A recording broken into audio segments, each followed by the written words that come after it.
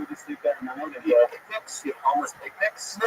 Well, during the day, during the object, me and Marcus and my friends, like, I do a lot of things. I sold shoes, suits, some Gucci Ferragamo, stock, and the shoe department. Setting against the people. This isn't the only sex that you're dealing with. You know what I'm talking about?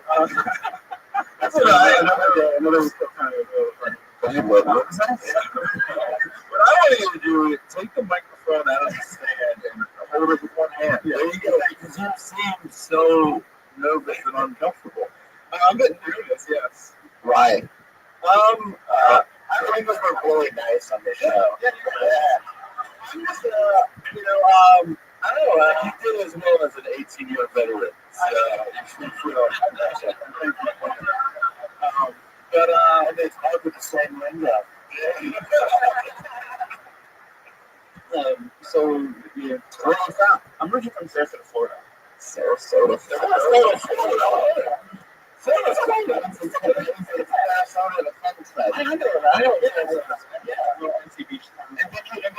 did you get out there? I went to the Florida State, and afterwards, how did you fly out here? Oh, no, I know it. You took a Greyhound, didn't you? I took a Greyhound, yeah. Wow. From Alabama. It's like a 2-day trip. Yeah. It was fun. I had these French people as my bus mates. What did you learn anything from the French people? No, nothing new. I remember. What's your least favorite race? Sports. Listen to the nerds. All right, that one. Wow, the powerful nerd. The nerd that was powerful on this show.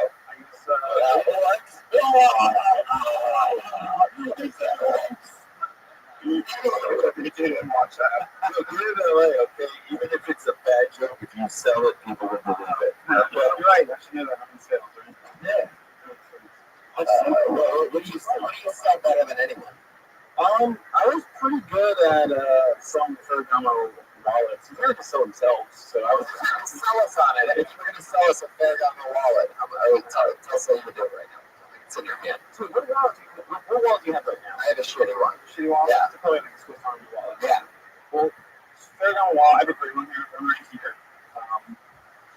Open up the pockets. What's that? Then I would. Please, stop! Okay. Yeah. It's a really good one. You flip inside. That's how you do it. You literally have it sell itself. You just like, hey, I'll take it. Oh, stop like that. Right here. There you go. Got it. Barack Obama, he actually got one as a Christmas present. I tell you little things like, and that's how you would tell you the next day. That's what the difference is. I'm going to do a little bit of research, like a bunch of sunglasses. Barack Obama had seen one, and you talk about that. Little things, like, when they come into Sacramento, this is one of those wallets. So they're going to walk with 300, higher, yeah. It doesn't stand for them. They already have money. They just really want someone nice to kind of show them what they already know they want to buy. So I was just really polite and nice, and so they hired me. I didn't know anything about fashion. How's your dating life here in Los Angeles? I thought it was Japanese tourist actually last year. No, her name was Ellen. Ellen? Yowlin. Yeah. They said her name is Ellen. So, yeah.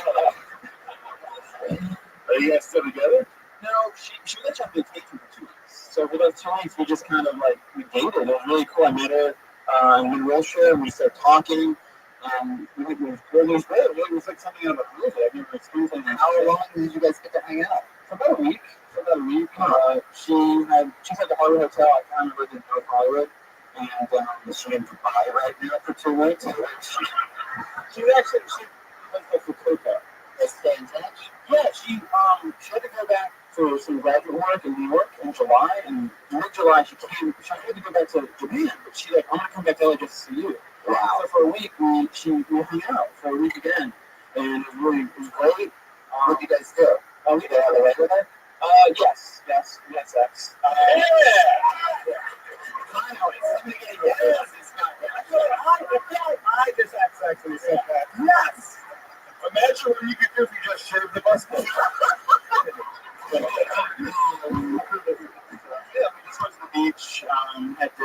watch Finding Dory. She didn't really understand that much. This is like everyone's stories are so like Yeah, it's I'm just like, you guys hung out and watched Finding Dory. That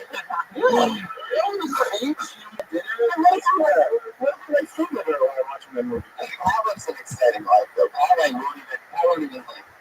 I won't even say like shot heroin, take a shot. Chris, anything crazy ever? Anything in your life ever stand out to you? Some fucked up shit, or like poop your pants and poop at the same time? Anything real? I think the craziest thing I ever did was after college, I joined the Navy Reserve, but then a year later I left. You joined the Navy and then you quit. Yeah. What American hero? Ooh, Chris.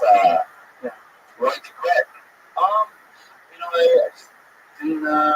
I was at middle reporting, and I had some of the life I was doing, so I just cooperated. I talked to a lot of some mentors about it, good news, bad news, and they were just like, you know what?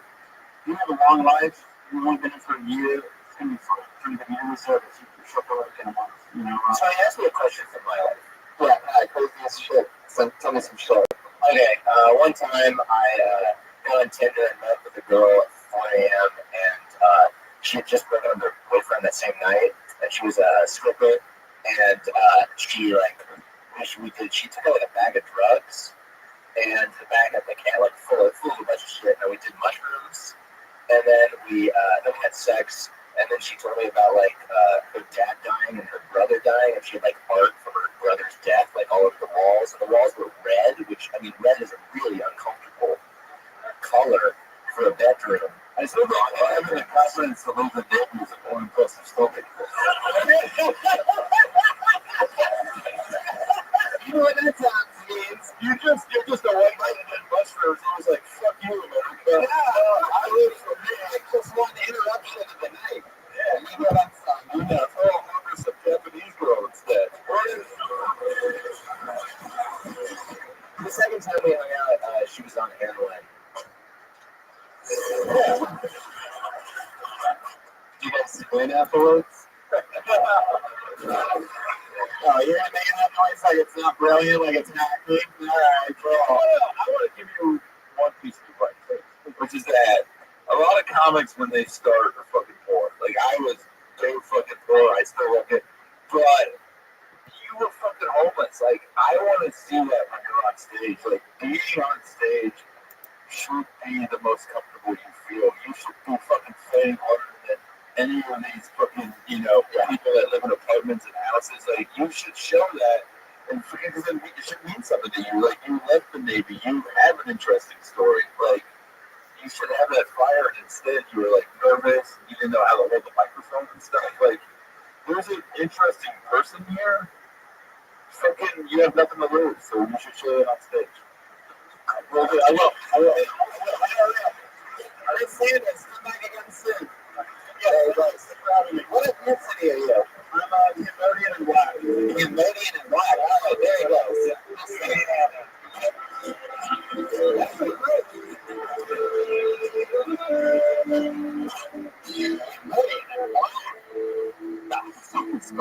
Did you know you lived in half Cambodia? Oh, I did not know that. Really? What are you? Are you Cambodian? I'm just black. Why that get fast?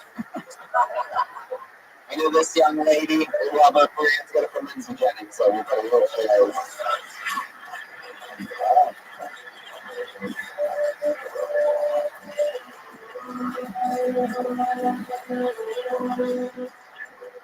What's up? Yeah, kill Tony. Hey guys. I've been dating this dude. He keeps telling me I have masculine qualities. And he keeps wanting to fuck me. So I'm like, okay, I guess that means that I'm a manly and good. Same dude hit that booty call up recently and he turned me down. And I was a little upset, I'm not gonna lie. And I was driving home. I was at my right mind, I was high. And all of a sudden I found myself in the Carl's Jr. drive-thru, but I wasn't ordering anything. I think because I just wanted to say no to a guy. He's like, can I help you? I was like, no. Felt good. then I was like, wait, unless you're off right now, what do you look like? It turned into a blind date in the drive-thru. I was looking at the screen like, ASL? Yeah. When's the twins?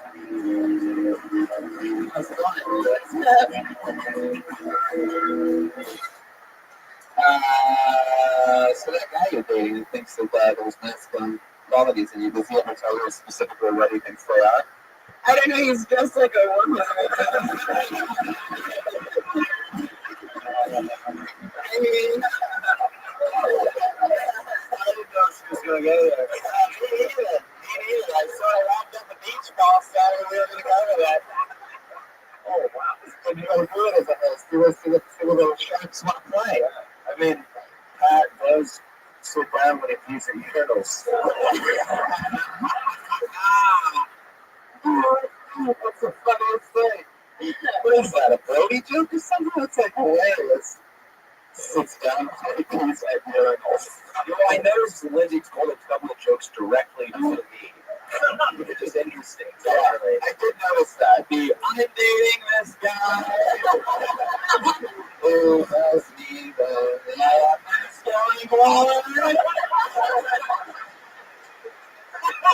everything's good. You guys having fun? We're fighting today. We're fighting right before this. Oh shit. no, but we had like a great day. We did yoga and fucking like worked out and made food, and then he fought with me over taking too much ice out of a fucking smoothie in the breakfast. Oh, that's crazy.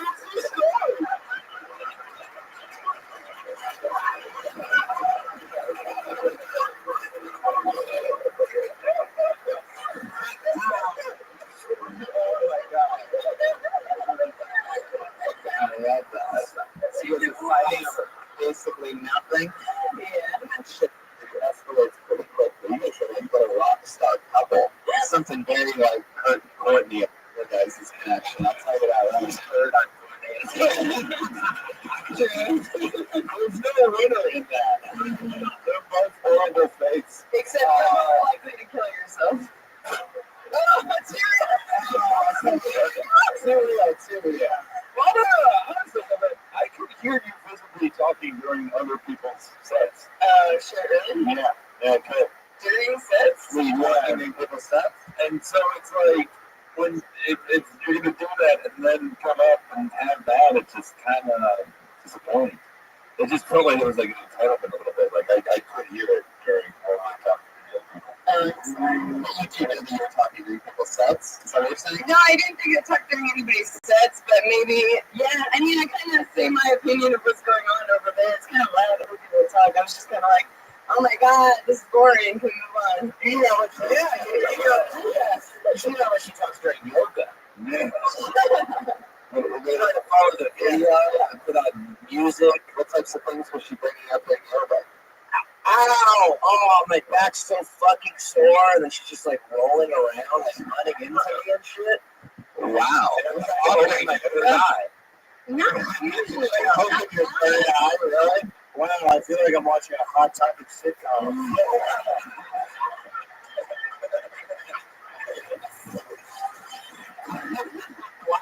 Yeah, they think I might use those are both so Well, I didn't mean to talk during. I didn't talk during anybody's sets, but I'm sorry that that was rude to you.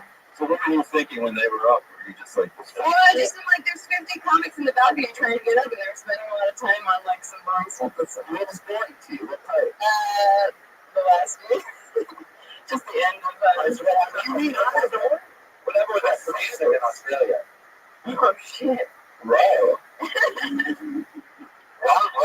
wrong and this or whatever. I guess Pat wants me to tell a story about how I went to Australia, and on the plane I thought I was going to be one of the people to go to sleep, but I ended up drinking lots of wine and partying in the back, and there was like 3 dudes there, and this guy had a bunch of Xanax. He told me he had 50 Xanax in his pocket, so I was like, can I have 10 of them? And he just gave them to me, so it was awesome. Got really fucked up, and then joined the Mile High Club and had a threesome with another suicide girl in the bathroom of the plane. gonna be over. Simple as like, wow. That's just on the way to Australia. He asked what happened in Australia. I mean, Jesus. That's incredible. That's somebody, wow.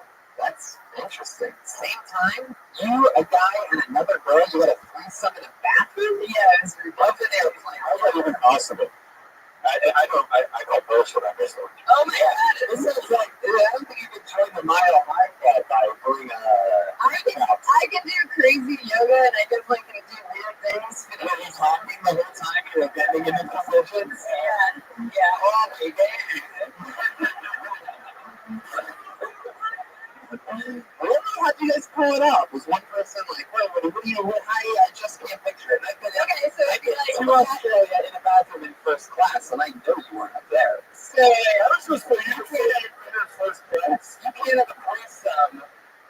So he's sitting on the toilet. He's sitting on the toilet. I think he's demonstrated on me at the way. He's sitting on the toilet, I'm here, and then the other girl's here. It's like very tight, but you know, it works. But I feel like that's the only thing tight about this situation. It's very tight in there on my pussy on the other hand. Yikes. She's making out with me and fingering her. I don't know, I hardly remember. I was super fucking wasted. Oh, wow. Saying it. What is that duty? What is that place that it calms you down? It like stops your inhibition. It stops inhibitions? Yeah, it literally stops the inhibitory neurotransmitters in your brain. That's true, dude, because people who take Xanax have so much anxiety, so they can't get through their day. They have all this inhibition, so it helps them to... I just want to say I wrote here, if you see the ride home, it's going to be very interesting. I'm not coming home with you. You're going to be great. You guys are great. What a role between them. You guys are rock and roll and stuff. You shouldn't be fighting about anything after this. That's awesome how you can fucking set you up to tell a crazy story like that. Have you talked about that on stage before? No, I should. I mean, like, if you pepper it up and actually, you know, I don't know, something with it. I mean, it's 1,000 times more interesting than any story the first 5 people had on stage. I mean, the most exciting thing about pro wrestlers like is what? We fucking drove 6 hours to get to the oh my god. Right? I wanted to say, really stand out of that. I interned in radio once. Was that Australia thing recently? 2 years ago. Oh, okay. So you might say stripping. Whoa, wow, I'm at that right now. Here we go. Yeah, this is interesting. Welcome to a new segment on Cut Tony. Called Couples Therapy with Pat Reagan and Lindsay Jennings. Yeah, I might start stripping. Is that true? Wow, you got really to start stripping. Right, yeah. Yeah, baby, I'm gonna start stripping also. Wow. You can ask him to go to the champagne room or the airplane. Oh boy. Lindsay, so like, what, you really might start stripping? Have you done it before? No, I haven't done it. I actually did it on here one time about how I'm a failed stripper because I didn't get the job one time. Oh. But that's mostly because I was hesitant to take my top off because I didn't know I was going to have to take my top off. For the audition. Yes. That's a big part of stripping. Well, no. So I'm not really going to become a stripper either because I might work at like Cheetahs or something. You know, not just strip. But you do have to get lap dances, so you're basically a stripper. Whoa. From Cheetahs.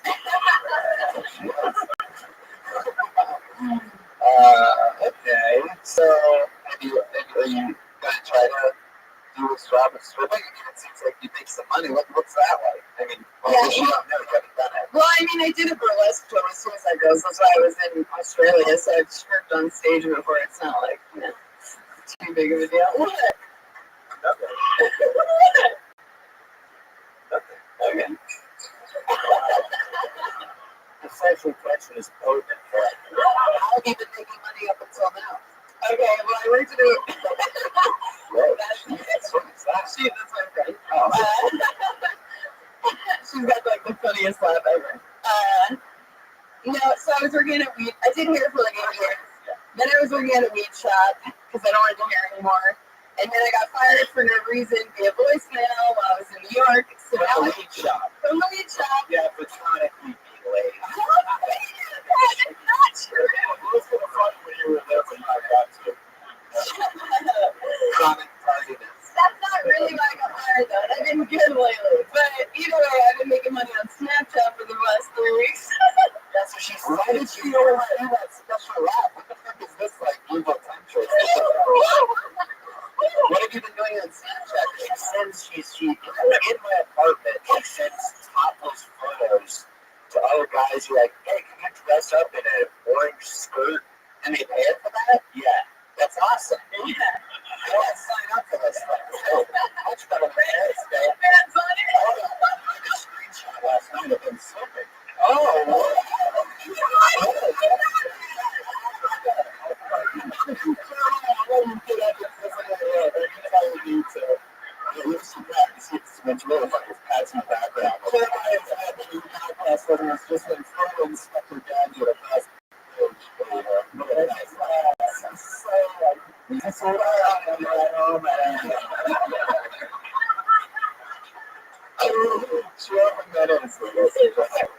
it's a real loud temperature. You guys are hilarious. I love you guys. You're like the most awesome, like rock and roll comedy sport couple there is right now. That's so thrilled. All right. Well, what a great compliment. You're the best couple at the comedy show. Everyone else who lives here in seasonal depression. Really, what do you think about Lindsay? What's going on over there? Any advice for her or for your cat as a couple? Do I love each other? Mike, how about you? Yeah, fine. Trump? Donald Trump? As you break up the better. Donald Trump just won the election with that one statement. One of you might not overdose if you break up now. It's going to be interesting to figure out which one's which. No, I'm kidding. Thank you. Lindsay, you're awesome. Thank You did it again. Thank you. There she goes, Lindsay Jennings. She's on Twitter, Lindsay Jennings. I am Cook Sanders at Russ at Sam Comedy. Let's get into a couple of regulars and maybe we'll get back to it if we have time afterwards. We have 2 regulars, everybody. 2 young ladies who do a brand new 60 seconds every single week. This week's new girlfriend. Going up first, you know it, brother, it's Vanessa Bronson.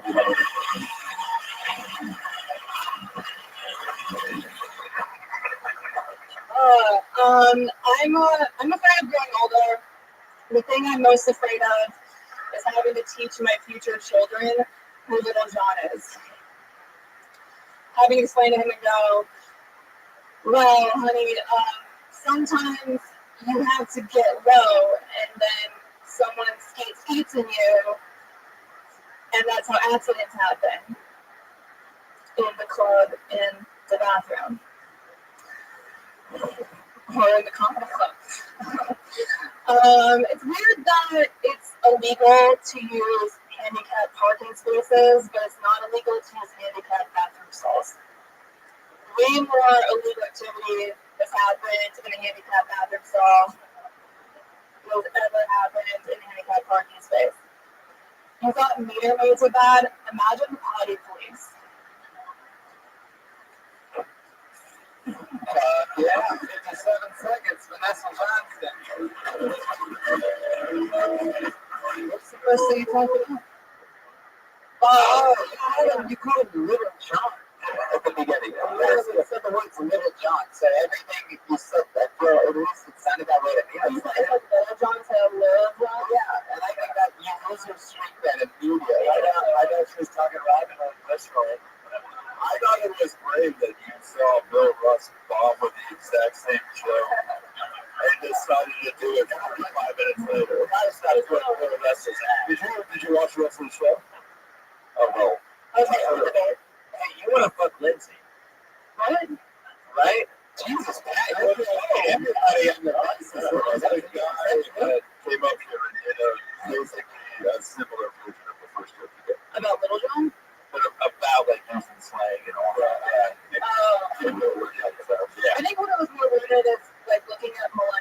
culture, and then how do you explain to your children millennial culture?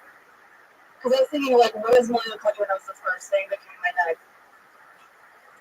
Yeah, I was song. Yeah.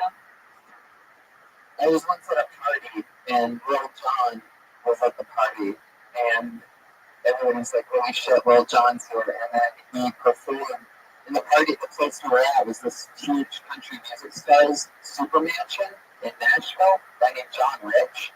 And they and Rich were all the way. Yeah. And one side of this like house of blues that he has on the third floor of this crazy mansion is just one big showroom. But one side of it is all windows in which you could see all of Nashville, all of downtown's down there, and the other side's walls. And he performed that fucking Windows to the Walls song, and the place went nuts. It's not really that funny, but it's just one of those stories where, like, you know, literally everybody, you can tell everybody's like into the song, but everybody's also like, you fucking believe those windows and walls? What the fuck is wrong with that? It's all windows and all walls. While listening to the music, it was mind-blowing. One of those, like, total eclipses. Anyway, so, you know, like, I mean, I don't know. Then the handicap stuff, that's it. There's sort of something there for sure. Yeah. You know? Really? Thoughts, Vanessa Johnston? No, I never had heard the first joke. Like the music you listen to, you got to explain it to your kids. This is how I met whoever, whatever. Right. I don't know. I feel like Lil Jon is so plain, though. Like that's, when you hear that so much, like it's like another rapper that is something like mystical or something. I mean, and yeah, you know what I mean? It was just, okay. No. It's true. You listen to a lot of hip hop? That's so white. Why are you laughing like that? Why is that so funny? Because you said it's so white. And it's funny. You listen to a lot of it? I mean, yeah, I guess that was kind of like a cornerstone growing up. Are we all going to pretend that I didn't say the comment that I said? I feel like you're trying to facilitate something, and my boyfriend's black, so there's me threesome, it's probably going to be the first one.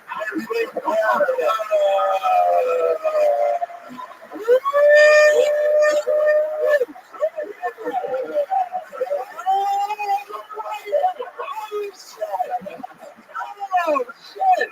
One of my favorite things in all the comedy on the road from the hit show Roast Battle on Comedy Central, listening to guest appearance. Oh, shit. It's out of control. Vanessa Johnston just blew the top off of the show. Holy shit. This long brewing rivalry between you and Pat Reagan, and you just took him to the fucking house. That was so like fucking Game of Thrones. What's that? Kate's Mercy. You just fucking burned down the entire kingdom. And I just said, this is the sexiest hard on kids ever lived. Who? I just took that from the window and took it home. Wow, that was awesome. And with that, she probably gets to yeah, with that, right, anything else on that? Vanessa Johnston, how you guys?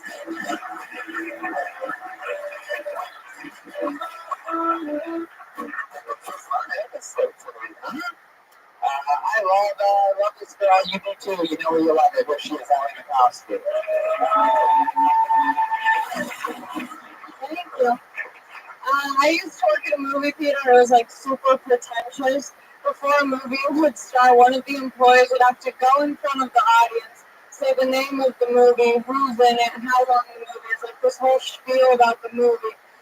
One time when I first started working there, they're like, hey, Allie, do you want to grade a movie? And I was like, yeah, sure.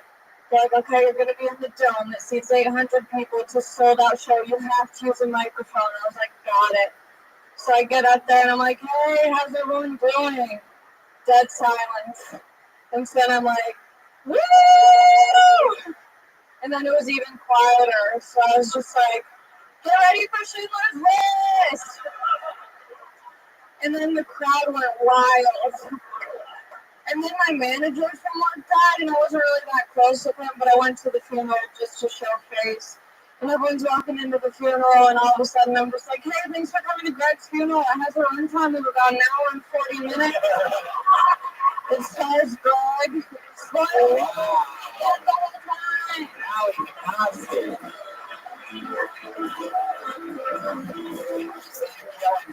She's on Hot Street. Whenever you did work at a movie theater, so all that shit's rolling up. Have you seen Ellen Costner before, Mike? Oh, yeah. I felt perfect. It was good. It was real funny. I thought she was leaving back to a longer time because you can like set on those jokes a little bit more. I just need to act out without actually explaining it, but I thought you could actually just jump into it. You know, you do it. It's very funny. I laughed a lot. I will say that wasn't, did they show old films? No. So Schindler's List, you were, what, 21? That came out in 1993? Yeah, sure. Now imagine if a whole room of Mike Lawrence's, i.e. autistic people, were watching that. I know.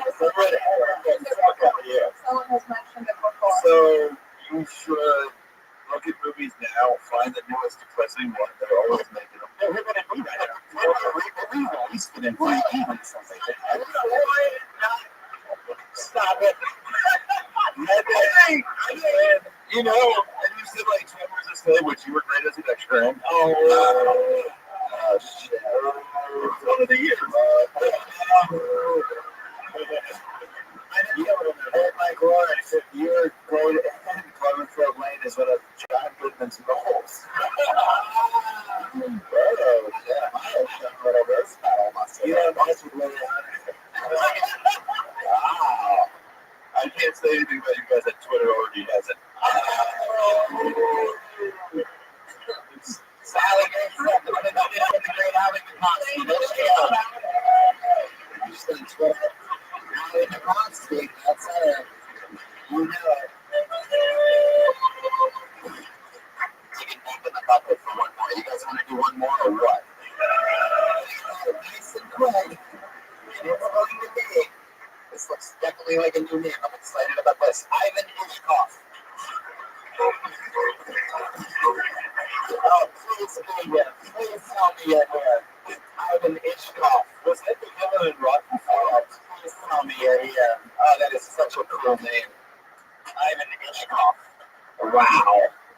Oh, you son of a bitch. I know by the name now who's going to be fucking insane enough. Alright, let's try Han Kim.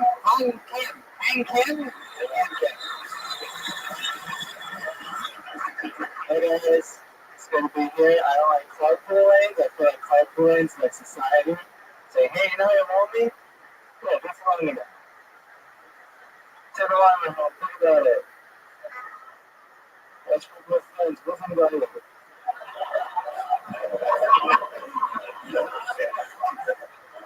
Society.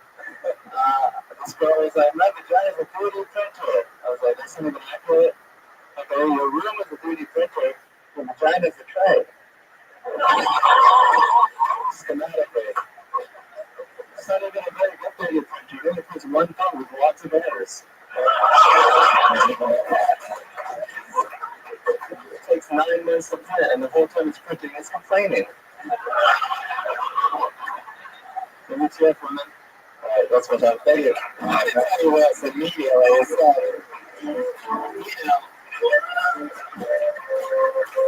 thank God it was good because we ran through every Asian stereotype on how it go. That's it, man. That's interesting. How long have you been at stand-up? 4 years. Where are you from? Seattle. How long have you been here? Just visiting. Yeah. So then you got to go back. Yeah. You're hilarious. Thank you. The 3D printer joke's amazing. And what I love about it, and it's going to sound a little bit racist, but you're really like, I love hearing an Asian talk, you know, sort of like, I mean, you guys are good in both, obviously, medical fields and technology. And to hear you know, what did you say racist when you said obvious?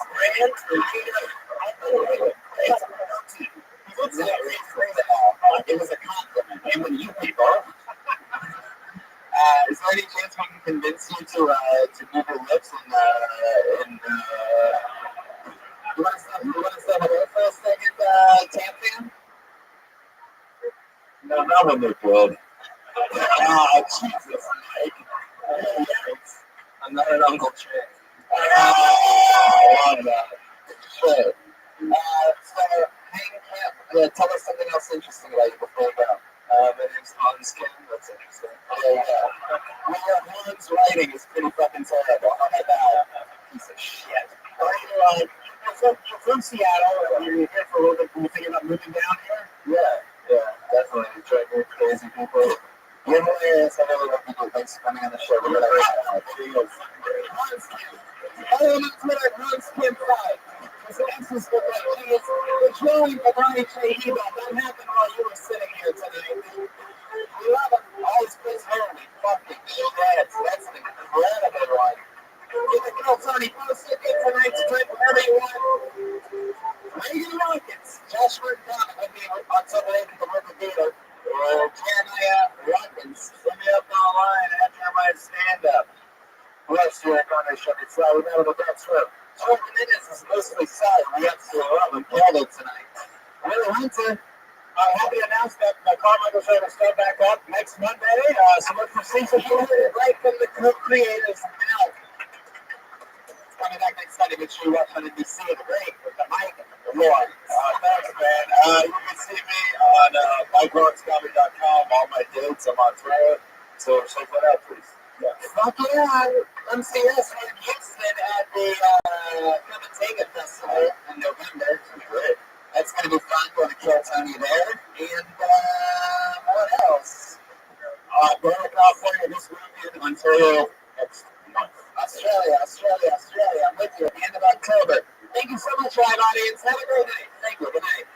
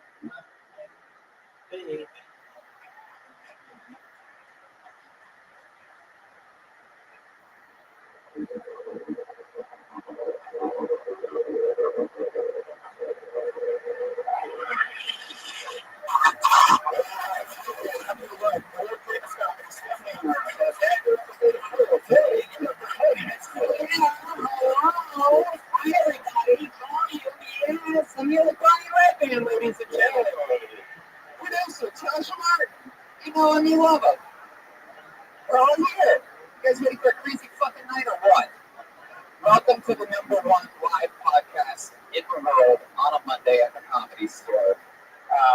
Make some fucking noise for real, people. Come on, you can do better than that. This is the #1 live show in the world. For the thousands on your stream, we're going to be in Boston at the River Theater with Josh Martin opening up for me this Saturday. And then next weekend I'm in Buffalo. And then after that I'm in Australia for the 18th to the 30th in Sydney, Brisbane, and Melbourne.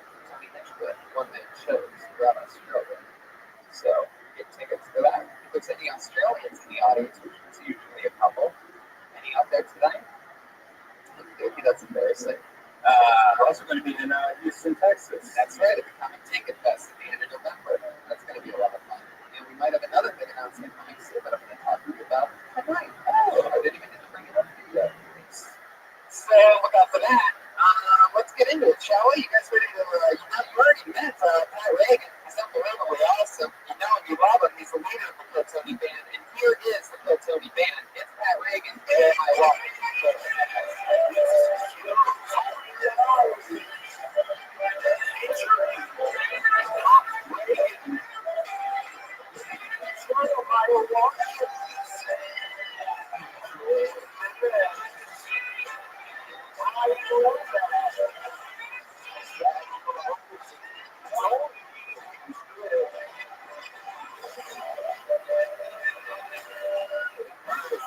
Awesome. I think they have this bonus for you, big bonus points. Jeremiah Walker, Pat Reagan, Joe Jimenez. I am so happy to announce while we're high energy, you're good for the hardest thing in comedy to accomplish in all of comedy. There's one hardest thing to do. That is become a big regular at the Comedy Store. And your newest big regular at the Comedy Store is Jeremiah Walker.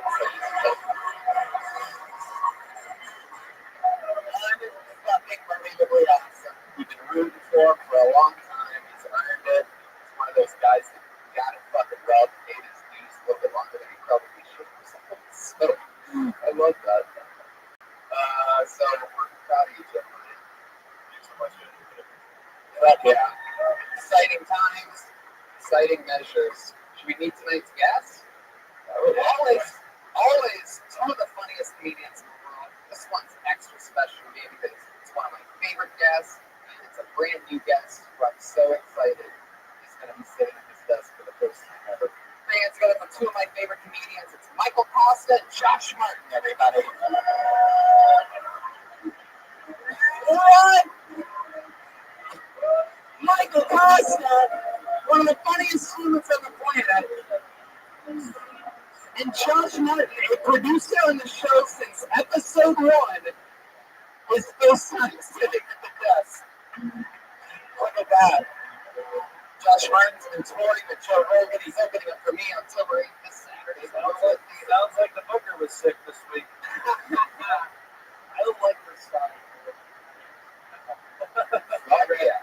There he is, Josh Martin. There's the spot. Michael Costa, how's life? Oh, man.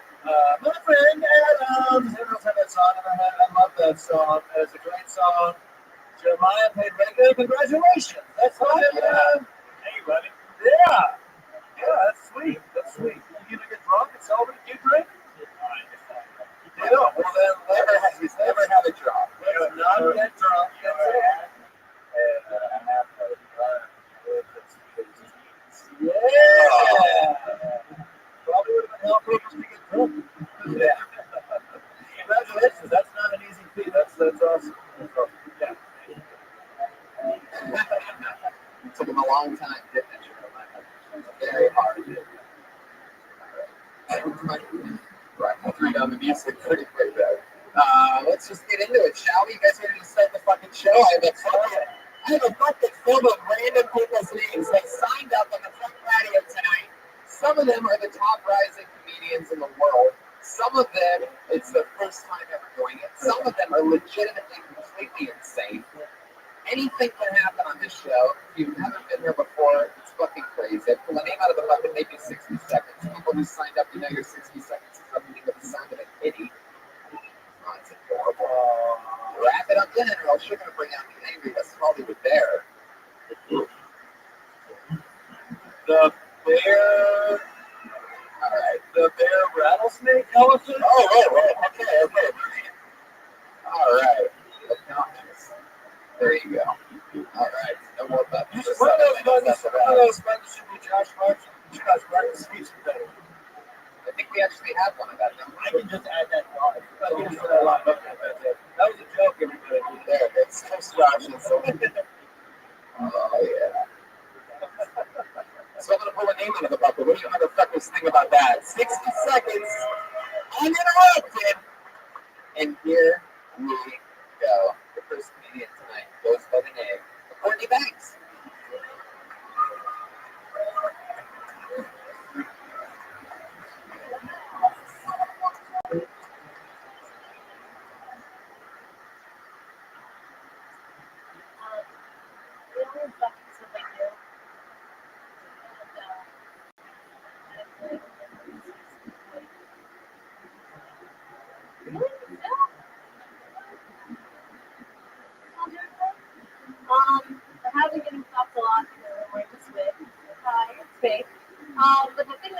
that is when you long-hair guys are pulling, do you have any problem? Right? So guys are pulling it from the back, but then from the front, I am trying desperately to keep it on. So it looks like I'm very much enjoying this, but really I'm not. And I don't know how to get out of that joke. I don't know how to get out of that situation. It's very uncomfortable. Fuck yeah. Well, let's figure it out. How do you get out of that joke? Does it really happen? Are guys really pulling on it? How hard are they pulling? Let me ask you this, because it's got to be attached to some stuff, right? So it like, it's kind of like a hat, like this. Right. So it's there. Does it ever come off?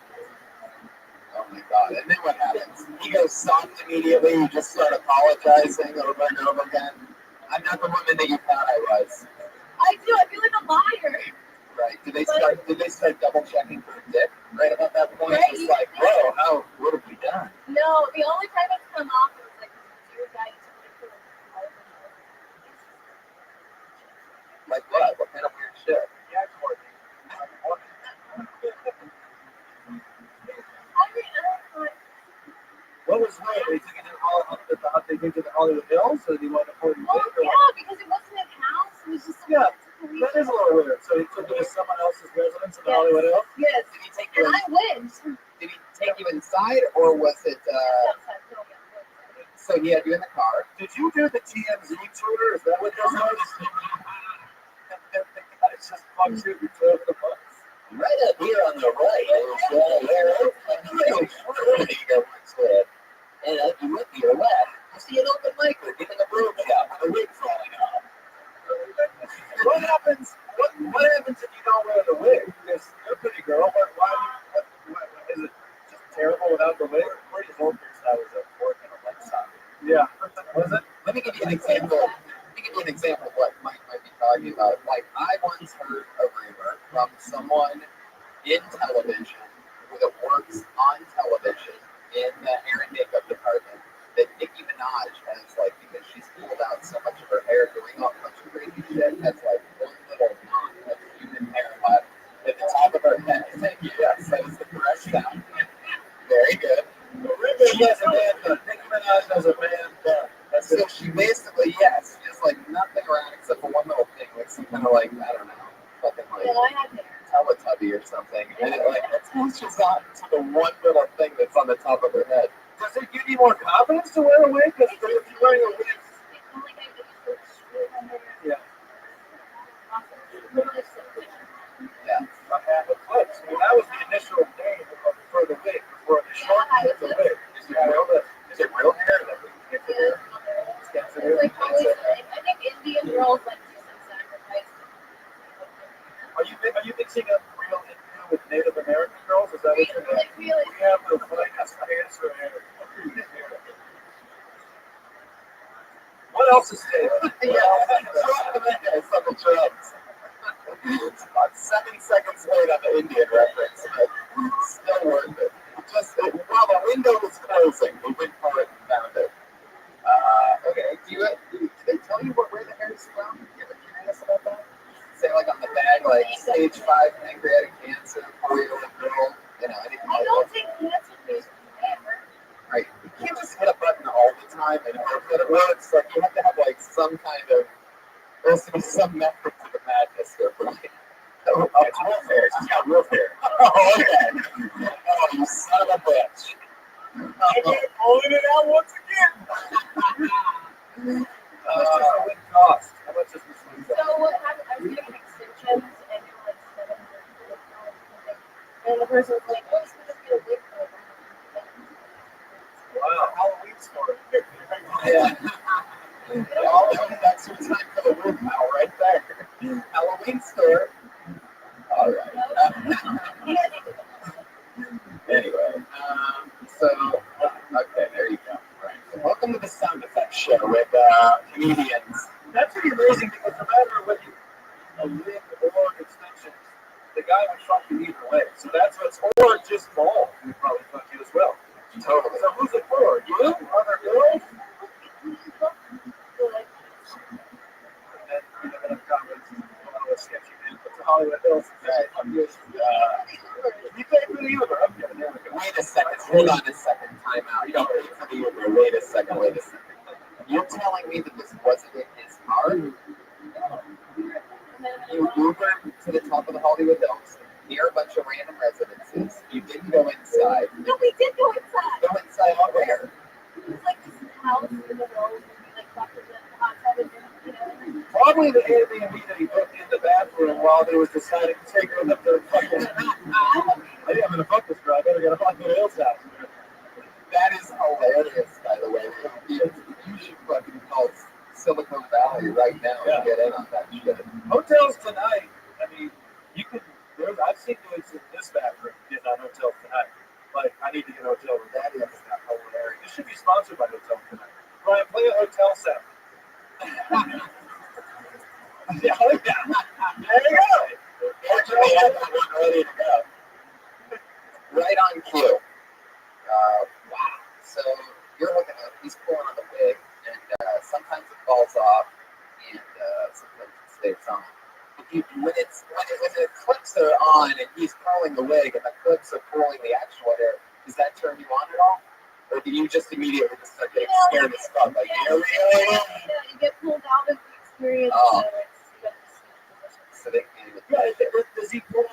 I mean, is it just doggy he's pulling your hair? that's usually That's usually. So are you doing lots of doggy style sex?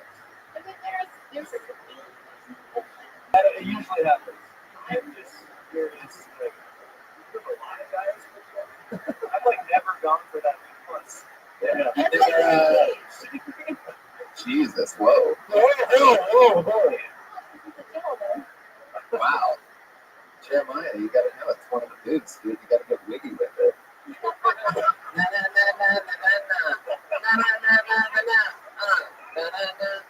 Much catchier than you gotta get had with clips with it. You got it. Get wiggy with it. Oh, no. All right. So that's fun. All right, Corky. Well, I mean, there you go. I guess you can take a lot of that shit and just fucking figure out how to wire it in there. Keep asking yourself fucking questions about the wig, what happens when it comes off, this, that, and everything. And show the real emotion. Show the fear in the shit. That would be my advice. And I like that you're pulling from real life situations that are awkward and so everything. Yeah, a lot of people leave their personal life out of this thing. It's not sound too much like me. It's an extension of real stuff. Hilarious, like a costume, you hit like a fight yet where the wig has been taken off and used against you, and so they yelled out world style. If no, do you want to? Well, there she goes, Courtney Banks, everybody. There she goes, a new minute from Courtney Banks.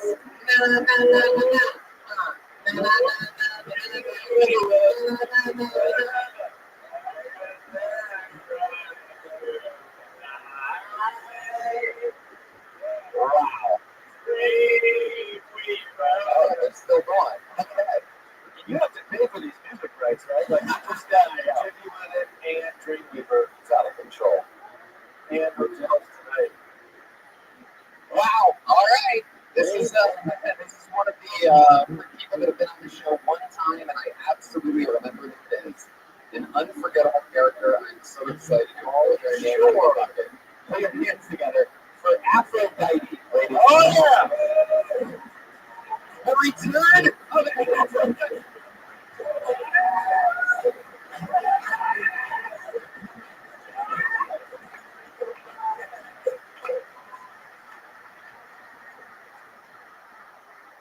Sometimes I feel like a marijuana-less child. Sometimes I feel like I ain't got no weed. Sorry, I gotta get it out. I'm actually having a birthday next Monday. I'm going to be 61. Okay?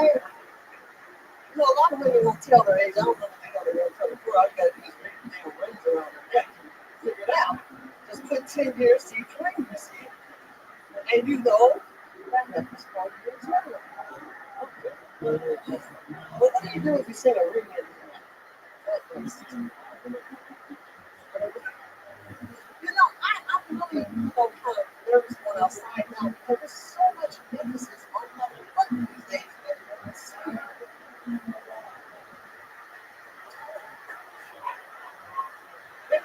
That's what real ass looks like. Is any of y'all don't know what it looks like? In Hollywood, you start not knowing what real ass looks like. Who forget? Fuck yeah, a new minute from Aphrodite. A new minute. She did 40 seconds, and I did about 20. Aphrodite, you had an amazing stage presence. Like the way you just come out, like there was nothing funny about that song, but I feel like you connected with everybody somehow.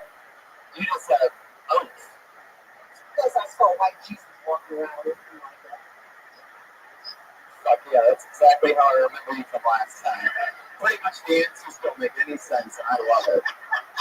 It's pretty much. I'm serious. I just talked about that guy to a friend. And here he comes, walking around, floating and carrying on. Sometimes he's here, and sometimes you're just bombing and you see Jesus. I'm not kidding. That's happened to me where he hasn't been here, and I'm like, I think I'm dying right now. Why do they call you Aphrodite? I don't get that. Well, there was a white woman named P, and she spelled her name A-P-H. Anyway, I just got Wait. That's a lady impersonating you? Yeah, this one woman in Aphrodite, she's been impersonating me all these years. You mean like, She's a black woman. She's from ancient Egypt. yeah, okay. So Aphrodite was black? So Yeah. She's a white black It's not my first time on this earth. All these people. We all know this is not your first time on this earth. Brian, don't do that anymore. All you gotta Get another one. All you gotta do is ask her. Find a different song. Out of control. It's so racist. White people don't understand what I'm saying. Like what? Tell us what it It's is. hard to get a job. I had to go last year. I had to fight my first advice because don't fuck you. Again, that was a totally different answer to a totally different question. And maybe you were asked last week by somebody. It's hard to get a job. It's hard to get a job. White people don't understand. You can be educated, you can be just all suave and everything, and get to the interview, and you still man. What job interview have you done?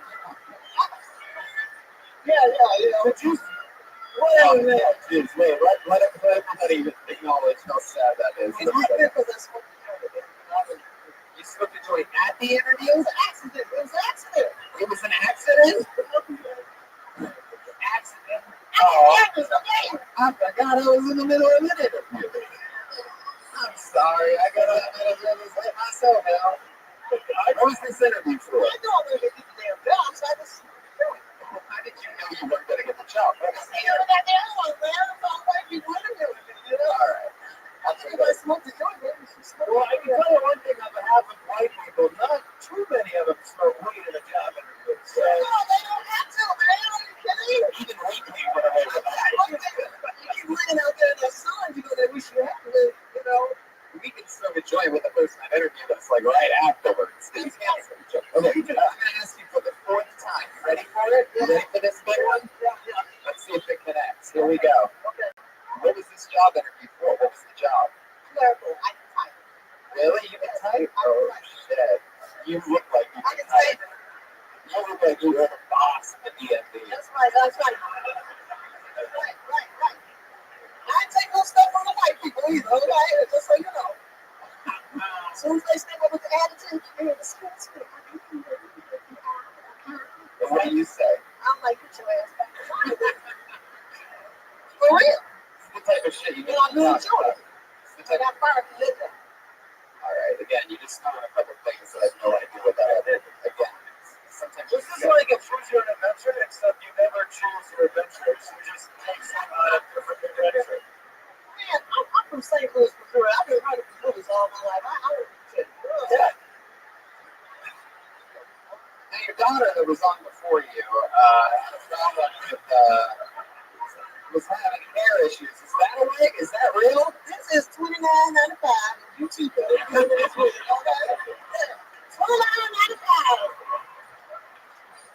$29.95. Not even $30, people. How many payments does it take a year? Oh, just like one time. You can have one of these people. What's most beautiful about you to me is your confidence. You're just the fucking, you do the best. I love you. You're 61, you know what I'm saying? I fucking love you. I think you're great. I deserve all of If it. you are actually smoking weed in a job interview, which I wonder if that's actually true, but if you are, at the very least audio record this interview. I mean, at the very least videotape this thing. That would be fantastic. I actually smoked before I went in, but I didn't finish it once I smoked like weed. Yeah.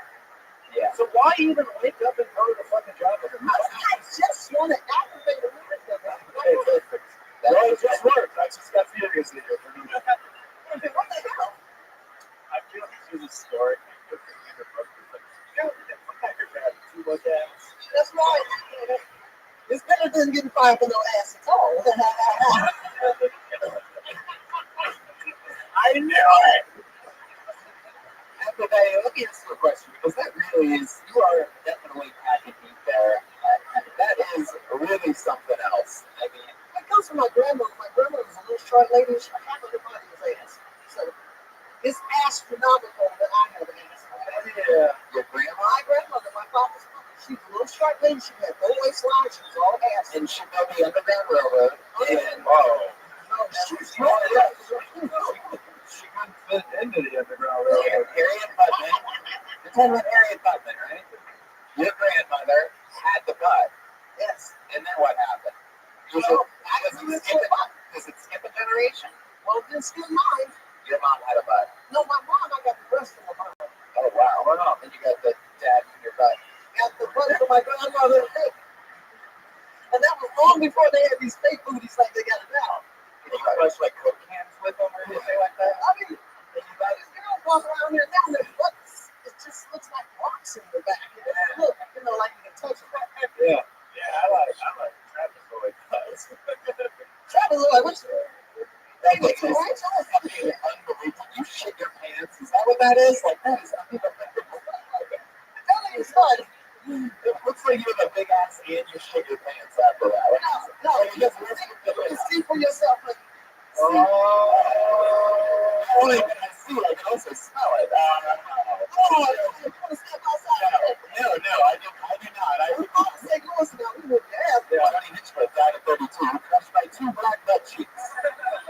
What do they remember? Yes, That's what Ellis from. that's right. Yeah. I was better up there. That's why I was in wear that band-aid. He was always made up. Ellis batter up. I'm in it. I'm the only one with the big afro in the brain. Get the fuck out of here. I'm very serious. Right, after you felt the need to tell us that you're the one with the big afro. That's right. That's right. I'm the one that looks like this. I'm a represent. That's one of my favorite songs, actually. I love that. Yeah.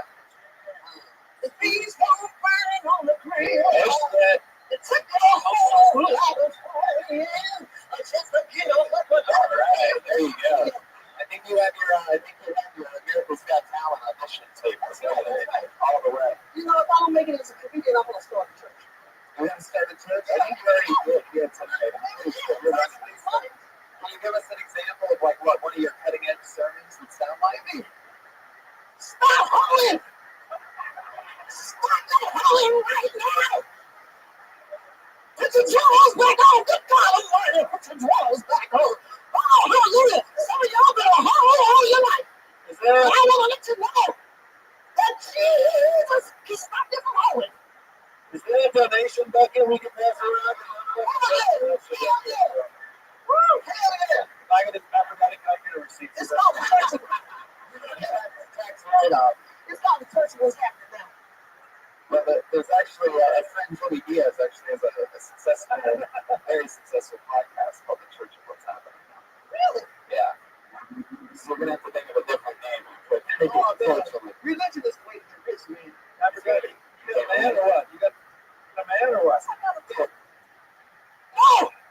That Jesus can stop you from hollering. Is there a donation bucket we can pass around? Hell yeah! Hell yeah! Woo, hell yeah! I got a receipt. It's called the church of tax write-off. It's called the church of what's happening now. But but there's actually our friend Jimmy Diaz actually has a successful, very successful podcast called The Church of What's Happening. Really? Yeah. So you're gonna have to think of a different name after it. Unfortunately. We get to this week, rich man. Not really. You got a man or what? You got a man or what? I got a man. Yeah? I ain't got a bitch. Do you need a second man? Yeah. Josh is asking you a question. What, Josh? Do you need a second man? Oh, let me ask you a question. My friend Josh goes, this is his first time being on the Oh, bless his little rotten heart. he's a little baby, you know what I mean? What would you do to this guy? He's never been with a real woman before. Honey, let me. What do you look at that for Betty at home? Look at that for Betty at home. Here you go, Josh Martin going into the hog on Aphrodite. Come on, baby. Get out there. Get on out.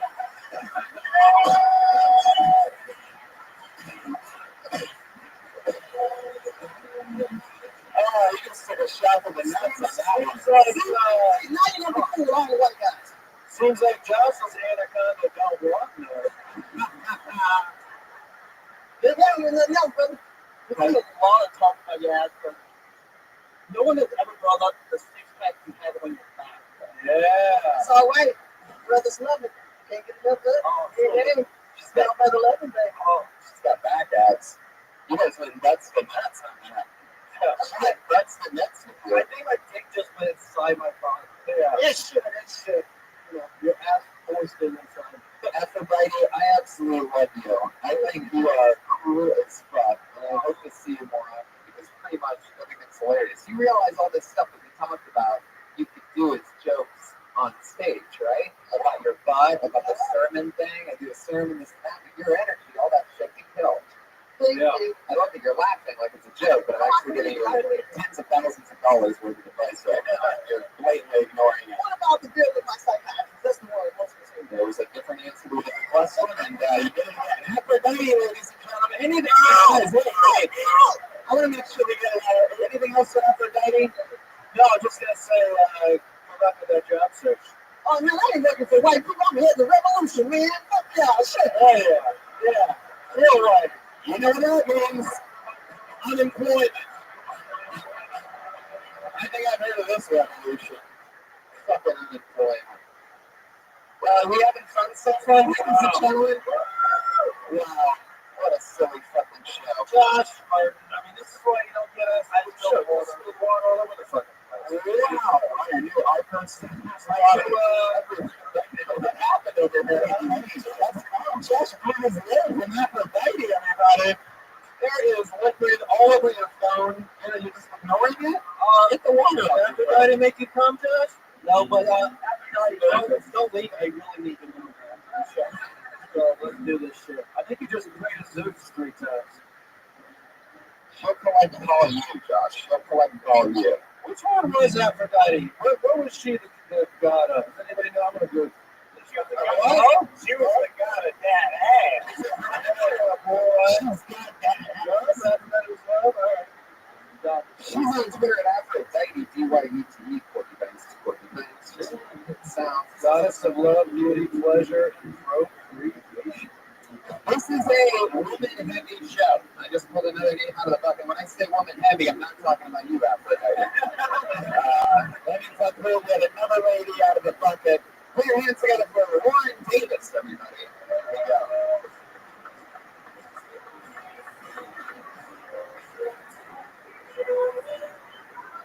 All right, we're going back to the bucket. They missed a spot. That means they just got blacklisted. A lot of women in I pulled another name out of the bucket. Guess what? It's a guy. Put your hands together for Mike Diaz.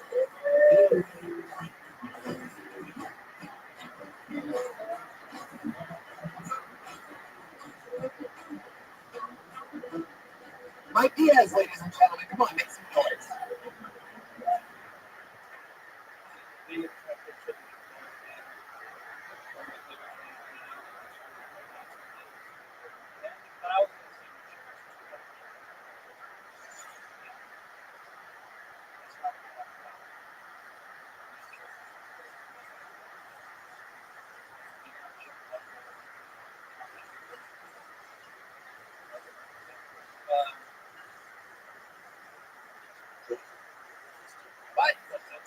Just 29 seconds. You got something else. Come on.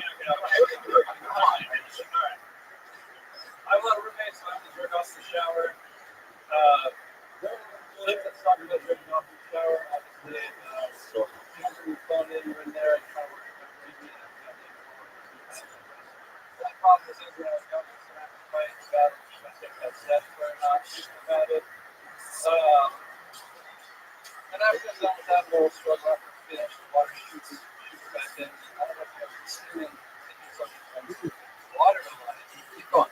Just stick Water, straight going. yeah. You see like water like it's this water consistency. So like you're trying to like wipe it. And you're really like trying to find it. I think we don't realize that it's going to be better. There you go. All right. Keep going, I'm gonna come. Keep going, I'm gonna come. So, Mike, let's get into it. You've never worked sales before, have you? Huh? You've never worked sales before, have you? You're totally didn't sell any of those chickens. Whoa! Oh, yeah. You feel like you've been loaded with that one tonight. You actually had material, but like you just kind of went. Yeah, you're probably brand new. Mike, how about you don't stand up? There you go. That's about right. In that case, you fucking shredded.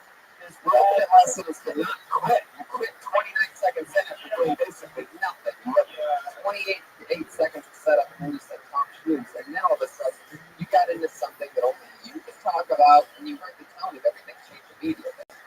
Well, that's an old joke, right? The jerking off in the shower joke.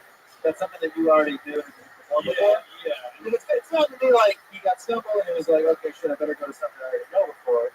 But I like the Tom Shoes reference. I just think you maybe thought it was going to be hilarious, and it was okay. But like that's a good lesson for everybody to learn. Fucking hit your Tom Shoes joke, and then have like 9 other things to say after that. But once it didn't really land, it seemed like, oh yeah, you got to jerk off. You got Tom Shoes for yeah. You can't just go in and out of a joke like that. You have to really stay in the pocket and knock out some more beats to it. It can't just be all that setup. You can't just say Tom Shoes. Yeah. I have roommates. Yeah, Tom Shoes. It's not just a head with flips on it. So I'll consider that a callback. That was very specific. It's a callback. Mike, let's talk about you. You've been on set for 3 months.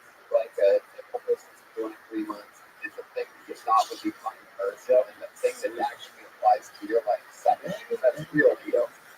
I live with roommates, so I know that that's real. It is weird. You have to jerk off at some point. I just did it. All right, go ahead, Mike. Yeah, so I did the. Sorry, I did the. Right. Well, again, you can't just throw one single punch. You have to like double. You know what I mean? What the fuck? Come on, nobody was there for me, huh? And also, You all forgot. it's not only to stay within 60 seconds, but you also fresh cut fries.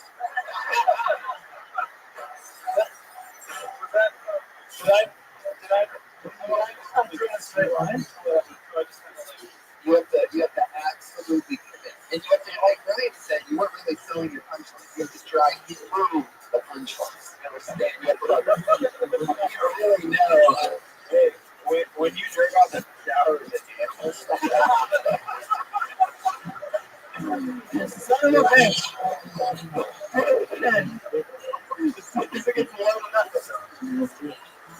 Oh, you see where your possibilities are a little bit? I mean, you have 2 more options than Tom Shoes. I'm sure really excited.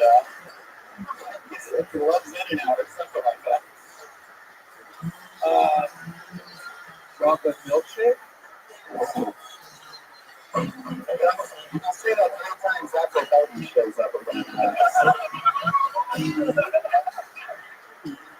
Chocolate milkshake. I ended up floating things shit teeth. I personally feel like in and out flow. I've seen a little like, okay, I've heard that maybe before. They comment on the hand hair gel, and then we've all seen something about Mary. Have you seen something about Mary? That movie? Okay, that's okay. Because you're not old enough. But like, that's like the biggest punchline of their film. That's a win on it got worse. But in the beginning, it felt like what you were saying was really genuine. You were painting a picture that people didn't actually so many of those guys sort of don't hear. That's your perspective that you need to everyone else except for all of your brothers. Like, I know when I did it, when I had my guy remakes, it's almost the right part for that. But now, I keep losing perfectionist perhaps later. I would have to set up my phone right on a little shelf that was outside of the shower, and it became like a whole fucking annoying thing that I had to do, right? Because then sometimes shit, you gotta go to another part, they go into a boring position or something like that, and you're like fucking on your hand all right, so kind of like get your index finger somehow to like. Yeah, you gotta go. Yeah. Am I the only one that still puts out their imagination? I mean, is that because I'm 36 years old? You have to. What kind of imagination do you have over there? We were right that we needed this guy. No computer necessary. Go! Afro died. So, Mike, let's find out a little bit about you. You've only been doing stand-up 3 months. Anything like a real you up with a bunch of dudes. Where are you from? Are we all supposed to know where that is? How about it's that's where I live in the Valley of Apples. You know about it, right? It's where all apples come from. No need for me to say any more than just Apple Valley. It's 2 hours east of here on the way to Vegas. Anyone here Orange County? Oh, Watermelon Hill? Which is, by the way, where Africans. There's those teeth. We're still killing it over there. So, Apple Valley, what do you do for work? You drive Lyft? Yeah. Oh, yeah. Can't quite get up to that Uber status, huh? I haven't had my license. What are you doing? Smoking joints in your interviews? What's happening? I've only had my license for a year. What? Oh, good. There's a strike against Lyft right there. So it takes one. You've only had your license for 1 year. And Lyft is still over that. 3 years. Okay. Wow. That is a good fun fact for people to know. When you're saving that $1.50 on Lyft. 17-year-olds can drive Lyft? Oh, no, you have to be over 20. Oh, okay. That's good. I always like a driver that's old enough to drink. Anyway. You know, we're all just going to go back to taxis after this, right? Like, once we It is my favorite thing in the world, watching them all struggle and be miserable. I had some guy the other day. I was running outside my hotel. I was on a road somewhere, and I go outside my hotel, ordered an Uber, and pick me up. And there's one of those drivers there in a Lincoln Town car. And I had already got my estimate, and he literally at that moment, when we were just about to hit confirm, he goes, "You need driver?" Yeah. And I go, "Well, can you beat $25?" And he goes, "Fuck over." Yeah. Except that guy knows how to get there, unlike Uber, but it's just a guy. Oh, yeah, they got it. It's all fun. Mike, anything crazy ever happen in your Lyft? And is there a reason? Hey, Mike, you got dope? You got dope? No. I'm a Lyft driver. Screeching Hulk.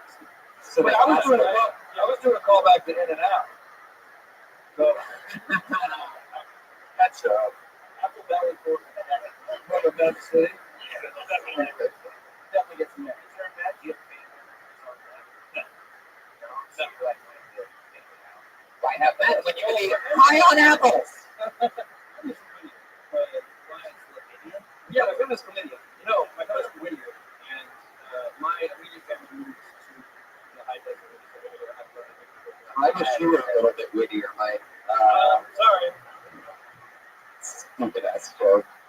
Okay, so you're working Lyft. The craziest thing is somebody's asking for coke. You can't do any better than that. The same person asked me better than Ralph before, and then after, like, oh, I'll give Ralph anyone. And then so All right. I thought I was going to get robbed, but he didn't do anything. And He gave you some sex shit right there. Did you have, well, maybe you didn't think all this stuff. Did you have white powder on your wrist mustache? I don't know. I'm leaving. I'm not letting you guys do the rest. Sons of bitches. Picture the fucking mustache. That would be a great way to know which person was. Yeah. I typically don't like when people wear hats on stage and you can't see their face, but you're wearing it high enough up that maybe. Can you guys see Mike's face? Okay. You good? All right. So my face is shitty. Okay. You seem like someone that Tim Burton would fall in love with. Seems like he would love you. You're like a cross between Edward Scissorhands and Jack from the Christmas thing. I love that Aphrodite rocked that. I have no idea what I'm talking about. I think it's something from first set right now. It's just nice to have a performer that I can actually look in the eyes instead of stare at their ass the whole time, you know? Yeah, it's true. Mike, give more minutes. What's What's your love life like, Mike? I've been going for 3 years. 3 years.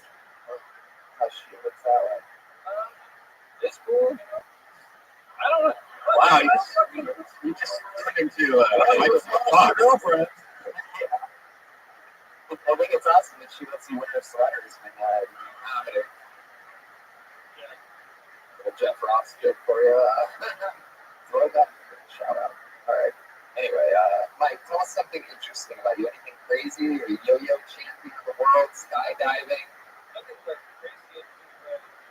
Travel. Wow, That's pretty cool. Wait, like the Power Glove movie? Oh my God. I like the Power Glove. So, Mike, let's get into it. What kind of video games are you playing? Super Smash Brothers. What is that again? Wow, that's fucking Wait, awesome. how do you do? Well, I have a career. Anyway, Oh, I really walked into that one. wow, I'm a real big history because I had a childhood with friends that I thought she was Smash Brothers.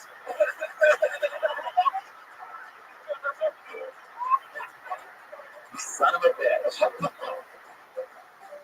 Yeah, Brian, nice job. Alright. You ever get laid from doing when you have a girlfriend? You ever get like No, I can answer that question. you never I like it.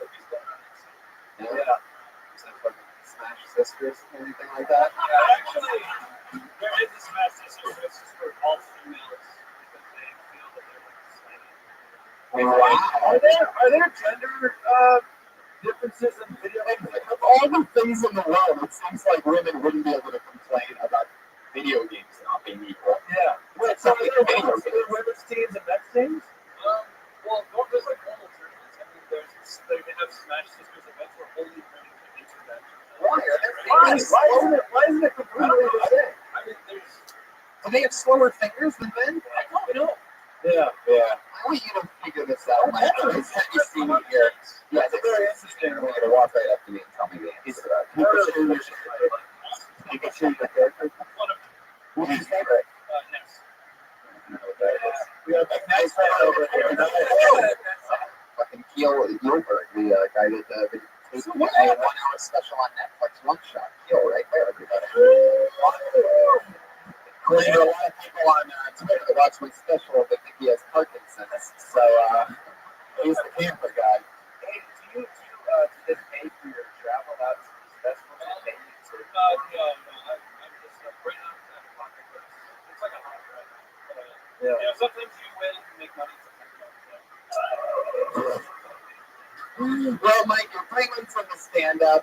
You know, you got to plow through it, stay in the pocket sometimes. Don't ever fucking, like, give up and bail out like that. Let's take that from tonight if you don't take anything else. It's like, you know, quitting is not an option. You can fucking suck ass until that You gotta do your time. That's like our only real rule. Yeah. Mike Diaz, there he goes, everybody. He's on Twitter at Mike Diaz.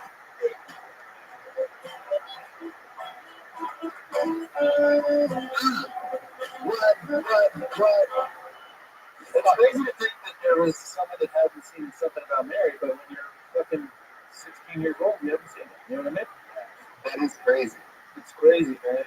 if you want something about Mary, maybe you'll be able to finally be a new Richard out there. His idea in classic is Ted. Scary world.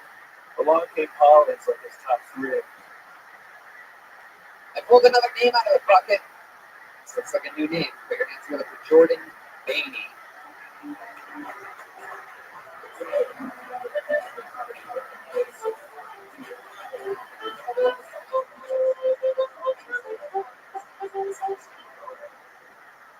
So I suffer from black guilt. White people can't say nigga. And I say that for everything. Well, they can't say it unless they're black girl. And it's something like this. But that's my problem. Is like, I'm not good enough for my white friends to allow them to say nigga in public. And that's not. I'm a bad representation of black people. Like Robert Downey Jr. in Tropic Thunder is a better nigga than I am. I'm like the Nicolas Cage of black people. Like the more you see me, the less you want to. Yeah, man. I don't know. I don't know. I'm saying it out here. Like, I don't think maybe I shouldn't say nigga in public. It's just, I was kind of hoping there'd be more black people here. Because I'm starting to think maybe I need a black friend. Just someone to show me the ropes. The only 3 black things that come naturally to me are rolling blunts, being late to shit, and fucking white girls. But you're awful people. You're terrible. Like, but it's a mutual relationship. If you use me to try to piss your dad off, and I try to use you to make my dad proud, that's not going to happen. Ever. Fuck yes. Jordan Bainey, ladies and gentlemen. Hello. That's fucking awesome. This is your first time on the show, right? How long you been on stand-up? About 4 months. Awesome, man. That's fucking great. Super likable. Love the self-deprecation stuff. One fun note that I give immediately is instead of saying that you're the Nicolas Cage of white people, you just say you're the... No. Yo, you got it. That was great. You know what I'm saying? Nicolas Cage.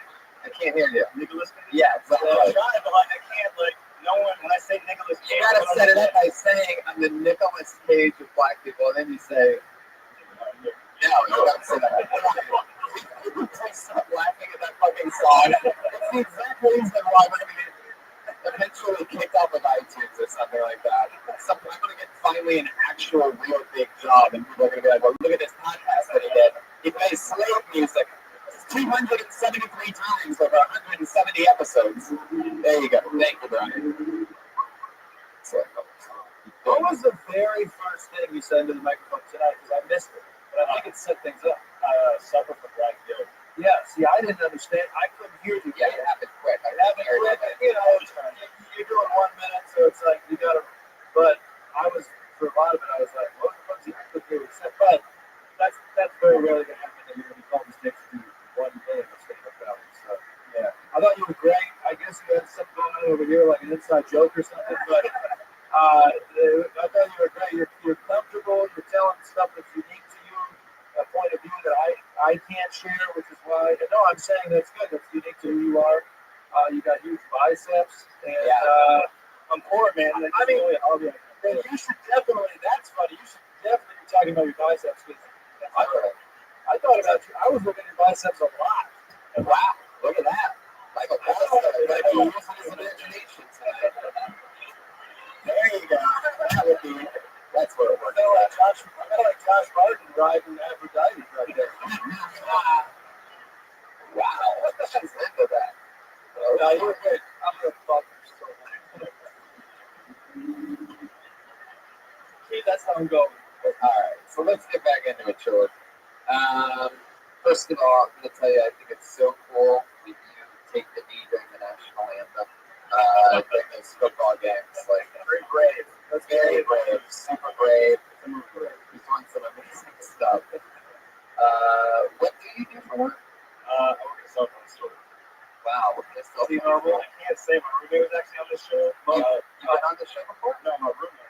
You works with me as well. And That's all right. You're black. We're not that close, Grover. I was raised by white people, okay?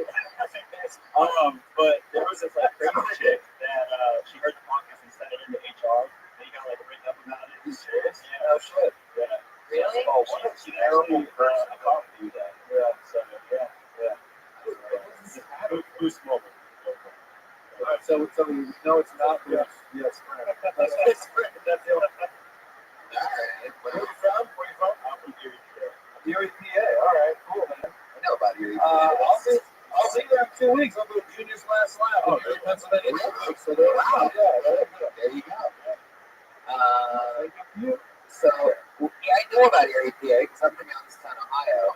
Erie, PA is super white people. It's like white camping. It's like a lot of camping. That's it. Yeah. So, if you go, Maybe I'm live streaming it right now. That's what it sounds like. That's the sound of Erie, PA. Anyway, so back to Erie, PA. I don't need to do your suburbs. yeah. Well, Lake Erie caught on fire in the 70s. It was so polluted it caught on fire. Yeah. They didn't know how to put it out because it was a lake. Just saying the name of random counties in Ohio. So you said you were raised by white people. Yeah. Adopted? No, not adopted. I was abandoned by my black father. Oh! The way you just said it sounded racist. Yeah, if you're ever going to play that It's kind of a thing. It's like, It's very self-hating. And you don't have to say black father. You just know. so you had a So you're a black body, but raised white. Yeah. Man, you must fucking hate yourself. Yeah, it's awful. Dude, this is a fascinating. If you're able to, you should 100% be talking about your history, and I'm sure you can. But again, you've been in the States for 60 seconds, and that's fascinating. I actually am white, but my white father had to go play tennis, so I would go with him. He loved me. Everything's great. He's still alive. We're happy. sometimes my dad would go off and disappear and come back about an hour and a half later. And have dinner for the whole family. Yeah. Give everybody their allowance, put everybody in the bed, read them a story. He would help me trade stocks, so I knew it's retirement. That's a great question. Do you have like really soft eyes? Like really soft, it really like sets me at ease, your eyes. And so I was wondering if you ever like talking to someone and like halfway through you're just like, I don't believe what I'm saying. Like one like do you ever like not believe what you're saying when you're talking to someone? There you go, the ambassador of weirdness, Ted Reagan, hold it down. When things are rolling a little too smoothly and we need to completely hit the brakes, I mean, higher sure, nobody knows how to do it. Give everybody a nice breather, let you catch your breath before we get back to the funny. Yes, But Ted Reagan, you always feel like you're. you know what you remind me of? Yeah, let's not do this, Jordan. Focus over here. Look at your posture and ignore that mic. Hold up, I think they're about to have sex. All right. Okay. Do you know that white lady, by the way, sitting over there? You were saying fuck them as a black guy just to make it. Stop talking, Jordan. Stop talking. Let me finish the question. You ready for it? That white woman over there, when you said fuck white women to make the dad mad, she started clapping her hands. What? I can't hear what's happening in the show because you're beating a dead horse to absolute death over there. Say it again. That's your dad. The guy with his hand over. Wow, you're actually here with your fucking family. That's incredible. Wait, but that's not the black boyfriend next to you. So, is this your new boyfriend? The white guy, right? Yeah. What I've been getting at is you should have seen the look on his face when your hands were over your head clapping and getting fucked by a black guy. I mean, wow, I don't think he had any idea about that. Did you know that she had a black man inside of her before, sir? Did you know that? Or did you just find that out now? Answer the question, sir. He knew? I love the Of course he knew. The vagina was never the same.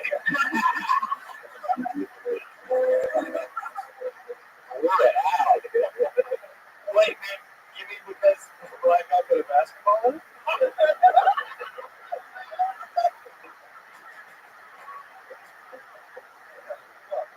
You're like, basketball.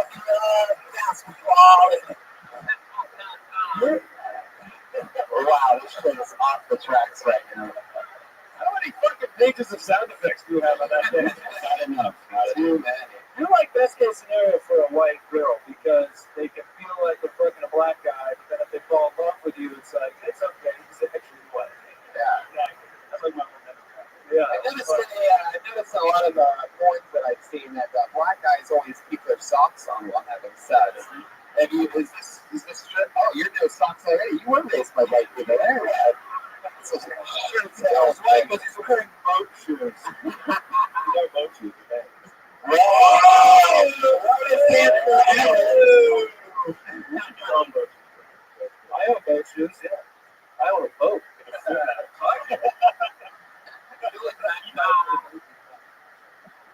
I don't know. Wow. I'm just going to tell you for free Coronis. You think I own it? So Jordan, tell us something else interesting about you. Anything else crazy? What's your dick, white or black? It's like right in like exactly. Oh, okay, perfect. Ask me about my biceps, my dick, like. Got it. Message. Right. Oh, that's it. I see what you're saying about the eyes. Yeah. Has anyone made direct eye contact with this guy? So, what are you mostly attracted to? White women or black men? It depends. White women. White women or black women? Seriously. White women. Black women are just like they're too like I can't handle it. Oh, yeah.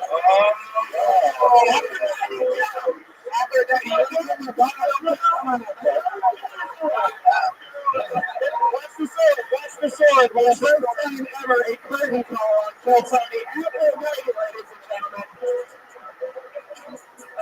Oh, he's a great. Look at him put the light. Wow, look at those tiny white hands on her ass. Put the microphone out for 90 for a second. I'm in love on it. Oh shit! I get the feeling with those type of weird sweatpants on, you could probably make him just come in his pants after that. Your lady would have the biggest ass and biceps of all time. Jordan, can you co-sign for Aphrodite on a apartment that she's trying to get right now? Oh, what? Nothing, Jordan. Doesn't actually matter what it was. You just did the laugh and you fell out after that shit. Yeah, there was a problem. Hey, Tony, you can't see what Aphrodite's hands do it back there. Only that side of the room is flying a rocket, and it ends right there. What is happening? It's black on black crime. So let me ask you something. You said that you couldn't handle Aphrodite. What is it about Aphrodite that you think you can't handle? She just got some like white women, or just like I'm sorry. You know what? Like it's just when she talks, put the mic in front of her mouth. I could be a white woman for a few minutes. all right. Well, things change. You changed a lot. Well, you were raised by white parents. Yeah. So you're model. I'm not trying to get all Freudian, but your model for a woman is a white woman. Right. This is a black woman. Exactly. There we go. Aphrodite, what would be the first thing you did with this big ball of man? Huh? Yeah. What's your first base? What's your first move on a guy? In this case, it's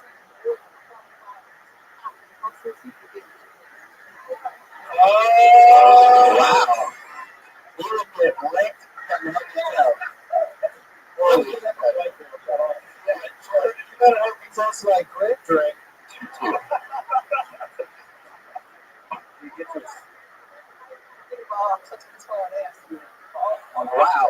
Jordan, has a girl ever licked your butt before? No, not. Would you like to try something new? I'm good on that. I'm sorry. I apologize. You lick your Tootsie Roll.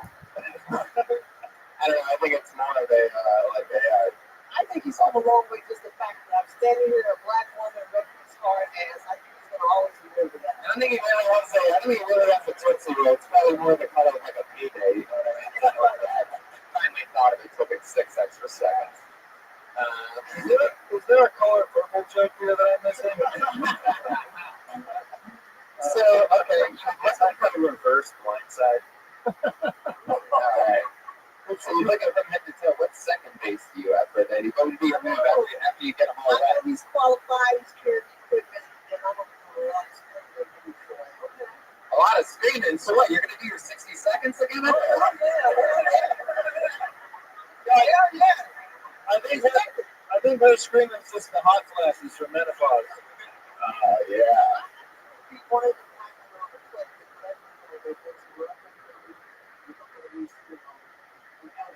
Oh, you're doing it again. You're doing your thing. The big trademark. I feel like you don't even have menopause. I feel like menopause comes down with Aphrodite. You know what I mean? Like you stop. You get stop.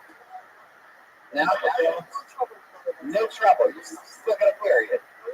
Oh, okay. I never asked a 61-year-old woman a question like that. Hey, do you still have a period? I feel like I can get away with a video Aphrodite. Not gonna lie. She has a period of smoking weed. She doesn't have a period, she has an ellipses. Well, come on. Whatever. I love this. I love seeing this. This is basically this is a good. Let's see a kiss, guys. Let's see a kiss. You guys want to see a kiss or what? Here we go. All right. Yeah, give him a kiss. All right. After that, are you getting shy on me? Yeah.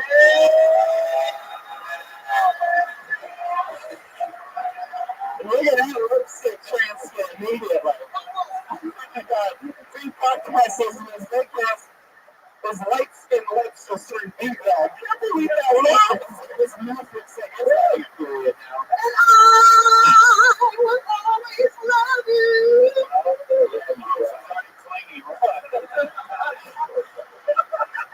That's all it takes. That's all it takes. I'm gonna see you outside. That's all I'm gonna say. I love your singing Aphrodite. You're like Whitney Houston if she never took a bath. She's like Tina Turner. You tell me the smartest people in the room are, right? Who laughed at that joke? Hey, I did my show last Sunday. Dolly Parton wrote that song. Yeah. Yes, she did. Yeah. I used to watch it before you guys knew about this. Okay. Way back in the day. All I right. want to know how she got those big breasts. All right. Okay. Aphrodite. I mean, you're so fucking good that somehow you got back on this stage tonight.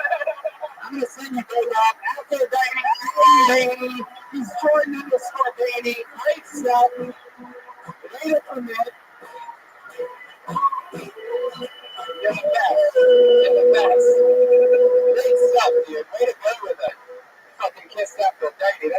That's you literally just earned brownie points with me. That's really funny. I think he's going to walk straight to Sunset Boulevard. I mean, he already kissed the Mack truck. I don't know what else. That was great. A Big Mac truck. Big Mac truck. Very good. Double. Wow. This, I've always said this, is sometimes you host the show, and when you see a name for the first time, you just sort of know that it's going to be interesting. Yeah. This is definitely one of these names that I'm seeing for the first time. I'm excited to say it. More vowels than consonants. You know, but yes, definitely. You are correct. Put your hands together for Bata! Bata!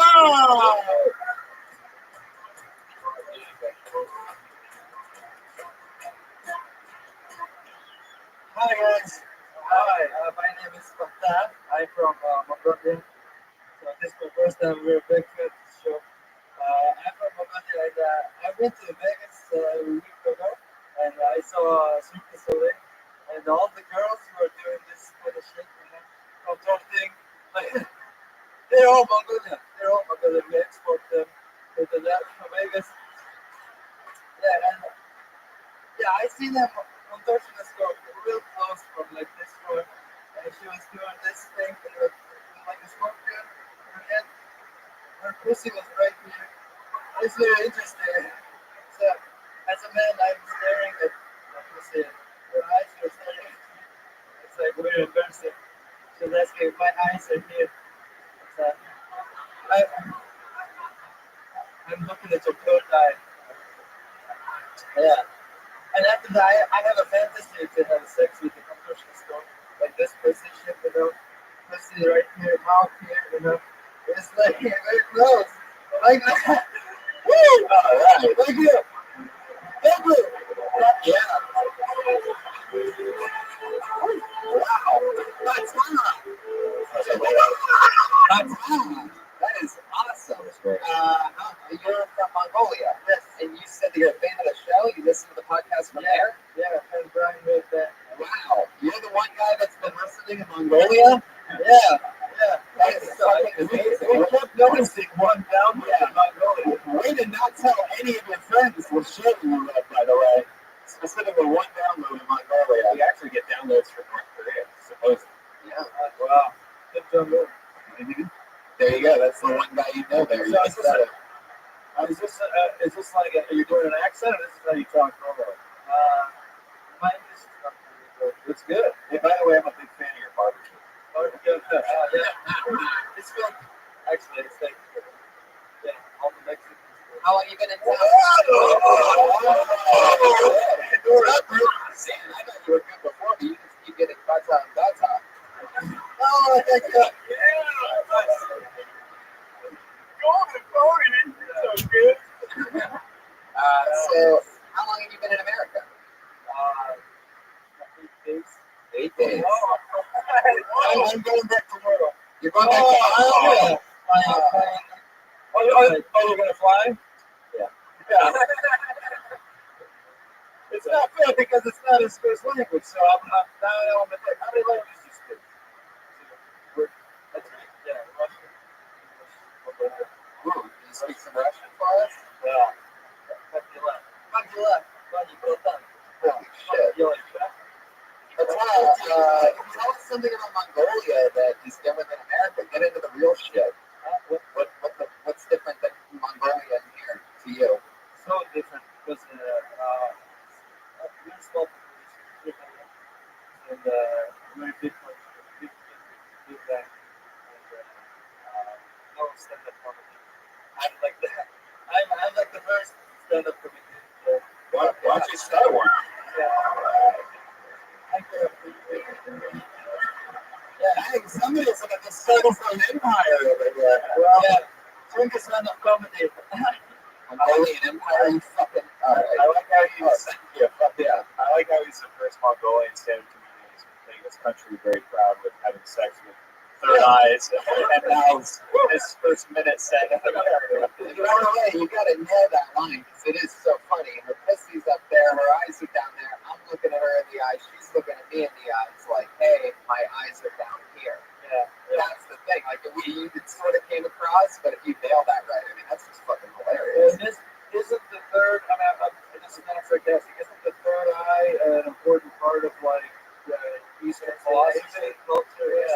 So is the third eye in Asia also sideways? No. Right. You would think they could drive better. They got 3 eyes. That's how you drive. What do you have a scooter, right? I'm gonna try it, but it's not like a good road here.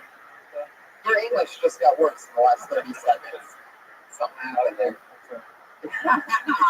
So you really went to Vegas? Yeah. You saw it before.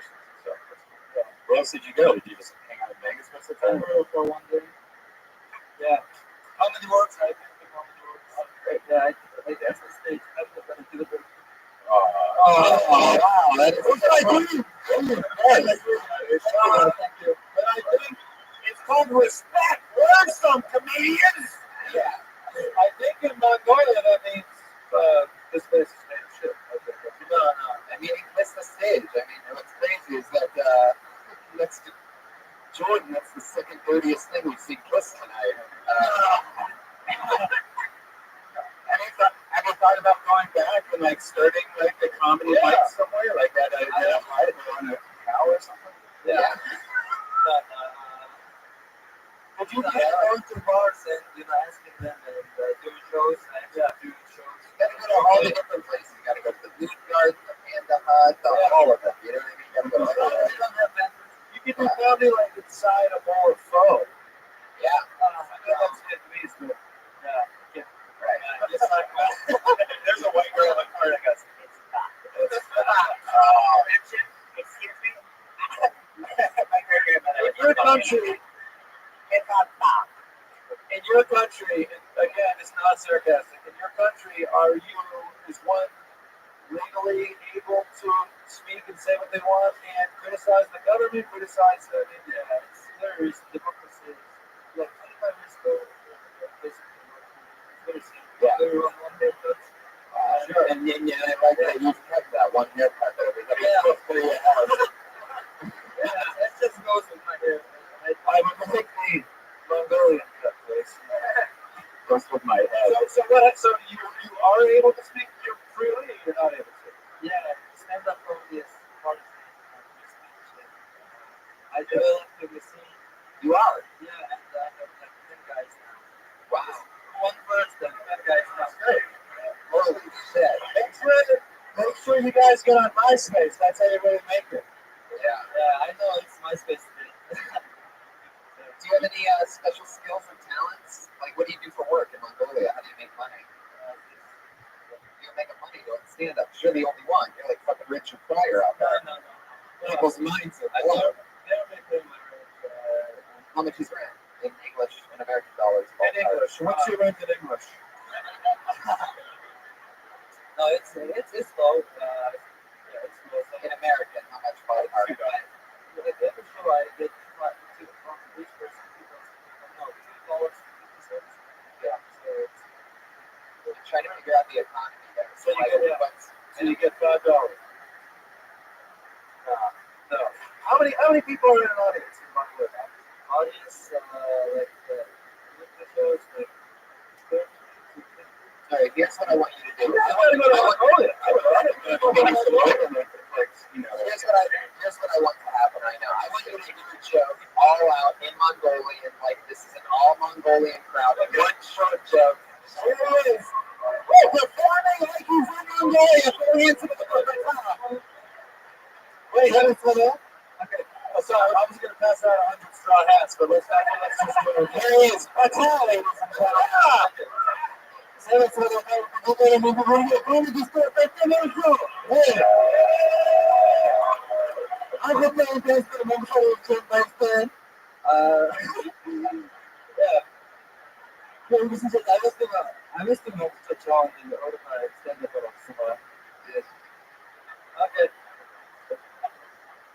Okay.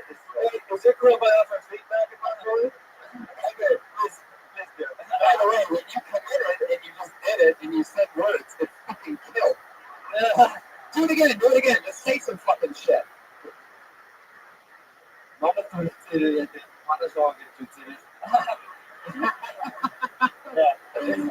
that's all. I got some advice. Okay, next time you do an American show, just come straight out Mongolian. Don't even hesitate. Do everything in Mongolian. Never acknowledge it. Find a Mongolian word for stand-up, because for some reason it seems like that's the only one. Stand-up, it's like that's the only way that you can say New York Yankees.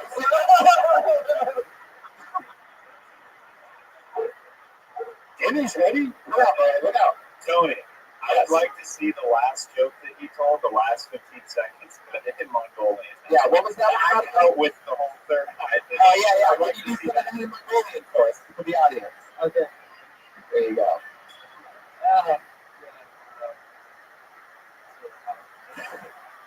You need a translator?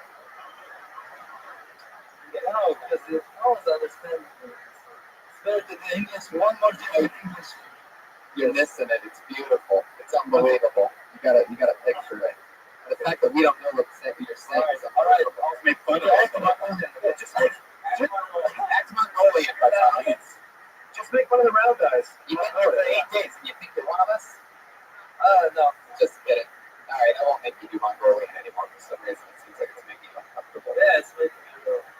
I just say you just stay, dude. Fuck your green card. Let's do this shit. I live in. I'm actually pretty sure he just lives in Koreatown. This whole Mongolian thing was bullshit. Yeah, I actually did a show with Mongolian. Wow, that is so cool. What Other people did that. I want to tell you something. You're fucking awesome. How long you been on stand-up overall? 3 years. 3 years. You're creating a scene in Mongolia. That is unbelievable. Thanks for being a fan of the show. That's fucking awesome. Have those 10 people listen to the show so they can learn some fucking tips. Actually, I know this year, Matt Davis. One of your Mongolian friends is named Matt Davis? No, I'm American. He's from. Oh, okay. Yeah. He came in and did a show. Oh. Like a stand-up real American stand-up. Yeah, we're doing me and Tony to come. Yeah, can you get us both in Mongolia? I need to kill Tony. Yeah. Push this through. You think, yeah.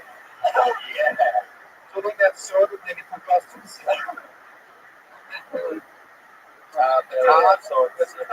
It was so great. Any party words? Anything else you want to say? You're living a dream right now. You have to go back to Mongolia tomorrow. Yeah. Anything else?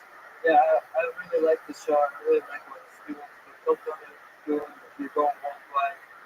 You're on and all those, Facebook guys inspired me to do comedy. So thank you. Thank you. Baton. There you go. Everybody. Shout out to Dick Van Dyke. Come on, make some noise for Baton, everybody. Thanks for making Mongolia. Yeah. That's right. It's not been in America for 8 days and he already speaks better English than Josh Martin. It's pretty incredible. I don't know if I really like them. Maybe I have a case of Mongolia beef. Yeah, I don't know. I just couldn't believe it wasn't butter. Well, what do you say we get a couple regulars up there, then we'll go back to the bucket? How does that sound, everybody? There's 2 young ladies that are comedians, and they write and perform a brand new 60 seconds every single week. Not easy to do. Pretty fucking hard, actually. Let's just get right into it. Your first regular going up, you know, Phil Tony, one of our favorites. Experience got to be great. Vanessa Johnston, ladies and gentlemen.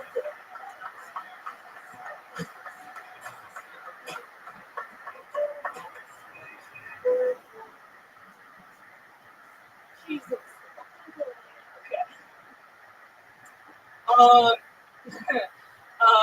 I stopped eating onions.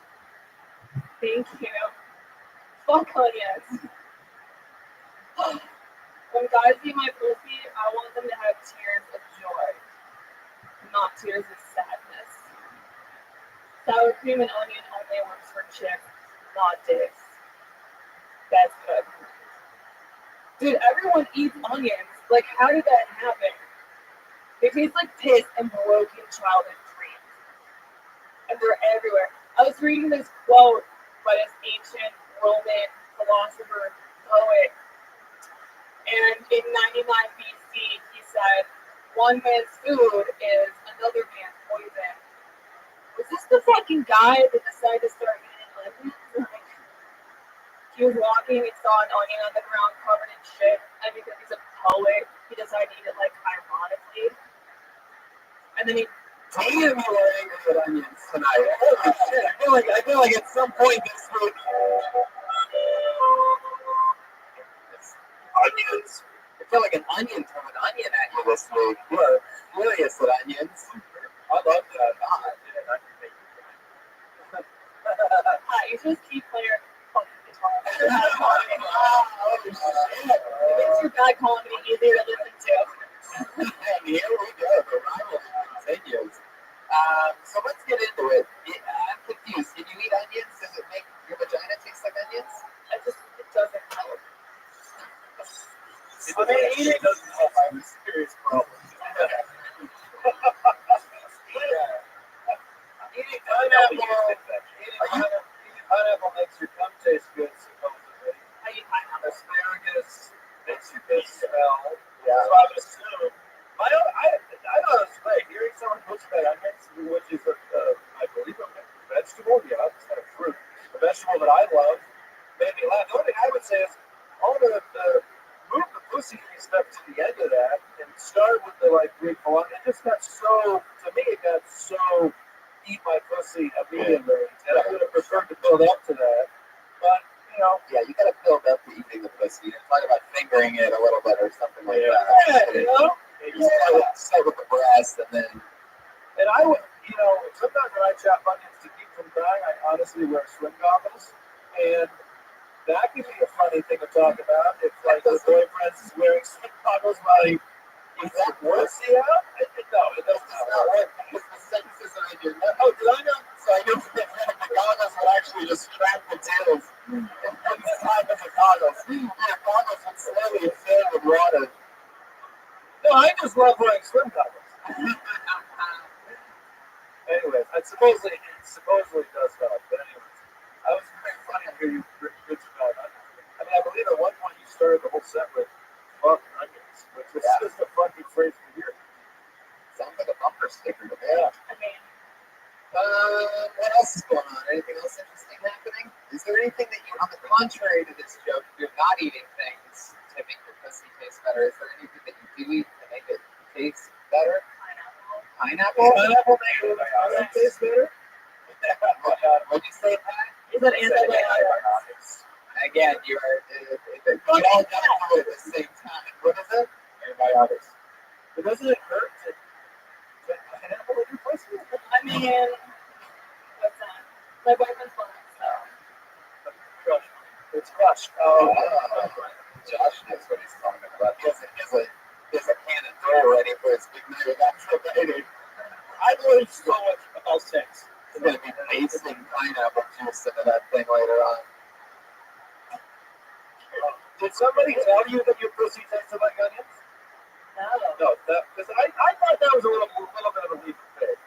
Yeah. You know, if that made your pussy taste like Well, I date girls and dudes, so I'm hyper conscious of what pussy tastes like. Jeremiah's saxophone just grew 4 inches.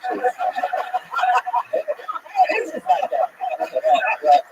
What? No, did you say I dig girls and guys? Okay, Dave. What else? I'm in trouble. I mean, you must love Jeremiah. I mean, a dude with a May Ryan's haircut.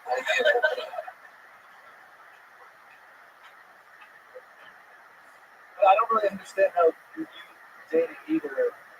To answer my question about does that make your pussy taste like onions? I researched foods. There was like 10 foods that make you smell and taste worse than onions. Okay, so that is ridiculous. Garbage was number 2. Am I wrong that the fact that you researched that is hilarious and she should also say that on stage? You fucking Googled that? Well, she's trying to figure out why a pussy smells. I feel like number 5 was an ad for a Honda Civic. You know what I mean? Like one of those slideshows. I don't feel like it was an actual list. I feel like it's that. Number 6 was Make America Great Again after Donald Trump did I feel like it's clickbait that you, pussy clickbait. Clickbait. Onions, pineapple. You guys have no idea what it's like to be in a little writer's room. You understand that? Was that clickbait? Clickbait, yeah. Just saw a top 10 list of things that make your pussy taste bad. Alright, fuck it. Thank you. There they are. There's that laughter. David Lemon did so much interesting. Yeah, that was just on 10 lists. You missed a couple words there, Josh. Yeah. You gave it a shot. I'm committed all the way. Oh, no, you got it. Wait, but I think before Josh said that he comes a lot during sex. Did you say that? No, I don't come a lot. I come quick. Oh, I thought you like said that, but nobody heard. I was like, Don't confuse it with it. All right, Vanessa. You got to get into it and take the notes and figure it out. Cover it, anyway. Let us know that you researched it because that would give us some credibility. And some layers. Also, That's a good onion joke. But yeah, in no time that joke will be living. You know what I mean? So stupid. This is a special, this is an episode that even 5-year-olds would like. I think she's waiting for her ring from her boyfriend. An elbow ring. Oh, an onion ring. An onion ring. Oh, and did you realize that we've been doing this for a elbow ring? Oh, I got one right there. Oh, I got one. Noodle ring. I got an onion joke. Noodle ring. I think I got this, guys. I think I never play a sound effect when you fucked up, by the way.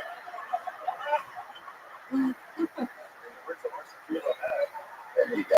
Vanessa, we love you. Another brand new minute. There she goes, Vanessa Johnston. On Twitter at Vanessa Johnson. By the way, I forgot to mention for any diehard Mongolian fans that Todd is on Twitter at BATBIL. Am I right, Todd? BATBILEG, right? Comedy. So one more time, that's Matt Billig Comedy. BATBILEG. Makes perfect sense to me. Yeah, totally. It's like Trump. Makes perfect sense. Folks, we're going to win so big, folks. That was interesting. It's not interesting. Ladies, did you know that? Oh, shit. Why did I do that? Why did I do that? Like, what else was big apples? But,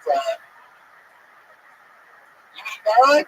That makes your pussy taste good? It feels like I get their pussy to make their pussy better.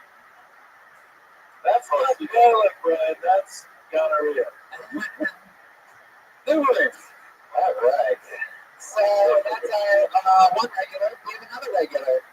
She was on the show for a couple months, and they didn't allow people under 21 to perform here anymore. So she waited until she was 21. She went and performed everywhere, multiple times a night. She's a fucking hustler. One of the top rising comedians in the game, in my opinion. She's here with another few minutes. Put your hands together for Ali Makovsky, everybody. Thank you.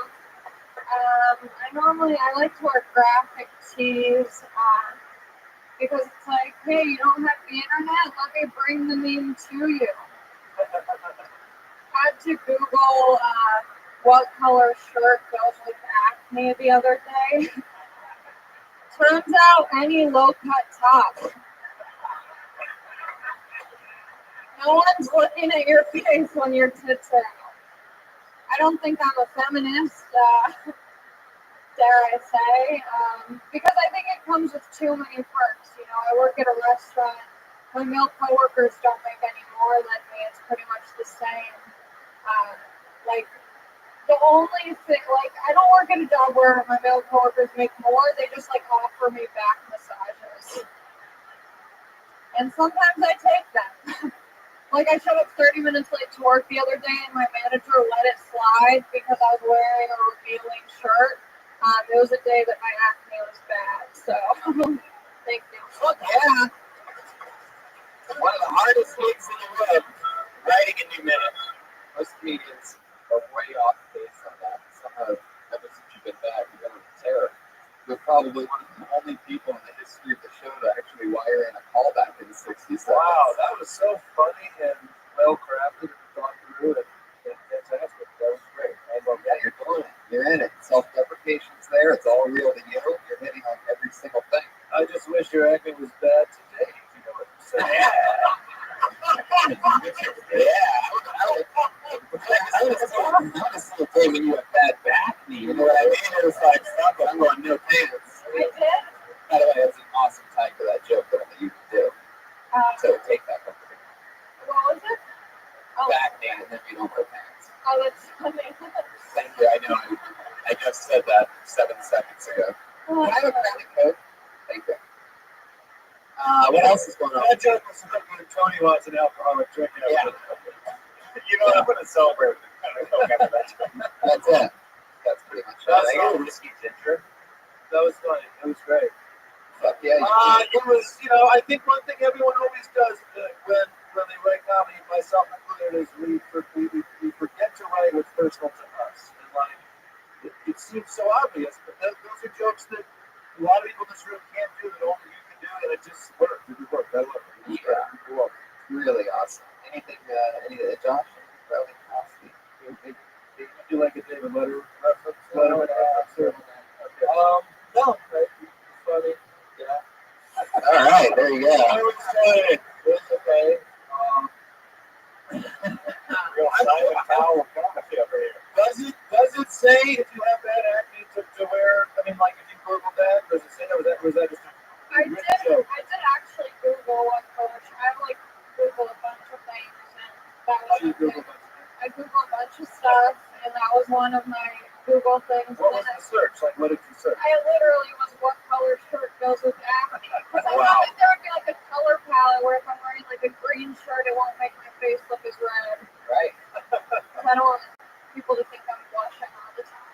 Right. Some guy, I'm so annoyed. Okay, so I'm making out with this guy the other night, and he was like, oh, okay. He was like, have you been tested? And I was like, yeah. And he was like, I'm really afraid of herpes. And I was like, it's not herpes, it's acne. Like, Yeah. stop. It's so annoying. Yeah. That's also another thing I Googled. I Yes, you I can. Googled how to tell if you have herpes or just like ingrown hairs. It tastes different. Close to verdict. There you go. One's an open sore. One's an open sore. Just some ingrown hairs. But 80% of people carry the herpes symptom. Just so you guys know. Just some ingrown herpes. Right? Double up. All right, Allie. Well, I mean, you fucking did it. Another brand new minute. I mean, you're absolutely killing it. You're on a hot streak. There she goes. Allie McCoskey. I'm telling you. Sullivan, Schumer. Look out. You keep up that her fucker. Look out. She's 21. When's coming? We've already seen her kill. Who's going to leave us soon? No, don't say that. She won't leave. She's got terrible acne. She'll stick around. What do you guys say we go to the bucket one more time? I already threw the name out, so it doesn't even matter if you're proud or not. I threw the name out again. This looks like a new name. Here we go. Put your hands together for Adam Hart.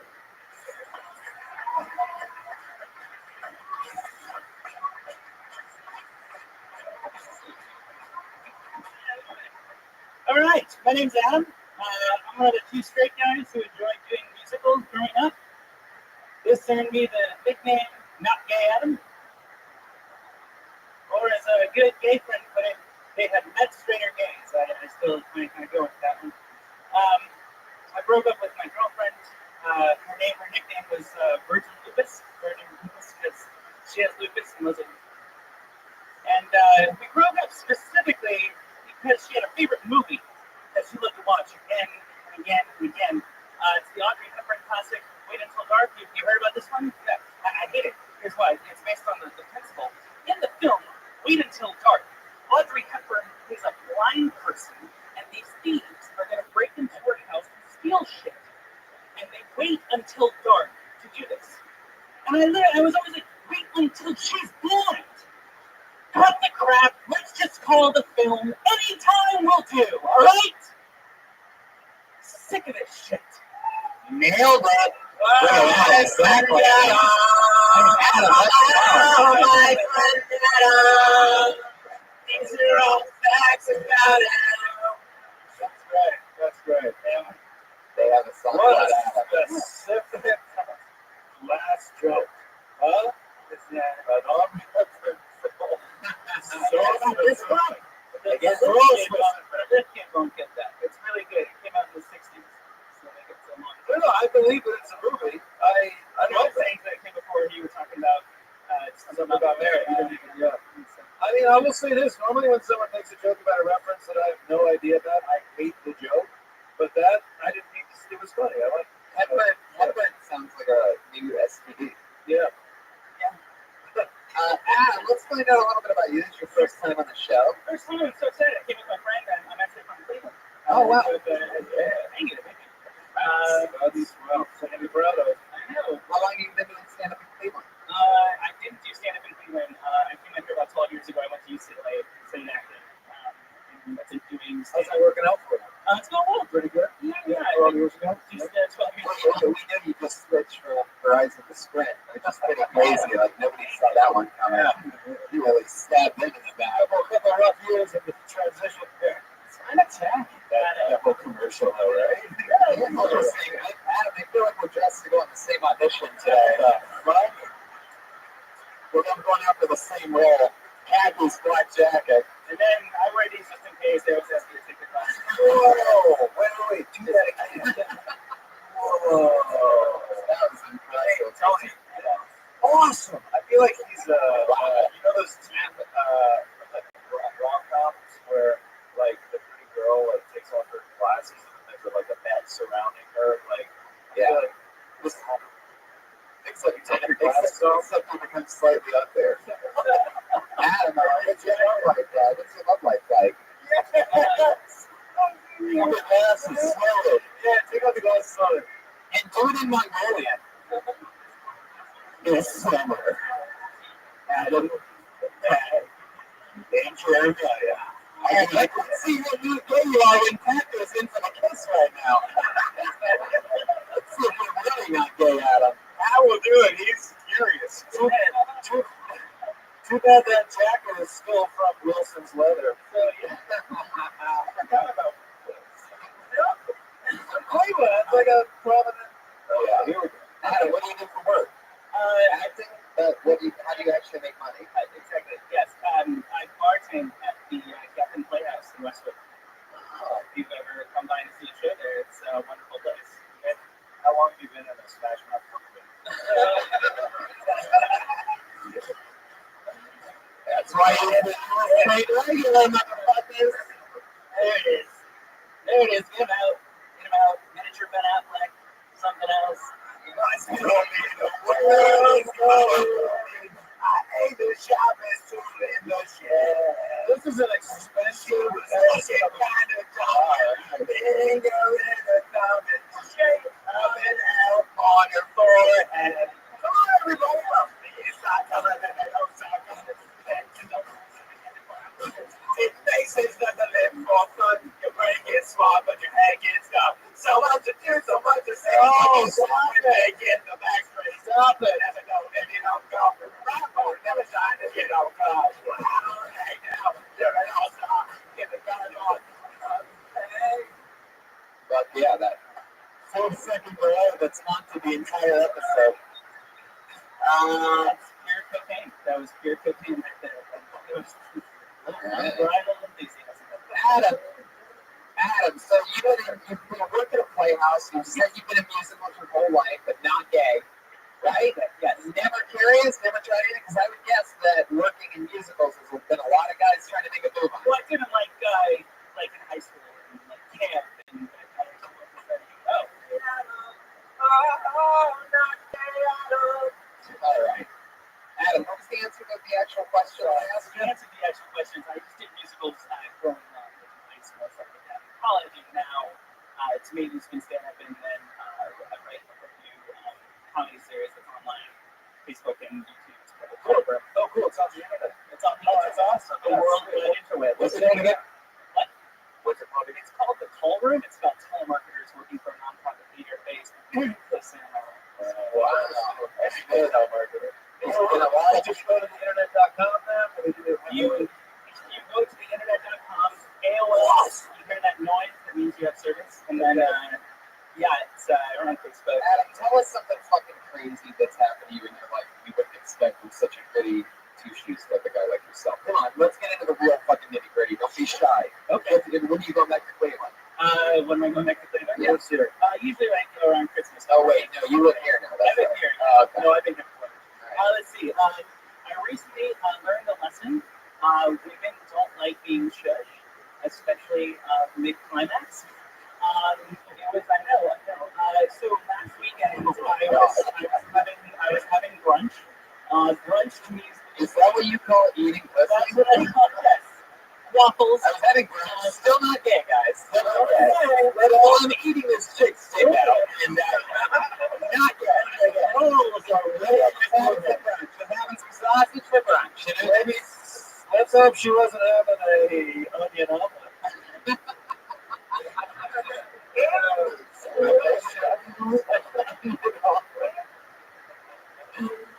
Oh, let him finish the brunch story. Come on, move on. So anyway, I always do that thing. It's like the test where like you do like a little physical contact, and then if the girl goes, "Hey, what are you doing?" You're like, "Oh, nothing. I was just reaching for a napkin." But if that realizes anything, then you kind of know, "Oh, we can keep going." Wait a second. So you're still having brunch? No, we didn't do that. So you'll just fingertips? No. Inside the mind. So, we're sitting there eating some lunch.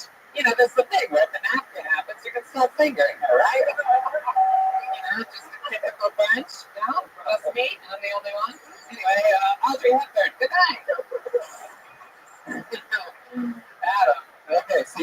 at a restaurant. We saw at a restaurant. Okay, napkin. What the fuck did you say? No. So, no, that's it's the test. Like, oh, you kind of touch a woman's Test that you always fail because there's no way this ever works. Right, no. So anyway, she was a little older, 41, I'm 30. So I was. And, yes, quite. Yeah, me too. I broke up. Now I understand the brunch part. She was 61-year-old lady. Having tea and crumpets with my new date. Just found out on the birds and nips. She was 61 out of 20. Was it there eating Bob Evans biscuits and gravy? She paid for the meal with her. Hey, I would eat one. Typical 41-year-old brunch, some Bob Evans biscuits with a gravy. Send me home with leftovers. Anybody who knows what a Bob Evans is should be dying right now, by the way. You should literally be sweating. It's a big. Yeah, very good. I mean, you're from Cleveland. That happened. There you go. That and Cracker Barrel. Okay, very good, Adam. You're not going to get any more points. We understand from Ohio. You already said it. Okay, so you're at brunch. Something about a napkin. Let's try to get it again. She's 41. You have a napkin in your hand. You put it on her lap? No. My test is you do the physical test, and then if the woman allows you, then you keep going. If she goes, "What are you doing?" You go, "Oh, I was reaching for." Is that your napkin? That was my napkin. It's a bit. Oh, get the fuck out of here. You kind of just. I know. It comes to a class. And then she picks up this thing. Your forearm, and you click it.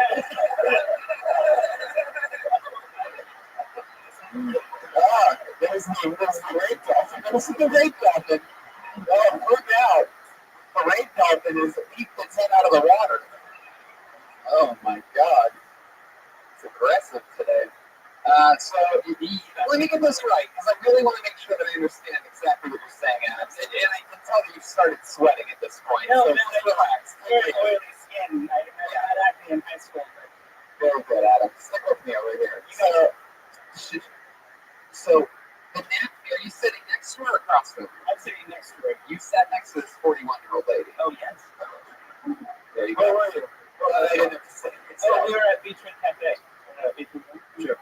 Oh, yeah, get some of that beach food. Yeah. Okay, so let me get this right. You have a napkin on your lap. No, I mean, yeah, sure. You just gave 4 no's and 2 yeahs. I don't know what's your action. You want to phone a friend on this one, Adam? Is the napkin is yours? I wanted to hold on. You are out of control tonight. Okay, so Ryan took an extra Adderall tonight. yes, he did. Okay, so we only get one answer on this one. Is there a napkin on your lap already? Yes. For some reason, I hate that wolf, by the way. I don't know why, but I hate it. Okay, so you have a napkin on your lap. Does she already have a napkin on hers? Yes. Okay, let me ask you this. Did you guys already order drinks? Is food already there? What part are we talking about? Is this early on? And this is a first date, am I correct? This is a first date. And it's a brunch. And it's a brunch. Okay, so is this before you order drinks, after you order drinks, before you order food, or after you order food, or after food's already come? Hit me with it. I'm proud to say there's no alcohol involved. I'm not asking about alcohol at all. I'm asking about the order of brunch. The order of brunch? She's 41. She's having an hour longer. This is right before the food got there. This is pre-food, Okay. post drinks. Okay. Now let's get into it. Got it? You reach over and you grab her napkin. Right. Yeah, we kind of I start doing a little, as your father. And, What the fuck? Wait, is that true? You mean you asked her what her brother does? Or what? Exactly. Yes. It's just a little, and then she starts, getting gracious. Okay. And Good gracious? yeah, she was okay. She passed the test. She You reach for the napkin, you sort of grab her leg like, oh, is this my napkin? What exactly do you say? I was like, you figured it at brunch, is what it sounds like. Yeah. It was kind of I started offering like a massage, and the massage slowly started turning into something. I know. Are you serious? Or are you fucking with us? No, I'm really serious. So you start massaging her thigh. What do you So I say? started with a back massage. Start with the bag. That's how I really started, and then I made my way down, and then Did she have a wet napkin? So, has no one else here been to Beachwood Cafe Waffle? You get the 5-finger discount on Sunday nights. My fantasy is to take you out to brunch. Did you? Oh, the $200. Did you finger her? You know, Very good question. But believe it or not, Pat, I was working my way up to that one. Pat, I wish you were moderating the presidential debates. Have you figured it out everyone? So did you finger her? Did a finger go in? not at the table. Not at the But table. we were dangerously close. What was she doing? Did she start grabbing your little fucking boner? Did she? No, No. What was she doing? Rubbing your thigh. she was enjoying the moment. She was eating eggs Benedict. I was looking for an ex-Benedict joke. I'm so proud of you. What about your age? Wow. So, okay. You finish up brunch. You pay for it yourself, you go 50-50. I paid. Ooh, I love I mean, at this point, you've already figured it. Might as well split it. No, Don't need to buy it so you can figure it. Yeah. So, Time to end brunch and time to brunch.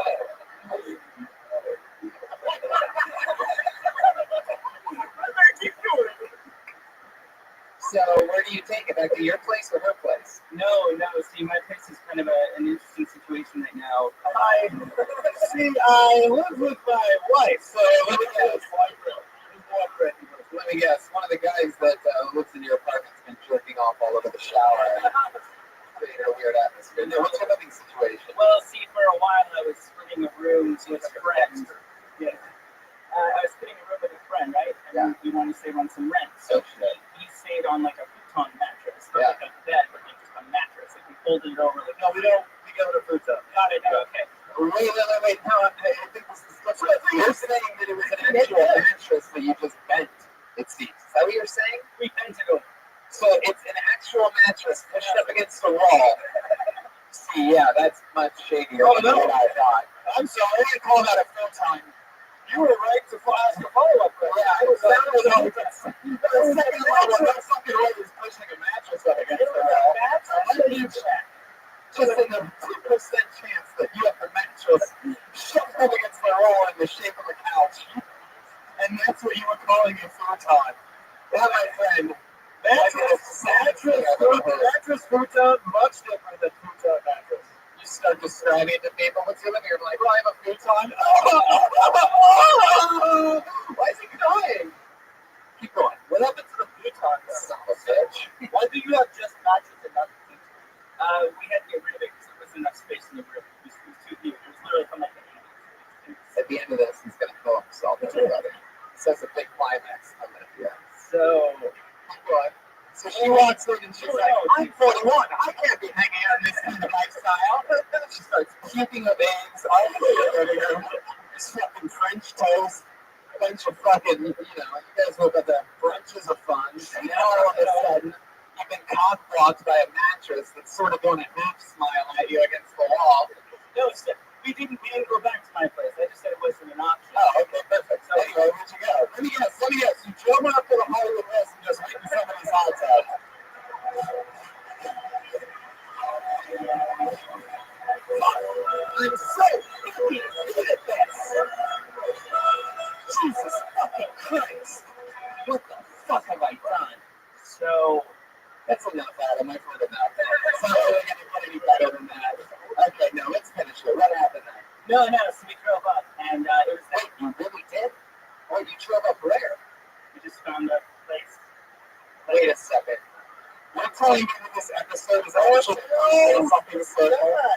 From the beginning, from the face comedian, you drove this 41-year-old just up in the hills? Is that what you're saying? Yeah, Yes. Oh my God. Get that hotel sound again. It was. Courtney, the first comedian, got driven up in the hills. Are we figuring out that it was, is Courtney 41? So you drive her up there, she's 41, she's all like, do you even have a license? You're driving up the hills, all swarmy, right over to Makeout Point, right over there. Sorry, you're gonna have to pull away the pee. So this was like a week and a half ago where we were going through that big heat wave. You know, like it was just. Oh yeah, everybody was getting hot and sticky. Yeah. Especially up in those hills. Those hills are alive. So anyway, I put the top down. I have a convertible. You have a convertible? I do. Awesome. And we just. Is that what they call a Segway these days? Fucking rough, Michael Costa. Do you know you can trade in a convertible for a blue top? You just get in the car and they'll give you a blue top. Oh yeah, Josh, in the final hour, with seconds to go in the show, drops a killer line. Overtime. Man, I really rocked it out of the park at the end there. Home run. Adam, so you drive up in the hills. At this point, she's having a heat stroke, getting dizzy. What goes on? Tell the truth. What happens? You hop in the backseat, and it's next to this house that is at the fence, and there's a bunch of moss and burn and You get hurt just in the day. So the top is down, and you're in the backseat of the car. This is unfucking believable. And how I can finish anyway. I wouldn't believe this if this was happening in a comedy. Why was it this guy completely retarded? Putting the top down even could be defeats it. Because he was driving the TMZ 2 there.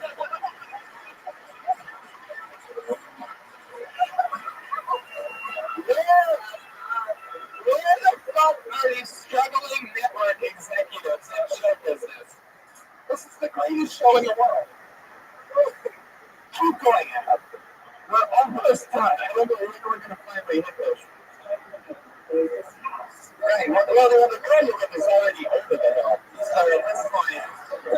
Is that too good for you guys to laugh at? Is that the problem with that one? All right, I'll stupid it up on the next one. Adam, this is so fun. I can just say 2 words at a time. Yeah. So then we drive some. Come on. Gotcha. I'm going What does that mean? Does that mean you're going to town? What does that mean? What town are you going to? Are you going downtown, uptown, slow town? Wow. Oh, shit. Yeah, set like a guy that works at a playhouse. Yeah. You know what that is? He was one of the first playwrights. No? All right.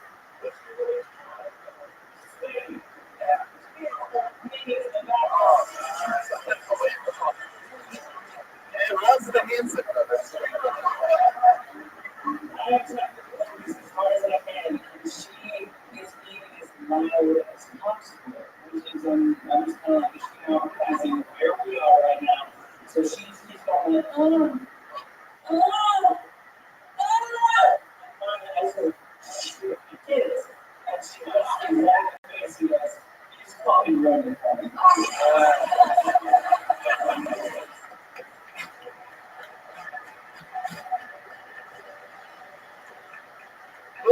This is why I never do brunch.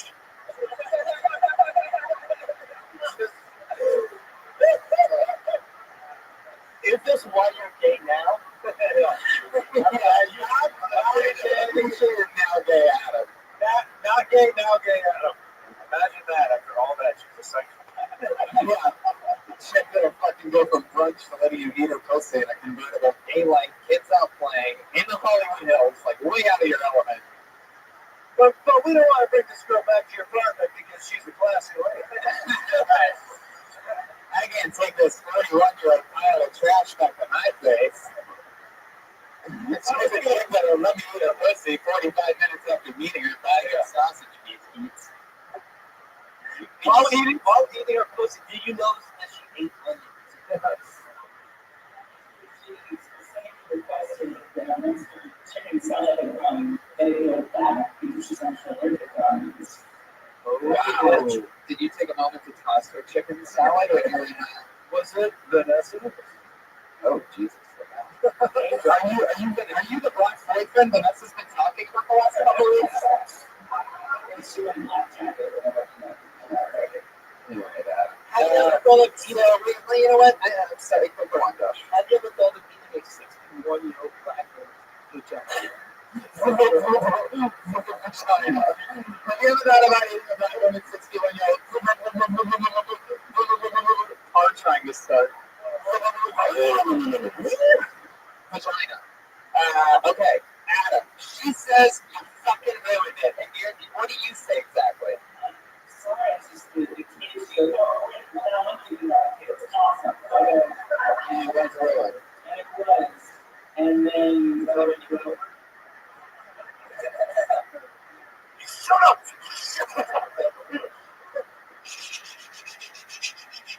I think everybody learned this trick. I think all the comedians learned the trick today. That's if you want to get a lot of extra stage time, just tell a long story super slow. Telling story, just tease me along, set me up with jokes all the way, and everything's gonna be perfect.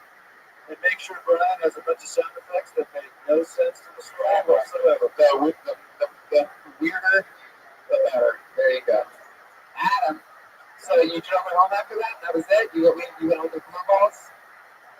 you know, back there, I'm just in the parking lot area. Oh my God. You dropped off at P5 at Hollywood Bowl there? The shuttle will be here every hour. Yeah, come grab it. Take me back. So you drove her back down to the car, and that was it. She got out. Was there any parting words like, "Hey, maybe I'll talk to you soon"? One classy bit. She simply said, I'm going to fuck you. There you go. And then what did Ann Coulter get away with? Car was it? All right. Adam, it was nice meeting you, dude. Welcome to the show. You guys had parties on Twitter at AdamCar85. Not me. You were born in 85? You're younger than me. Wow. You're surprisingly young. I mean, wow. That's unbelievable. Join the Ryan J. Eagle. How's that? Right on the email. All those links are available at RyanJeegle.com, including, for some reason, it's on the ground every week. The official Kill Tony poster. That's also RyanJeegle.com. You can buy that. You have to know everything like I did. We have other things to promote before we go into a song to close it all. Michael Costa. Come check me out at Junior's Jet last lap in Ely, PA, or the Funny Bone in St. Louis in November. Love you guys. We love Michael Costa. Everything Michael Costa. Hilarious on Twitter. So great. Thank you. Josh Martin Comics on Twitter. First time. Marcus Chaley. You know, He's with me at the Boston Railroad Theater, one of the greatest venues in all of America, Saturday night. and I'll be with Aphrodite tonight. And Aphrodite tonight. MC Kill Tony at the Houston Come and Take It Festival in November. Another Kill Tony announcement, most likely coming next week. Secret Show Wednesday, we're in the night room. It's going to be a lot of fun. Really fun lineup for that. That's Wednesday, 8 p.m. here. Live audience. And Thank you, Jeremiah Wilkins. at Jeremiah Stand Up, at Patty Reagan, and at Mostly Sorry on Twitter. And Australia, Buffalo, New York City. So many fun places I'm going to. That's at TonyHinchcliffe.com. Brian Rabbi. See you. Good night, everybody. Thank you.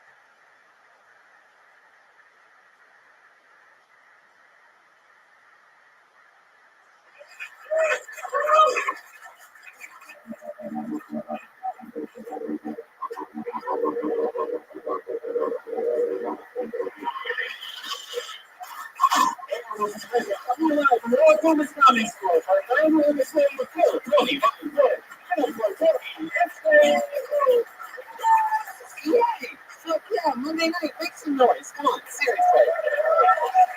It's the number one wanted podcast on Mondays at the Comedy Store in the world.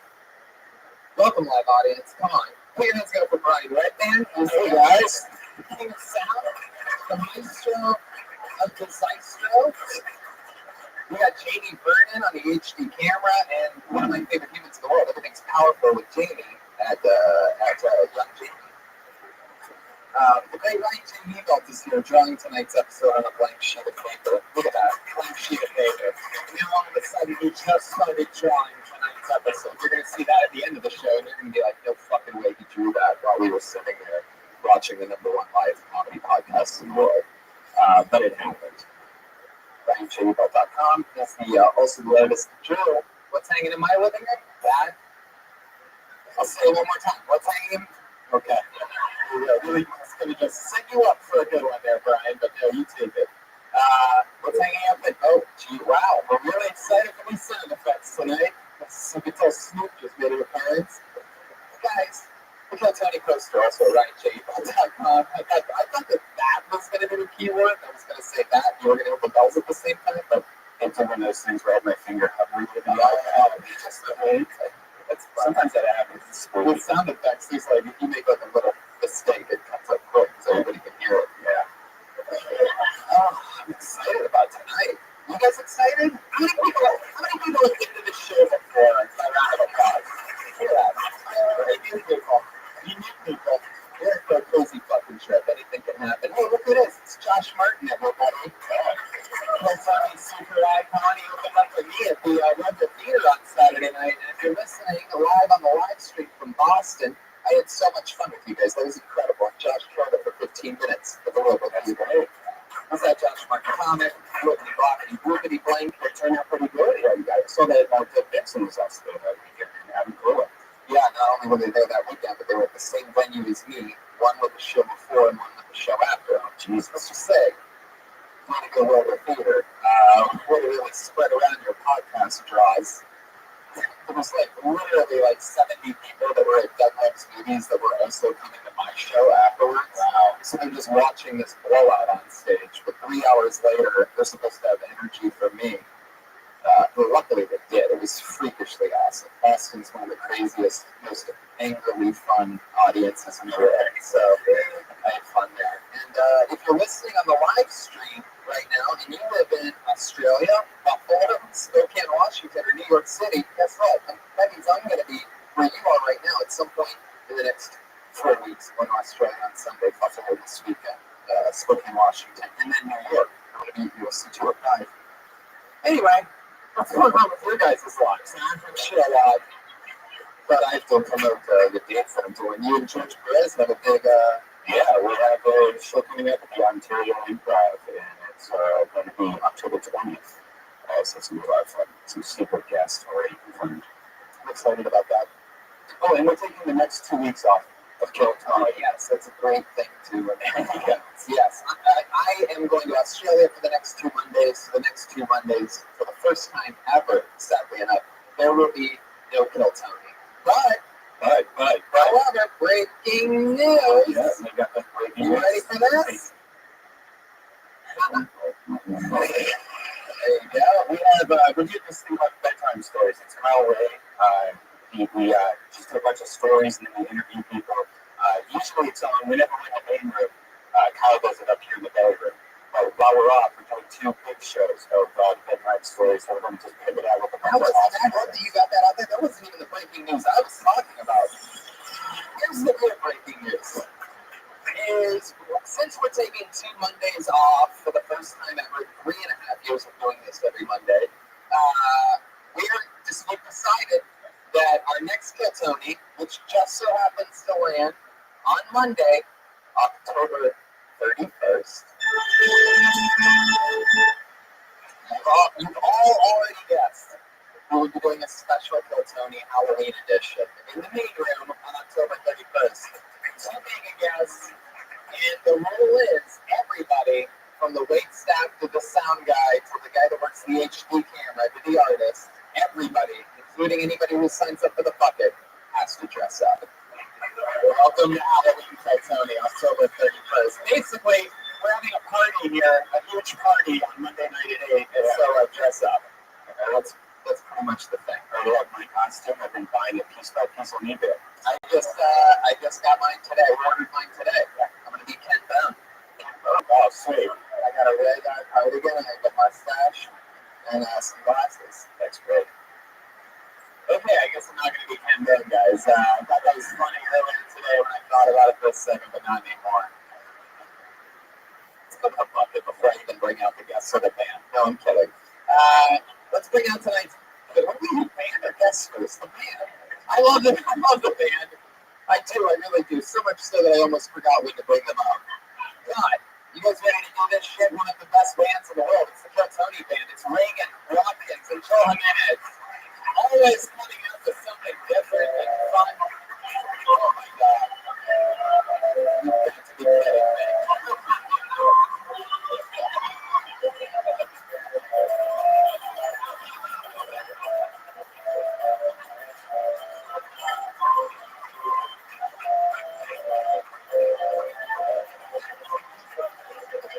Wow, a special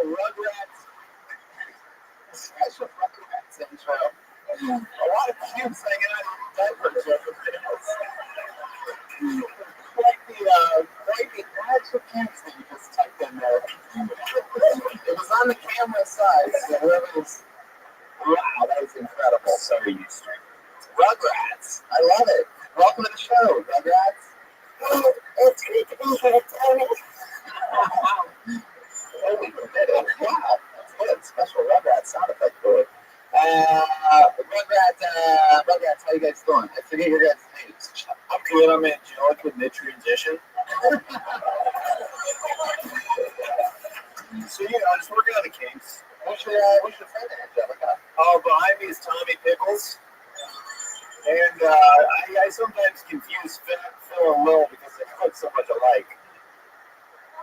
I'm Pat. Pat from the Rugrats. Anyway, I'm excited about this. Is there any reason in particular? Normally there's something very topical in the news that you guys do your entrance to. You know, there's so much mudslinging on the bay last night. It's kind of depressing, so we want to take the Kiltony audience's mind off of it and remember the good old times when Rugrats was on television. Yeah, I like that. When they go low, we go high. Yeah, I had to wake my girlfriend up from a nap. I was like, I'm sorry, but I don't want to be scared. I love that. That was so hilarious. And you decided to put it on over your jeans. Everybody else with the diaper. Is that what Angelica did? Yeah, she had leggings, Okay. I guess so. They wouldn't be able to show bare legs with a skirt. She was sort of like the cock tease out of the Rugrats, though, huh? Yeah. And I didn't want the Kiltony audience to see my pussy, so I figured I'd wear some jeans, Man, you've really blown up, Angelica. So let's meet tonight's guest, shall we? The band is in place. One more time for Reagan and Watkins, everybody. In 12 minutes, they're going to be here all night. Powerful band. And always two of the funniest human beings in the world. We always have two unbelievable guests. Tonight, no different. Put your hands together for Jessica Michelle Singleton and Candace Thompson, everybody. Yeah. Candace Thompson, one of my favorite humans. Jessica Michelle Singleton, the newest paid regular at the Comedy Store, right alongside with the great Jeremiah Watkins, like Angelica. You guys got passed at the same time, right? We did. That was great. Congratulations on that. Thank you. This is your second time on the show, Candace. This is your first. How do you feel to be working with the Rugrats for the first time ever? I'm very excited. A little anxious, a little nervous. I like that. Poop a little bit. We're going to get through this. You got to poop a little bit. Luckily, this is only an hour and a half. You keep it up out of your seat. So You got a bucket. I do have a bucket. if you're gonna poop, we're gonna have a changing switch. You can throw on one of the diapers. Yeah. If you guys Very want. nice, right? I'm excited about this.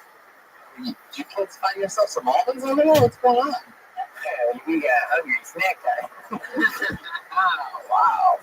Heck yeah, Pat, you look like you've been on a little heroin binge lately. What's going on over there? What kind of drugs have you been doing? I can't even tell if it's really icy type. Well, I was gonna say, Fizzle always looks like that. Yeah, what's the difference? I always say, Pat's the kind of guy that it's so cool. Somebody's gonna like write a book about you. Pat's eating almonds like he likes his sex. Oh, yeah. What is that? I swear to God! It's clearly gonna show a lot like me! Oh, he's already done everything. He drew the prices right. You did the wrong like in the first. This is becoming like an old Radio Foley show. Really? Like on the Calzone. It's so really good show. I like that. No doubt about it. It's the volume. It's always the loudest thing. So it goes over everything. So let's get into it, shall we? You guys ready to start the fucking show? Yeah! You know the cast. Now for the crazy part. A bunch of comedians and some insane people signed up for the opportunity to get pulled out of a bucket and do 60 seconds on stage. Anything can happen. We meet very, very diabolical people. Last week, one of our favorites got pulled out for the second time, named Aphrodite. And she is instantly, I'm now a star of this human being. I'm now a fan of this star. Like, it's unbelievable. Aphrodite is like a 400-pound black woman that just rubs her butt on everything. Oh my God, she's my spirit animal. What? That's why I'm excited. There you go. So, anything can happen. Guys, you know how it works. You get 60 seconds. Comedians, you know that 60 seconds is up and you have the sound of a kitty. Little baby cat there. Oh. That means wrap it up then, or else you're going to bring out the angry West Hollywood bear.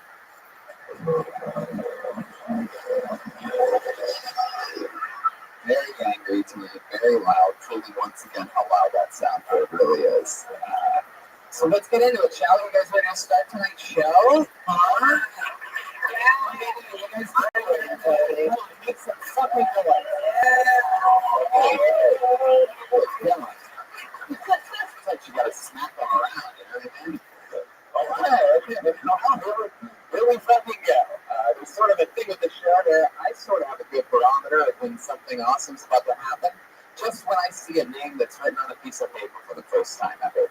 I'm excited about this because the name on this piece of paper, your first person doing 60 seconds uninterrupted tonight is Miss Lips.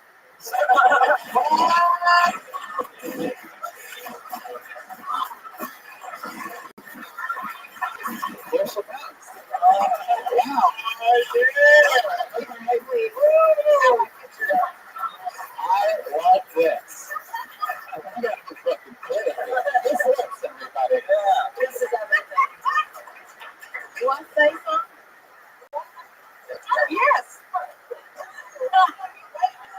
You already started, huh? You have to talk into the silver part. It's on. You're good. You got some just Kmart ass microphone. Oh. Shit. I'm like Walmart. Bring it. I got 3 motherfucking kids I ain't seen this once. I'm thinking I'm gonna be a star in California. I done lost my goddamn mind. They waiting on me. 20, 18, and 8. Now, my 20-year-old, she ain't a hoe like me. I done came up in the world. There is hope. Yes, we can.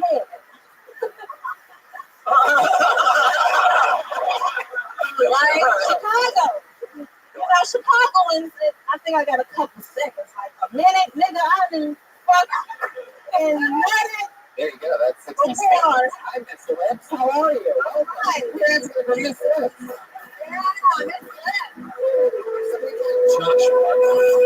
Jesus fucking Christ. It's the only show that's all about, it's a free show. Literally a podcast. It's a two-piece free show. Talking about labia outside. Yeah. Like, manifested this. What the fuck did I just miss? Miss Lips, talking to the microphone. It's like a whole thing here. Please, there it is. All the rules to this shit. There's a rule of everything is talking to the microphone. That's the first rule. Last time I said that it was I'm talking to you talking to that mic. It's something else. Way better than I do. I can't speak to it. That's real big. I think you did. It was black. I can't help it. I said, oh, wait.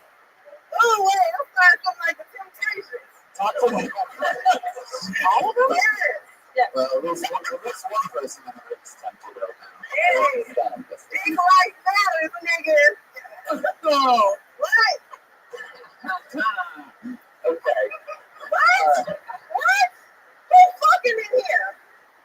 I really think California don't be fucking. This list. The minute thing already happened. Still with me over there. I'm gonna try. Right? Because I gotta text somebody later. You gotta text somebody later? What are you doing right now? That doesn't even make any sense. Look. This list. Look. Over here. Come on. Over here. I'm over here. What do you want? Look. Hey, what's up? Okay, big sucker. Stop playing. Oh, wow. You are on fire. Yeah, I'm not the one with the name this service, you know what I'm saying? Alright, Miss Lips, stick with me over here. How long have you been doing stand-up? I'm from Chicago. In Chicago? That's an answer to a totally different question. I'm not a politician.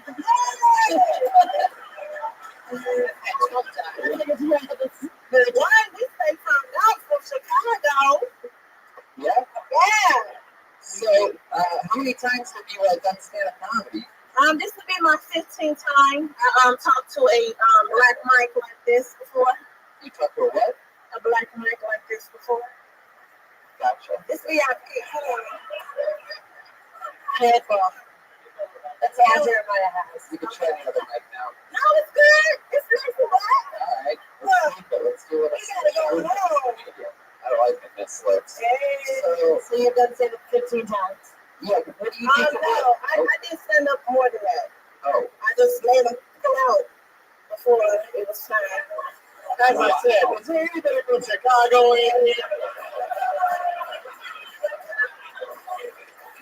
Look, don't hard telling me. Okay. Don't pee on me. Oh my God. Ryan?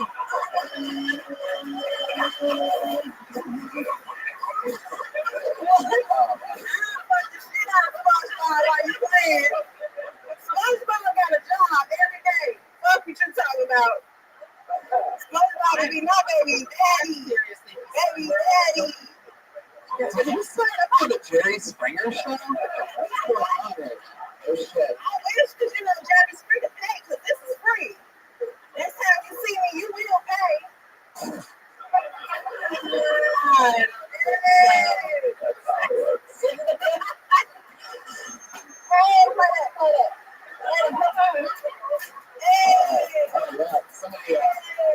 Somebody took a note from the whole Aphrodite thing that I said. I guess I shouldn't have moved on over. Wow. Miss Lips. What the fuck is going on? Have you ever come to the comedy store before? Yes, I just did pack them up last Thursday. Wow. Okay, so you did a book show in this room. And how did that go? I did a comedy show. How long have you been in Los Angeles? I've been here months. All right. Damn, are you getting a job? Definitely. I can use some coins. I don't claim homelessness, but I'm laying on somebody's couch. Don't come at this like that unless you got a job. Hell yeah. You're right. Like you ever Jeremiah, you just got it right. It's your life. Get your life. Get your life. Yeah. Okay. Miss Lips, who pays you? Who pays you to do stuff? I'm one of those people that manifest things. So you called me to be the first one is manifestation. In that. And what Mr. Oh, man.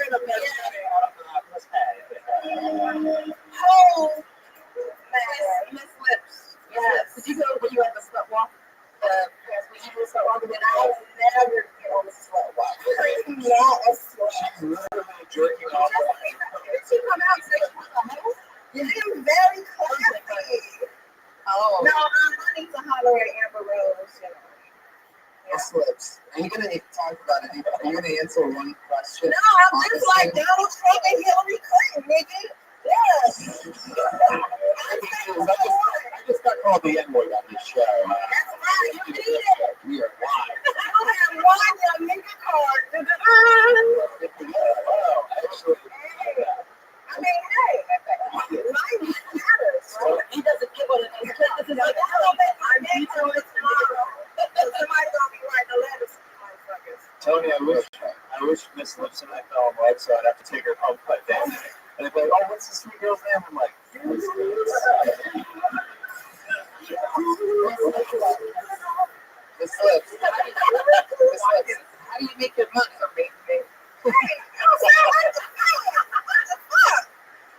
Okay. I'm saying like the fans. Miss Lips, anything crazy ever happened to you in your real life? Yeah, y'all the fans. What y'all doing? Well, look, y'all ask all these questions. Who's having a stroke? Like, what? I be playing because you put some juveniles on. I don't know. Hey, Tony, Like, maybe upgrade some shit. Tony, are we all in the upside down? Yeah, we put some Stranger Things? Stranger Things reference. Any What you want to ask me? Do I got my GED? okay, I got my GED and my high school diploma. I got 3 kids. that's a whole other job. 354-729-996. What? It's like, my sister size is small, but if you got what it takes, you might go to me. I got 6 GEDs. Hey, I got 2 high school diplomas. I got a master's GED. I don't let people tell me no. Okay?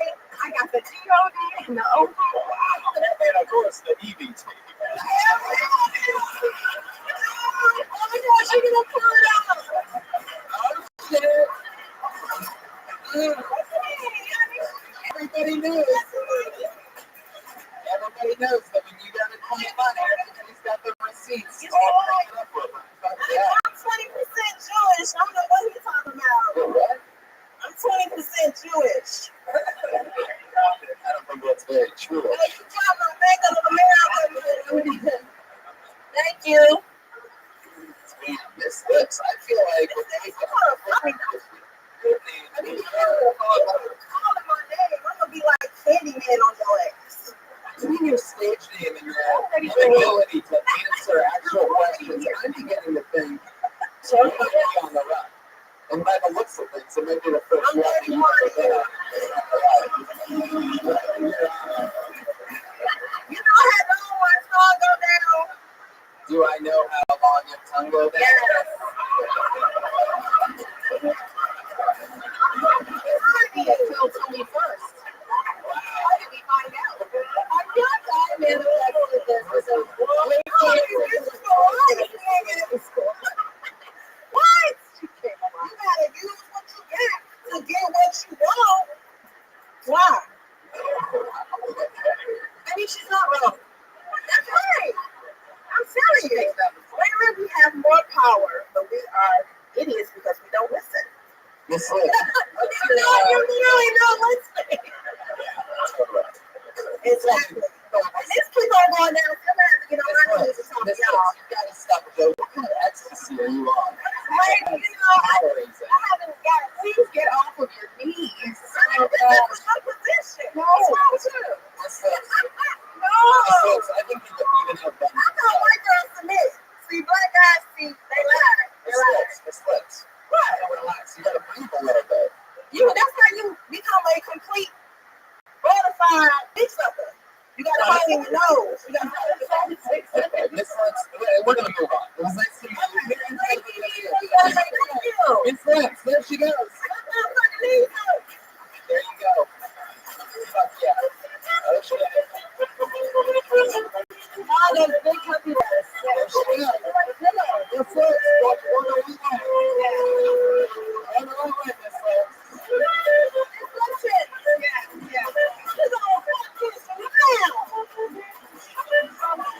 Oh no. Miss Lips, everybody. Miss Lips, everybody. You're wonderful.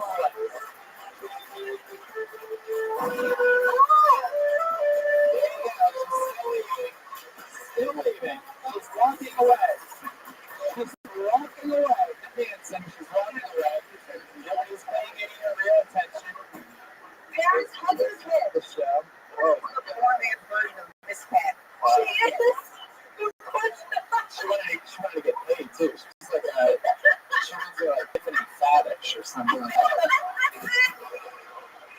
Oh, So you get the crossing the boundary. Jesus, I thought for sure something was about to go down there. Oh man, I mean the sight of it was one thing, but once you got the lift of that full load in the air, and you with the mad dog, it's all happening.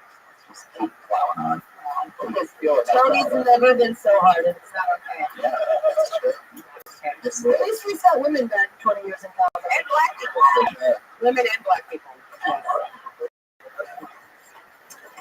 I pulled another name out of the bucket. This is a new name. Let's see what happens. It's Alex Edwards. Holy shit. You're Alex Edwards. All right, hello. Make some noise if you love sex. Yeah. So the sex got a bit dull. I decided to introduce toys into the bedroom. Then it didn't work.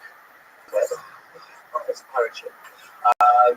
Tried Dirty Talk, but only smearing my laptop with feces, watching some classic Steve Jobs. Not exactly what she had in mind. But I've got time to stay. Get up early in the morning. So I get up early. To spend a bit more time in bed, I try to do more stuff in the shower. Get my mind out of the gutter. So I shave in the shower, brush my teeth in the shower, kiss in the shower. My girlfriend doesn't even know the difference. Two jets of hot water. So the next step is before I go to sleep, I'm just going to put some cereal and milk in my mouth, and hopefully by the time I wake up, I would have masticated and digested it. So yeah, if I don't come back, I'll have died again. Alex Edwards. Hi, Alex. You're a normal human being, aren't you? With common sense, the ability to listen and respond at normal times and beats, probably realize that honesty is what's naturally funny and everybody's different, so if you just answer it with any common sense whatsoever, this is going to go really smoothly, right? Yeah, perfect. The entire format of the show revolves around that. The fact that I even made it to this point, Alex, is quite a miracle. Thank you so much. Where are you from? I'm from England. What part? From near London. How long have you been in America? 4 days. 4 days. Yeah. Oh, wow. Let me ask you something. In that part of England where you're from, has they ever played the movie Indiana Jones for you? Yeah. So you know that's a fact. I knew the hat was going to come up. I got this today. This was an impulse holiday purchase, otherwise known as a terrible idea. Don't try to assimilate to Los Angeles with fashion. It will only hurt you. And it was from H&M as well. So Wow, must buy for H&M. You must buy it at H&M is when you like something terrible happened, like you broke a shirt or something, and you absolutely must buy something at H&M. It's next to the venue, and you have 5 minutes to get a new shirt. That's a H&M must buy. That must buy at H&M is Look at my hair. This is one of the reasons. I've taken 20 minutes. Well over to I've decided not to be a minister now. Alex, go like this. Let's un-British you. No, stop pushing it forward. This is what you think the Brits love doing. Watch this. Okay, well, we're about to become an American. You ready for this? Oh, stick your hand. You go like this, right? Okay. Go like this, and then at your forehead, and then go all the way. There you go. You're from Long Beach. Welcome to the show. Even I'm impressed. But I fucking do it. You guys saw that, right? I just invented that shit. That wasn't an actual thing.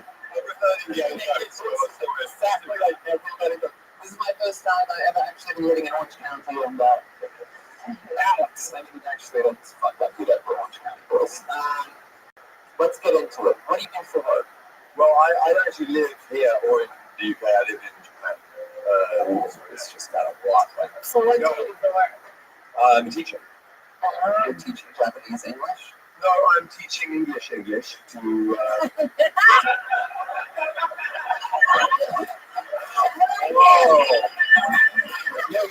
That's going in the same. No, I teach an international school. I teach small children, like 4 years old, so it's all in English. But some of them Japanese, some of them are, very rich expat children who don't even know how rich they are.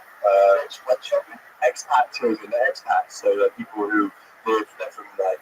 What an Americans? We don't know what that means. You're gonna have to break that down. No, you don't know what an expat is, really? Is that an actual thing? Yeah. It's Americans who live in other countries. They defect. So, like, I'm in Australia touring my own one-man shows this Sunday, by the way, for those who missed it. I was going to say, if you wanted to stop by to Japan, we do mics in Tokyo. It's only about 8 hours flight, so perfect. That's how long you wait for an open mic in LA. So, how many people does he have to bring? No, to bring anyone. I'm going to get some Xbox and invite some friends. Xbox? That's a whole degeneration at Xbox. Alex, how old are you? I'm 30. Yeah, 30. Yeah. How long have you been in Japan? About a year. About a year? Yeah. What's the lady situation out there like? Hot Asians, huh? Japanese girl yet? I had before. Yeah. Is that you introduce her? Do you introduce her as your Japanese girlfriend? Yeah. Is it my Japanese girlfriend? So, did you have fun when you were little? Put it on sideways, vagina. Have you been to the office? Yes. No. This snack club in Tokyo. I don't know what that is.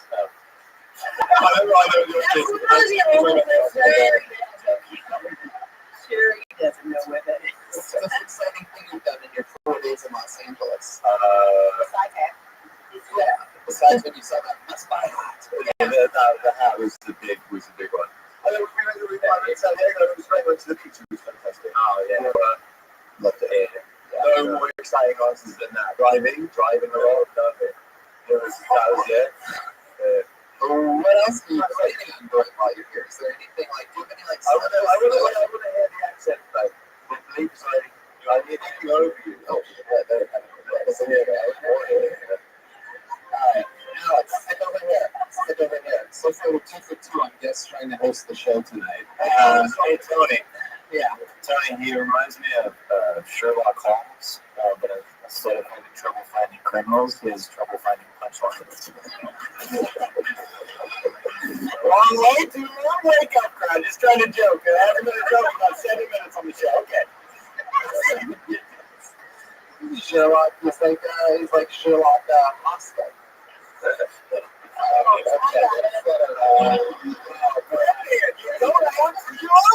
Stop doing that. Hey, where are the rest of the libertines?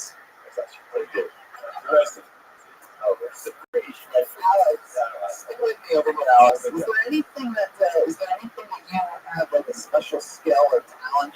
Yeah, he calls Nicky Winehouse his dad. Chicken cups with us. Oh yeah! She looks just like her. She's a saucy bird. The drums.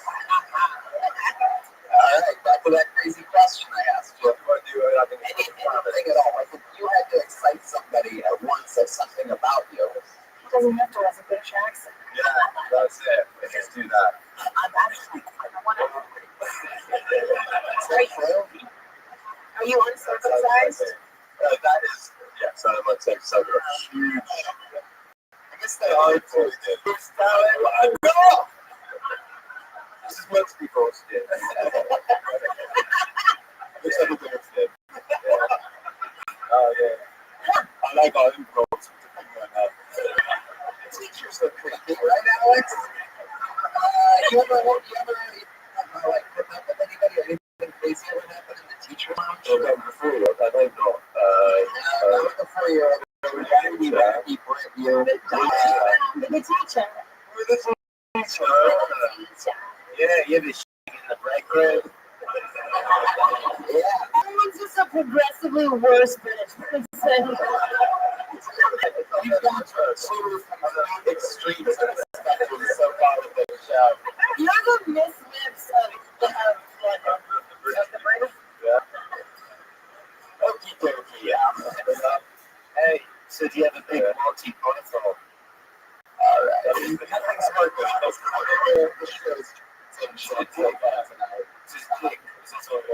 Got it. Alex. What was that last question I fucking asked him about? It's a very easy one.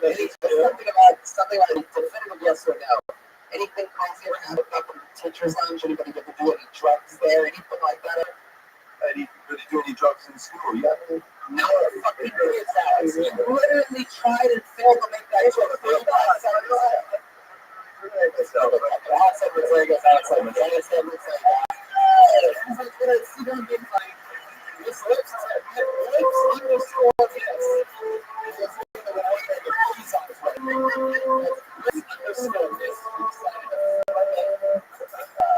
That's what you do when you have both a GED and a high school degree. What we learned tonight is obviously they cancel each other out. So, like you have none. Okay. That's another night. I'm so scared. Anything can happen. This is what we've learned on tonight's show. But if comedy happened, that'd be I would say at some point in the show I lost control of the show. I would say that, but I'd be lying because I don't really ever think I had control tonight. I think I was also shit. I said it 8 times. You guys are making a baby. Oh shit. You made a baby.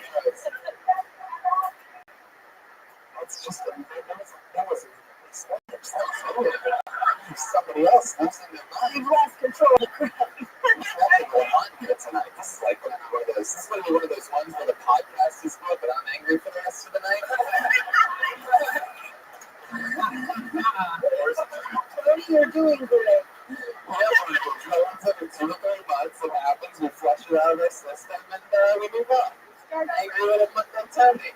I'll end up carrying on to an angry set that I do later in the OR when I'm supposed to be working out new stand-up. I'm just going to call everybody peasants, but they have no idea who I am. But I'm completely melted. I can feel it. But for now, we're just going to keep plowing through the show. This is another new name. I'm excited. I feel like this new stuff over here. Excited? This is a fucking new name. I'm also weird to the point where I'm sort of scared. We're going to Palabra Punala.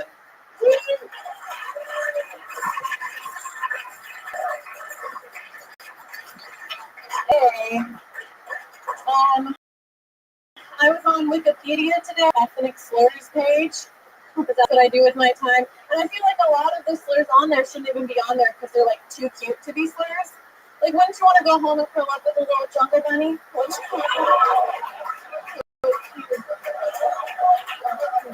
I feel like they got really lazy when they came up with all the rest of the slurs, right? And they made me white people, because you know what you did. Right? They got to the worst one. They got to the N word, and then they just added an adjective before it and applied it to all the other races, right? So for Arabic people, they had sand. Right, this is a fill in the blank, you guys. This is a choose-your-own adventure. This is a when I say sand, you say. I almost got you guys. I almost got you.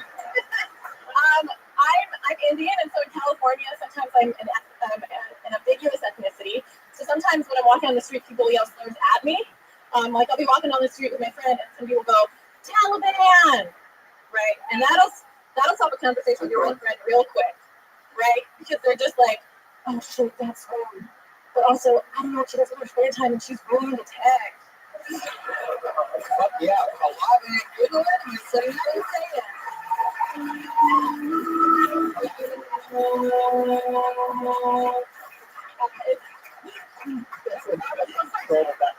What an angel. That was very refreshing. Yes. How do you pronounce her name? Paula Beacon-Allen.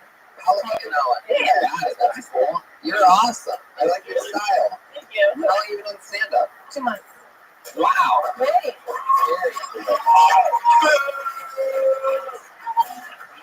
Getting the audience that's almost saying the N-words great. I love it. I love the risks that you're taking. And I'm going to be honest with you, I feel like there's sort of a thing with stereotype. Just my initial thing, I mean, you've only been doing it 2 months, so whatever. But my initial thought is like, the stereotype would be like Indian female comedians, and believe it or not, I've literally seen probably at least 10, 15, 20, and it always seems like they're very concerned, conservative and like slow playing stuff and not very like going for it. And you sort of have an energy and you're also edgy. And they're normally like doing like math jokes and shit.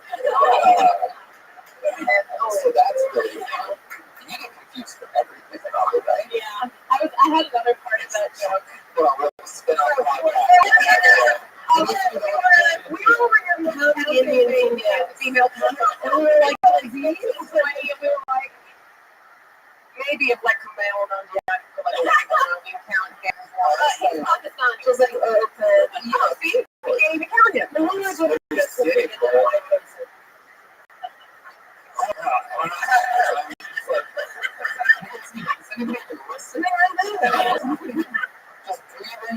really soaking in every second of it all. Tony, this is because you found out you died 3 years ago. So really looking forward to that Halloween maybe show. Okay, so let's get into it. You've been doing stand-up for 2 months. You live in LA? Yep. You lived in LA? No, I lived in like Pasadena and Glendale back when I was in college. Then I moved away, and I just came back 2 months ago. You came back from Pasadena? I moved away. Going. 210 miles down the street. No, I moved to Pittsburgh, Pennsylvania, and then the Bay Area, and then I moved back down. Wow, why Pittsburgh? I got my master's in Pittsburgh. Wait a second.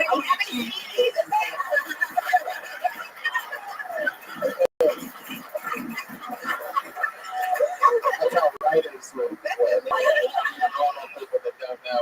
We get all excited like that. Get like arm high back. We get a scene like, what's that, writer's high five? Yes. Because we normally have pens in our hands. So it's like, fuck yeah, dude. It really is an actual thing. Pilates. It's a tough one. Follow me, you'll never take follow me. How you Yeah, so what do you do for, you got your master's in what? Going to save it? Just throw it away and save it? Yeah. Okay. I'm I getting, was explaining, okay, people didn't understand. Bring some closure to it. Okay. I'm getting my PhD right now. What is?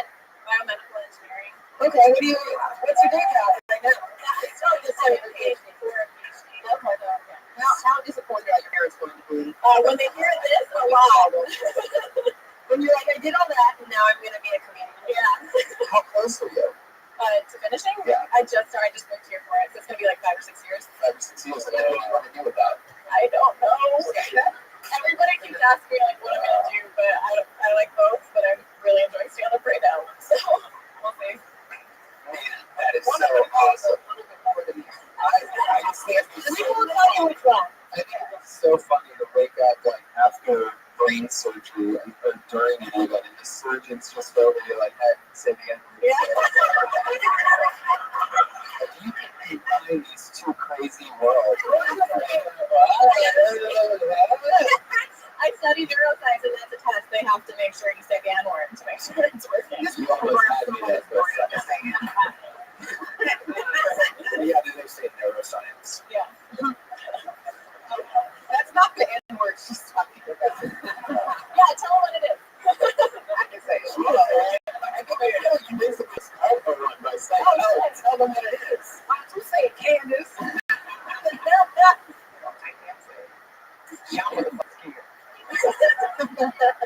Oh, really? I took Miss Lips thing to heart. I thought that it was actually good. I was going to go use it at the closest intersection of thugs that I saw. Hey, you fucking Miss Lips, when I can do it. Oh. Are you talking about Miss Lips from Chicago? Yeah, just walking and fucking throwing up gang signs.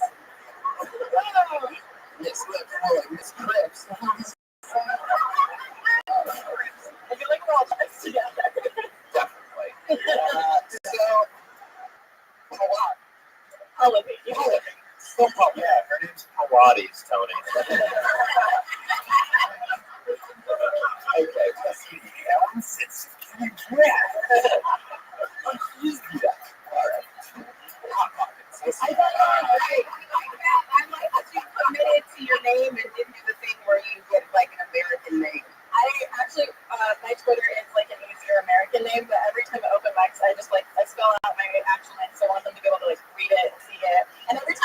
and I'm like, it's me. What's your stage name? I don't have a stage name. My Twitter is like, my Twitter is it's Miss Labia. It's almost Miss Labia. Yeah. No, it's Paul Gunn 89. It's spelled like an American would spell Paul. So We're gonna get to that. he chose a male name. Yeah, I don't know. Question I have is, you seem like such like a wholesome, smart person, right? What's something crazy that you've done? Like, you ever get in like trouble or anything like that? I got in a bar fight like a few weeks ago. I think she tried to say the same thing. There you go. That part counts. Let me tell you, when you said a bar fight, I got in a bar fight. I was totally thought you were about to say I got an abortion. Like, I did too. right? It was like a moment where I'm like, there's no way. She's about to fucking jump. It's like, yeah, like totally fucking. I mean, I might have God puked out a baby the other day. might have gone through that night. I don't know. So let's get into this fucking bar fight, shall we? First of all, you're a neuroscience like double master. So what kind of bar are we talking about here? What kind of like decked out Applebee's are you partying it up at? Barney's Beery.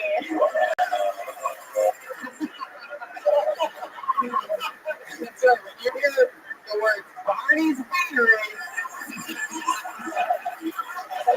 everybody knows that's where the fucking party is. So let's break it down. Party is, you know where you are? Motherfucking Barney's Beanery. Every Saturday. Every Saturday, ladies and gentlemen. Okay, let's get into it. So how did this happen? One of my very large friends, Whoa. very drunk. Somebody got called fat. He was really drunk and angry, and he was picking up a fight with someone, and I happened to be between them and also drunk. So I did Two guys. Yeah. One of them a large man. Was the guy The other one was also and the large man picked on another large man at a Barney's Beanery. outside of it after. So This is the Barney's Beanery post 11 p.m. song. That other song was the daytime Barney's Beanery. So were you actually part of the fight, or just like between two people? Like I bar fight trap. I think I was trapped a bit. Craziest thing I've ever done is got accidentally caught in between two people fighting.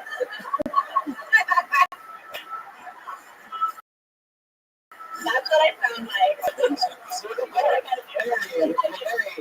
You're very like un-Indian. I grew up in Utah. The correct term is that makes sense. That's like I grew up in Utah. So that's why I was a wholesome vibe. Are you Mormon? No, I'm not. That would just add more layers. Yeah. Okay, so you got caught in between two guys fighting. Yeah. Did you throw a punch? I don't know. Two fat guys. You don't know when you have a brownout? That's a good one. You sons of bitches, pretending like that's happening. Like you've ever heard anyone call an Indian that had a blackout a brownout? All right, you guys can go fuck yourselves. Writers win. Oh yeah. You're saying you don't remember because you blacked out? Yeah, I think I like hit my head. You hit your head? Yeah. On the ground. On the man? I was like, there was a pile of people, and I think I got the worst of What it. was your second choice? I just used beers, just whatever. Just beer? Yeah. No shots or anything? I don't remember. I don't think so. Wow. Yeah. How many beers do you stop remembering things at? Well, I think I also got a concussion from the fight, so it's like very similar symptoms. All right. Let's face it. Getting caught between two guys fighting isn't that crazy. Okay. What's the craziest thing you've ever done? Or like sort of like what seems like something that you wouldn't do. Again, what would you do? Let me put it this way. What would surprise us as a neuroscience fucking whatever the fuck that you've done? I went to Barney's Beanery. I'm an idiot. So that's a student thing. I have gone to the desert and exploded things with people. No, that's not surprising.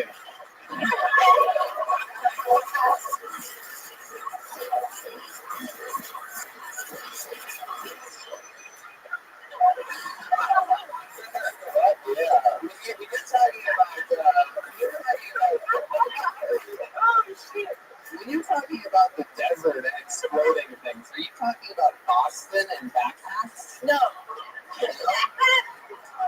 No. Give a quick pause. What happened?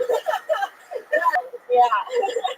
I went to an undergrad that was like kind of like people didn't really bother us with rules, so we had this cannon, and we. Wait a second. What do you mean You had a cannon? A cannon, no, like a cannon, giant cannon, like a real cannon. It was like part of school tradition. No, it was just like You brought one on you? it was on campus already. Right. It was there from like the 1700s. But people who were in charge of the cannon had access to a lot of gunpowder, so we could just go to the desert and. Really? People who were in charge of the cannon had gunpowder? Well, we had powder. I'm so confused. You would take the cannon to the desert to do We just took the gunpowder. We just took the powder. We would make shit out of it. Go to the desert. Just blow it up. Yeah. What did you make? Pipe bombs. Did anybody lose their fingers or hands?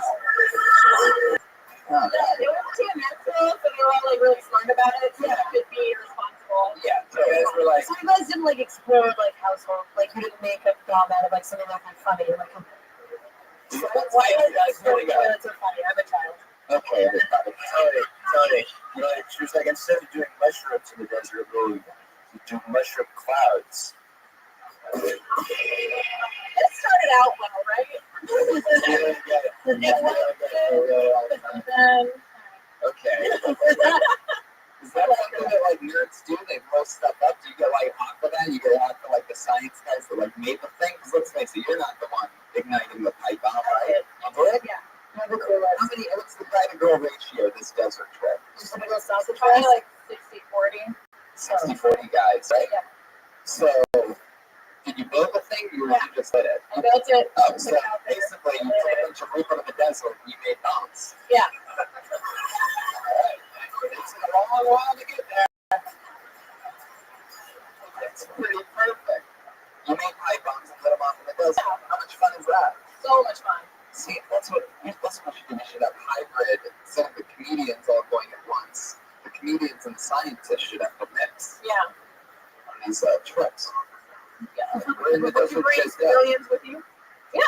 We really bringing us. Yeah. Can I do mushrooms? A lot of people do. You were the scientists you were with doing them? Yeah. They all love like hallucinogens and stuff. Yeah, everybody does. That's where the best science comes from. How do you think your ancestors got there? My parents came over in 1981.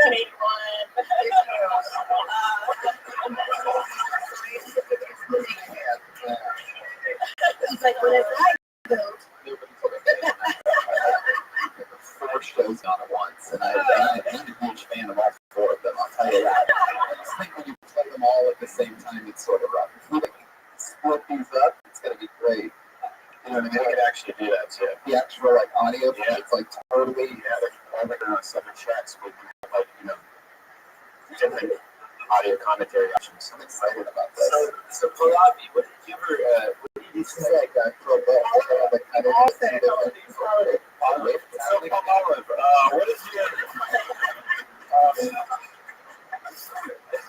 Did someone say my name?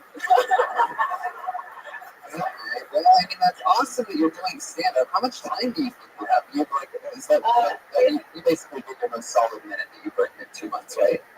Yeah, I think so. But I'll go to school from like 9 to 5, and I come to mics, and I bring like homework and shit with me so I can do it. I do like 3 to 5 mics a night, and I try to write a sketch a week. She's gonna make it. Yeah. That's amazing. Do you know how much time you have? So like how much time what's the longest set you could talk to? I've done like 10 minutes before. I think it's not as like tight as I would like to it to be, but That's incredible. You're free. I can't believe we found you here 2 months into this entire like adventure, because there's nothing that can stop you. The amount of excuses that I hear from comedians when they're like, "Hey Tony, one quick question. Like, do you have any advice?" To the answer 100% of the time. I really go ahead and you guys all do it real quick. Do your things. Flippity floppity. Very good. Okay. All right. So that's it. Like, okay. Yeah. Well, so the number one piece of advice. Oh wait, hold on. Tap Well, one said is always do more spots and work harder, and everybody's lazy, and she's doing more spots than you, and becoming a what is it again? A PhD by my budget. I had a PhD once, but I went to the Dodgers, closed over a couple days.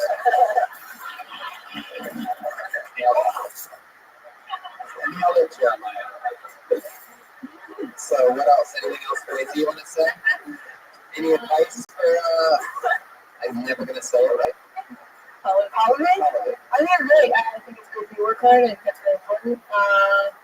And you're pretty comfortable being yourself. Like it's easier to be yourself on stage than when you do it.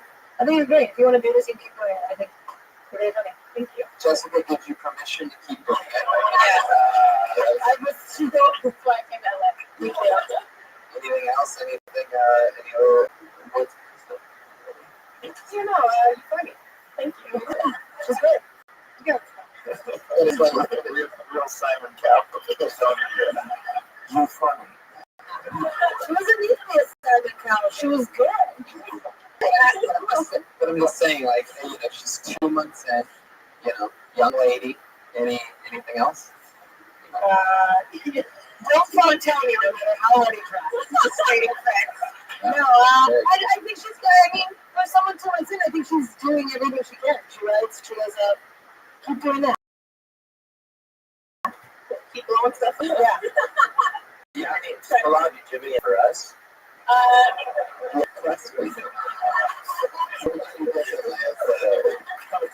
Coming from a man in a diaper and a cross-dressing man, still laughing. Do you mean mental health advice for us? We'll talk. Fuck yeah, where she goes, everybody.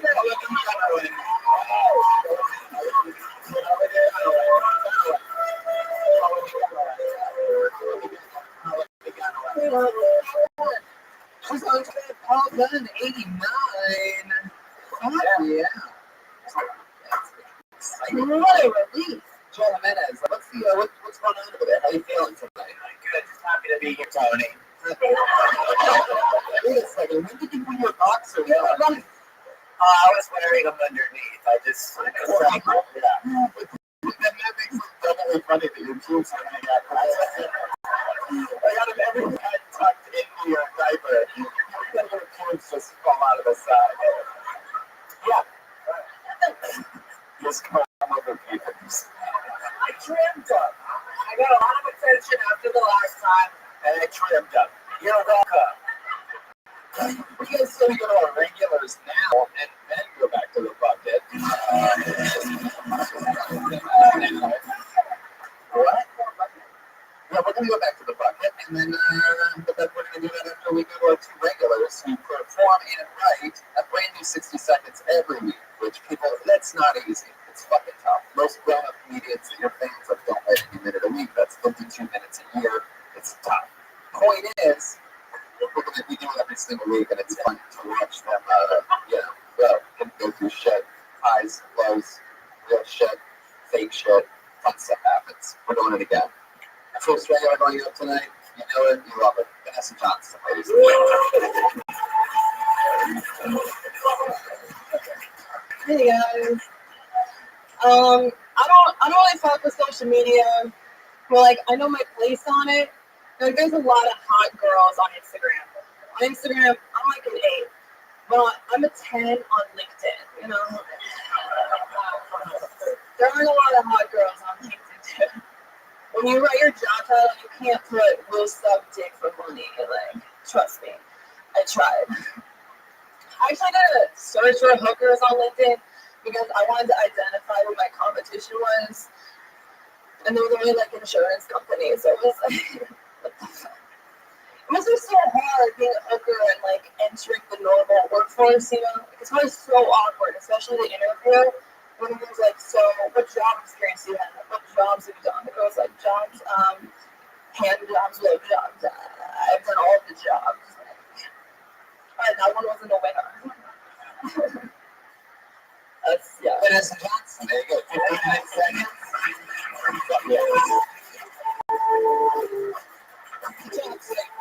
Yeah, that was, yeah. I thought you were totally going to go Steve Jobs at that point. feature. I like a good misdirect. If you're gonna go that way, you gotta have like some money in. You know what I mean? Yeah. That's actually a great idea. I do all the jobs, hand up, filled up, steamed up. We'll see how you do it. You know, your delivery is interesting. I didn't get the insurance thing. Yeah, I just added that break and write that. What did it mean? Do you know what I meant? Is it just because that's a lot of what's on LinkedIn? Yeah, well, literally because they did a lot with the, when I did this before, there was a lot that I searched my competition, so I was like, oh, I need to like add something, so I just pulled it up. So I searched it right before because I didn't want to look, because I didn't want to pollute what I thought, because I was like, maybe they're hookers, but literally, there are people with the last name hooker. So there's all those insurance companies with like Hooker Home Mortgage and Hooker Insurance. Really? And like, yeah. It actually makes sense. Now that you say it, I can like picture that. Right. You should take out an insurance policy in case you have an accident where you're funny on stage.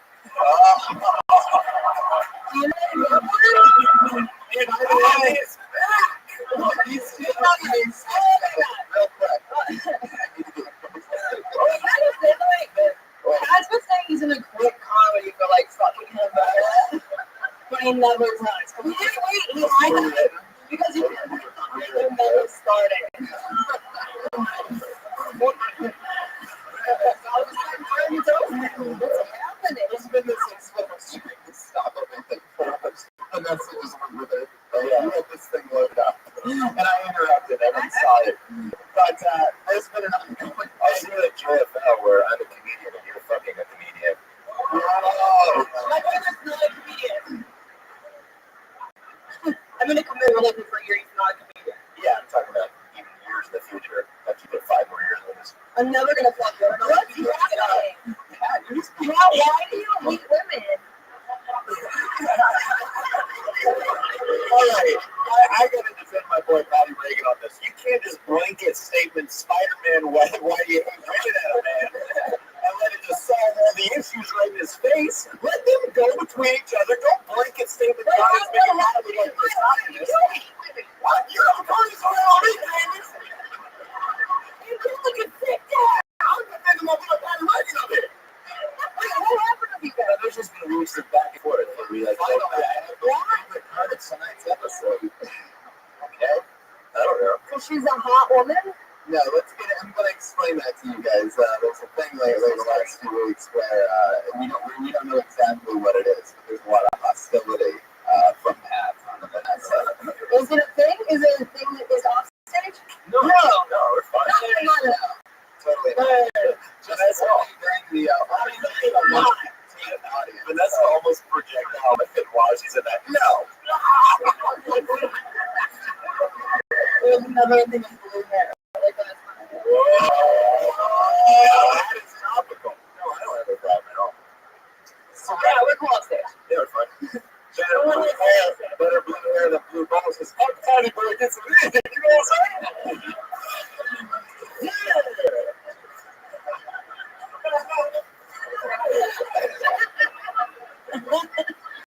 We should pick up a job that's kind of like a booker that you would actually find other than like an insurance company, like a Lyft driver or something that you like e-pay where they do something. You know? I also think there's with the LinkedIn thing, it's also if you're looking at hookers, and there's something to be like, oh, you're like a second connection to this hooker. So it's like, oh, you know someone who knows this hooker, and now you're seeing people. There's a lot with them. Because I have like a company, like and that's funny though, because super hot girls normally don't have jobs, so of course they're not. Vanessa, I'd like to apologize for just, I feel like I said a couple of unnecessary things. The first joke I stand by. But I'd like to apologize. For just saying those stickers things. I know you could have said that after the show, right? What is going on tonight? Yeah, pal, why are you such a pussy? You can't have a blanket while you're a pussy statement. Regularly, just said he hates women. How's it? Maybe he's just defending him. Like, oh, he's apologized for actions. What's wrong with you, damn ass? I just apologized in public for no reason. I didn't mean to. I was just feeling like shit. I was fun to feel shitty. So I wanted to apologize. You know, you just said that after the show, too. You know that, right? Yeah, I don't know. Man, geez, Pat, you want to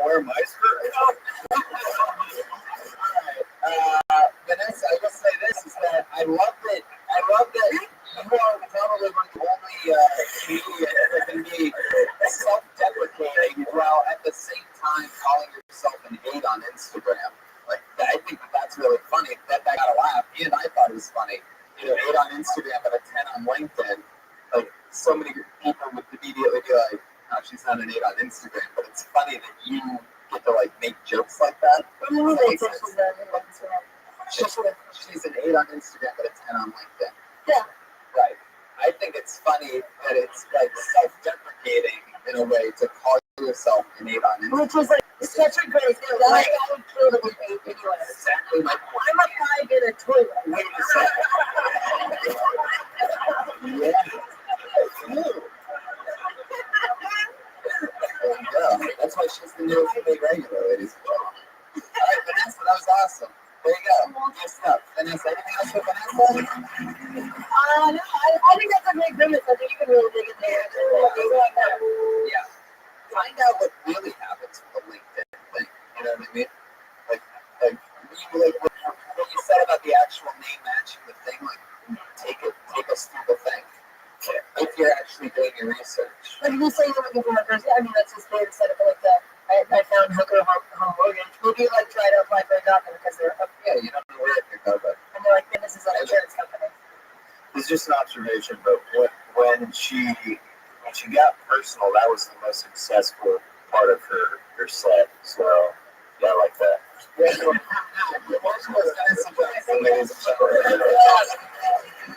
Canadian. Ladies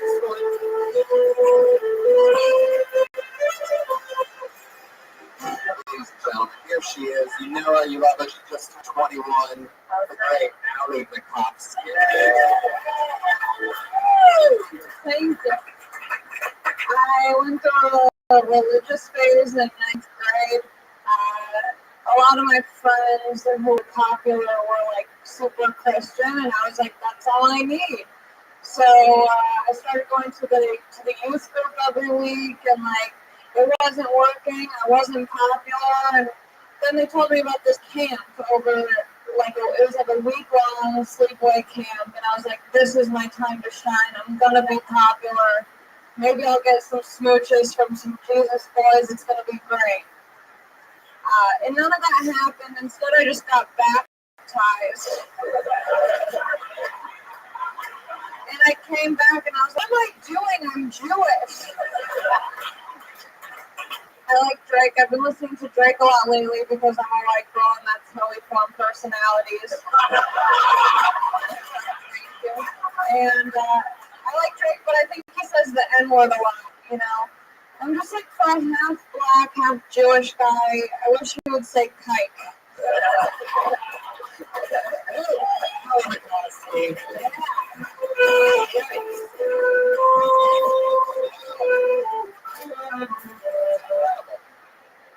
Another great set, another killer minute. It's like the Minnesota Vikings beat 5-0. Like I'm wondering when this is going to end. This hot streak. Oh, it's going to end soon. I feel it. It's hilarious. It's going to be bombs from here on out. I love that Drake joke. Is he really half Jewish? Yeah. Wow. His name's Aubrey. How Jewish is that? His name's Aubrey? Yeah. Well, I hope he didn't have a nigger card. I didn't think he was half Jewish? Yeah. Let me explain. I think I should have the card because I thought he was all black. No, that's exactly what you said. How dare you? The whitest thing anyone has ever said. What's wrong with you? Sorry I didn't know Drake was Jewish, guys. That's why he's so sensitive. Is that why? He has so many feelings. Oh, okay. Yeah, because black people have feelings. To be honest with you, I like Drake. Okay, black people, they have feelings. No, we just pretend like we don't. I like Drake. I'm a little disappointed that I found out tonight that his name is Aubrey. Yeah, it's a lot of street cred out the window. Did you know he was in Degrassi? Yeah. What? Super popular Canadian TV show. Tony's world is shattered.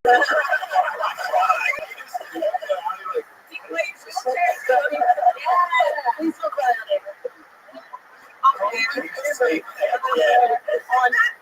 Wait, did you really watch that and didn't know that was him?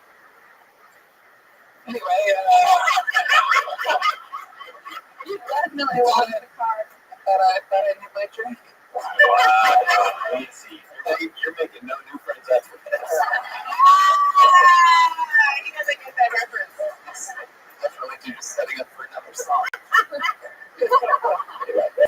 No, I can't do it. Allie, what else is going on? What else happened this week? So we're going to the movie theater? No, I felt fire. I don't want to talk about it.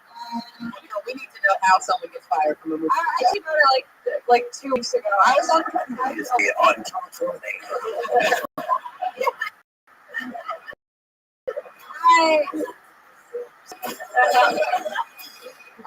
yeah, hard for being unprofessional enough. I was like, I didn't know that this was a profession. Yeah, what was the unprofessional? The whole thing, like, she couldn't answer. I was like, well, how am I being unprofessional? And she was like, well, you're on your phone. And I was like, yeah, there's a lot of downtime. Give me something to do. And then like, also, you don't seem excited to be working here. And I was like, that's just how I talk. Like, I never sound excited for anything. And then she had a monotone voice too. So when she was firing me, it was like, we gotta let you go.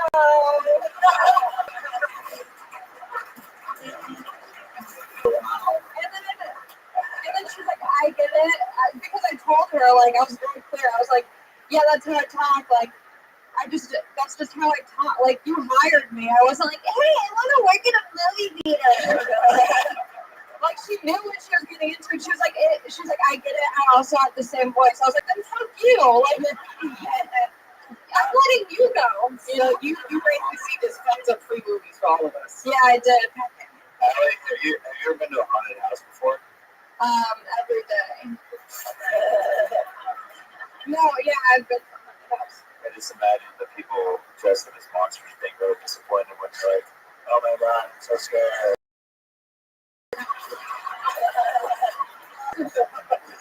Oh, another chainsaw, oh my god. I didn't see that coming. Wow, I just missed everywhere. That is awesome. Anything else for Allie, guys? Anything you guys think? Really funny. So funny. Oh, so funny. Okay. Allie's can I make the comment? It's really funny. Never played it. Do you think that she's been on a hot streak the last few weeks that in the back every week Vanessa's just like this.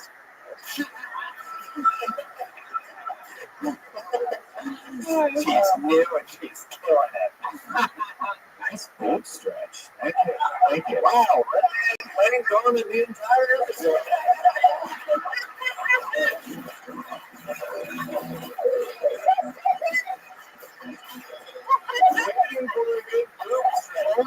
Only speaking to the board all night.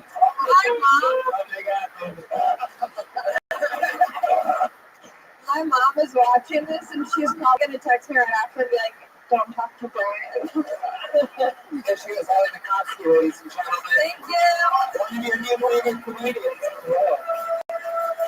She's a freak. You guys gotta keep your eyes on Allie. It's got to take care of her. We will. She's good. She's I love Allie. She's good. yeah. And of course Vanessa too. So yeah, of course. We look out for all the ladies. Exactly. So we gotta stick together. Right, where you at, Miss Liz? Yeah. She's already back in Chicago. Ladies. See that BBC. Let's set it up one more time, huh?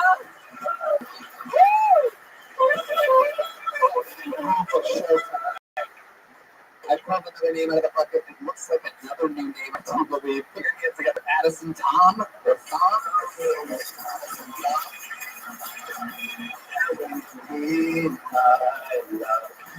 On myself.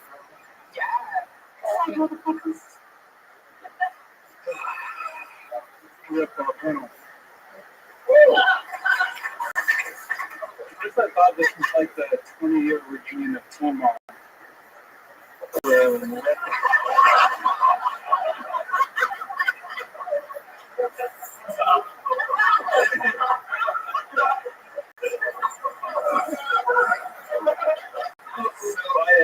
I just moved here from Las Vegas. Dating in Las Vegas is different. A lot of my bro friends always ask me, hey man, I'm a strict DJ. Date him often. And always respond never for more than 9 months. Because let's be honest, a pregnant stripper is not supporting all three of us. So now I'm single again. Wow. Just so what you know, Addison, before you have any, before you get confused at all. Those people were laughing because the joke was so terrible. The Jeremiah had a spit take, and therefore they all laughed at Jeremiah. I heard you say thank you after that big laugh happened, and I don't want you going to bed tonight thinking that you did it. Whatever you thought that was going to be, it doesn't work. The show existed before you were pulled out of the bucket. The show is going to be back next week. We're not actually next week. We're taking 2 weeks off because I got to go to Australia. We also need to do that to recover. We have to recover from this. But, Addison, the team moms, what were you thinking there?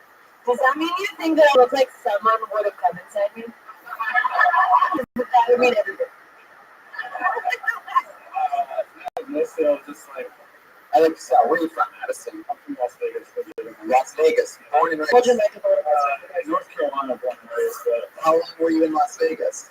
It really rubbed off on you. Let me tell you that first of all. You seem very Vegas. about 4 years. It's a tight t-shirt. Back and forth. 4 years. I nailed it with my answer. Correct? Can you say it into the microphone? it was like 10 years. But yeah. About 10 years. All right. You totally just said 4 years a second ago. But then when I made you look like a douchebag, you changed it to 10 years. So it happened very quickly. Luckily, this is a recorded podcast that some people are going to right now and go watch it. I know for a fact what was said because I'm like a fucking home plate umpire up here. The mouse's weirdness is out. Addison, what's the douchiest thing you've ever done? Like, you know, Besides what? the first joke. You're like the human version of the bottle of clothes at the club that they bring out, you know what I mean? With like fireworks on the side. Yeah, you look like you work every position at a nightclub. Like, you ID people and then you jump behind the bar and then you throw on headphones and like hit a song and then you just do it again. Like, you run like a one-man club. That's what you seem like to me. He literally, most of my songs are just me raising my hands, changing headphones. Right. He looks like he's had his arm stuck in many vending machines.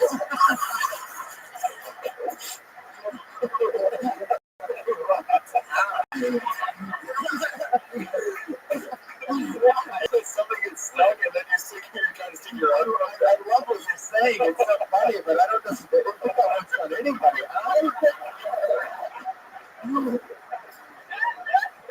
You're so funny, Jeremiah. Oh my God. It's unbelievable. Addison, did you answer the question about the douchiest thing you've ever done? 10 years in Vegas is why I'm asking you. I mean, I've went all over Chicago. Oh, shit. You ever hang out in this lips? I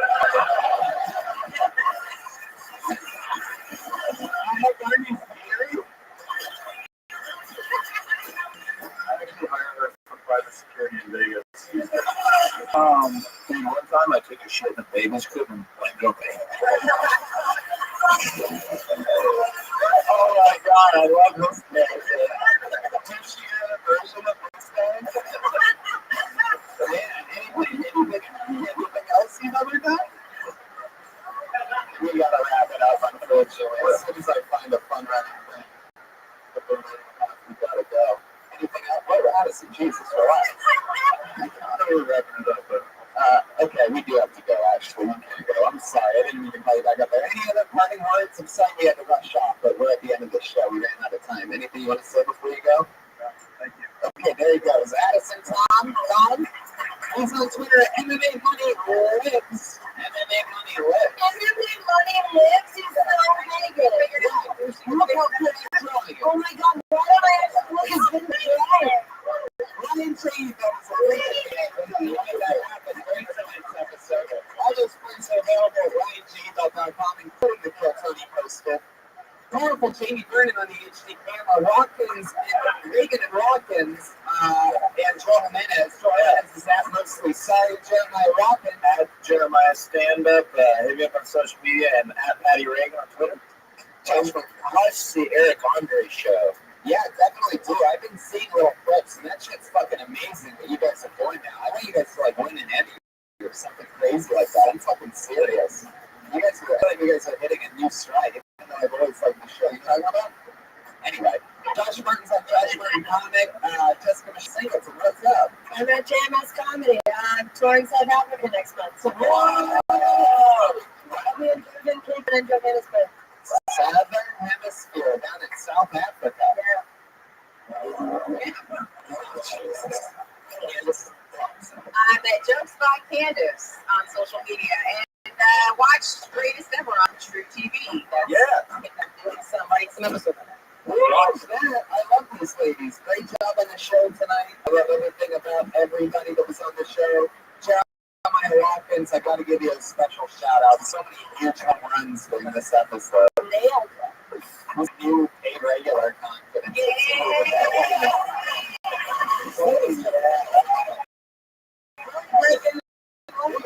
Thank you so much. Have a good night.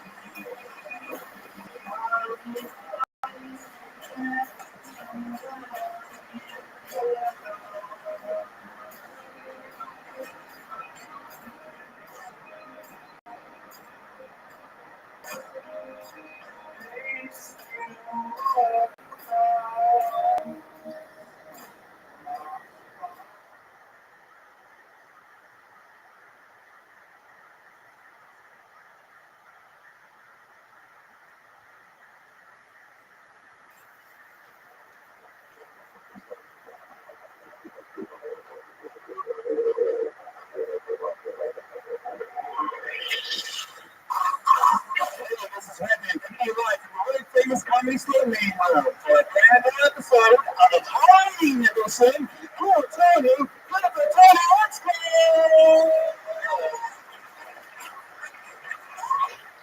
Hi, everybody. Come on, make some more noise tonight, you motherfuckers. It's got the #1 live podcast in the world. Keep it on your bang up dance tonight, Indiana Jones. Hey, what's up, Indiana Jones? Hey, what's that? So, Indiana Jones. That little Asian guy today. That little Asian boy from the movie. Hi, Brian. Hi. Welcome back to this. Yeah, it's right? There we go. Well, back to you in Australia for the last 2 weeks, man. How was that flight? It was great. Everything's great. It was unbelievable. They sold out shows. Thank you to everyone in Australia that went and was there and part of it. We're big in Australia, it turns out. Oh, yeah.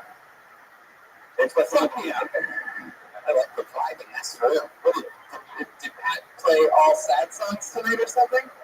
You know, none of us comedy jams tonight, huh? We got the power warmed up to a amazing ice momentum in here. White chuckles. We have the back already open. Our wings are open. It's about 40 people here, but we have the place ready for another 200 to come in at any given moment. Where's Josh? Josh Martin. Have you seen his costume? His costume. Look at that. There he is. Look. He's Robin, everybody. Batman Robin on a night in which he can literally be anything that he wants to be. He picks the number 2 guy. He picks a fucking sidekick. And it's whenever you get to live your dreams. He was one of the top sidekicks of all time. It's not Aquaman, at least. But he was also like a mystical version of Robin. He was also a mystical version of Josh Martin. So, I'm excited. Excited? Yeah, we're clearly out of the audience. Wow, it's Ryan J. Ebo, halfway between Clark Superman, drawing tonight's episode. One of our favorite clips on the humans ever, Keel Uber, the Steadicam operator from my 1 hour Netflix special, One Shot, was right there. In full top round. And Jamie Bennett on the HD camera. Believe it or not, much like Josh Martin, I don't know if he really did this through. Dressed up as one of his favorite YouTube stars. I'm kidding. I can't really make that up. What's his name, Jamie? Casey Neistat is who Jamie Burnett. So that was earlier Well, you should know because he has like 5 million YouTube followers. Is that what I puked in my mouth when he said that, if you're wondering. Oh, 5 million? Is that what the YouTube red? Like star? Is that like why we don't know? I don't know any of that technical stuff. I don't know why you asked me. Right? I don't know. Anyway, what do you want to bring up the band first? Yeah, that's too bad. Who loves live bands and hilarious people, huh? I do. You got a slight taste, maybe, of them earlier, but I'm really excited. I haven't seen them in 2 weeks. They always dress up no matter what Kill Tony episode it is. So I'm really excited to see what they do on Halloween. We're going to go up to the Kill Tony band. It's Reagan Rockets and Joe Jimenez.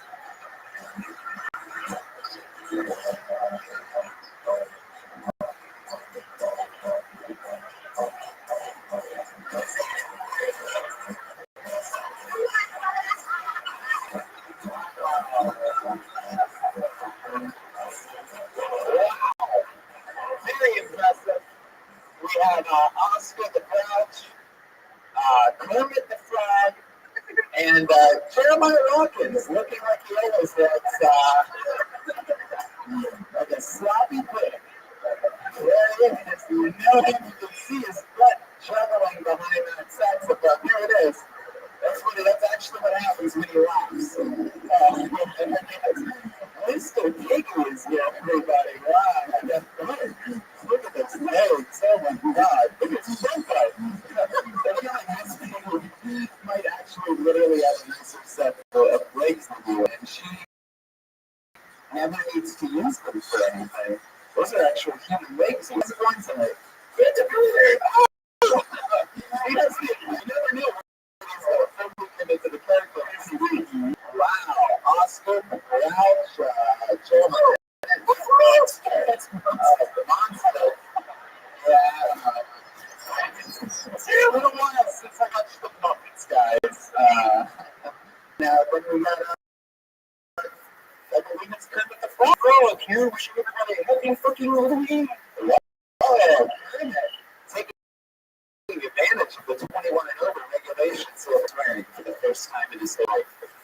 What? Nobody wants to see if he saw this frog come here.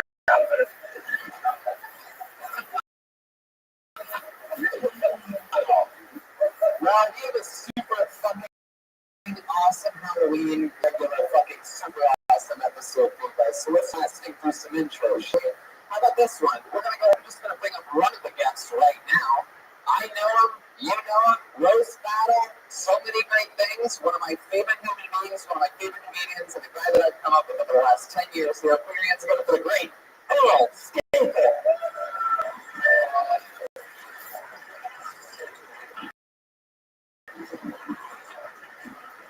Oh shit. Oh shit. For you pro now. It's Earl Scaper, everybody. Yeah, there he is. Live and in the flesh. Come on over here, buddy. How's it going, big girl? Man, the mythical legend. Oh, that's good boy. Roast battle, finalist, killer. The seven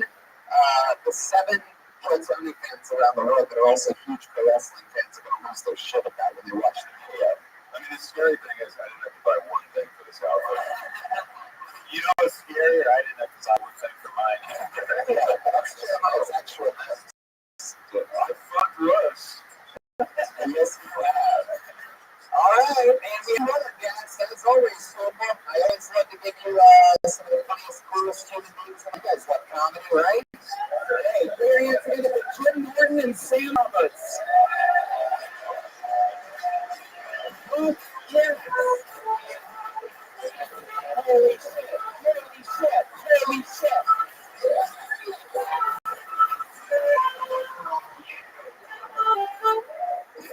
Yes, welcome to the show, gentlemen. Thank you, Tony. Your mic on Jim Norton. It's the absolute fucking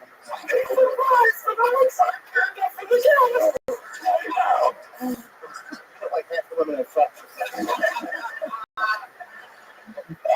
There we go. We got sound. Jim Norton. Hello, welcome. Sam Roberts. Thank you for having me. You guys are killing it. So fun. Love listening to you guys. Now on Sirius XM together. Yeah, I love Sure, give us one for Jim. I'm sure you're special on the 17th of course. I just do a gigs on Carlos Improv Friday and a bunch of stupid gigs moving up to it. I'm not a fucking overly positive comic. How are you? Blessed. Feel blessed. Hang yourself. That is fantastic. We're going to get blast. We're going to see some new comedians tonight. We're going to see some old comedians tonight. We're going to see a bunch of crazy shit. You guys pumped? Yeah. Yeah. Should we just jump right into it? Maybe.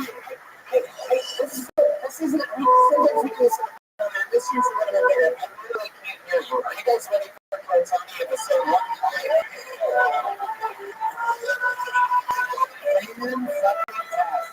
Well, let's just jump right into it, shall we? And you guys know how it works. Pull your name out of a bucket, you get 60 seconds. For the first time, you know your 60 seconds is up another kitty. Oh, that's adorable. We're sure going to bring out the angry West Hollywood bear.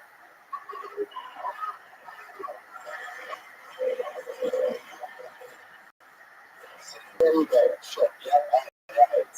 It's going to be one of those episodes where obviously Brian's going to get better for the episode. Sound effects is going to start really fucking god awful. But then by the end, I bet, we could win an award. Best morning Zoom DJ on a podcast in the world. I hate the ones that say words. Really, this sounds, funny sounds are better than people talking. But that is Snoop. Shout out to Snoop, who's not actually on the show right now. I just pulled the name out of the bucket. Looks like someone we've never seen before. We're going to give them uninterrupted 60 seconds, and we're going to talk to them about anything in the world. Here we go. Put your hands together for Jesse Johnson.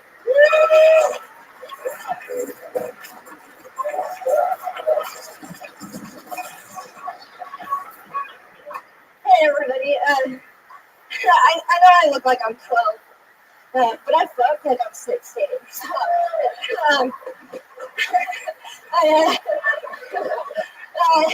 actually, looking honest, I accidentally started practicing abstinence before marriage, which sucks because I don't plan on ever getting married. So I counted it up. I haven't had sex in over a year. Yeah, with anybody else. I'm not a monster. But I'm just worried, when I bang again someday, what if I forget how to do it? What if I forget how to just lie there?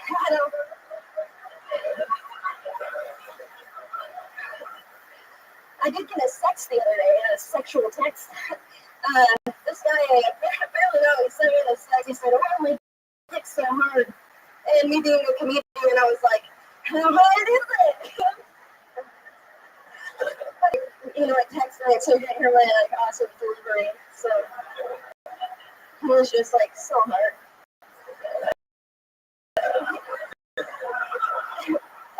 Yeah, Jesse Johnson. Came in, you got a bunch of punchlines in. What are you supposed to do? A magician? Magic Johnson. I quite enjoyed it. Yeah, I would have enjoyed the opening line. I would have enjoyed the movie, but I fucked like a pen. That would instant punch up. That would be much funnier.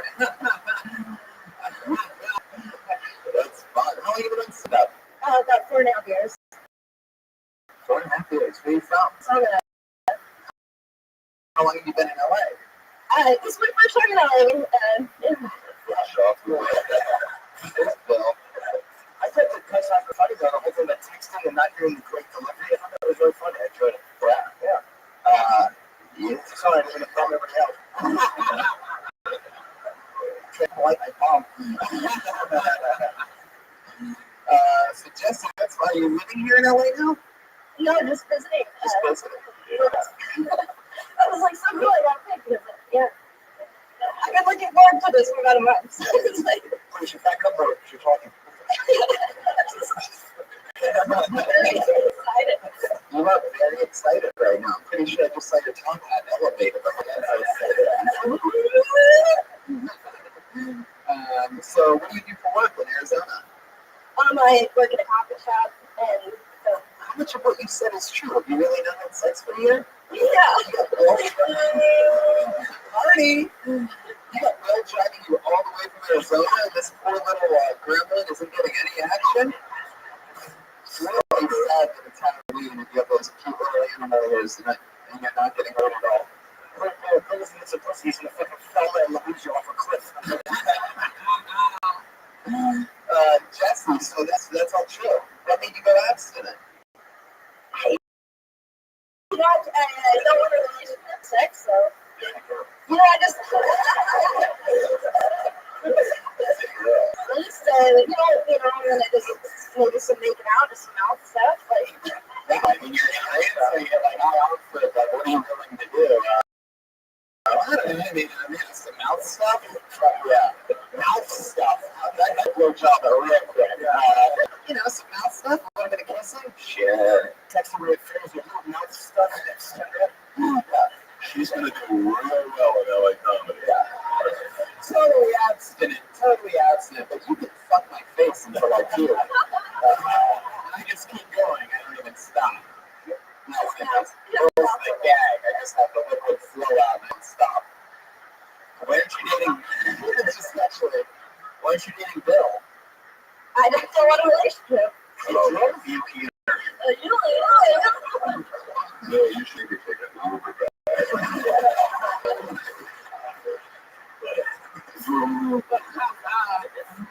Jesse, what makes you so deeply convinced that you don't want to be in a relationship? I'm just curious because I want to see where you stand. We can talk about it more so that one of the things is I don't know what else you have in that chunk of material that you talked about, but I feel like people would want to sort of know why you went into it. I had a lot of bad relationships, but you know what? I just like being alone. I don't really care for it. What did you job for? This is what I like something. Relationships that turned you off to men or that turned you off to being people? Yeah. Well, that's the woman up here. It's be a long drive back to Arizona. You just play this song the entire time that you're driving back. So Jesse, wow, anything else? Anything else interesting about you? Do you have any special skills or talents or anything like that? Anything interesting that you think is something that's happened to you? Special to you? I can play the trumpet. Really? I was gonna go there. Yeah, more mouth stuff. I got a full scholarship to NAU, Northern Arizona University trumpet playing. Wow. That would call it. Crazy time in LA. Yeah, I was in we're called Monster Couch. That's like how it's fun. There's a big couch when bad things happen on it. We were like rock and blues. It wasn't actually a couch. Oh, wow. Everything you say is so adorable. You just crack up at yourself every time, no matter what it is. Energy. Just trying to get rid of it. There's a few ways we can do that. Everyone is totally down the front. Have you ever dated a pig? What's up, Hey, Tony. Yeah. Jesse messaged me that she was calling to the show in Arizona, and she said her and Bill are going to come out and see the show. Lo and behold, here we are. Magic. Yeah, it really is. Very interesting. Some stuff should be made about it. Yeah, absolutely. The long drive that the jockey magician took. I feel like that one especially. All right, Jesse. Well, I mean, we got to know a little bit about you. Anything else for Jesse, guys? No, I enjoy Jesse. I think that she's fucking filthy. You don't see it coming. Yeah. It's a good punchline. Totally. Earl, any other questions? Like phone number or anything from Jesse? No, she's really, she's green as a leprechaun right now, but What's your secret there? Like, what's your thing that's like making you like not be in a relationship? Something are you a squirter or just sexually harass people? Like that. Redman, she's gonna tell you she's a squirter whenever she says she does mouth stuff. Yeah. And I'm also a squirter. hydrant, you know what I mean? Dude, that's some class, man. Alright, Jesse, you did it. You waited for this a fucking month. You got lucky. Right out of the bucket. Jesse Johnson, everybody. Dreams coming true. She's not there anymore. That was pretty well. So it's an empty seat next to Bill if anybody wants to work that. What, did you sign up too? Wow.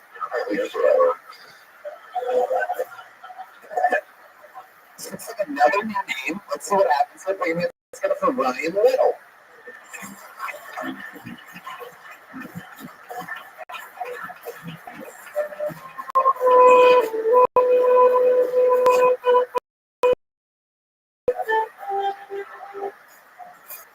So over the weekend, my girlfriend was calling me this story. It's about the school teacher in the middle of nowhere, Tennessee. He was teaching a bunch of kids about the Holocaust. In the mouth?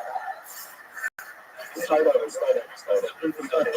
give it up for Ryan Little. There we go. Thank you, David. All right. Over the weekend, my girlfriend was telling me a story about the school teacher in the middle of nowhere, Tennessee, who was teaching kids about the Holocaust. And this sounds really dark, but this is actually the true part of the video. These kids, they were in the Holocaust before. She's trying to teach them, and she realized that they can't rationalize 6 million dead bodies. They can't wrap their heads around it. So she puts out this philanthropic call to arms, asks people to send them paper clips. She tries to show these kids just an idea of it. And lo and behold, the news goes out nationwide, worldwide, international communities are sending them paper clips. Fucking Tom Hanks is doing paper clips. No, legit, but Tom Hanks is doing presents. But so they amassed 10 million paper clips. We only needed 6 million. And I'm working on this theory. Now, people think becoming smart means you become less stupid. But I think we say this base level of dumb person. And becoming smart means you have a little bit quick on the draw, smarter things than dumb things. And when she told me that they had 10 million paper clips, even though only 6 million died for whatever reason, the first thing that went through my normal, very Jewish-looking, intelligent face was, oh, fuck, now we need to have another Holocaust. Ryan Little, everybody. 60 seconds. 59 of those seconds were used to set up that big punchline. That's the one. Yeah. The shirt's just like his last name, Little. What? You know, it's stupid as shit. I've heard it since I came back from Australia. Giving me coffee. I'm in a big box. Andy killed if he gave a shit about himself. What is that supposed to be? So if anyone's playing Kill Tony Halloween Bingo, I'm the guy that thought there was a mandatory costume rule. No, there was. I said there was originally. It's the Netflix grounded version of Marvel's Iron Fist that drops this March 17th. March 17th. On that, wait a second. Yeah, pretty heckled by my autistic friend over here. Being too big of a nerd. You literally are promoting a superhero that It's going to be really cool. I'm ahead of my time. Oh, you are not. We heard your set tonight, Ryan. You are not ahead of your time. You are 60 years late to a decent Holocaust joke. People were laughing more about the Holocaust inside of Auschwitz than they were at your Holocaust joke. You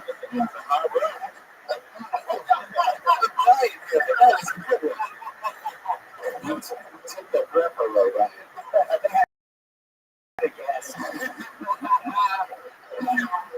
It was too much exposition. Yeah, too much. Like, hey, we're going to be talking about the Holocaust. We all know it's probably going to be like, yeah, you just get to it real faster. Yeah, we were excited to see you were going there. How long have you been in stand-up? This is my third time.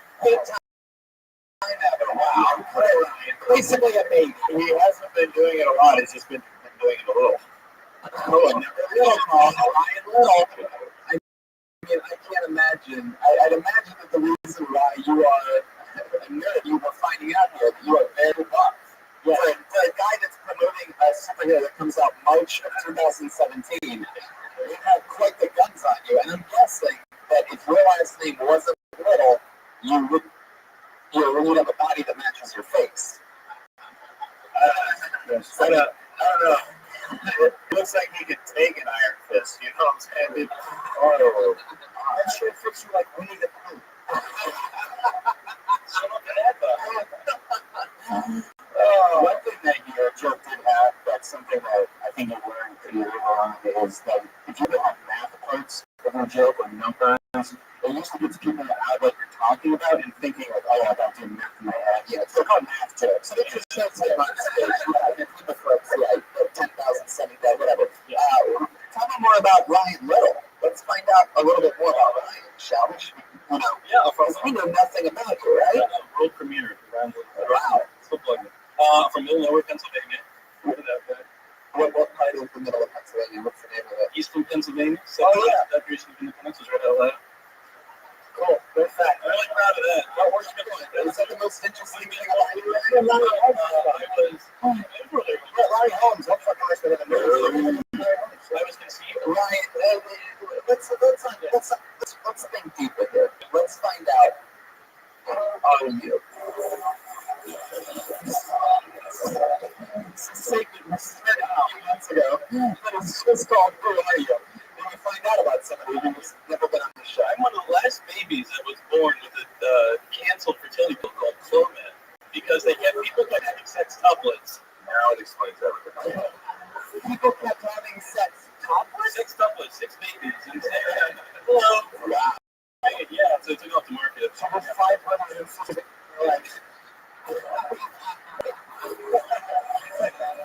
I once got laid because of how much I looked like Seth Rogen. That's a true story. Really? Oh my God. That's when I was playing D1 rugby, so I was like even more before you.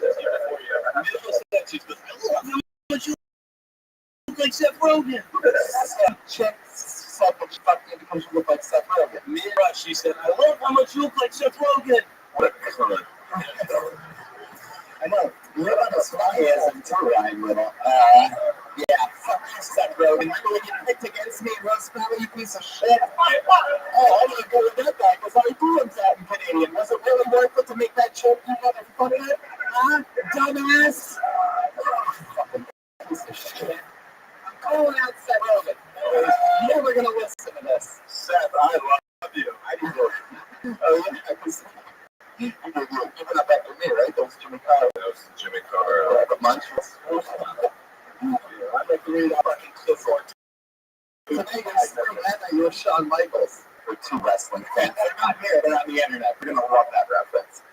Greetings, by the way, a special shout out to our wait staff, Sophie and Erica tonight.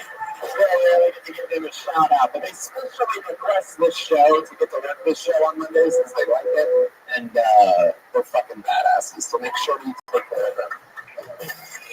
Back to you, Ryan. So so what are you?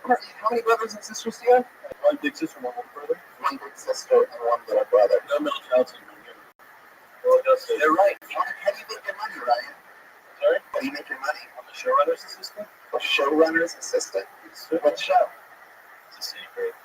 Ooh, it's a secret. It's just talking about it. They told me this is being recorded. Let me ask you a quick question. How old is your sister?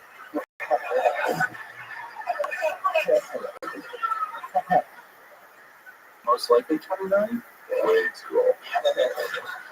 Like 17 years. So Ryan, let's talk more about how long have you lived in LA? Year and a half now. Year and a half. Wow. The show that you're working on, it's a big popular show. That's why you can't talk about it, right? All right. I can watch it. No, just say anything bad. It's the baby. Wow. Yeah. Do you have any behind the scenes stories? Yeah, but only a showrunner's assistant would know. Shooting in Alaska. How are you rebooted Baywatch? This is the spin-off reboot. It's hardly, yeah, you idiots, man. You're supposed to know your Baywatch trivia. Wow. So we booted off the network. Everything says shit these days. So what do you think you say shit? There's a show at Bad Santa too. Pat's doing this thing down there where he just commits, double commits, whatever he was going to finish. No, they know it's a big fucking race. Oh shit, now I opened it up. All right. Oh shit. All right. They got the carrot everyone's running after to fucking make something. It's a goddamn conspiracy. These reboots. Can't tell, and you have to sign like a non-disclosure agreement that you can't talk about Baywatch. Like, how stupid is that? You're gonna actually Absolutely. So I had to sign a non-disclosure agreement to not talk about potpourri. Who gives a fuck? Hey Tony, can I just add that this is the ugliest I've ever felt? Really? That's the question that I looked.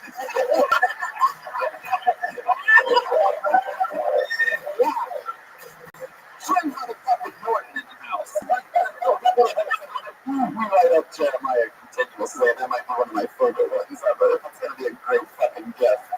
Hopefully that camera Jamie one of us. Anyway, so Ryan, tell us like something else interesting about you and your life. Sure, you got laid once, but you know, what's something that happens like that's part of your normal routine that might be sort of off or different about you, about Ryan Little?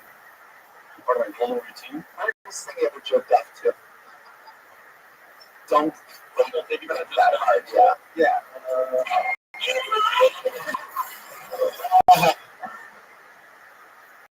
I would say first time I jerked off was on an accident. Accidents? The weirdest thing ever was nothing. Yeah. That scratch you just couldn't. Wow. How existential of you. It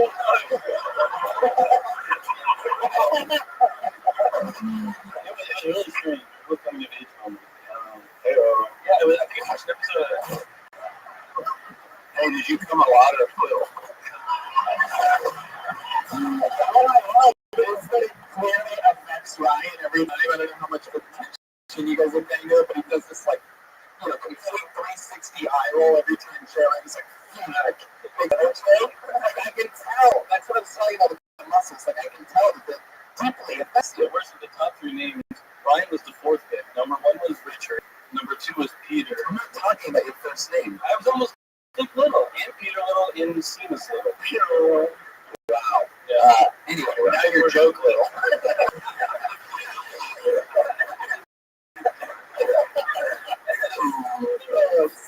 Sorry, that's a man in a big costume. I don't mean any of this.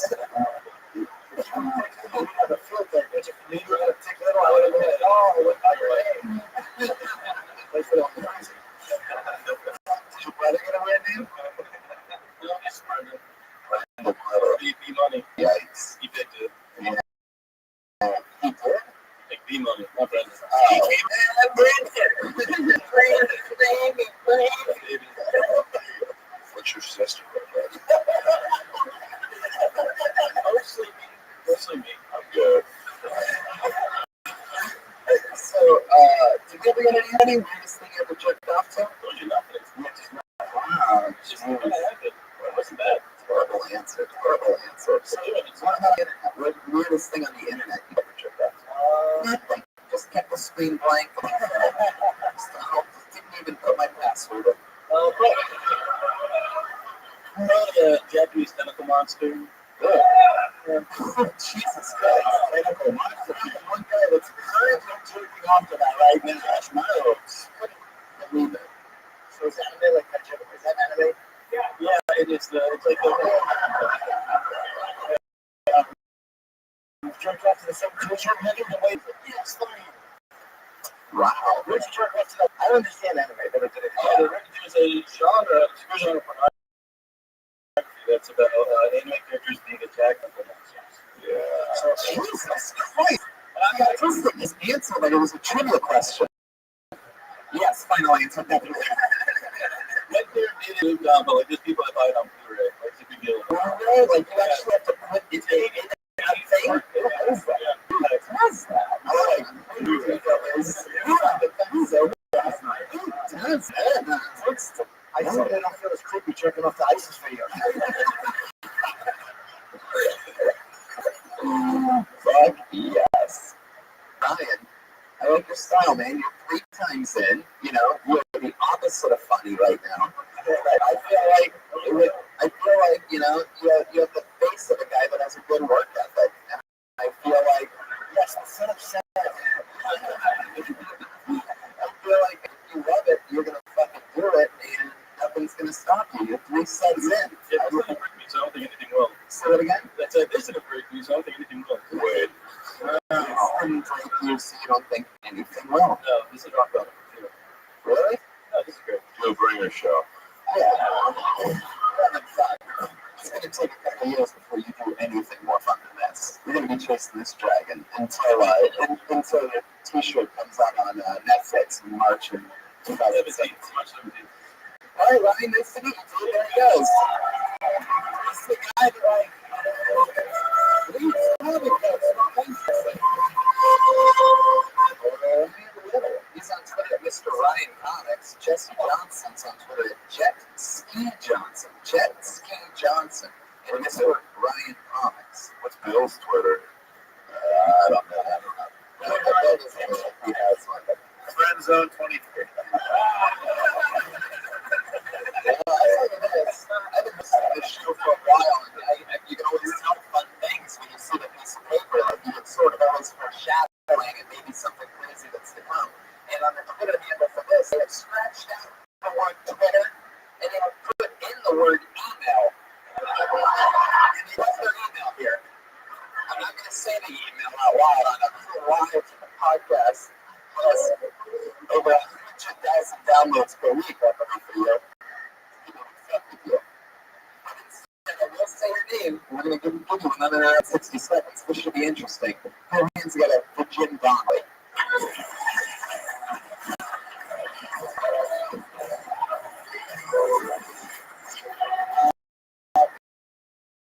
Don't be afraid just because I said it was now. Oh, fucking chicken shit. You should be able to teach him a fucking lesson.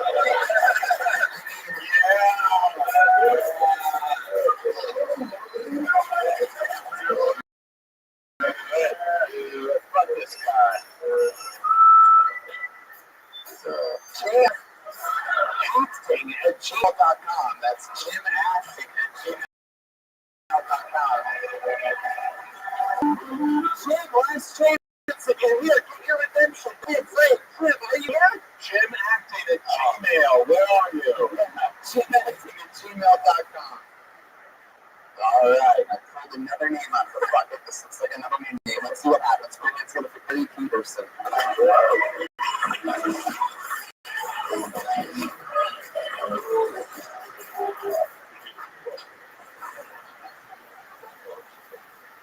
Happy Halloween, everybody. A lot of kids from divorce homes, I'm sure. My parents got divorced when I was 5 years old. I've been spending my entire adult life trying to figure out why I'm so fucking angry. It took me until I was an adult to figure out that my dad liked handicapped women and women with handicapped kids. So my dad went so far one time to tell a lady just to get some pussy that I was retarded. And she then dumped him when she found out that I was not retarded enough. She had a retarded kid. She was angry at my dad. And I can remember the ride to this lady's house. And he told me how we were going to go to school together. And when I got there, a naked retarded kid chased me down the fucking road. So anyway, that's all I got today. Barry Peterson with a little 50-second story. That sounds real. Yeah, it's very rare that a joke is the actual great line for an excellent oil. Well delivered, Jim. Fucking clumsy asshole. Jim, how close to true is that? 100%. Wow. Based on a what by a retarded kid? Flight of what? What is it? My dad would pick me up like every other weekend. Flight of stairs.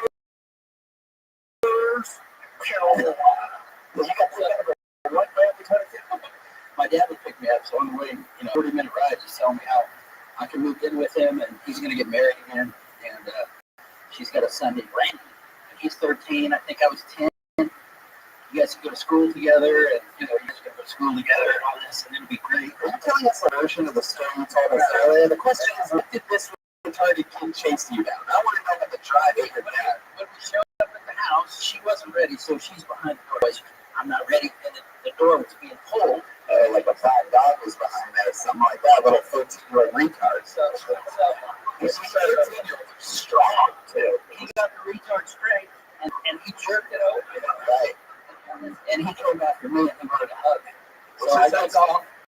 You took off running like it was an animal. My dad was yelling at me to stop. He just wants a hug, and get the fuck out. Did you let him give you a hug afterwards? No, he was angry. Wow. you read that out of the story, or did I just miss it? It's my first time up here. So, I didn't just say that. I was amazed at the willpower. How many do you this is your first time ever in my life? Is it doing ever in my life? Yeah, very Peterson. You hear that sound? Yeah. We love that here on the show. Hey, Sony. Yeah, didn't he just recite the plot of the Goonies? There you go! Yeah, this retired 13-year-old baby wolf of the land all of a sudden got unchained from a 6-hour drive from 209. You came from 209. Yeah, so my Google stopped and slapped for life. Do you want to understand? Was it just you had to tell that story? Good question. It's a long story. You know what I do? Oh boy. The 67 version. You know what? I just, because of podcasts like this and fucking Melissa Esslinger and other people, these guys right here. Melissa Esslinger was an inspiration? No. I don't know what that sound means, but there's no shit like this in where I grew up ever. So just, you know, how long would it take them to figure out who were not retarded? I don't know if they ever did, Jim. Well, we should just, I might show them tonight's performance. And anyway, I love the outfit though. It looks like that's we don't watch it.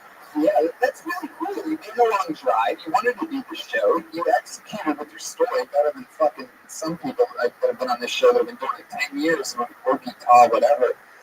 So that's pretty fucking cool. What about, like, you know, do you think this is the only time that you'll do it, or do you think this is the start of something cool for you? Or are you just such a Tony fan that you specifically want to come on this show and just do 60 seconds? Oh, I mean, I think how many people have that fucking dream, but, you know, I drove up here and put my name in the hat. Got pulled, so that is so fucking cool. Good for you, Barry. I mean, what can I say? What do you do for it? We own a restaurant, supposed to bring barbecue in like a few weeks or whatever. So we own a restaurant. What do you serve in the restaurant? Pennies and paint chips?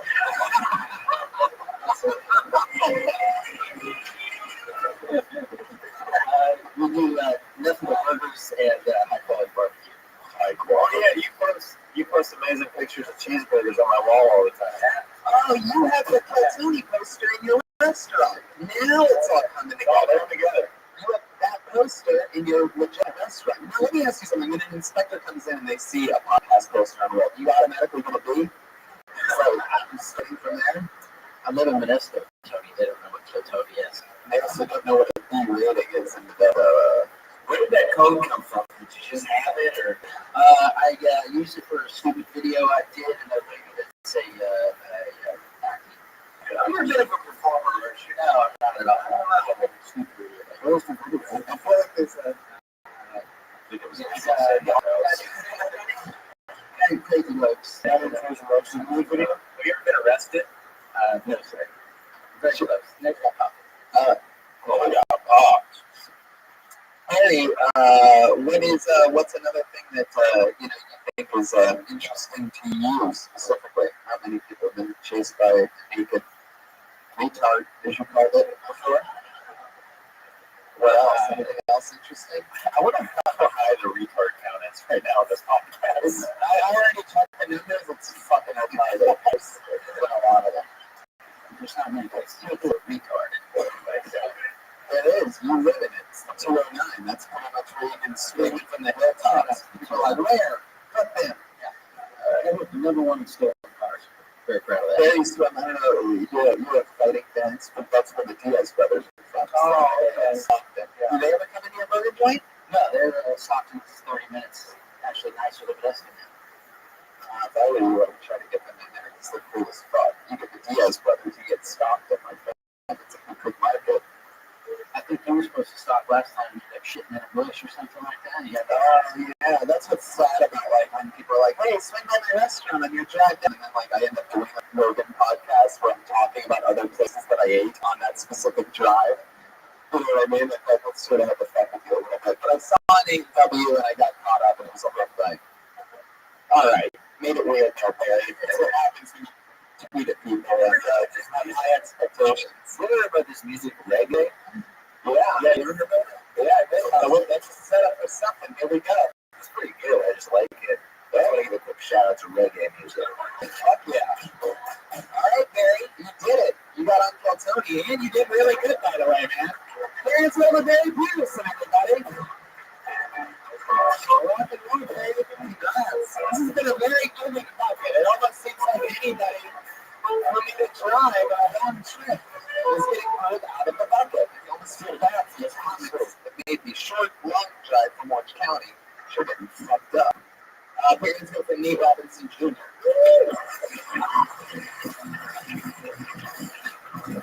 All right. Moving on. Wait, is that coming? Nate Robinson Jr., ladies and gentlemen, here we go.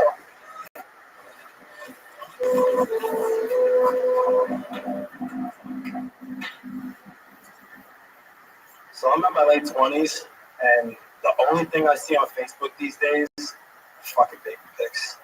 I'm like, all right, we get it. Had sex, quit bragging. First off, if that thing is under 6 months, it's fucking up. Every single one, no years is not the exception. Every single one looks like a template for a 1980s horror movie.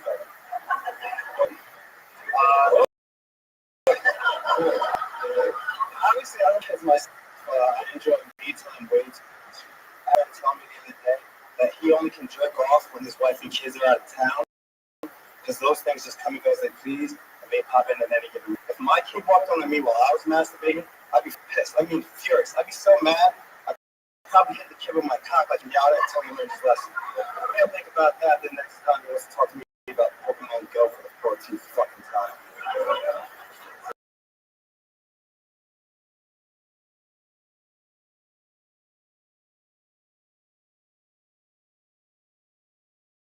Get it out, 52 seconds.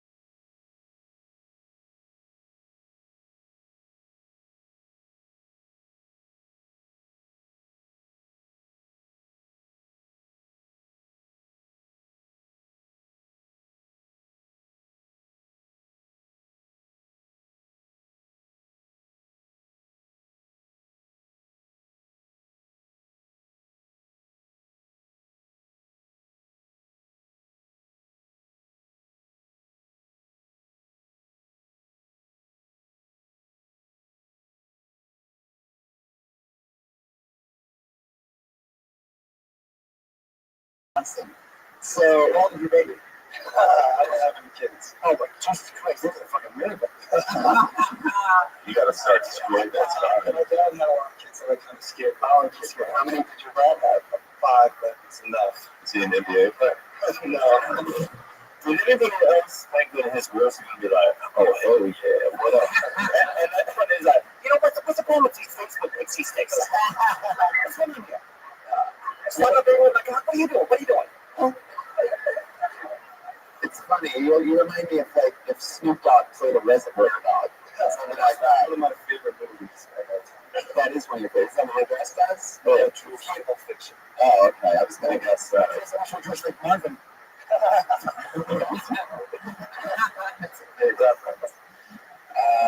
Fuck yeah. So, Nate Robinson is your first time ever on stage.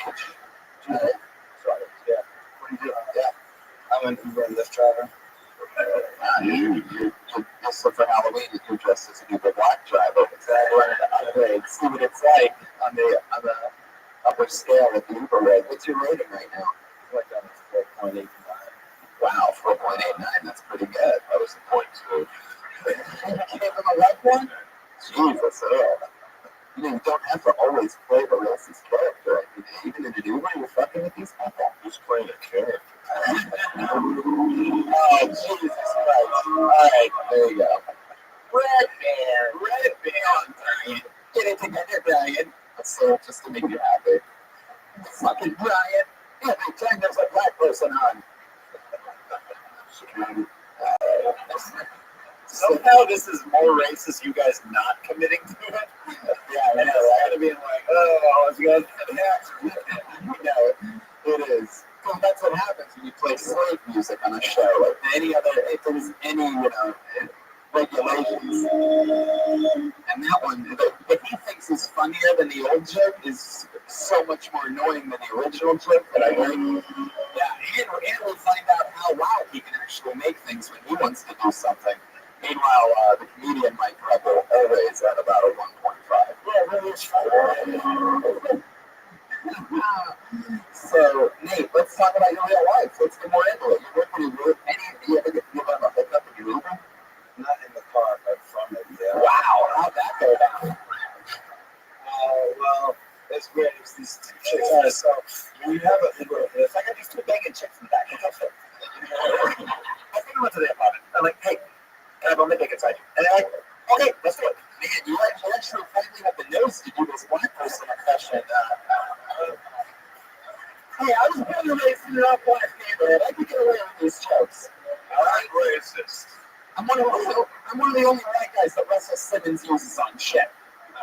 So go fuck yourselves if you think I'm racist. My Uncle Russ. Oh, hey, man, see, this next comedian is one of the only white guys Russell Simmons uses on shit. It's true. It is. That's like my 17th credit. Nate, back to this hookup. How did it happen? So it was weird, so the name on the account was like something. Let me guess, first of all. We'll get in the car and you're like, so where do ladies want to go? And they're like, round town. It was before they got to the car. Before? Yeah, this was So by the way they waved you down, it was like, so the chick comes into the car. I'm like, all right, so for Jim and there, she's like, fuck Jim, there is no more Jim. We got divorced. I was like, kids.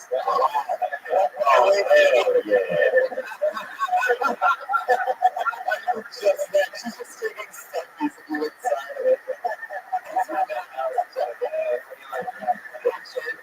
They don't hook up with this guy on your Uber account. That's the most fun thing, right? For that shit.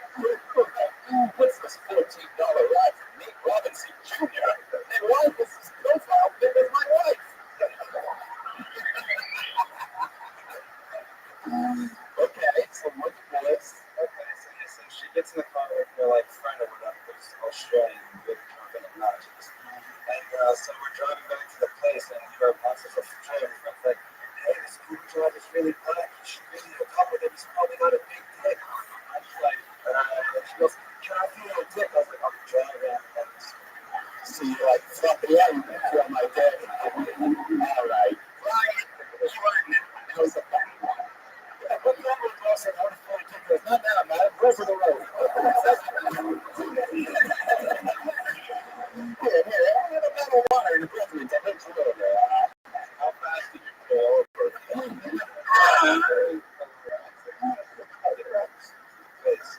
Well, once we got back after the drunk.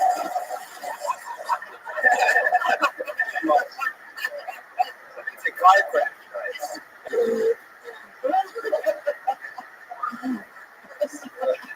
Keep going, Nate. Stay the side. You're doing a great job for the first time ever on stage back there. So we got back to the place, and drunk friend gets out the car, goes towards the house, and semi-drunk divorce chick is like, it's a shame my friend being such a bitch. You seem really cool. We really have fun time hanging out. Shame you gotta go back to work. I'm like, I got time. Yeah, you can just turn this shit off whenever you want. So, Right. She's like, yeah. She's like, I wish you had time for a drink. I had time for a drink. So went back into her place. It was weird. She was first woman over 40. Barely She's either. really annoying though. She's like annoying. She had the annoyance of like a 24-year-old drunk college chick. Like, Right. She graduated already, but she kind of got to get out of it. Wow, yeah. But did you go down on her? No, she went down on me. I bet she did. I'll tell you this though. You know how they say like older women they Sure. No, I don't. What do they say? they know what they're fucking doing. Really? What did she do that was different that you don't normally get from the normal girls that you hook up with? Do you remember anything specific? Did she go all the way down lower and use her hand? What's going on? She's like you fucking tired of Trump bracelet or that. She was the enthusiastic blowjob I've ever had. You put diabetes socks.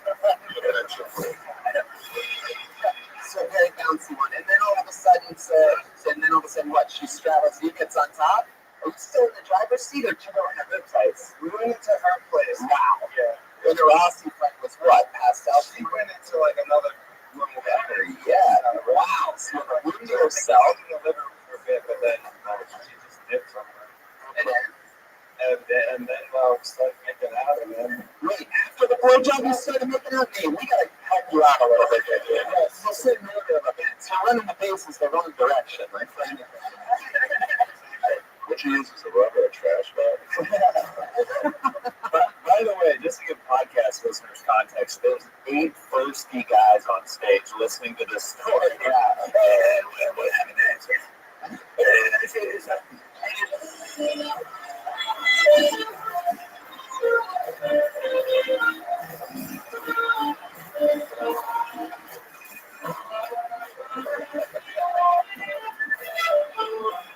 Wow, you almost had like a plan, you know, like in case you ever wore a dress, like how to play you were going to play that.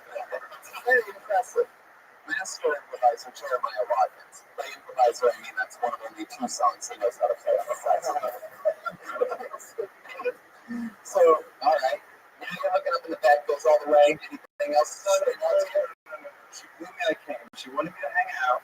And Never seen something bitch ass coming quick. I can't turn this. Where did you shoot your fucking guys? Jesus Christ. Wow. Where's the other man right now? Where should they? You shoot their face or their jugs? What? well, like I said, She's a swallower. yeah, she's a swallow. Over 40, they have no. They don't have any taste buds left. Yes. I know. She's like, is this an insure shake?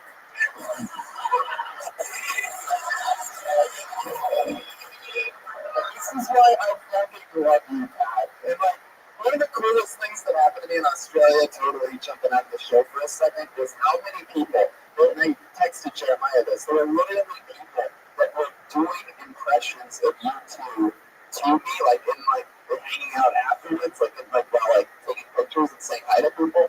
And so many people were in us, you know, in Australia were like, that fucking Pat Rogan can't decide whether I love him or hate him. But then when I decide that I hate him, he always gets in that one fucking line in which it's like, damn it, I love this guy. You just did it again. Like I get to see exactly what they're talking about on the other side of the world.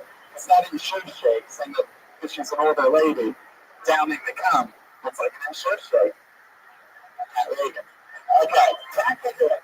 So you're by the Reagan. I'm interested to see what's going to happen now because you're saying that that's not the most entertaining part of the story. The blowjob and coming. This has gotten into a very Tarantino type of style now. Where I feel like we're going to shoot a head or a back. Well, no, I mean, she wanted to talk and hang out. She was talking about her like fucking nieces. I didn't give a shit at all. So she went to go to the bathroom. So I texted my roommate, you know, that emergency text, so like, call me in 3 fucking minutes.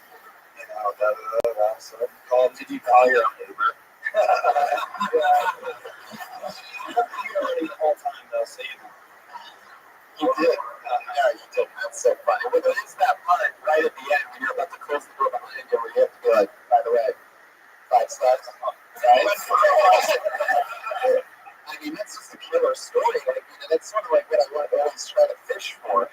Those things like that. Sitting for your first time on stage. I mean, that's a fully loaded fucking, you know, thing that only you can talk about, you know? You just stand up, fucking Uber driver, blah, blah, blah, blah, blah, and then it's just home run derby from that point. I mean, everything you just wired off, and then some of the things that you threw in there, it's easily a good 2-minute bit. And you have a beginning and a close and all that shit. It's all already there. It just all always be on stage to humiliate you. You're in the zone, Dave. You have an interesting, you have regular on-stage presence. Like, you've been doing this a few years. You play music or anything like that? Or, first time ever on a stage doing anything? When I was younger, my dad was like really religious. I went to church one time. I did like they had like the kids service, and I did like 20 fucking minutes sermon in front of church people. Yeah, wow. So, And you preach about the Eagles and gate raping 40-year-olds.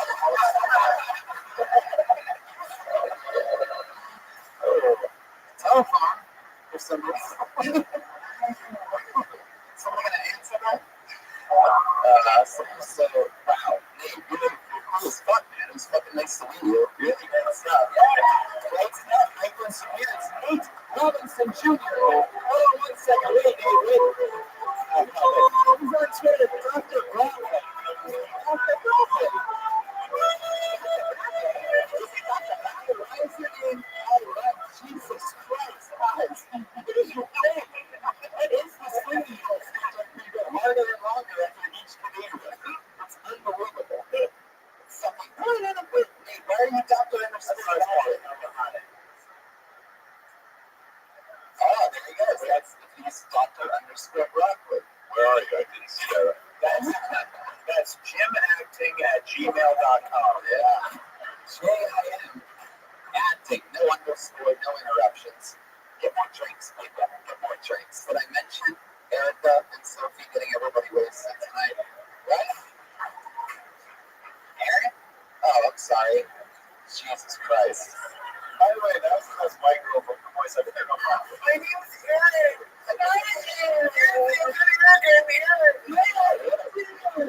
Jesus Christ. I need everybody to know that it's Aaron. Would you guys lay off, Aaron? You want to get out of I here? could not have told that.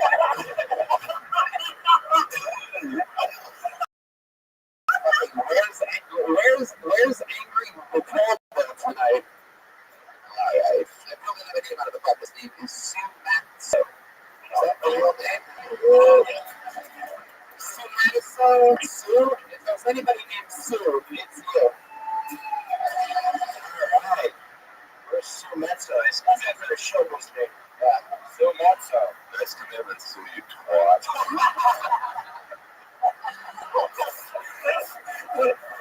right.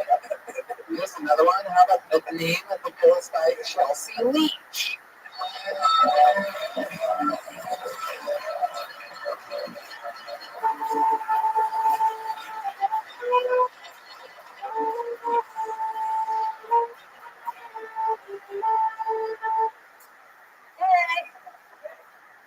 So I'm a vegan. I've been holding that in all day. we had to tell everybody that we're vegan. It's like I'm holding in a shit when I've had food poisoning. It's going to come out one way or another. Uninvited. So I'm sorry, I'm not Australian. I'm not. I'm from shitty middle America, Beavertown, Wisconsin, where obesity and the plus size inner tube were invented. But for 12 seconds there, I was a 10. Okay? There could be anybody up here. There could be a hairless 90-year-old piece of shit dog with 5 hairs left on his body. But if that dog has a deep, shitless Australian you would fuck that dog. Chelsea Leach, there you go. That would be where it ends. Okay, Chelsea, how's it going? It's going, I almost said it in Australia. Sorry, it's going very good. I almost said it's going very good. But We're so crazy, I can't tell which is real and what's not. I know, right? I can't tell whether you're Australian, vegan, bipolar, what's going on exactly. It seems like a lot of everything. Yeah. What is it? I'm sorry, what you said? What is true out of all that stuff? I'm from Wisconsin and I'm vegan. Yeah, Those two things that's an interesting thing. I know it doesn't work. It's funny, but why did you come to do the Australian accent? I do it in real life. I do it like on my day-to-day. I do it on my day-to-day basis, like when I'm nervous, Taking a trip on the or boat. when I'm at work. And Why do you do that? What level of crazy do you have to be to just take on an Australian accent being from Wisconsin? How crazy are we talking here exactly? Tony, you never do chores around the house or that? I don't know for when that's right now. Oh, no, it's in the dishes.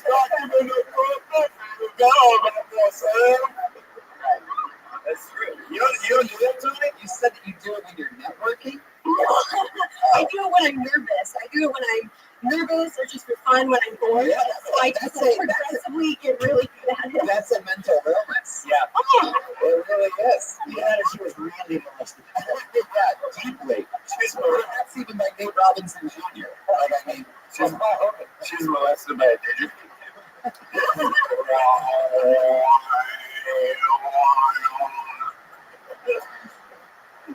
yeah. Yeah, that's an interesting one. Oh no, don't go down there. Wow. So, does it ever happen when you're with a guy? Like, I mean, you get that. it has happened once. I was pretending to, I was playing Australian accent while I was at work when it was really slow. And I met a guy at the register, and he actually ended up coming back and giving me his number as an Australian person. And he was really nice and cute, so I was like, maybe he'll think it's charming, you know. Tell him I'll reveal it to him when I see him. And You took classes at Groundlings, and he's like, gross.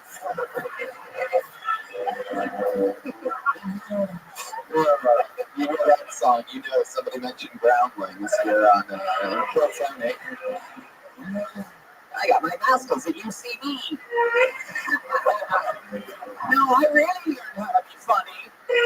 Anyway, Chelsea, how long have you done stand-up?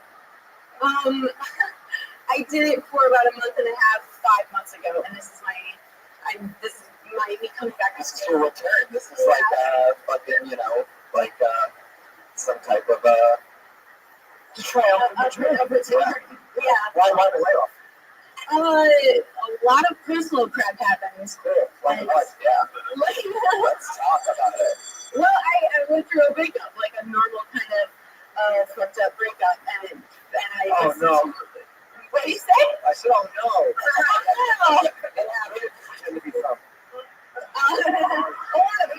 A lot of places all the time. Did you get Mary's phone? Is that how you call it? Oh yeah. It is, right? It was a real messed up breakup. Yeah. What happens? When he broke up with you, did you say, good night? I'm so nervous right now. I don't even know what to fucking do. So yeah, you went through a spoon. That really did happen, huh? And you went what you said, right?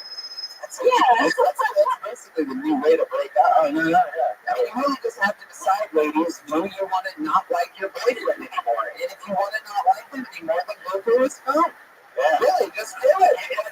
That's all that it really takes. Yeah. Because, you're not going to like what's there. None of them exist. There are no good guys out there. And you might be thinking, not the one I'm with right now. You're wrong. Right now, he's about to use the restroom in the next 20 minutes, and he's going to go delete every minute off that bitch. Because of what I said. Because he's going to think that you're going to do it now. You see? It's true. I just like calling out things, making it super fucking awkward for everybody. But nobody's, I'm just saying that is the new way that it happens. When they go through it, they're like, I don't know if I should. And then they feel sort of bad about it, and they don't know whether they should admit it right away, but you probably... Most crazy people do right away. Just like, I saw you, motherfucker. Right? Who's your cunt mom?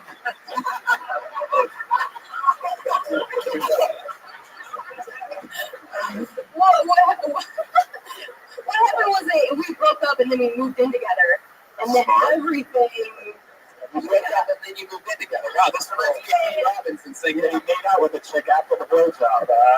Did you watch The Godfather 3 first?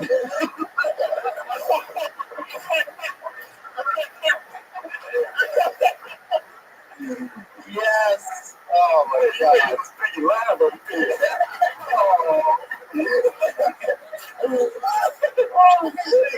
he have a big dick? It was normal. No, normal. Fuck yeah. Still hurts. It still hurts the breakup. You know how in the normal size dicks I am? Is this like an Oxford scale or like a Burbank scale? Like what's normal to you? Yeah. Like a soup can? like a soup can size? Instead of leaving the opportunity to interject more half jargon, 4 inches is normal to you? right there, that's like 7. Don't do the microphone, go back to your fingers and tell us what you think. Except the mic stand, just it's normal. Maybe commit to something with your finger. The microphone inside you and with the water. All right, Brian, you can't do that. You can't do that. I think it's that for all. Because I said she's gonna look through the phone, you assholes. All right. I would love to see her like looking through her phone, narrating in her Australian accent, like Steve Irwin. She's like, "I've got a text. Here's a text from Krista. What the blimey is that shit? You know, Tony, don't make eye contact with me. I own the stage now."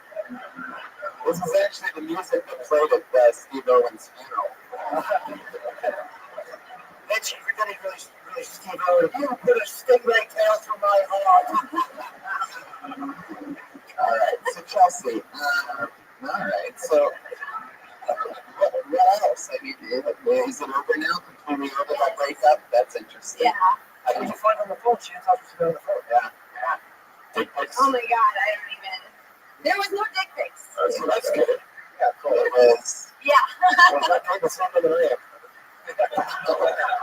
So, what did you find? Yeah, what did you find? They want to know. The masses want to know. We have some audio here after you saw the text messages. All right, go ahead. Okay. Well, when we were living together, he started messaging an old friend of mine that Wait a second. personally. Wait a second. I'll play your ex in this. Right? Okay, so here we go. But we started living together after we broke up. And then it wasn't fun anymore. We. What's that? You said, okay, you lost me there. I don't know. You said that you did take ground links? No. Oh, well, perfect. It seems like you took that for a second. Hopefully we went through that. I won't confuse you by playing your girlfriend. Okay. But you said that you lived with him after you broke up. Yeah. So then why wouldn't you be able to hit up somebody if you guys have broken up? Yeah, I mean, that's true. You still liked him a lot. Oh, yeah. Right. Yeah. I mean, do you know, because you're the one that did it? Why did you lose trust? why did I lose trust? Yeah. Well, What made you go for the food? What is happening with your voice right now?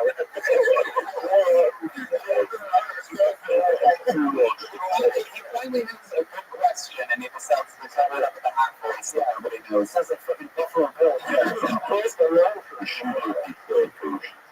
guys. It sounds like the talk boy from Home Alone. Credit card? Oh, yeah, everybody is still alive, show.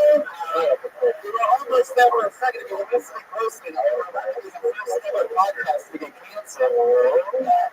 Guys, really. I love how this has become a new running joke. Like, let's upset the host. This is going to be the funniest thing ever. Can you imagine? Totally can see how off track we can take it. Can you imagine a football team made out of Buffalo Bills? All right, here we go. I feel like your friends are there. I feel like 1 seconds of our life. I see the logo. I complained about it, and Jeremiah put us down. Okay. Can you imagine a whole football team of that? Fucking assholes. I saw myself an ass. Welcome back to town, Tony. What? An asshole would probably be the logo. Alright. Where the fuck were we? Alright, so what made you lose trust with him that got you to like look over his phone and like, well, yeah, bitch. Yeah. You were already breaking out. You nice enough to let him live with you. Were you splitting like 50-50? the problem was is we were living together and it drove everything. No, we were both paying rent. They're on the lease. We were both on the lease. 50-50. Yeah. You guys did that after breaking up. Yeah.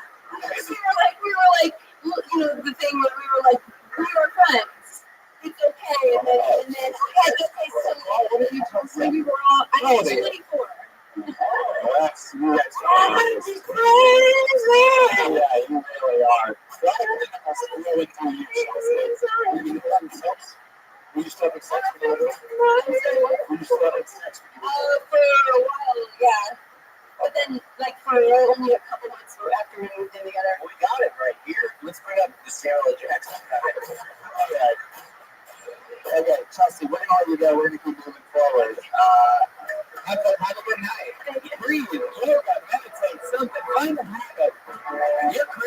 In the great costume. That's a wild one there. Yeah. Switches to an Australian accent. I mean, that's totally. He made all of us go crazy momentarily. Yeah. Well, there you go. That's not that confusing because you can just say or do anything in life. Yeah. For those of you on. Right. That's one of those. Like, how is it confusing that someone would speak in a fake accent? Moving on. Guys, we have a part of the show where two regulars go out there do a brand new minute every single week. It's sort of crazy. It's definitely been a bucket. We're going to go with. We're going to fly through these two and do one more from the bucket, and that'll be tonight's show. How about that? Good.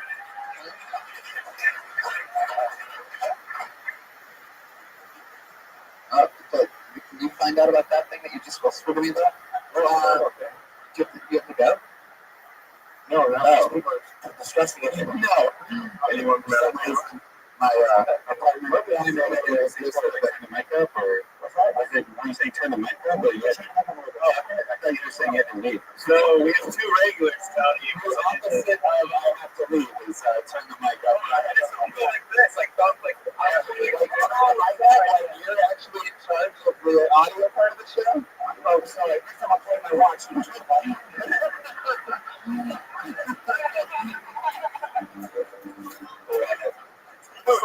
Jim Gordon has saved the show again.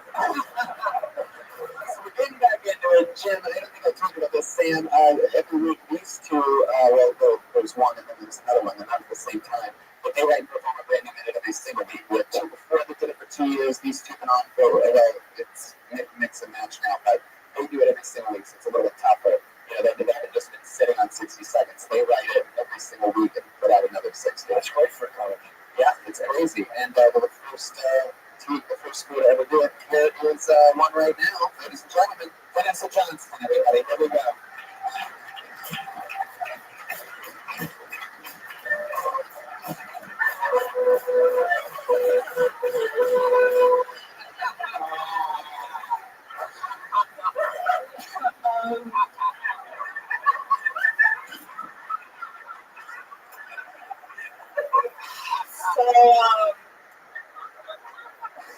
I'm not very good. So I have a boyfriend. Here for me. Yeah, he's black. Most people stop clapping. Racist. They're like, since my boyfriend started dating, we become more alike.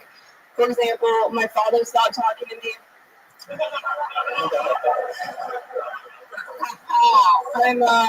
I'm really possessive of my boyfriend. The other day, this girl just walked up to him and started hitting on him. I was like, wow, who does this bitch think she is? Me? Then I found out that this girl had been molested as a kid. I was like, I can't compete with that. Like, girls who got molested are probably amazing at sex. They're like those people who started piano lessons when they were 3.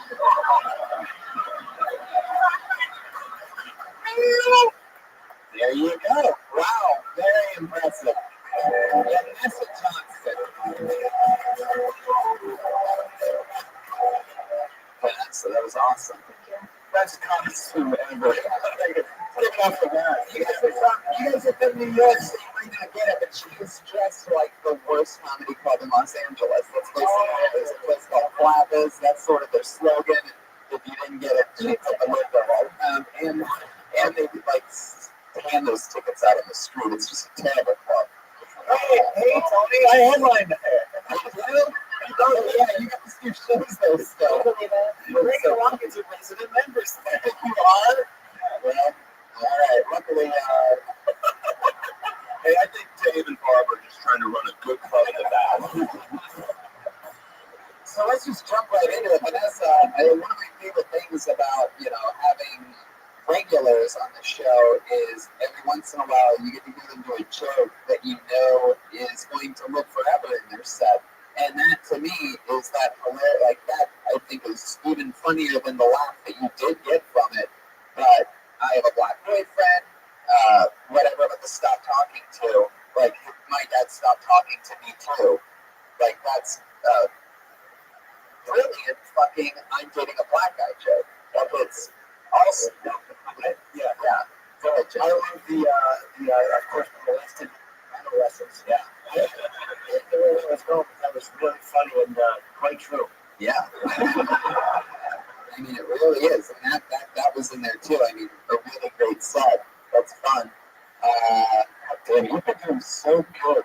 Like the last 2 or 3 months. Like, I feel like ever since like we got Allie Makovsky, and I feel like she's probably unconsciously pushed you because she's been slaughtering regularly. You know, because she had that all that backed up. So you definitely did take a turn. I saw it jump. Oh, that's like Sleeping more. I was working like 16, 18-hour days with my startup, so now I'm just focusing on my startup.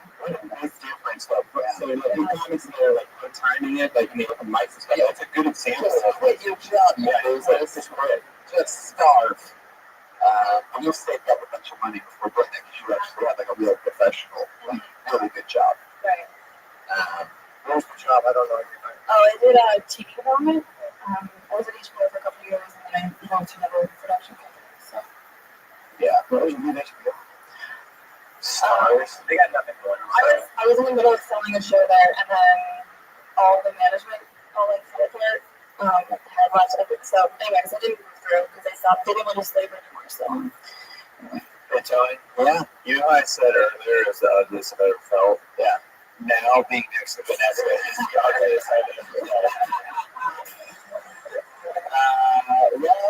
Vanessa, that's another new minute. Anything else for Vanessa, guys?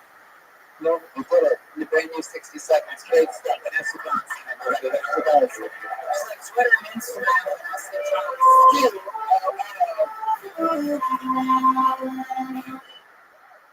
The other regular recently just turned 21 and was able to resume her duties as one of the resident regulars here on Kill Tony. Absolutely on a slaughterfest on what people are calling hashtag the streak. Put your hands together. For the great Allie Makovsky, ladies and gentlemen.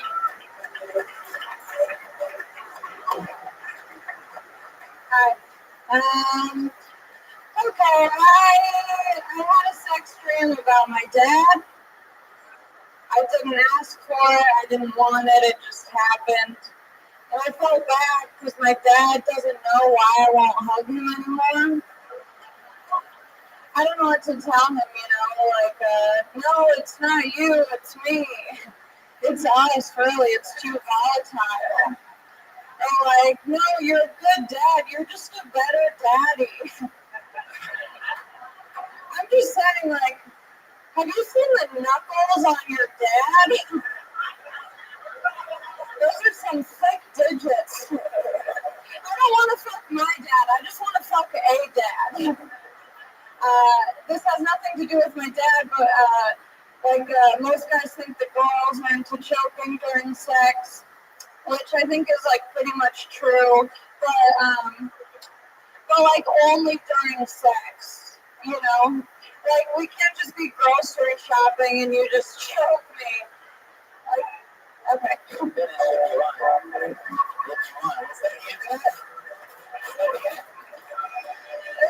was just that's not going to make me come. You can choke my clit, maybe. Oh, there you go. That was a bit of a bang. I just came. There you go. I can't. Streak continues. Allie Makovsky doing it again. Allie was a regular for a month or two, and then all of a sudden, about a year and a half ago or so, you weren't allowed to be here anymore under 21. So she took a year and a half off and came back a couple months ago. Oh, she works continuously and started a couple years ago, right? 2 years. Yeah. That's a hard intro, too. When you say that you got a streak, as a performer, I would have fucking bombed hard, right? Oh, yeah. I got super nervous because it's you guys so fucking, You have blood coming out of your ears and your dress, okay, I'm Def Leppard.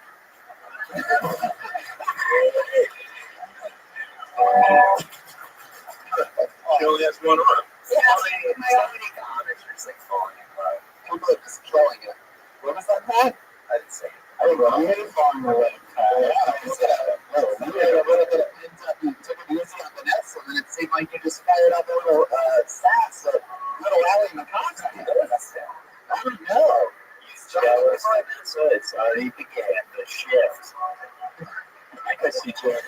shit. So that's Allie, that's another killer 60 seconds. Anything else happened the past 2 weeks? You missed doing the show? I did miss it. I'm gonna have to miss it next week. I'm gonna be in New York. Oh, it was asking the Saturday Night Live, everybody. I'm just kidding, that's not true. The past two, I went to a brothel in Tijuana. Oh, the chick, right? She fucked me for sure. Is it Club Avenidas? What? Is it Club Avenidas? No, I went there too, but then I went to Hong Kong after. I bet you did. That I bet they went over for 6 on it tonight. I'm thinking you're moving. I can't put in there. I bet you did as Rose Rome wasn't built in a day. Yeah, exactly. It's the From Sublime. whoa. I just bombed through the drummer. Why don't you go to Rothschild, Taiwan? Taiwan and Tijuana, Mexico. I went with my two friends to do a show in San Diego, and there's two guys, and they were like, "Hey, we're gonna go to a brothel. Do you want to come?" And I want to fit in, so I went. Was it Talia and Brian Callen? Looks like I'm not booking those two ever again. So we made a pact that if they got a room with a girl, then I would get a room with a girl. And you did. And I did. Wow. This is amazing. What happened? Well, so we like sat at this big booth, and the server guy like brings us all a bowl, and we have to pay for their drinks. And I don't drink, so I'm spending $9 on water, and I'm spending like $12 to buy her drinks, and I'm speaking like broken Spanish to her, and I just keep saying, "Hablo español como un bebé," and she's like, "I'm killing over there," Right. and. They keep doing it in that Bowie accent. So almost, I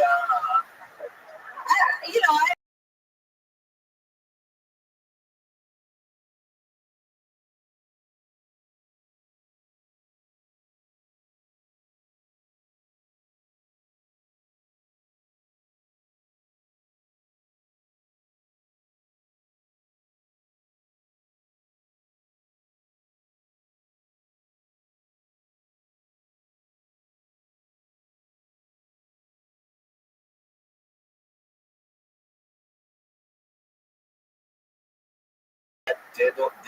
Shut up. What the? Jesus Christ. So then we go to the room, and she's like, I've never been in a room with a girl. Keep going. Don't pay attention to them. Okay, it seems like everyone else is. So It's okay.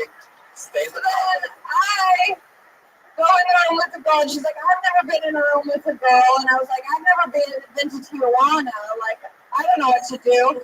And so I was like, just do what you would do if I were a guy. So she just starts dancing on my lap. Yeah. And I'm like, I want to dance. This isn't fun for me. And you start dancing. And so then she like has me put my hands on her legs, and things are happening. And I'm like, it feels like forever. Then eventually she turns around. Let's get to the pussy eating. Top is off. She's having me touch her tits. She's touching my tits. No, they were whatever. I wasn't into it. I wanted to be into it. I really tried. I can't come. And I was like, maybe this is my shot. It didn't happen. She pulls my pants down. She starts spitting on my pussy and fingering me. That was it. Wow.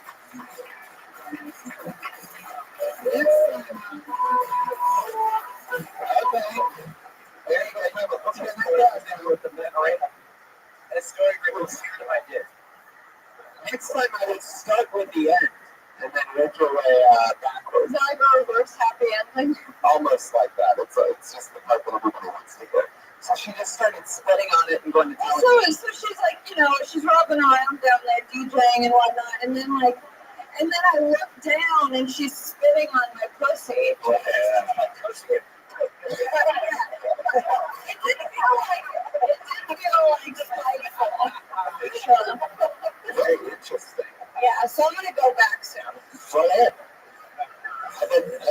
I bet she's waiting for her. I hope so. One of the girls who fucked my friend got my phone number, but she hasn't messaged me. Oh, well, when she finds the right calling card, It stretches long enough. We're going to get the call. Hey, girl. Did you tip the Mexican guy $1 to clean up? No. That's what you have to There do. was no mess. All right.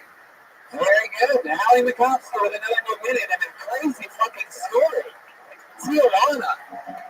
That's probably going to be a, that's probably going to be a bit. It's going to be a bit eventually. All right, what do you say? One more time in the bucket and we close the show, huh? Holy shit, this special Halloween Kill Tony. Here we go. Last name of the night. Wow. Here we go. I don't know if I'm definitely not going to say this right. Maybe I will. Chris Fuss. Hey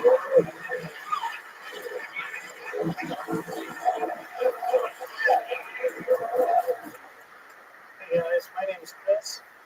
You guys can call me by my tough street name, Martin Luther King Jr. Boulevard.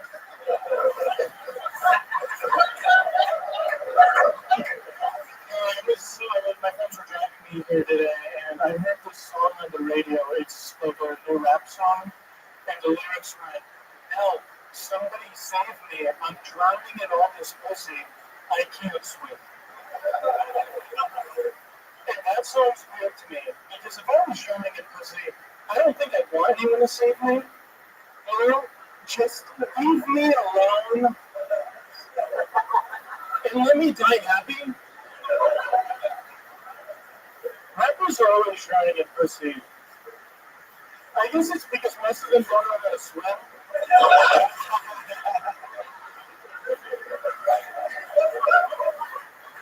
I mean, you know, show me a picture of Eminem in a swimming pool, you know.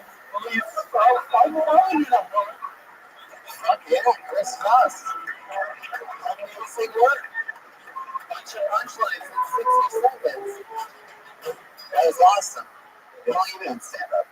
About a year. Like, closer to 2 years. Very good. Where from? I'm from New York, so I flew in for the show. You flew in for that show? This show? I wanted to do, Gambling on the fact that you would throw out of a bucket. Well, I did a bunch of other shows around LA, but I really wanted to get onto this show. That is fucking awesome. Like, you know, the last one. That's awesome. Wow. It almost makes me wonder how many tens and tens of comedians travel here from all over the world to try to get on the show. What is this episode all about? It's like an all-star beauty and traveler episode. I have a question. Why did you put Eminem as the rapper? Were you saying it up there? Because the joke is when black people can't swim and you had a funny joke and then you picked a white rapper. That's exactly why. Oh, you don't need to do that. Just technically. Oh, I understand. That's funny. Yeah.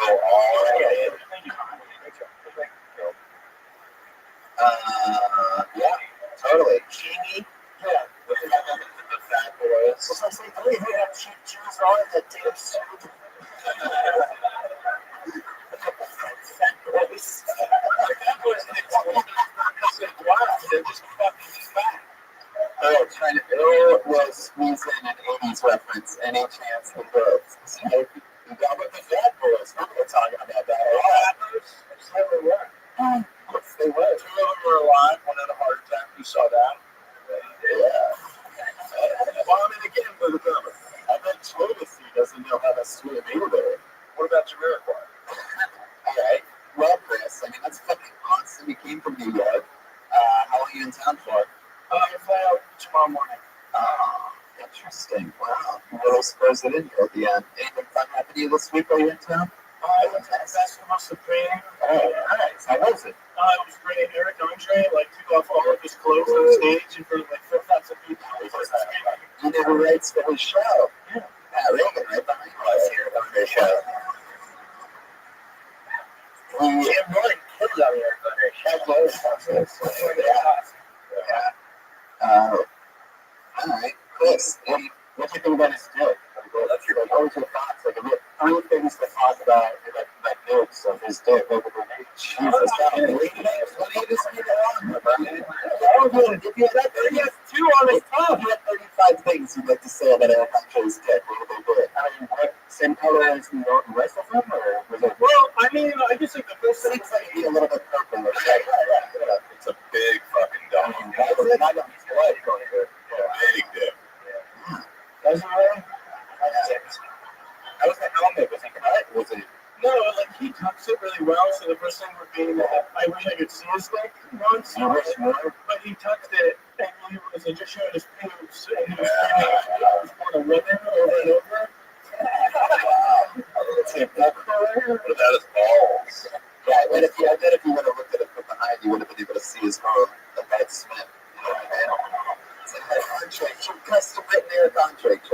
Anyway, well, that's cool. I love that, you saw a guy perform an entire thing, and the main thing that really stood out to you was him coming out naked. All right. It was a good show. It was really funny. It was a picture of a child toy. Absolutely. Perfect, quietly. Was that you? Wow, that confirms it. I love that. When Jim called you a child killer, you would. The sound it makes my little feet and chicken. Oh my God. It's Chris, but it's spelled Krys. Did you do that or did your parents do that? My parents did. I'm so born. Oh. So like, I have a few C's in my first name, and it's still silent. I'm friends with a young lady named Joanna Yanchechek. You know who that is? Yeah, the MMA fighter. Yeah. Strawweight champion of the world. That's right. Yeah. Sometimes we do on each other, but a lot of people thought that was true. That's email.com. Anyway, I think we shouldn't be talking about it. She won't do any of that after this. But anyway, Chris, what else is it? How long have you been in America? Just over 15 years. Just over a little bit Polish. Just over 15 years. God, it's starting to come out a little bit. And your parents do anything weird and Polish and creepy, like, amputate people's limbs that don't need it and shit? No, like I'm used to, they go out and like get blessed by a priest. Yeah. I bet you do. What kind of food does he put? Little cocktail first? Yeah, pretty much, just like sausage and eggs. Bigger the sausage. Yeah. It was desperate to find out anything didn't related to that. I'll be going to breakfast sausage just said, hey, like about 8 inches. I bet that. Answer that, please. That was 6 inches. That's about right. Chris, anything else that you could say before you go? It just pertains to you and special skills, jump out of airplanes while yo-yoing at the same time, anything like that? You seem like you would have big AOs. There was a rare chance, a real good guy. This monster. You have really big nipples, sort of like bigger than you wish that they were. I think so, yeah. You think so? You mind showing him? And this is one time on the outside. No, I'm too doing it. You just show us. That's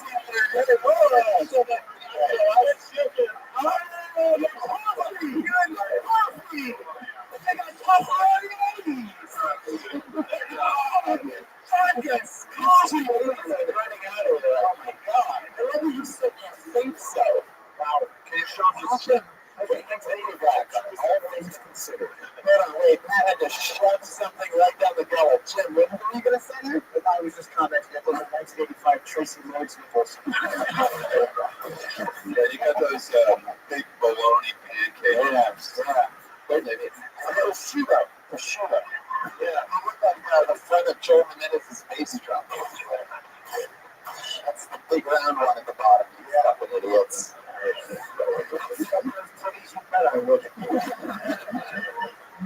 Man, that's what I'm for. Those are some big nips. Tell me about it. I think you're big. Oh, there you go. We show that to just us? Come on, I don't want this. I don't know what's scary, by the way. How big those nipples were, the fact that Red Band totally nailed that you had huge nipples. I could tell by his lips, his pouty ass lips. All those guys with the big areas have the pouty ass lips. Jesus, man. Indiana Jones over here. I think you just ruined Harrison Ford's career. I know. And you're on at the same time on about nipples that big. All right, Chris, that's it. That's your time. You closed up the shop. Congratulations. All the way from New York. Leaving tomorrow.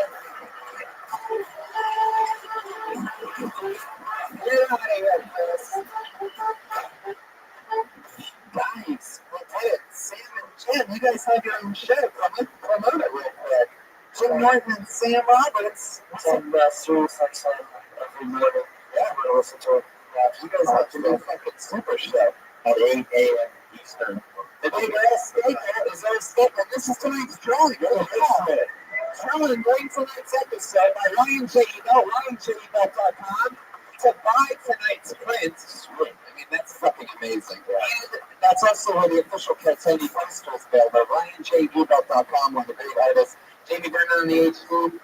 Check out the rest of Jim's tour shooting a special. Megan Watkins. Hey, come, I got another show this Wednesday, 10 p.m. at the Improv Lab for like an hour, having bands open and stuff. I'm going to get friends at the Improv, come to that. And give it a one more time for the fantastic Jim Norton, one of my favorite comedians. Yeah, gracing us with this amazing and hilarious presence. I really do want to thank you for that. Yeah. Jeremiah is on Twitter, most of the site. Jeremiah Watkins is on Twitter. Jeremiah Watkins, Jeremiah Stand Up. And if there's any Rose Battle fans, we're on tour. We'll be in Atlanta, Denver, New York, and then LA the following week. So next couple weeks, look at my Twitter, social media, and hit me up, y'all. Oh, this Wednesday we have a Just One Secret show. We have a bunch of people on, some awesome secret guests, and then Friday at the Ice House. And also catch this show, Kill Tony, in Houston, Texas, at the Come and Take It Festival in November. I'm going to be in New York City in 2 weeks with Joe Rogan and Gotham. That'll be fun. And UFC 205, that hopefully you guys are at too.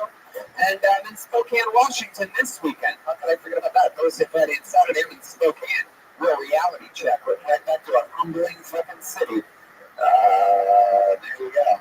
Other fun dates coming up at TonyHitchcliffe.com. Live audience, thank you and happy Halloween.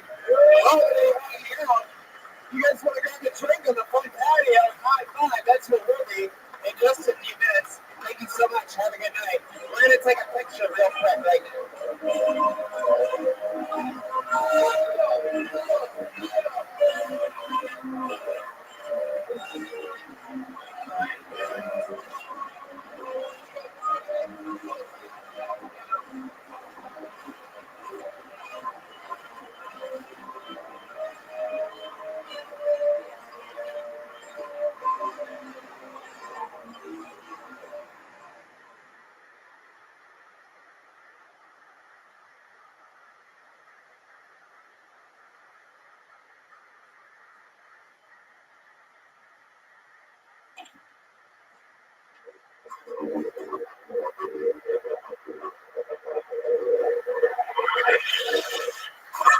Hey, this is Rabbi. From the most famous comedy store. I think the same as Bill Tony.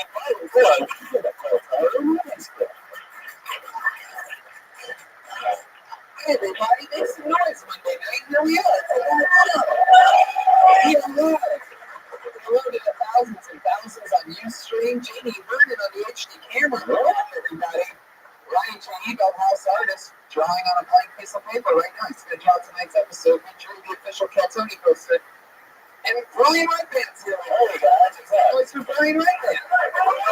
Brian and I are doing Catoni. For those of you listening to the stream of the podcast right now, live, we're going to be in Houston, Texas. Next Saturday, November 19th, at the Come and Take It Festival. So come check us out there. We're there that weekend. Look at the Come and Take It Festival. We live near Houston. And let me announce this here. Can we announce San Francisco? We can almost announce, maybe we can.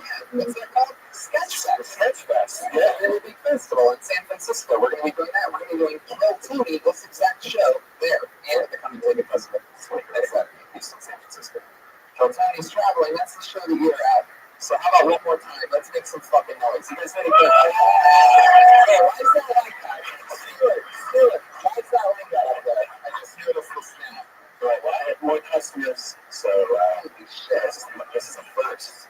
Great. Yeah, so we have to clear out all the comics and we can put more customers up there. Wow. So, okay, cool. Yeah, just keep seating them and then let the comedians file in, I guess. I'm not used to ever seeing that empty at all. It really just fucked me up.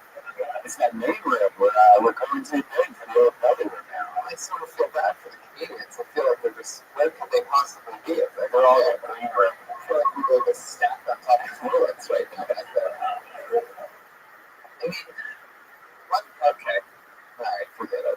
This place is like half packed because of this, Stuart. What did we do?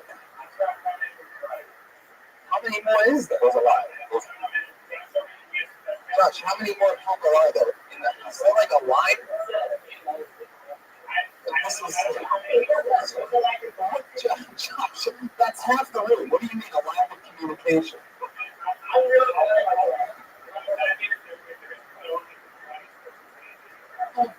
Those security guys are so serious. Yeah, great pride. Your audience. I look at this super, the customer right in the one seat that they should be sitting in right in front of the camera. It's like still having them over there. I trust that guy though. I like that guy's style. He reminds me of both Mario and Luigi. Give me some of that Benny Hill. Yeah. Welcome back to the Wacky Morning Show. Alright. Stuart's still seating people. For those who listen to a podcast, we have one of the veteran, very funny poor guys seating the show very awkwardly, like it's never been done before in 185 episodes. So I took a moment to acknowledge that. One of my favorite things about this show, other than Josh Martin, our super awkward producer, there he goes, is that we have a live band. I love this live band with all my heart and soul. Part of it, Jeremiah Watkins, is in New York City right now, doing a roast battle and a bunch of other cool things. But we are left with the roots of the band, the backbone. Put your hands together for them. It's Pat Reagan and Joel Jimenez.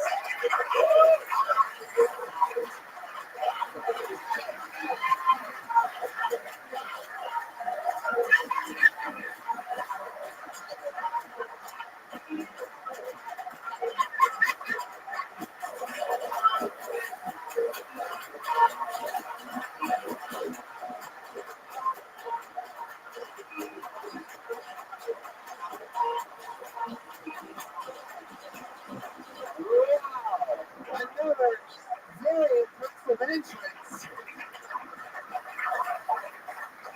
Those who listen to the podcast, it's probably what you thought it was going to be.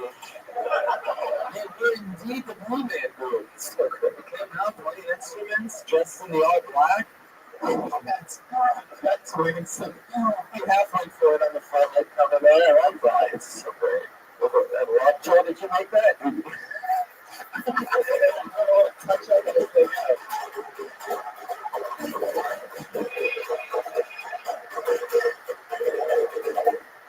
Drum solo from Pat Reagan. Normally doesn't play the drums. I think we just found out why.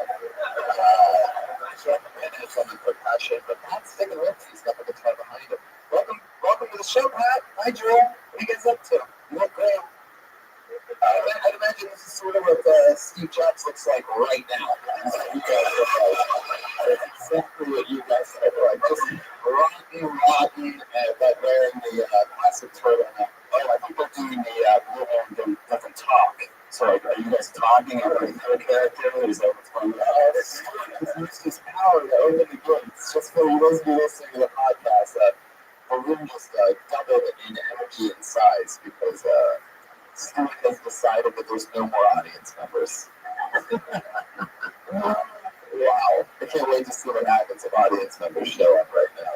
So Stuart Host just starts just rear naked choking out comedians, dragging their corpses to the middle of sunset. Stuart, what's your Twitter handle? At Stuart T. Thompson, everybody. Shout out for that. We're the top rising funny men. Stuart's awesome. Stuart's the shit. I'm busting his balls a little bit, making it awkward. So let's just jump into the show. You guys ready to meet tonight's comedy guest? Who loves comedy? I love comedy. Comedy. COMEDY. Why? Because it's fun. Your guest today is hoping two of the funniest human beings on the planet. Two of my favorite people. Two people that I've been coming up with for a fucking decade. Put your hands together for two of the greats. It's George Perez and Jade Calabretta.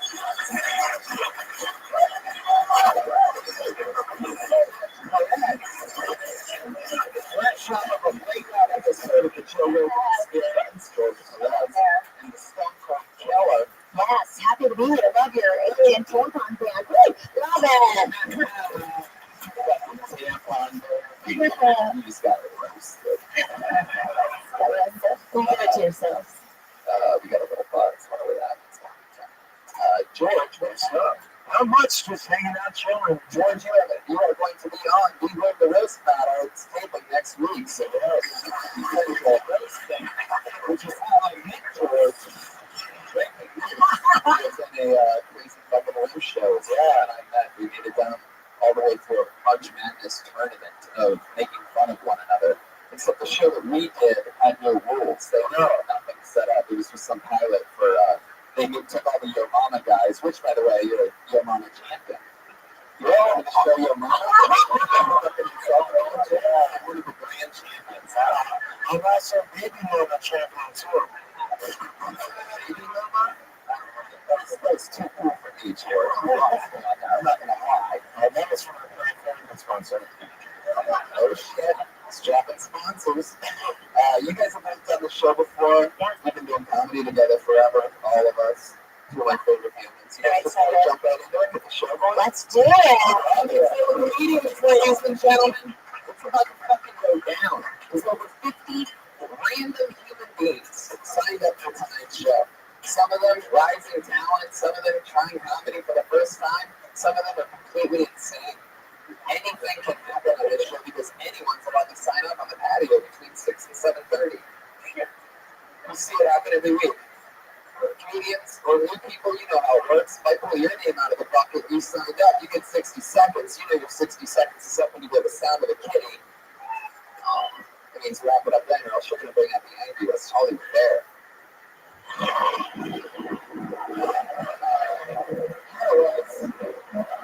There it is. Oh, the mouse is back. The mouse from a few episodes ago. I was in my hole.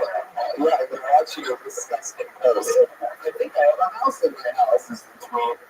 Next day, I set up a camera to see if there's a mouse. And that sits on his Twitter, so I'm behind it in the drawer. 5 hours later, there's a mouse. It turns out there's a picture of it. I'm gonna find my mouse trap now, like anybody would have done 2 months ago. Right at the mouse. I'm gonna set up a bigger camera this time. Let's get a steady cam on this mouse. It'll be like Goodfellas, but it'll fall on a mouse. You guys, I pulled the name out of the bucket. You guys ready to start this one? This is still like, I don't know. Can I play some of your slow stuff tonight or something? A little bit, I feel a little bit soft tonight. Well, see, It doesn't seem really rock and roll. You guys okay? Is there anything you guys need? Thunderbolts? Warner closes the answer, and it seems fine that you felt like it has.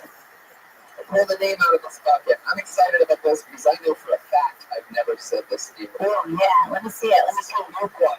Here we go. I'm going to say it. It's Yama Nikele. Yeah, say it. Yama.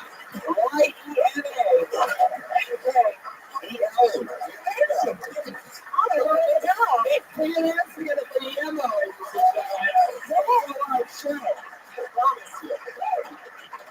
Hey, my name is Jim Curry. If you can't get that, I can't help you. That's as short as I can get it.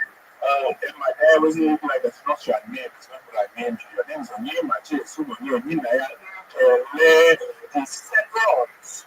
And I have to walk in and be like, oh, that's such an interesting name. What's your name? Onyema, chick. Oh, where did you come from? Oh, I'm from Anaheim. The accents and trust came to me. I went out there, like I flew out there for the first time. I was so happy I hopped out the plane. I said my whole name, I told it again, but I only have a minute. So I said that shit, and then after this was, oh, that's a good name, a fine name, and a strong name. Samuel, one of us. This is Christian, this is Solomon, and this is Neil. I was like, Neil? A black people have Neil in it? When did we get that? I didn't even know.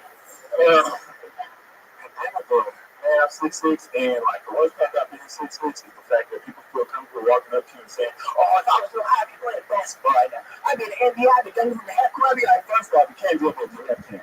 And I can't go up to people and do the opposite. Like, I can't go up to the shortest person in the room and be like, "Hey, if I was your..."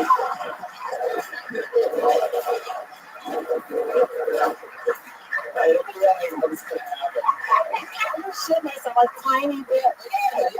This is when we get to hang out and meet you. Oh, man. I said good stuff. When you said the Neil name, I didn't know we had Neil. You could add a couple more times to that, like a couple other black names. You're like, I don't know, you know what I mean?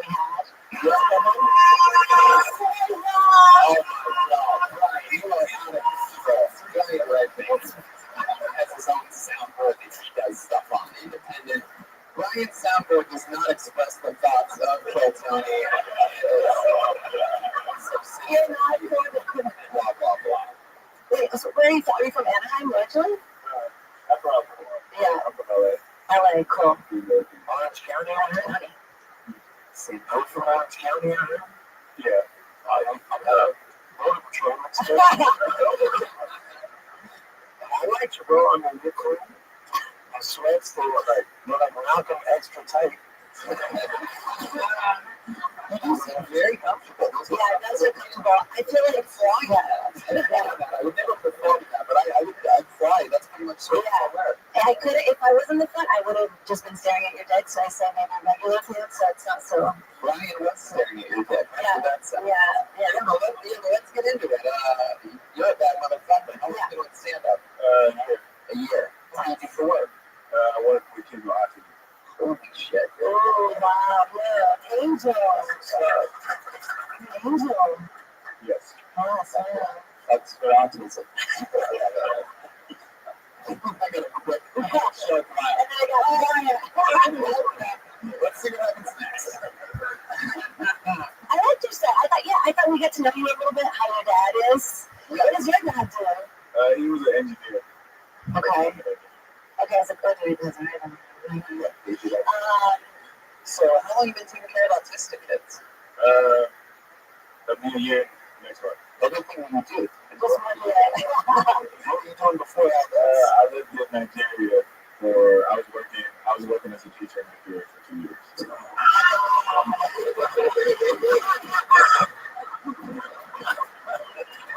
Sometimes Brian Soundboard is a part of social media. If you notice, it's extremely hilarious. Yes, it's part of the show. Anyway, that's what I'm want to know about. So let me ask you this: you're in Nigeria, like, what are the ladies there like?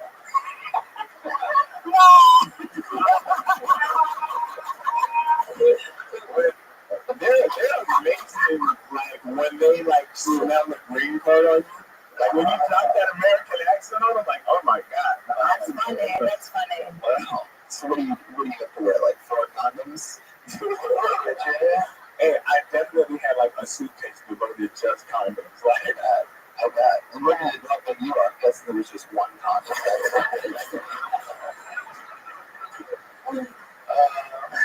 I'm proud of myself for that one. So, well, that's cool. Look, so you ended up hooking up with like a lady there in Nigeria? Yeah. I mean, that's She was sitting in place? Did you notice anything?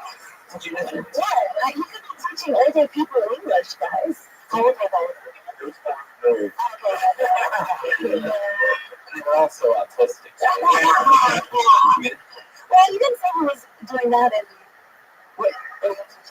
Kids in? So let me ask you this. Yeah, not done autistic kids. that's not true. Like kill him? Like kill him? Put him down? Like, oh, shit. When you were making love to a Nigerian woman, and did you notice anything different that they did? Maybe that like Americans don't do. The Nigerian accent motive is very off. Oh, that's it.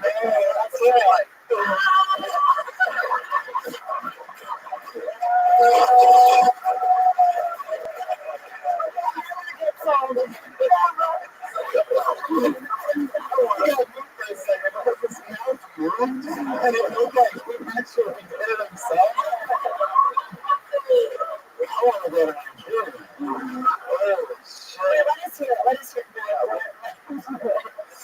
Let him do it. I want to hear it. No, look at me when you do it.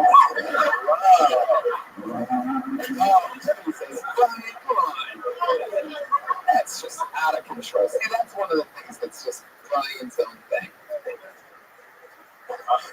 I've never attempted to be more. I want to hear it. Is it Nationalities do have different modes. Like, what's the one? like in Brazil, it's like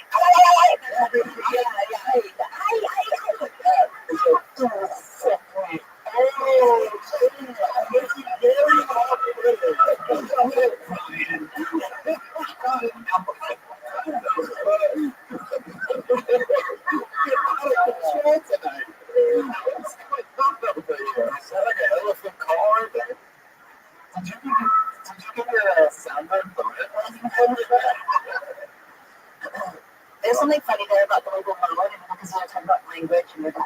stuff. I really like that kind of That first noise that you made up. that Thing, man, that's pretty. yeah. Like, it's like,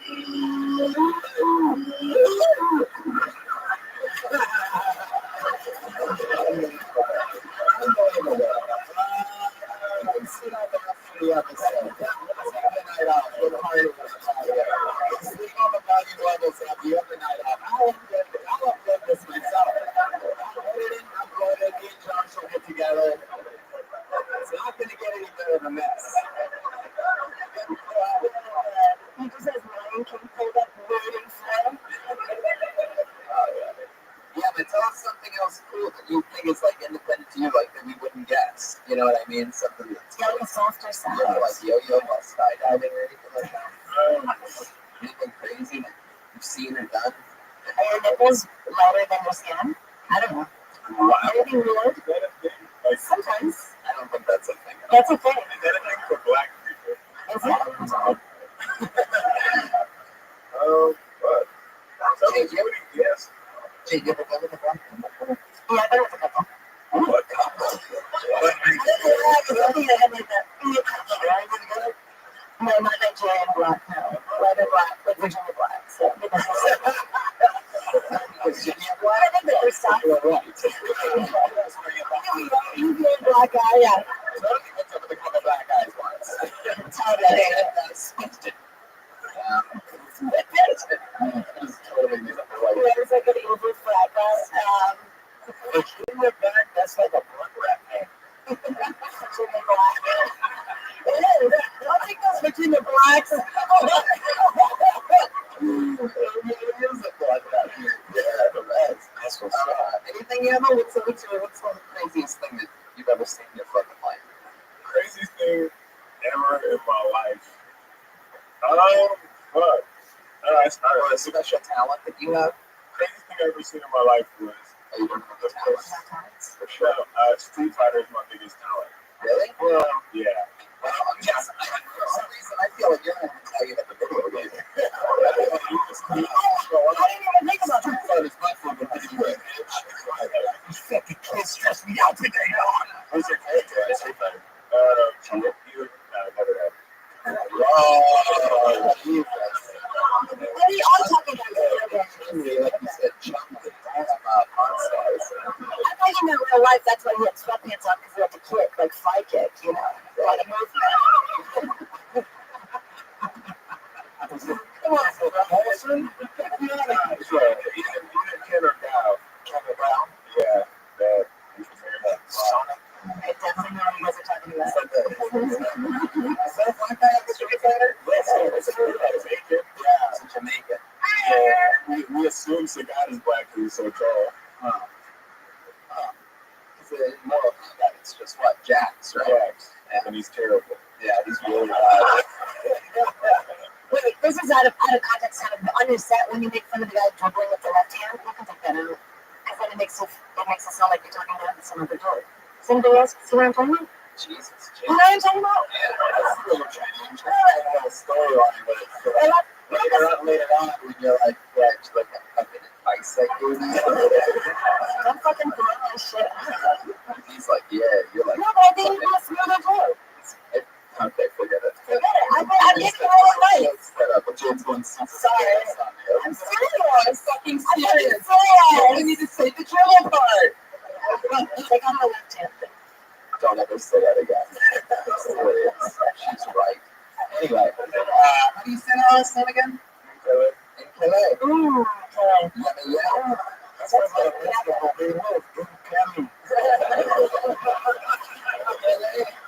love how Mexican you made that. In Calais. How were you not half the cast of Narcos, by the way? I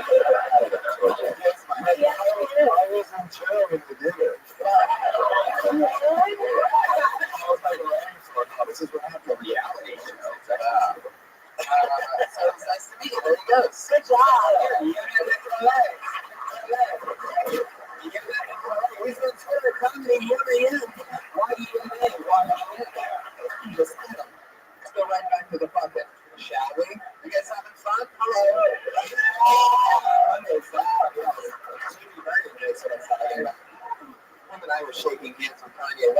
weeks ago. You guys know what that's like, right? Put your hands together for your next comedian, Jim Anderson.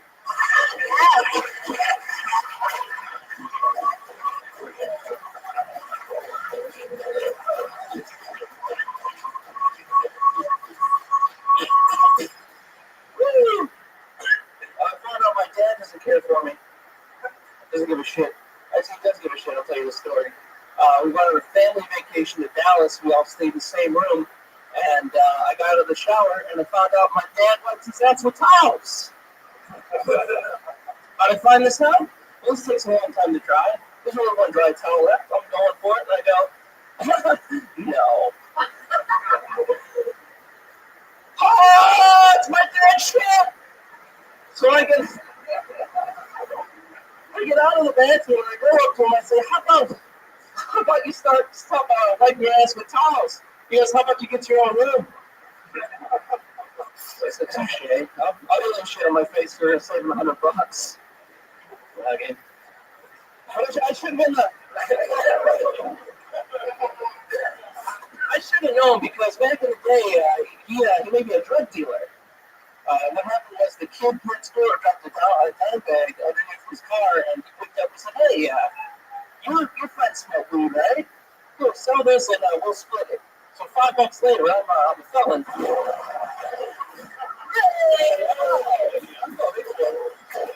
That's awesome. Sometimes we have many episodes that I've never seen the bears. We have something too, like people going slightly over the time limit. That's fun. We have double bears tonight. Look out, this is a special episode. Jim, what is up? Not much. I don't even remember what you were talking about before the bear, but let's get into that awesome towel shooting thing, which I love. How long have you been doing stand-up? About a year and a half, 2 years. Yeah, you go out the lot? Where do you live? You live like 45 minutes outside of the city, correct? I'm in Burbank. Yeah, I was around. Yeah, I probably do conference about once a week. So about once a week. Yeah. Right. So, and it's sort of like, I can sort of tell that, but the way that you have a natural, like, very interesting backwards delivery. Oh, okay. Even though you're talking about some shitty towels. So, did you talk more to your dad about, did you say, for example, like, Dad, do you shit out of your butt and then wipe your butt with the actual towel, like all the way? Or was it maybe a situation where he just had, a dirty butt, he forgot to clean it in the shower, he was drying off? Like, did you ask specifics? Well, I know that he does this, but I figured he would do it on vacation. So your mom has to wash his shitty towels? He did his own shit towels. Is he like, That's funny. That's great. Yeah. Yeah, they said it back then, just to shit towels specifically. Wow. I feel like it would be funny if you didn't set it up in the beginning, like, I got kids on me. Well, my dad doesn't care about me. Just tell the story because the ridiculousness of it. Right. But you make them like butt wipes, they make that, you can just throw a baby towel so you throw away. He gets stuck in his ways and that's it. You go like That sounds good for time. I think you guys are enabling this stuff. Just take the towels away. I think you guys should put up more of a stink. Hey, what is that reaction? What is that note? That's what you do. You can buy on Amazon for like $7. You can buy burst pepper. It's like the hottest pepper ever. And you just put it all over the towels. And when he wipes his ass, you make us hidden cameras and the layers for $1 million from the YouTube video. Yeah. There you go. How about that? You might die from that. Chad, let me answer you something. Yeah, with his heart beating his butt for a couple hours, I'll be fine. He does this often. Tomorrow I'll be 36 years old. 36 years old. Sweet WhatsApp. Do you still live with your parents? I don't. Okay, what do you do? I edit television. You edit television. Yeah. The dad that wipes his ass on towels. Have you ever tried this yourself? Has there ever been like a team where you yourself have gone? No, because he's prone to it. It's tremendous. Have you gone on a bender of no, I go to a Costco and I get those flushable wipes. To clear it up, It's just the cleanup. It's not the full, right. It's not like, It's not the first one. It's like it's the one. he doesn't use the towel for the main cleanup. No, he uses it for the paper. So he just, And he does it with the present for the towel. just like human, like not toilet paper is human. Yeah.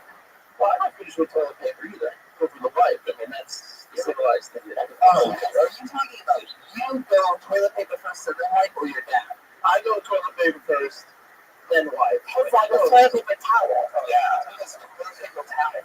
So for a moment, he's half cleaning his ass. right? All the way. But just halfway. He's like, I'm going to save the other half. And I said, we have cleaning. Right. So that towel, that other people, I mean, let me ask you this. How did you know that his towels were his towels and your towels were other towels? Was it a color coordinated thing? It's monogram. It's monogram. Yeah, but yes. That is something so funny to say that he forgot he was committing to the blue game. I wasn't committing to the blue. It's too late. This guy put out what he said. You ever take like a no wipe shit? Yeah, those are the best. Just take a clean missile turd. Yeah. Stand up, put your pants on, and walk away. That's happened. I've never done hey, we have a special phone call coming in, ladies and gentlemen. We have a special call in. One of the first times in Kill Tony history. My hands go for him. It is one of our favorite humans, the great Jeremiah Watkins. Wait a second, it's not. I'm sorry. Nobody told me this was happening. I saw a name, I was wrong. It's actually Donald Trump. Donald Trump calling in live on Kill Tony. Donald, we're excited one day before the election. How are you, Mr. Trump? Tony, it's so great to be your new president of the United States of America. Thank you so much for having me. Wow, so you're already accepting the presidency of the United States of America a day before. Yes, graciously, Tony. I want to call into the number one live podcast in the world, and I figured, before you make your decisions tomorrow, this audience needs to know, make the right decision. Vote for Donald J. Trump, 2016, tomorrow, November 8th. There you go. You made it straight from the horse's mouth. Anything else, Mr. Trump? How's everything going out there? It's going pretty great, Tony. Pretty great. It's good to be in the running for president this year, Tony. Big fan of the show. Listen every week. What's some of your favorite parts of Kill Tony? I like that Todd Reagan character. That guy's ballsy. He shits from the hip. He sometimes doesn't know what he's going to say. He just says it. I respect a man like that. Well, Mr. Trump, we wish you the best of luck, and we miss you, and we can't wait to see you again soon. I'll probably most likely be your president tomorrow, so thank you so much for being here. Very good, ladies and gentlemen. Reporting to him, and you, President of the United States, Donald J. Apprentice Trump. Jim, who are you voting for tomorrow? Are you voting? Yeah, I'll be voting. Which one of the shitty towels are you voting for? I've been voting green since I could vote, so I'm just going to keep that active. Wow, Susan Sarandon audience. Clean voting record, right? Right. I'm like, well, his dad's voting for him. Yeah.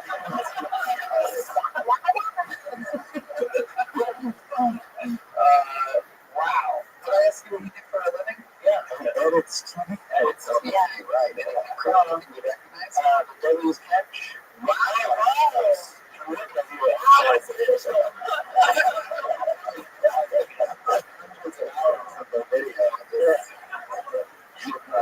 The head of an Alaskan catfish. He looks like he works like at a Whole Foods in East LA. Jim, anything else? What's your dating life like? I've been dating someone for about 2-3 years now. Does this girl know about who she met? She's met him, but not his Thomas though. Yeah, where does he keep the towel? It's just like next to the toilet. Wow. Yes. So basket. Get him a little container for Christmas. I know what that shit basket. A hole in the Ukraine. You know I kind of want to use this OnlyFans. I kind of understand something special. No, I want to be top. I understand that that's like if I'm in a hotel, I do that shit. I'm like, fuck this. I'm just so gone and wash my ass and drop it. That's why we need Japanese toilets. Japanese toilets are the middle of That's why we do. Get him a bidet then. Yeah, you gotta get him a Japanese toilet. Just jump in the shower. Totally got a question. Yeah, Pat has a question. Does your dad do anything else funny or weird?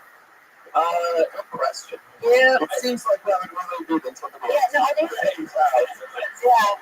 Taking a shitty iceberg. He likes to spit out the window a lot, and before he does it, he's got this throat that like he's singing. I hate one so much. What's the third thing? It's like it's a pullback, and then like a it's a That's a dad thing. and an out. Yeah. What does he play his nose with? I don't know. I don't ask.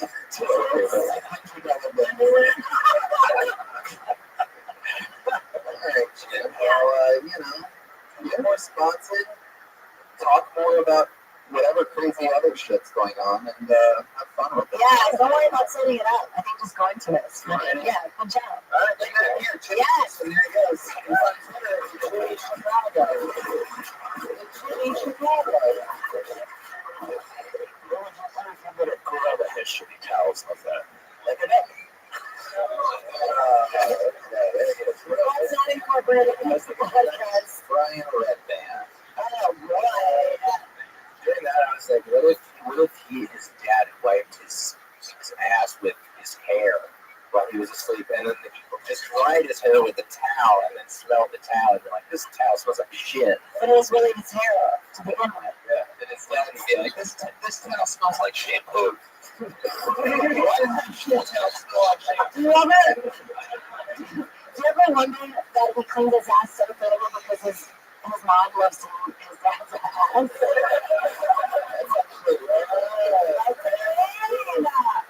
That's For a reason. Yeah. Alright, let's get another team out of the bucket. Let's see what happens here. Put our hands together for Tuesday Comics. What a good name. Tuesday Thomas. He knows this week.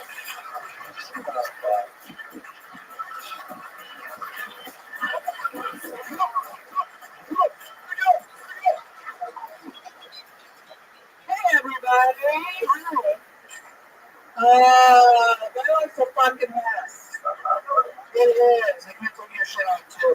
Mine's true. I look like a Wonder Woman. But we can just look at me and wonder if I'm a woman.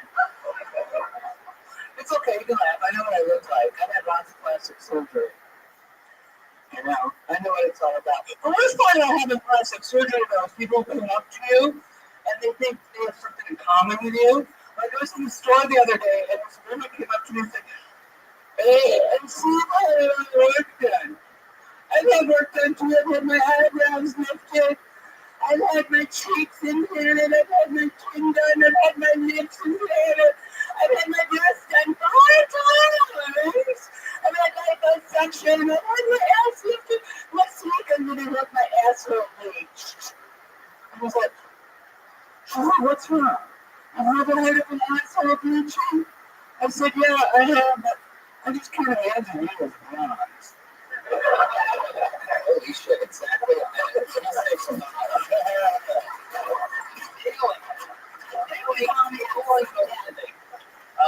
Yeah, you look blue. You okay? Tuesday. Save it. What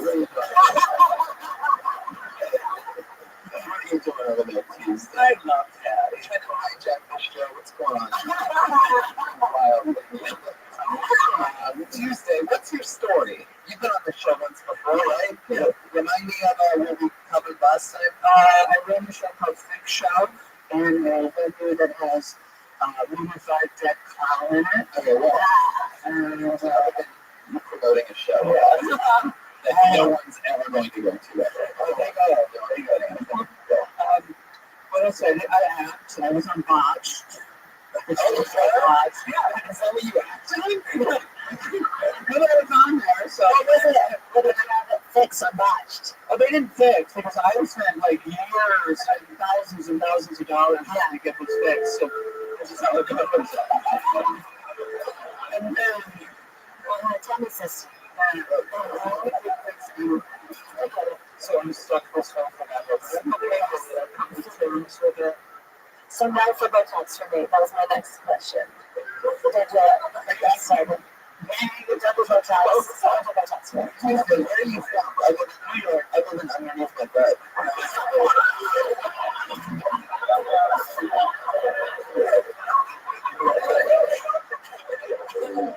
He's not kidding. I put up on my sleep and I just drew on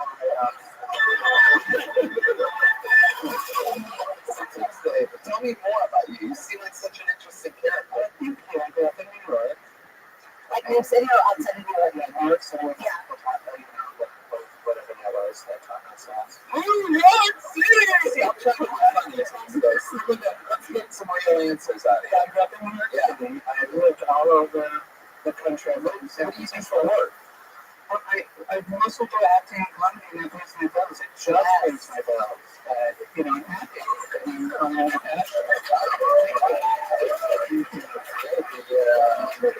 Face to face. I do work, your nightmares. I work 2 days a week in a bakery in the ghetto. A bakery with the girls? That's what I want, man. I do over on Crenshaw and Jefferson. Wow. What kind of bakery? Uppers. Apple Peach.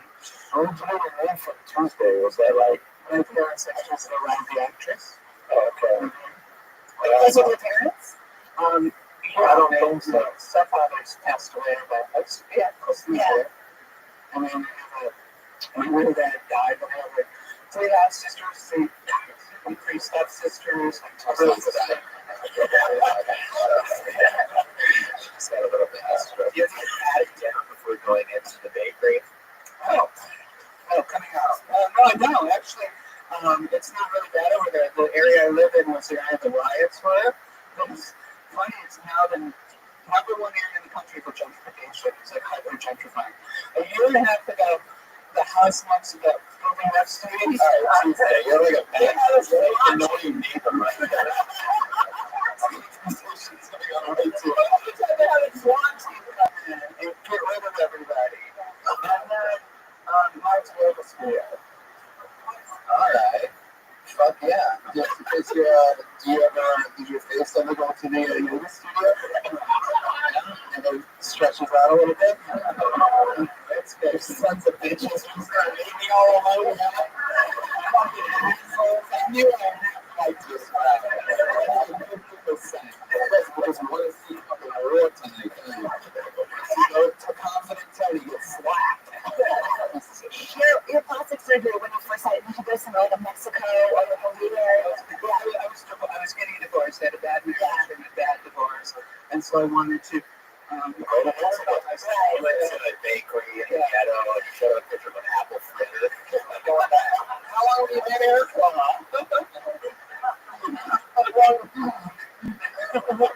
So when you just sit there,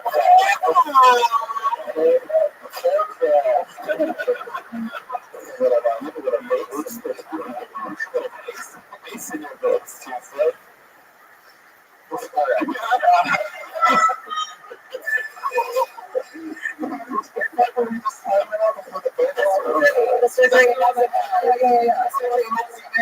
I was married for 4 years. 4 years. And so you go down to Mexico and you're like, you know what? What was your thoughts about? What did you talk about there? I talked about the fact that what they did was I would just wanted basically a facelift with some fillers, and they ended up unbeknownst to me pumping silicone into my face. So I had to spend years. And I also cut some layers. Oh, God. You know, so yeah, so this side didn't quite lift up and stuff. So it's been years. Was this when you were on that show with Gene Siskel? Oh my God. Oh, we can still see you beyond the face. Gene Siskel is going to ignite a fire. You said it so strong. That's not good when they did that. Oh! What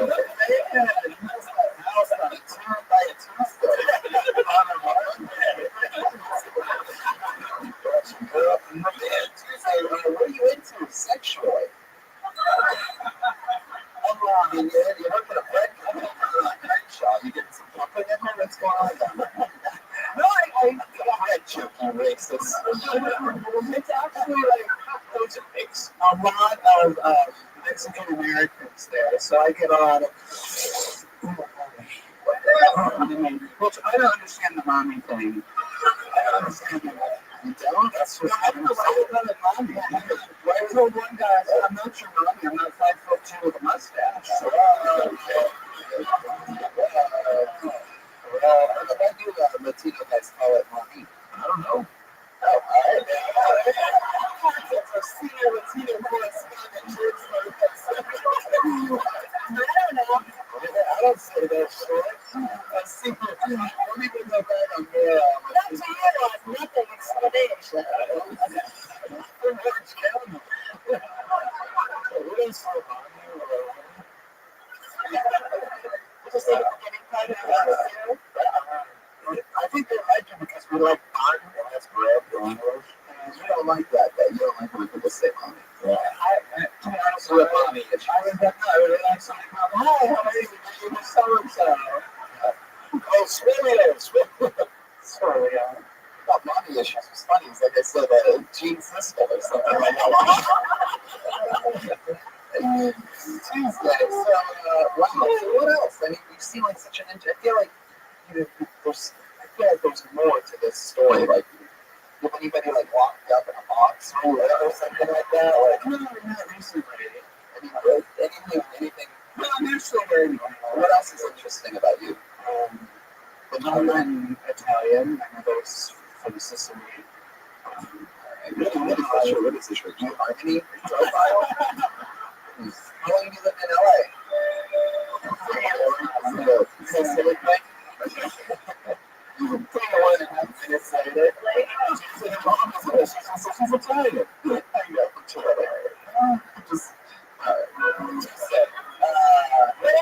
you close your eyes and listen to it, she sounds like Tyler Perry. Like, just talk about that. Just say anything. Oh, yeah. A little bit of Italian. Yeah. All right, Tuesday. Do you have any special talents or anything like that? Just you got the nipples, I can say. Yeah. Well, that's the other thing for, I had, I think I talked about this last time. I had triple D breast implants that were silicone when they burst, and I had that removed. Oh my God! How did they burst? Did they go in the? It just went bad, and it started leaking, and it almost killed me. Oh my God! That was horrible. Oh my God! And I've been doing very natural now, so when you take them out, I get a little bit of a lift.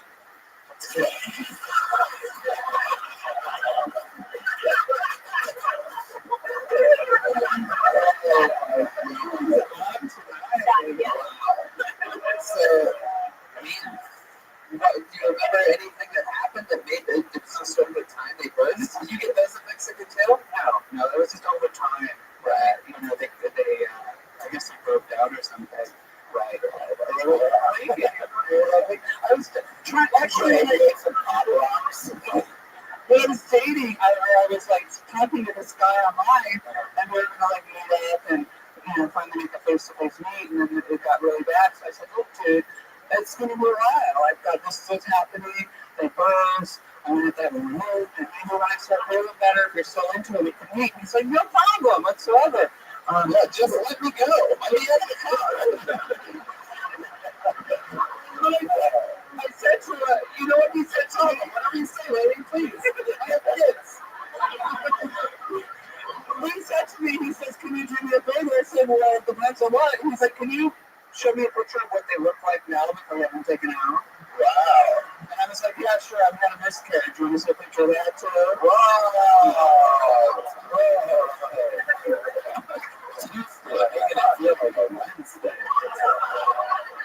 Alright, Tuesday, well, it's nice to meet you.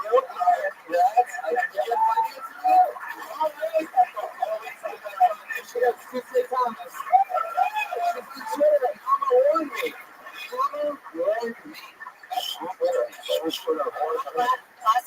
not once. You should change it. You should change it to mommy. Yeah, that's true. Or mommy horny. Yeah. Jay, do you ever have any, you ever think about getting any plastic surgery with any? I think about Botox every day. Yeah, I'm too scared. What if something fucked up happened? Like, Your face is fine. There's other, it was hinting for you. Yeah, for sure. I think everyone can do that there, Jay. I can't get a Botox. I can't do it. What if something fucked up happened? I even have a scar down my stomach. I got that shit.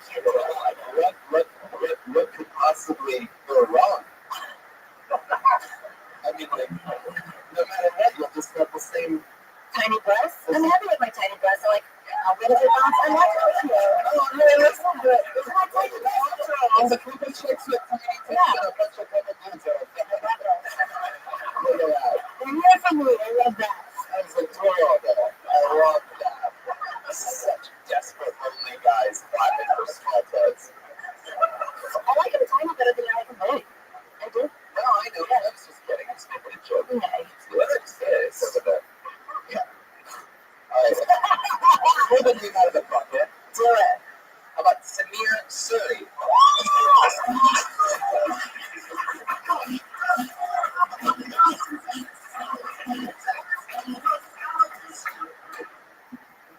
Hello, my darlings. I am so fucking pissed tonight. We're going to discuss this now. We are going to discuss this because another stupid-ass white friend wants to vacation in India. Why? Why? The national anthem is played on a rape whistle. Why? The most popular baby name is Stillborn. Why?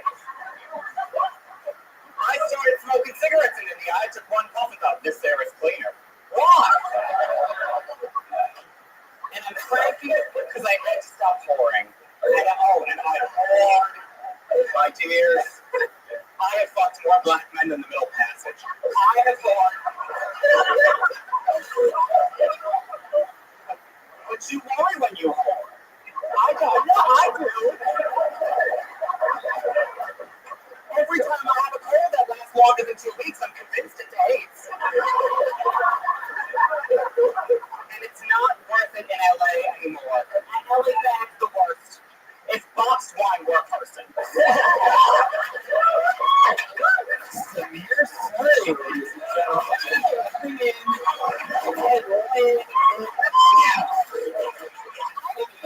Shredding. I'm in love with you. I'm in love. You're like a real Jewish gay woman.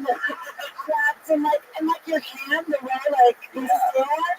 You have the delivery of like you're like that guy that gets to go on his own rant segment on like the.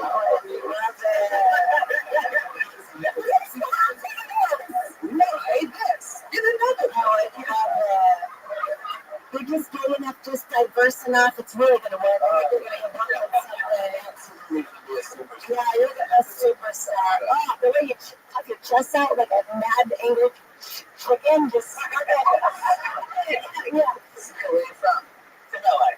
Born and raised. Yeah, yeah. Wow. Do you figure out a block dates? Is that for real? Yeah. Yeah. Are you a top or a bottom? Bottom. Yeah, bottom. Yeah, heard Yeah, I know.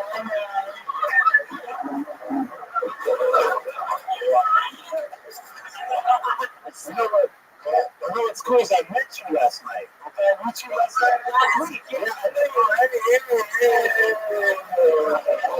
See you guys live? I'm bored. I'm in Georgia for those friends. Today he thinks he has AIDS again. I met you at the bar and we were. Next thing you know, I was sitting there drinking the river. Until you put out. No, it was cool. It was 60 degrees. He's a bottom. Let me help him. Samir, how old are you? 22. Wow, so young. What do you do for work? I write show reviews. Oh, God. I love I it. don't exactly what your name's like. This thing? Happy, but that's pretty much it. What is that for? He's just petting an imaginary dog at all times. That's a great thing. Oh, that's for the Daily Mail. Oh, very cool. That's amazing. Thanks. You're like a Perez Holiday Inn. I was thinking like a Perez. Yeah. How old are you? 22. How are you doing stand-up? About 2 years. Yeah, you're unstoppable. What are you like your big goals and shit? Like, what do you really want to do? I want to keep doing this. Right. Yeah. Yeah. And interview, I guess. I would love to interview. Really? Oh, start doing it now. So how much does your dad hate you? Oh my god. Fucking furious. Unbelievable. It's so refreshing not to hear an Indian accent, so just refrain. Oh, yeah, no. Yeah. It's amazing that you're Indian and you're a bottom though, because normally Indians are on top of moving trains. So, in India, there you go. Very good reference, Brian. You kind of sound like Roger from American Dad. You know the alien? Yeah. Oh my god, he does! He's Funny. basically all in. Yeah, right. Yeah, that's good. You're like a Indian Phyllis Diller kind of. Yeah. Very It's like much a so. Jewish thing to him. I like it. Okay, so your dad, he's like, you know, He's cool about it. really? Yeah. That's amazing. Because he came here young. He came here at 14, so he like assimilated and everything. Okay. But going back there is like the birdcage. Right. Yeah. Right. How often do you go back there? About every just 3 to 4 years. Yeah. I want to hear him like read any like the Bible. Just as Mary. Yeah. And Mary had all this drama. This is your son. Yeah. So, yeah, why do you think it is, if you had to guess, why do you think you're so attracted to black men? Oh, they're just the ones who've been attracted to me. I mean, I'm gonna. Some flying tomatoes. Yeah. Wow. Interesting. So, you live on your own? No, I'm at home still. Wow. Yeah. You're allowed to break this fucking Is there world in your parents' place?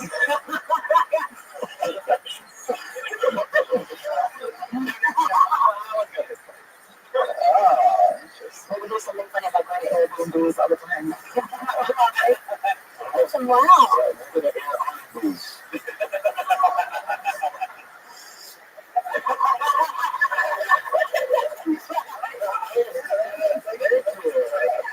You guys gave up on me? I was sitting here, Mike. I should say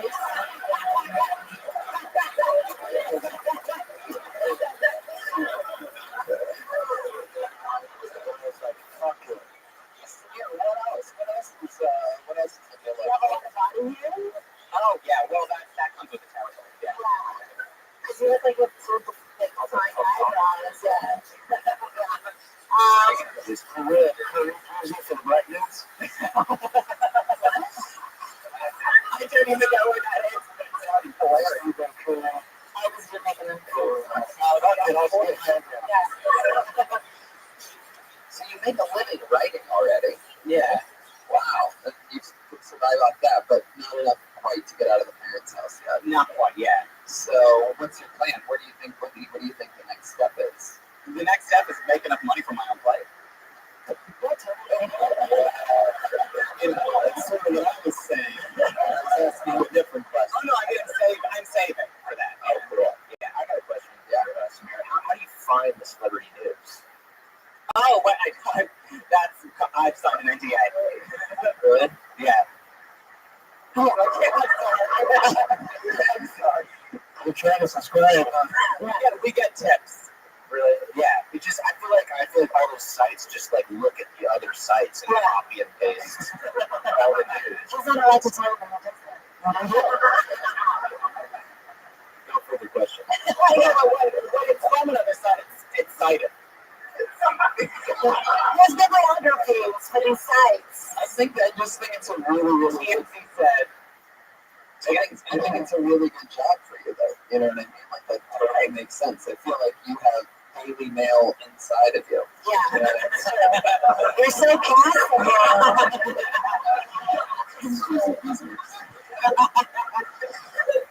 Yeah, he's so gay and passable. I hate it.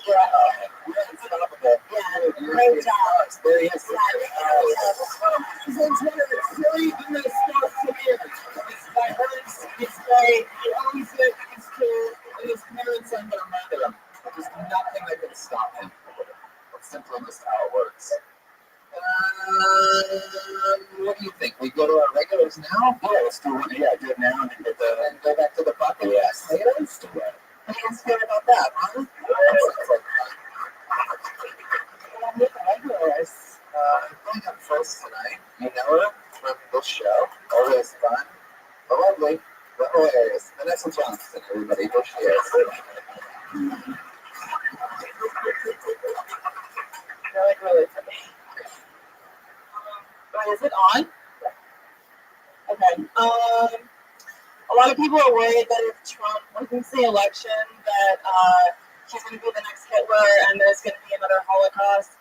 I don't know. I mean, like, Nazis were insane, right? Like, they turned Jews into soap. That's crazy. Why would you make soap out of a group of people who are using their dirty? Like,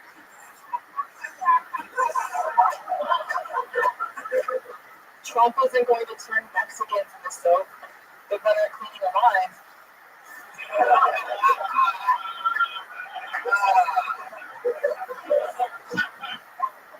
It's crazy how much people care about who you vote for. Like, typically friendships break up. Did anyone lose friends this election? Like one two. Everyone was like, no, we have all. Especially Facebook friends. The crazy thing is the people arguing about these things aren't even experts in government. They're like, look at Bloomy Pills. And then it's just. There you go. Yes, they don't have any. It's great. Jake is so funny. I just turned 25. You're so cute. Oh my god, have you been doing the show bunch? Yeah, a year. She's on the first. Listen to the show. That's awesome. This is, I think, my 50th minute. 50th minute. Happy 50 minutes. How many minutes did you waste in the house already? Wow. Okay, boy. Oh, Andy Rooney and Gene Siskel in the same episode. Because you're playing Kill Tony Bingo and one of the most unbelievably ridiculously rare card ever. Then you cross off Gene Siskel and Andy Rooney. You know, in your joke when you said like we're losing a lot of friends, I think you could have kept back and said some Mexicans are going to be losing a family. That's funny. That's funny. That's what I was like, fuck, she was my friends. I might lose my grandma. It's funny if you maybe brought back the Jew soap, like a little bit big, the Jew soap, you know what I mean? I don't know, something like the Jew body soap. I think it's really funny. I was like nervous when he came up, and I'm impressed that the jokes were really solid. Yeah. Yeah. She gave me a little foot smell before she started. Did you guys see it? Or was it too low? I thought it was to me. Was it me? She made me nervous. I was like, it's just the line. That's who she is. What'd you guys kiss? Well, Brian's got an idea. Brian throws cool good ideas. What'd you say? Let's have you guys. Don't you think we should kiss? Well, stop it. Don't do it in this. Why did I kiss in front of you guys? You're really right back in here when you get double serious. Hey, really, Tony? Let's go. You're out of control. What was the second set of friends set up? Come on, guys, kiss. So retarded. Vanessa, another very good minute. Yeah, I thought it was really good. And Vanessa has been stirring up a little bit of a rivalry. Oh, I thought you were going to say They take shots. They take shots at each other. It seems almost every week on the show. Pat, anything about Vanessa's performance tonight that you want to say or not say? Tony's like the father that wants the siblings to fight. He's like, it's stronger than most of five. He needs to go. He can only afford one child. What do you do? Did she make you laugh, Pat? Did you give me props today? Props. It's very dark. Yeah, I was very dark. I like a new dark show. Really fun. I've been in here for 7. I've been in LA for 7 years. I literally can't talk to you.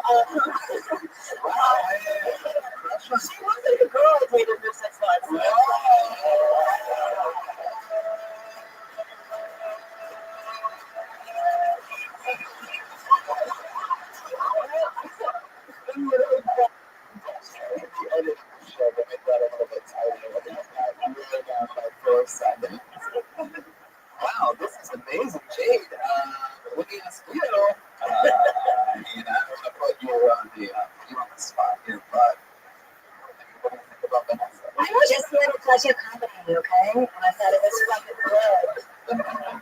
No, I think I'm great. I really did. Thank you. Yeah. Vanessa, I really like your book. Actually, why does this make you feel like this kind of hour? No, I thought she was great. I mean, I'm not a great writer, so I'm kind of intimidated as well. I'm talking about what's happening right now. I mean, that's a brother, you know. Keep it on that. George, any closing words for Vanessa? Keep it up. And is there anything else you want to say to Vanessa, Joe? Just like tonight when I'm in my bed. All right, thank you. Yeah, great job.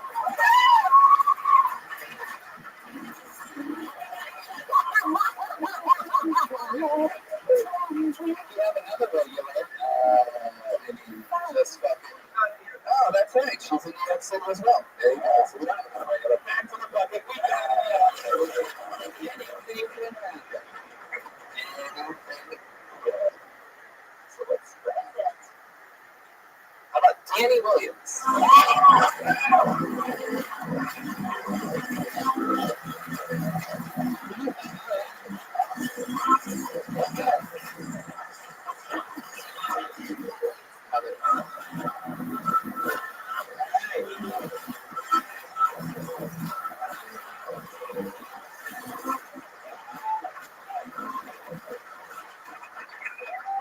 I was sick in the back. What are we doing? I was a white girl on Tinder like a few weeks ago. And she said she never did a black tea. Just wanted the full black experience. So I just don't want my friends who had a train on her. It was like the blackest I could think of. Like, I was having blacker than 8 dudes over in socks and hats.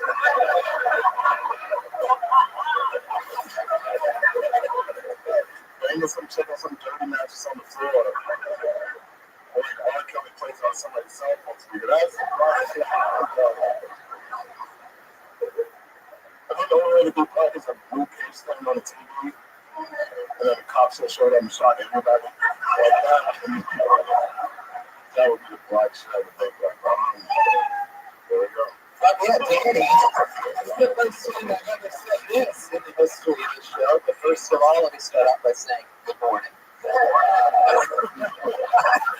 if this is no we woke you up from it and we're taking the nap. It looks like he always comes from naps, you know? Like he's always taking a time. Singing show. Hello. Dana, what's up? How long have you been on stand-up? About 4 years, right? That's cool. He's sleeping.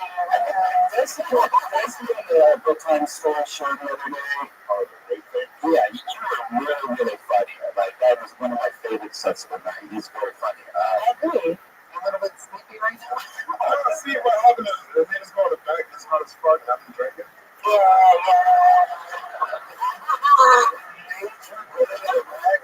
On the back. Oh, wow. Snowy comics. Smell, just put you to sleep. So funny to see. No, I'm just fucking out. Oh, dang it. That's This was awesome. That's all. okay. I thought when you said the R. Kelly thing, you had a moment to do like a phone call, like who's calling them to make their R. Kelly, like, don't call them. No. You know what I mean? Like, you forgot your own thing? I was saying this was When- no, bro. Oh, I'm too long nose. I want to get a wheelchair company. That's funny. What's different about your wheelchair? You did a discount? Can we get a wheelchair? If you show me at 5:30, we can sneak one out the back. That's Yeah, you never know. that one. Why are you repairing them like an open shotguns? Or what are you It comes out all greasy and shit. He's like, I've been working on this one. No, I have to explain to insurance companies why people need wheelchairs. I know, sure.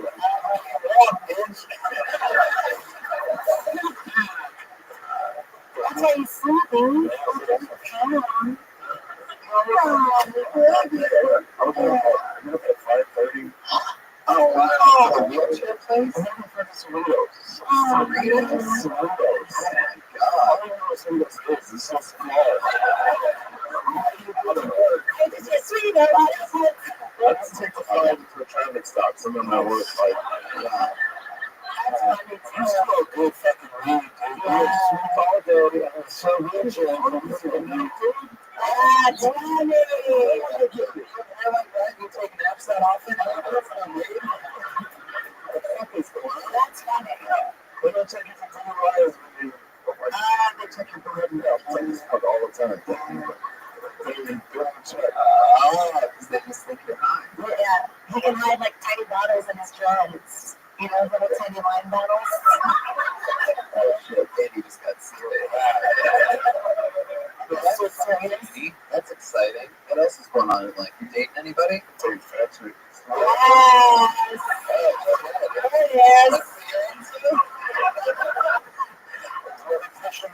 There it is.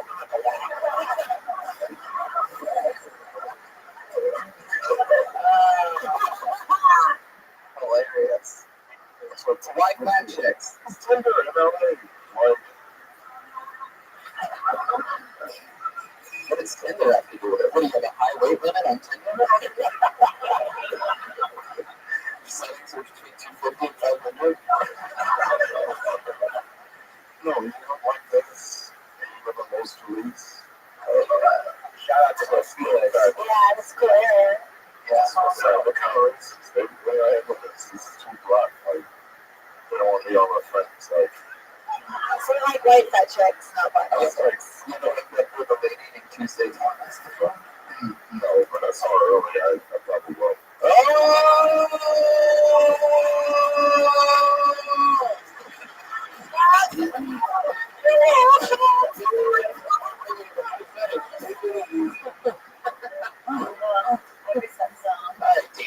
What do you do? Somebody else there. You great job, Danny. There you go. Danny Williams. Back to bed for Danny, boys.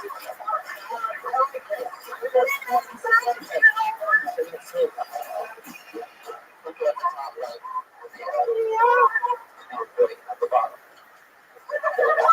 Those guys were a creepy vessel. This is interesting. Put your hands together. This doesn't sound like it's going to be real. How about French accent?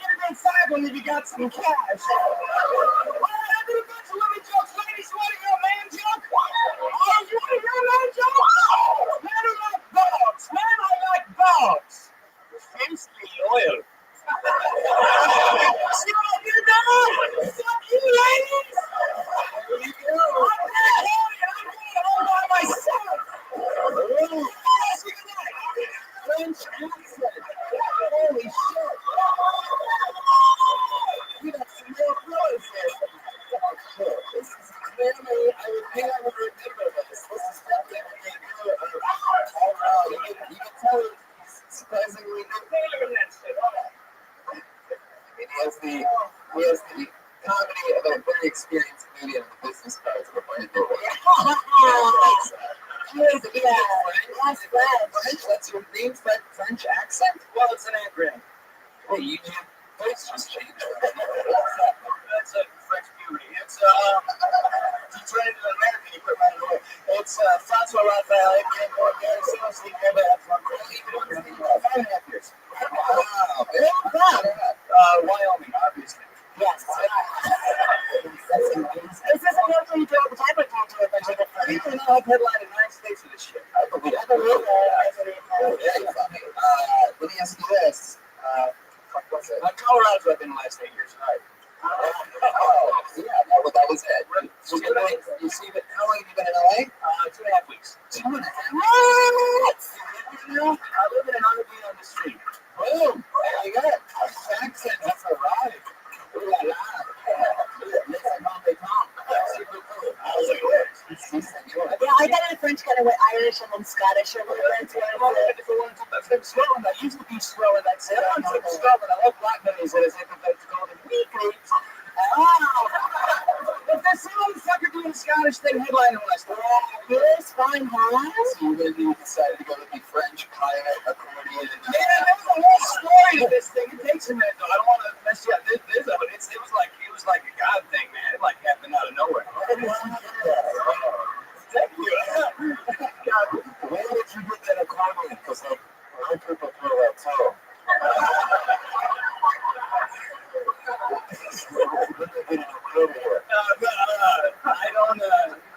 I can't be funny anymore. All right, I got my mom gave it to me for Christmas. She says from Colorado, two cats in the RV. In the RV right now. I get cats. RV just smell like cat litter and piss. I mean, I got one air fishers this week. The cats are there to hide the roots on the roots there. Shit smell. I just tell people it's like female stuff. Yeah. It's nice to say that. Yeah. It smells like cat shit. Some very funny stuff. Hey, random fun fact. I had to switch the eye patch so they can see downstairs and upstairs real quick to find. So they can switch it over and be one eye uses the dark, one eye uses the light. Yeah, like random eyes. Oh my god. So look at that.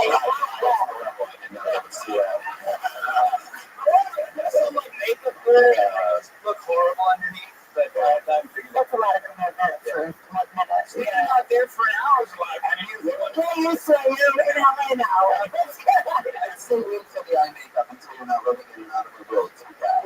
Have you done a long set before and how long it is easy to keep up with that? Like, you can find it on YouTube. Wow. And it's the camera died before the end. So just look up Kevin Bennett comedian. Even the camera gave up on that set. Hey, you want to do like an hour like this? You want to do like, So, and you're not, what's your dream to be in LA? What are you doing here? Well, it's nice living in an RV every other night. Yeah. I'd like to have a real house. See, picking up even in our Yeah, police, am I right? Actually, Ventura Boulevard. Oh, by the river. Well, it's great. I don't know. that's where he washes. Washing. I'm great. I've come before. Yeah, we got to fly through. What are you doing before this? That's good. I worked at T-Mobile. Sorry, I don't want to know the history about it. Yeah. I don't know. All right, no, go ahead. I think your jokes are too good for you to be doing the character. I think you're incredibly talented with the accordion. I don't know. That's all. Well, thank you. Hey, man, if you want to do some music with me, I have an accordion. I play accordion. I look like this. Yeah. you should check out. Oh, yeah, SoundCloud.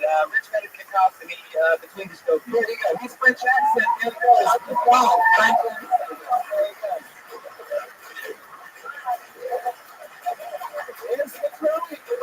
you go. You were sitting there enjoying tonight's show. You drank tonight. You guys like coming up? Anything you want to pull out? Anything like that? Yeah, I saw us 18th and 19th of November. Come on, it's gonna be fun. Yeah. And those who can on True TV, watch it. Yeah, I'll be doing the roast battle earlier on Wednesday, November 16th. We're going to spread the word. That's right. Comedy Central in January. Hey, watch. I'm in this Comedy Central web series called Questionable Science with Rich Fulcher from the Mighty Boosh. It's awesome. Watch it.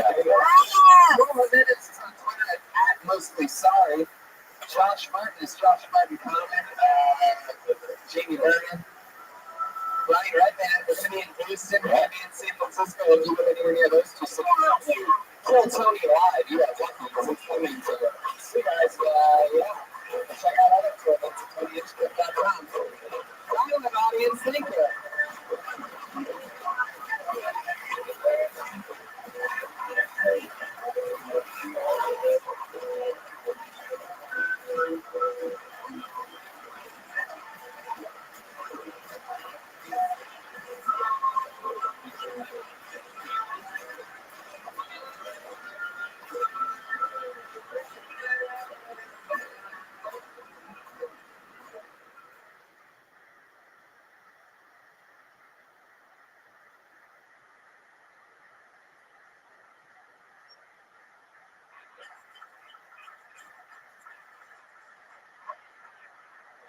listen to that smattering of half fucking super weak applause. Oh, wow. Impressive. Very low music. Oh, I was contemplating suicide. Is that how loud the music's going to be tonight? Was that the start of the big show that everybody's here to see?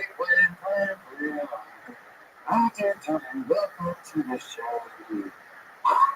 Yeah.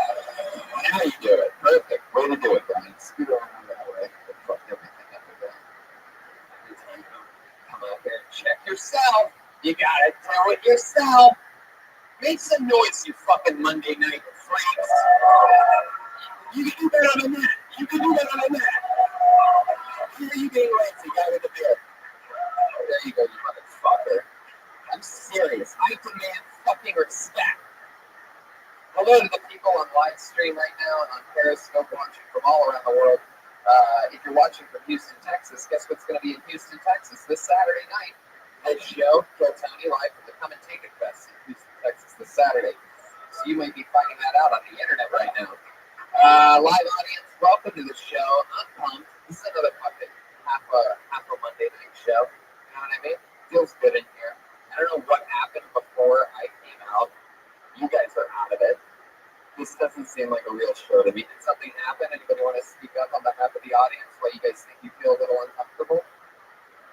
Superman? It might be that. The comedy was crazy, and the door guys were all comedians. They're very funny. And when I arrived tonight, one of them was like, "There's a great view of the Superman out back," and another one had his pants down with his balls out. That's why he was looking at me from through his legs with full eye contact, which is their version of the Superman. So it's the kind of fun we have here on a fucking Monday night. You know what I mean? Real comedy Supermans and shit like that. I'm excited about life, Brian. No other things to promote. I'm done. I was in New York City, Australia, all that blah blah blah bullshit. I'm taking December off in Los Angeles, just hanging out here. You deserve it, man. You had one of the craziest years ever. It started with your special in January. This whole year, you've been out of town. Gosh darn it, Brian. I like what you're talking about right now. It's been an amazing year. One of my favorite things about my life, though, is this show. Everybody knows that. An hour and a half every single week. Again, you are at, live audience, the #1 live podcast in the world. Yeah. So huge delay in this room tonight. We have a house artist, Ryan J. Eagle, this poster he's drawing tonight's episode already hard at work. Literally drawing on a blank piece of paper. We're going to see at the end of the show's tonight's episode. Let's just get it going, shall we? We have a band. We have a live band. Unbelievable how much fun we have. We're going to get a Kill Tony band. You can walk in some 12 minutes, everybody.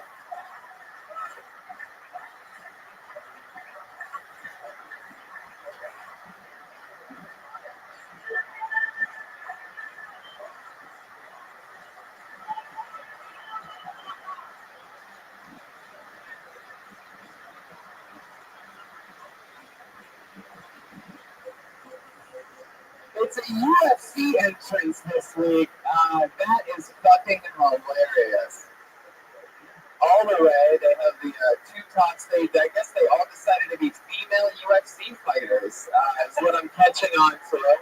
They have orange lines in their mouth to signify mouthpieces, and they also literally have the abs on their bodies because that's how unhealthy the Kill Tony band is. Well, obviously, only, as you can tell by Jeremiah's body, they only use fruit as props. Yeah, could you perhaps gotten a bigger piece of orange in your mouth, you think? I love this. I ate mine before I got to the stage. Couldn't resist. Wow, aren't you a devil? We always love when Jeremiah shows off that gut of his. For those of you that don't know, it's one of the fun running jokes of the show. Sometimes it is exposed and it bounces when you laugh. There it is, right there. Perfect example for you. If you wonder what it looks like.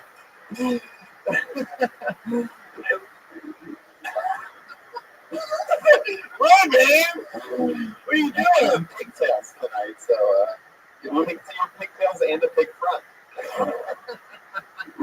I love this audience tonight for some reason. Like, you guys are very unreactive to everything. Is this, you guys take a bus down from fucking Rothschild or something like that? Well, man, we tried this, Mike. Oh shit! I got something to say. Big announcement coming. I took on a different series, and I'll have basketball fans come up to me and they'll pull me aside, like, "Hey, can I talk to you for a second? Like, hey man, you're not really fat, right? Tommy's just giving me a hard time." And like, you are my favorite. Yeah. So those people, I say, come see the live show.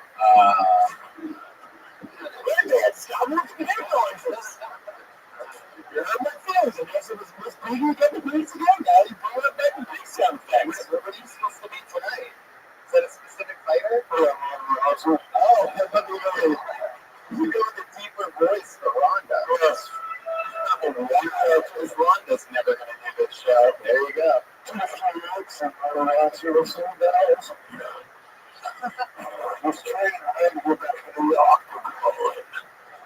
And Joel, who are you supposed to be? Carl Bennington is there. Oh, wow. And Pat, how about you? Are you I'm Johanna. Oh, wow. It's Johanna. But I like your son. Oh, yeah. I've been liking this Instagram interactions you've been having. I got a little crush on you, John. I guess that's public now. Thanks, Joanna. It's true. I guess we have been communicating via Instagram. Yes, a little bit here, a little bit there. Breaking news, I am very good friends with your current strawweight champion of the world, Joanna Yakchicek. I hate this audience so much. It's like between you guys know what show you came to? Like, is this weird? What is it? Somebody say something. Guy with the beard. What do you think the audience's problem is tonight? Was it Pat's pre-show warm-up? Hey, can you hear that? Yes. It's how it feels. It's a little bit pretty good. Can you hear that sound effect again, Redman? No, wrong one, Redman. The one the breaking news one. Uh-oh.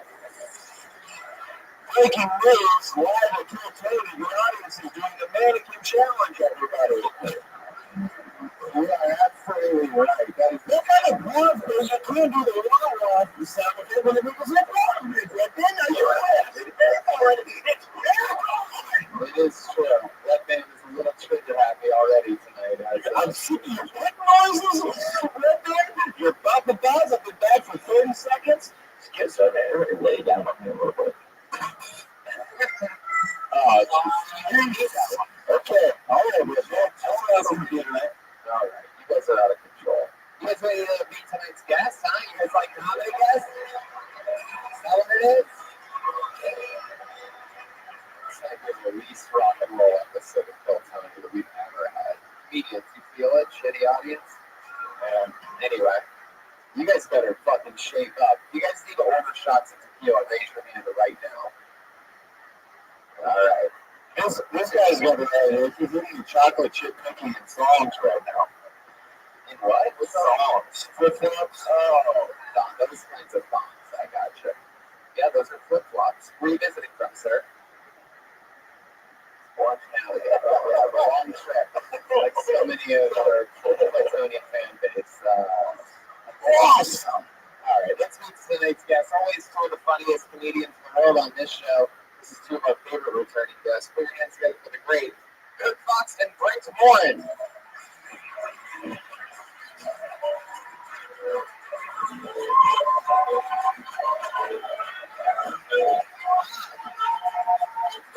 Yeah, what? Well, you know what that means. They just got blacklisted. Wow, the first time in Plutonian history the guests have missed their schedule. And there it is, Kurt Fox and Brent Morin. Wyatt, Brent Morin. Kurt Fox. There they are. I love it. Sorry. Good to see everybody. This is exciting. Wow. Is this on? It's on, right? It's on. It's lovely. That's what it's right. It's on. That awesome intro. That was a lot of energy. I didn't know what was happening. I just saw we were playing sax well, and I figured that's kind of an intro. And I missed it. I apologize. Thank you, Brian. That's good. That's why my opening line fucking didn't hit. It's the volume. So welcome back to the show, guys. Kirk is coming in with beet juice. Beet juice. I had the juice when I first heard about it. You know, you drink beets for heat and poop now, right? Yeah, I've already tried it. Fucking it does. Very It's good. a combo powder. Sure, you're down. I've done I'm that. not drinking for the health. It's for the fun. Yeah. What do you think of this group of UFC female fighters that I have on the show? They look good, man. They seem to be good at the selling. As you can tell, that I don't know. I think it's short hair that would give me a lot of flair. That's a lot of flair back there. I mean, they're cut. They're definitely got a pack. Got the look down. as you can tell, the UFC fighter with the saxophone is currently fighting diabetes and stuff. And rules like round 5, open the octagon. It's also I don't understand that. It's not helping your cancer. I think it's better just add it to it. Why is a sexy man? yeah, it's true. Yeah. What's the rest of them? What does that mean? He's talking about what will happen to you when you lose limbs in a few months with diabetes. They go gangrene. I'm sorry, Tony. I have staph infection from being grateful for this injury. Please take the show to the next limit. Hashtag mannequin challenge. Hashtag wake up, you idiot. Yeah, I could visit them somewhere or something. It's very bizarre. Maybe they don't. Maybe you guys just don't know why an audience you are. It's very. Tony, I didn't know I'd be this close to a silver. Let me have to make one more move. What's my new move on the website? Oh my God! Is it too loud, Kirk? I'll look through it though. I'm not in the red.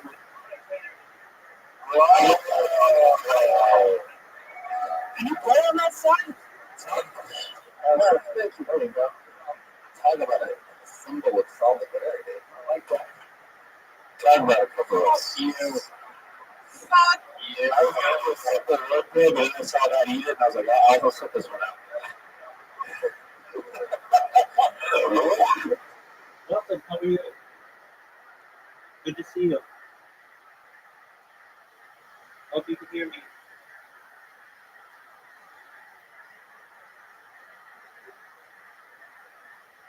Hello?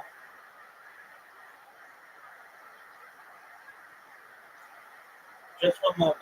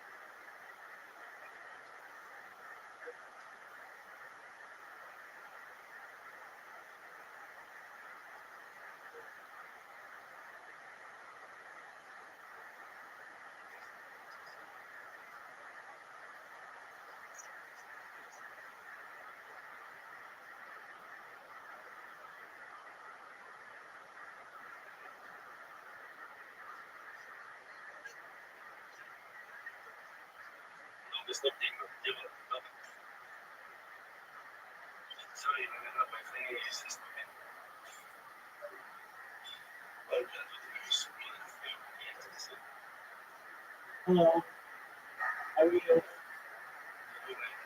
Hello. Bien, bien. Mucho.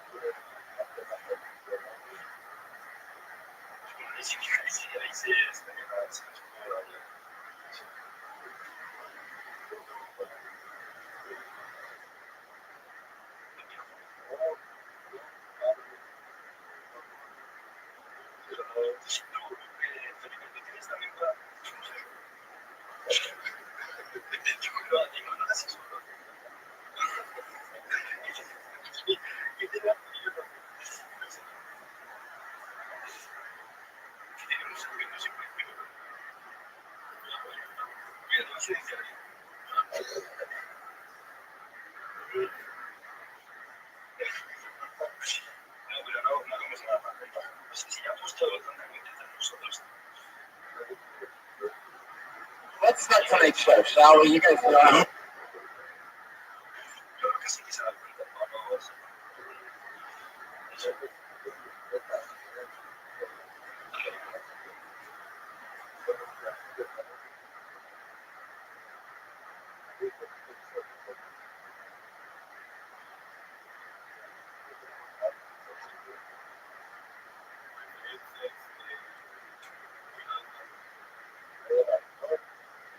Hello.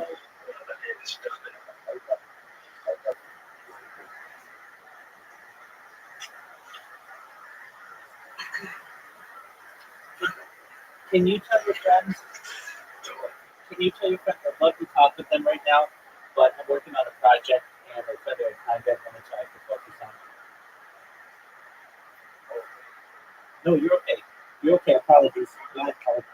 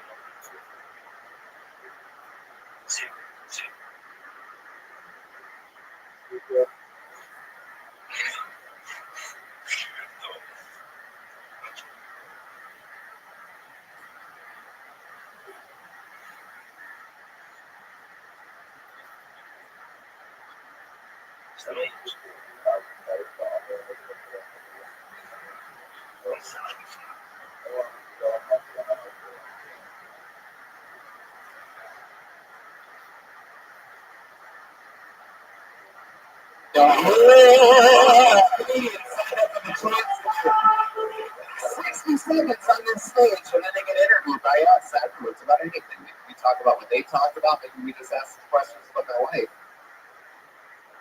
Comedians, you know. Well, you might have to.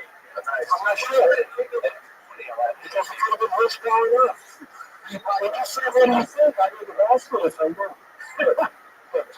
Follow through with whatever you're going to say. Finish your quote. Good night. Three podcast listeners with something on the ground there while I was in the explanation of the show. 60 seconds, comedians. You guys know how it works. Well, I didn't need names in the bucket tonight. You know your 60 seconds is up when you hear the sound of a kitty. Okay, well, we have value on that, Brian. It's like, how, it literally is meow. The kids make it funny if you prove the parts that the sound company had the entire show. Some of those episodes, why? Why can't it just be a good episode? Superman Trump Week. Superman Trump Week is the excuse of the week for Red Band. I don't know why the show isn't as good as it possibly can be. Reason number two is the audience. You gotta wrap it up in your 60 seconds. You hear that kitty though, sure gonna bring out the angriest Hollywood bear. Bro, Jeremiah, get out of there. There we go. You guys ready to start the fucking show up? Make some noise. I knew it was hard for you. You know it's sounds for you. The sunset strip. I know. Really. I love that sounds. See if this is real. Your hands are going to go CJ Kelly. Let's see if this is real.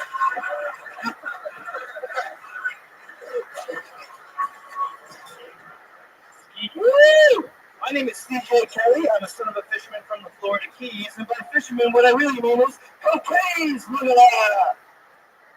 Sorry, Dad, didn't mean to switch it, but that's just what us white people do. Getting out of time. I grew up on a boat, 70-foot boat. People tell me all the time, oh, it must be nice.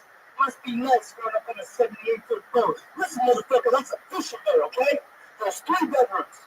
You know how it is to build Legos in your living room and that shit's going like this? All right, times were tough. Growing up in Florida, right? We just legalized it, actually, which is great. But growing up in Florida, weed is a huge crime. People in California, what I like to call weed privilege, okay? I didn't get to go to candy shops growing up and pick and choose what I wanted, all right? I went to a guy named Clarence who was 350 pounds with dreadlocks and gold teeth, and I got what I got. Even if it was oregano, had to take that loss. Damn, Clarence, this is some really good shit, man. Thanks for making me work 2 hours and the caught in Miami. There you go, a minute from CJ Kelly. CJ,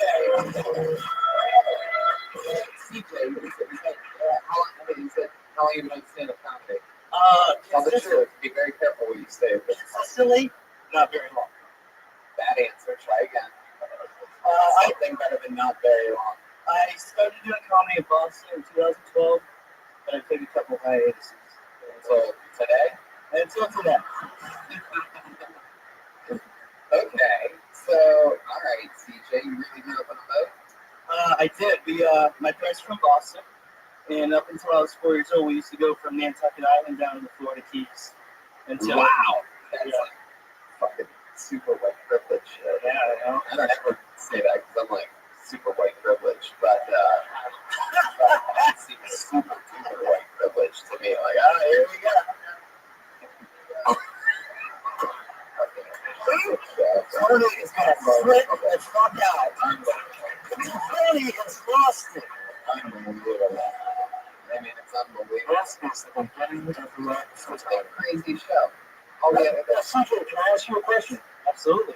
Now, I kind of like what you were talking about, but the fact that you were this character you created that you thought was funny. Like, you should just be telling the jokes as yourself. That way, if they're not laughing at you, you know it's you. So what I'm saying is, your shit's good, but you came out doing all this, and it took us all away from whatever you're talking about. Your story's interesting. You just make it really interesting enough as yourself instead of whatever the fuck you were doing. How long have you been in LA? About a year. About a year. What do you do for work? I'm a waiter. Where do you waiter at? It's called Receipts, but There's that. there's a couple of them. I work in West Virginia. Oh, wow. Fancy. So, do you live in West Virginia? Yes, I work in West So that's a long drive, man. Yeah, I don't have a car either, so It takes the yeah, I think It that's takes it. the from West Virginia. When's the last time you did your family still go on this boat trip?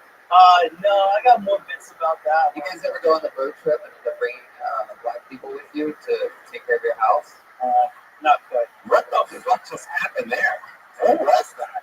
I think it just had a when a ghost jumps inside of you. I totally played with it. So that turned up a ghost. What's that? The fuck that guys come with you? I like the idea of a ghost who doesn't know what the word possessed means. Who jumped inside your body. Like, just there's a thing, just jump inside my soul. It's not even without the ability to think of the word that just happened to it. Well, I think I need to take a bunch of black guys like a boat. Like, what? CJ, you come from a family that doesn't really. Was your dad really a drug dealer? I'm not gonna say. There we go. That's it. I thought he said his dad was a cocaine dealer. Well, Whitey Vulture? Not quite. Not quite, but what? I went to get Christmas cards from his mother. You got Christmas cards from Whitey Vulture's dad did? You got Christmas cards from Whitey Vulture's mother? Allegedly. Okay. Yeah. Nice. Cover up the trunks. Yeah. These are all trunks. Like, Mary Nicholas card with all that huge bulges in the picture. It's like, they're from the Vultures. Like, that giant mounds. Okay, what are Vulture related? I don't think he knows what he is. Yeah, exactly. I watched a documentary about it. It's a good documentary. I was born in Boston. So. Right. And then you went from Boston to here. Yes. What did you do for work when you were in Boston? I work for a timeshare company, so I got to work at Fenway, the Garden, Gillette Stadium. It's kind of shitty work, you know what I mean? All three games, yeah. What's your love life like? I have a girlfriend. Oh, yeah. You met her out here? Did. Oh, she's good. Not quite. Dive bar. Oh, sure. You doing? Well, what's the one to play? Hold on a second. We need to look at these for these stuff. Did you just say she was a little heavy too or heavy? You have Was that how you describe it to your friend? Yeah. Very smart. Heavy. Maybe that's the way you had me right about it. We have the most beautiful things ever with him and shit, and I love you. She likes long walks on the beach, and she needs them. This is CJ. It's out of control tonight. I like CJ. I like the honesty. Yeah, me too. And heavy is the first word you use to describe her. What's your second word to describe this girl you've been dating here? Mexican. Wow.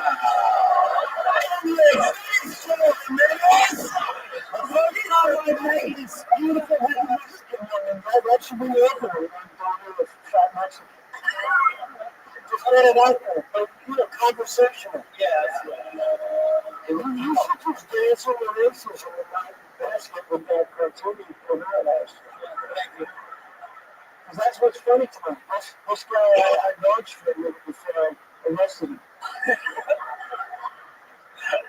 You're both your shoes. Sure, what? Okay, so heavy Mexican. How about a third word to describe this love of your life? Beautiful. Oh, I should have had that one. Yeah, you can shuffle the deck a little bit.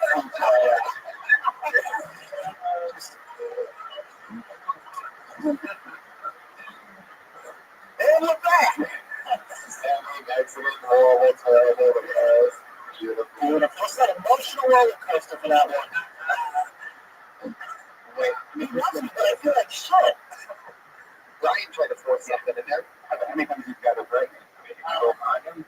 Or it's sperms you can't get in there. Or it's one of those, because, I mean, the first word was heavy, so it's one of those situations where it's like, you know, that she didn't know she was pregnant type of, that's how it works with fat chicks. They don't find out that it's like, what the fuck? She has 2 kids that are in the car. She doesn't. So she's got that going for it. Exactly.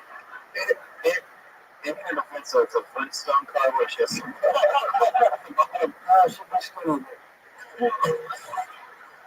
What do you think would happen if she got pregnant? I would.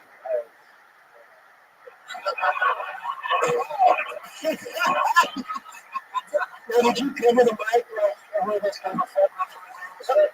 Like, it was sick of it? Would she care? Would she care?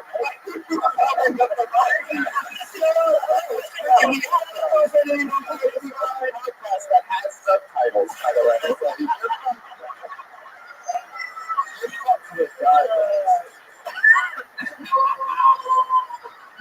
That is a great slogan, by the way. The only podcast with subtitles. That's got to be like a t-shirt. Just kidding. We don't make t-shirts for this show. Brothers have way too much fun. Way too much fun. You just hit the button every time somebody's done saying anything. What? CJ, have you been doing stand-up a lot in town? Yeah, I've been trying to, just either I take an Uber or also the rest from the West. It's tough. You got cheap rent? Yeah, it's cheap. We got Chatterbox out there too. You got chowder block? Chatterbox, we got an open mic on this. Chatterbox. It's Chatterbox up in Boston. Yeah. Chatterbox. In West Covina, there's a club named Chatterbox. Oh, Ryan. I mean, you know what you did good. That's it's not a good suit, Brian. You just keep fucking. All right, CJ, any parting words? Anything else from CJ, guys? No, just thank you very much, guys. Thanks for having me. CJ, just be yourself, man. You're close. Oh, yeah. There you go, CJ Kelly. There you go.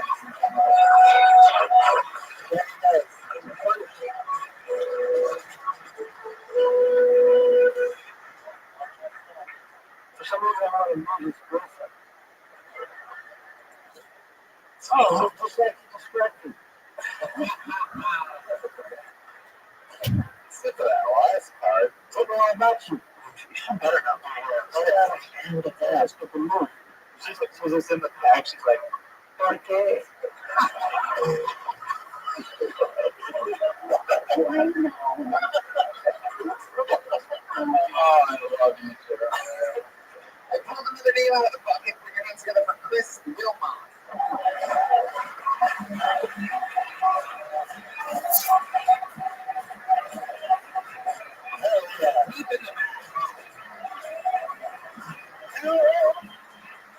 Chris Wilmot, everybody, come on.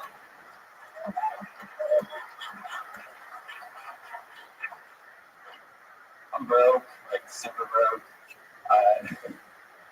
It's almost like he came out to me, asked him for $1. I was just like, it's really not in the budget.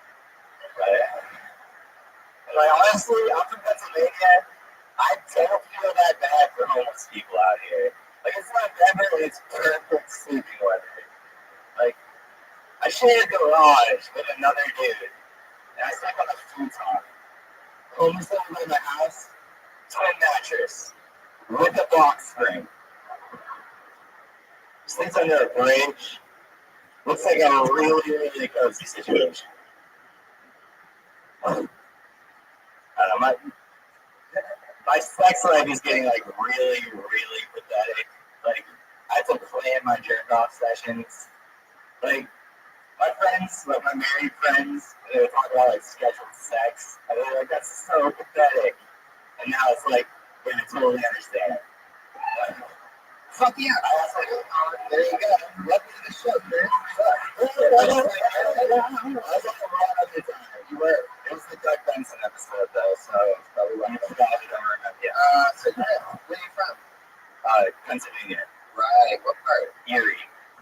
We talked about that. Yes, we did. Very good. I don't remember now. You live in a garage? Yes, I do.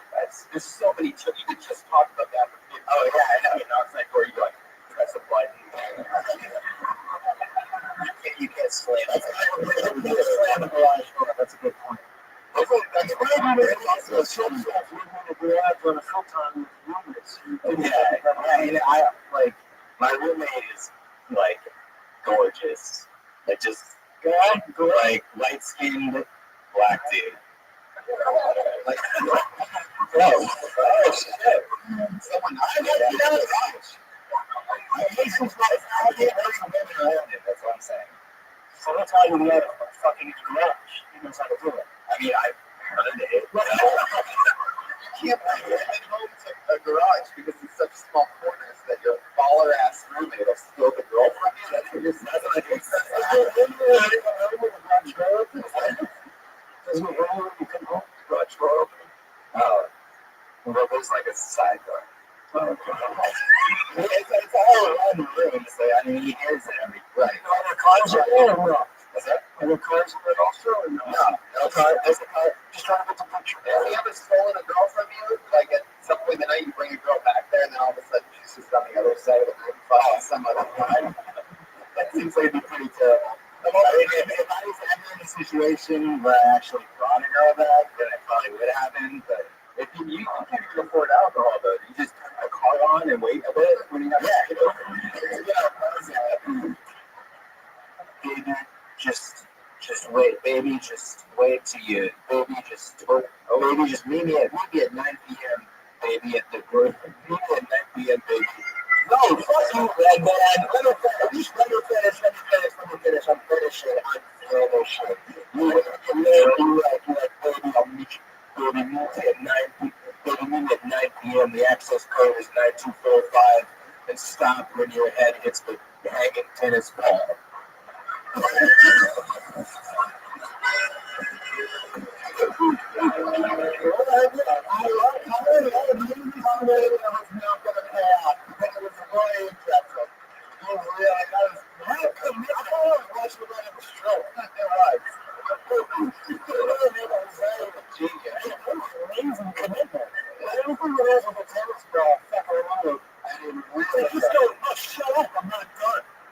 My brain it's a part of the machine where you start trying to think of you're trying to think of everything that you think of in a garage, and I totally forgot about the hilarious tennis ball on a string. But that's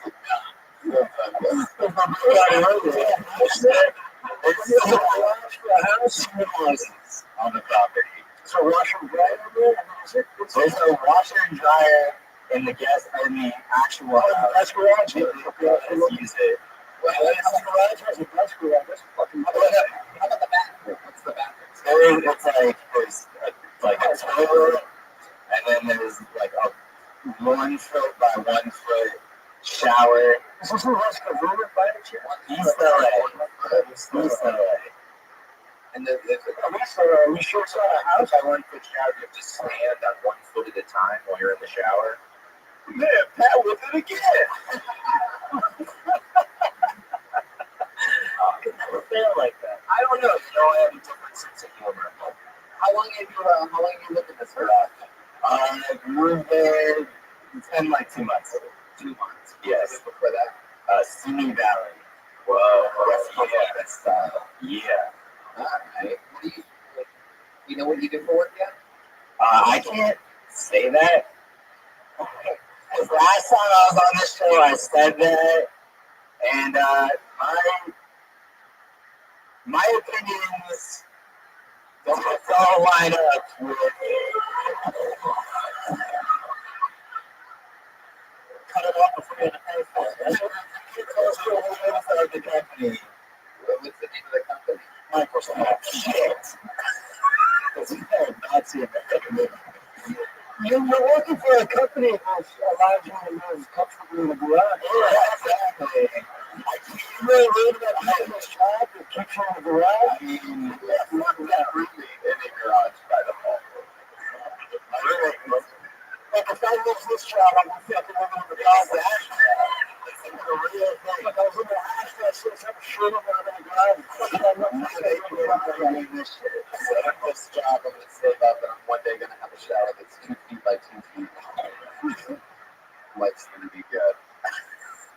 So you have a black roommate when he's one foot black. Listen, something about the head of black. Light skin. Like Drake. I don't get this whole light skin thing. What does that mean? Have you ever seen Drake? Well, I'm not saying enough. No, I'm thinking about the story. The ones that are taking over the world. If it wasn't for the cops. What is he doing? I can't. He works in the same place that I work. You guys work at the startup company that has an actual startup. Started in a garage. Yeah. And then they moved out of it, right? Apple started in heavy. Yeah. That's what every one thing I like to work in garage. Apple started in a garage. That means I can make it. My Honda started in the garage.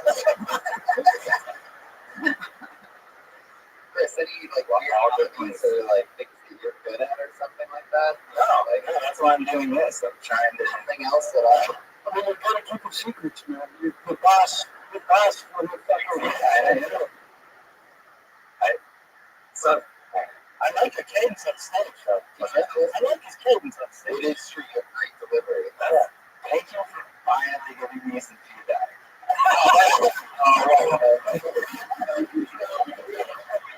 He wants it. Comedians come on and say, how can we do this? From us. What is that breaking news that no instead of play these great show this just in, it's a matter of feedback. It's going to become the feedback show. What do you mean feedback? Everything we say, we're talking about our world and we're laughing, so I remember feedback, yeah. You want to make a rock? 15 more minutes on garage humor. Dude, the tennis ball break, you close the bat, you open it. It's true. That whole thing is a lot funnier. I mean, I don't know why people take I went to the garage, I went over, just fucking I went to the diary. Finally! Thank you.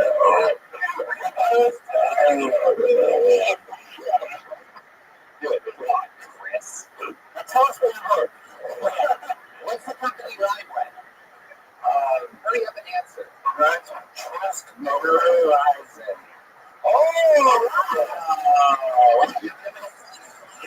I was saying someone's really bad at rhyming. Horizon? Did you get in trouble last time you were on? I did. Did someone talk to you? No. This women emailed this at 2 p.m. Oh, so she was listening live and she's like, we can hear you now. So that's. So she was like, what's up with this? We're going to need this over to HR. Nice. I like that. How bitchy is that Verizon guy on the script that was now gave us commercials? It's like, it's such a little bit. Like, I don't enjoy it. Did that lady she say anything about your set? No, nothing at all.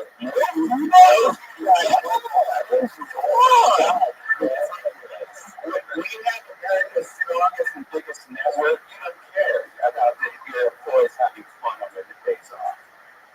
Yeah, I don't know about it at all. I don't know. Wow. So Verizon works real bad. All right. I just wanted to get the company name out of you so that they have that.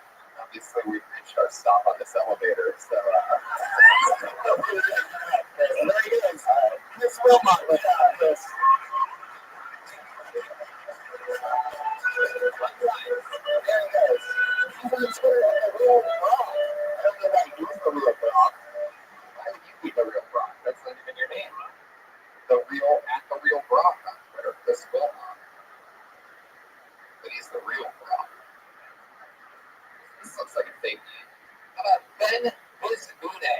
Here we go. And Bazuna, everybody. And Bazuna. Oh, I know her.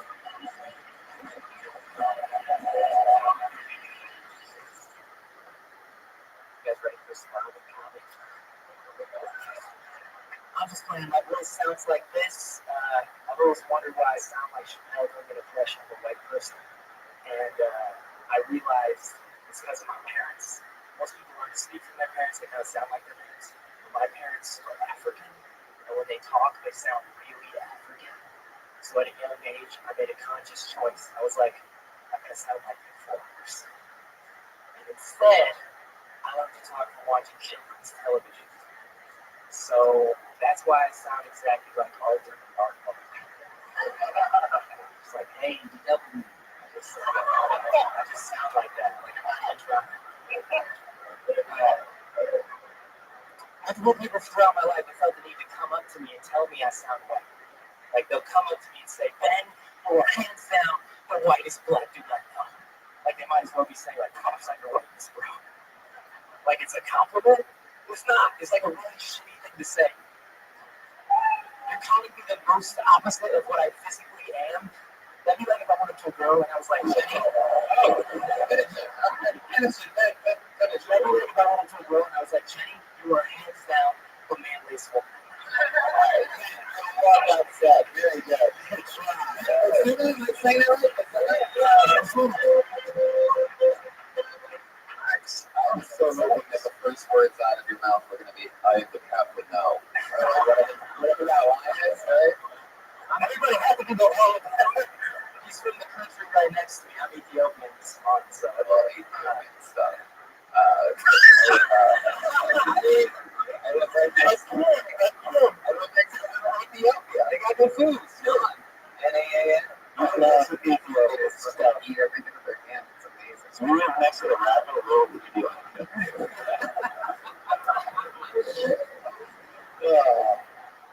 Ben, that's cool. Are you actually born in Ethiopia? I was born here, but I'm very small. Oh, very cool. Wow. How old are you? I'm 26. Awesome. That's fun. How long have you been in stand-up? Like 6, 7 years. It's one of the funniest comedians. Yeah, that's what I've seen him before. So it's still incredible. I love that Missouri. I will say that publicly. I'll let Patrick Regan say it. Right, how much Pat knows you and loves you? I'm guessing you live in the Leeds area? No, I live in Culver City. I used to live over there. I also lived in a garage with a guy named Chris, who's a light-skinned black guy. Sure, that was me. How do you make your money, Ben? I do Postmates right now. Oh, hell yeah. I also edit things for people. Postmates. Yeah, where if you have a shitty car, you can like Uber. They don't have to see your car. You can just use it the same way as like Uber. Or like it can be other things too. Like sometimes it's food, but they can like one time I bought stuff from American Eagle or something. Like it could be any store. Wow. It's cool. I never used one? No. So it's a good thing for American Eagle. I don't know. Yeah, I need some cargo shorts. I'm guessing the guy that took boat trips from Boston to Florida every year with his family. I'm in an emergency situation. I need some, move hoodie. Do you have giant hoodies? Yeah. What kind of hoodies issue? We're watching the Friends marathon, and have you ever delivered something that you thought people like urgently needed? I mean, the most like that thing I delivered was probably someone who's sick, and we had to go to CVS. Is it an American Eagle shorts? Yes! It was like Sudafed and like soup and other shit you get here. What about the opposite one? Like shit, like you don't need that. American Eagle. Like, yeah, probably the American Eagle, or like just someone at like the middle of the day getting liquor. That's when I'm like, it's the middle of the day. Oh, trust them. Maybe they're going to be celebrating. Maybe they're planning ahead. Brad, why are you so sensitive? I'm not talking about it. They said you wouldn't talk about it. I'm sorry. I was like, keep friends. What goes better with friends? Like cargo shorts and vodka. Yeah. What kind of liquor was it? some weird skirts. But like, what's some better? It looks like some type of bone. Captain Morgan? Yes, the most. Oh, no, trash people. Trash. What? Yeah, when you have to deliver it to? What was the That was like for sure. Captain Morgan it was like someplace in Westwood college kids. When you dropped it off for them, did you go, I am the captain now? He looks like the fucking guy from the movie. He's handsome. You sound nothing like him. You can do that voice.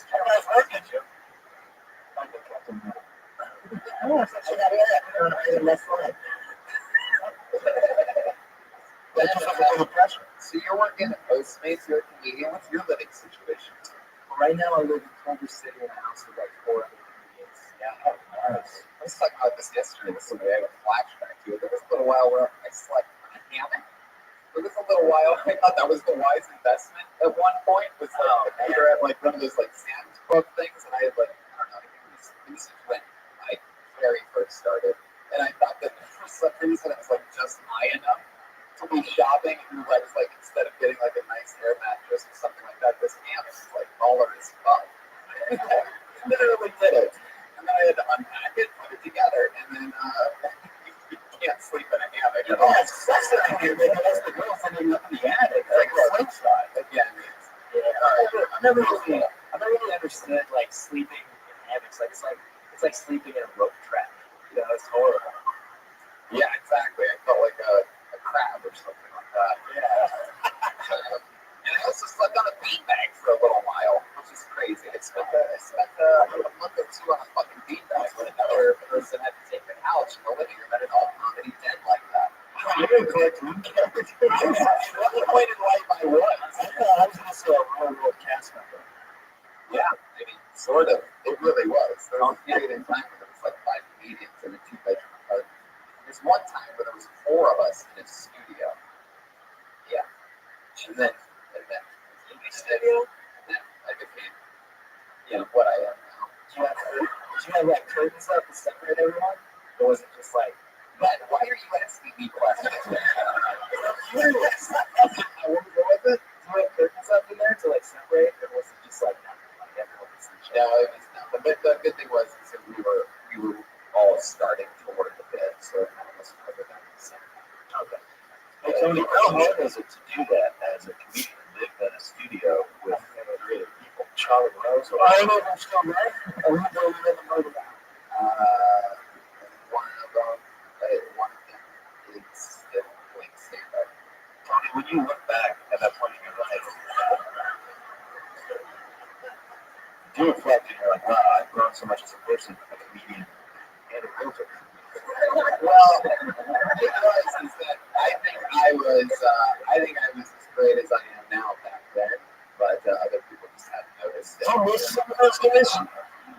Do you miss that time of your life, Tony? You think back to the I do. I remember the first thing that I ever wrote on all of TV was the roast of our new President of the United States of America, Donald Trump. And it was my fault. Because if you look, the quality of the roast dramatically started increasing on that roast. Maybe it's a coincidence, maybe not. And he became president. What was my point? Oh, I remember watching that. I saw that for the first time. I was on the top bunk of a bunk bed in that apartment.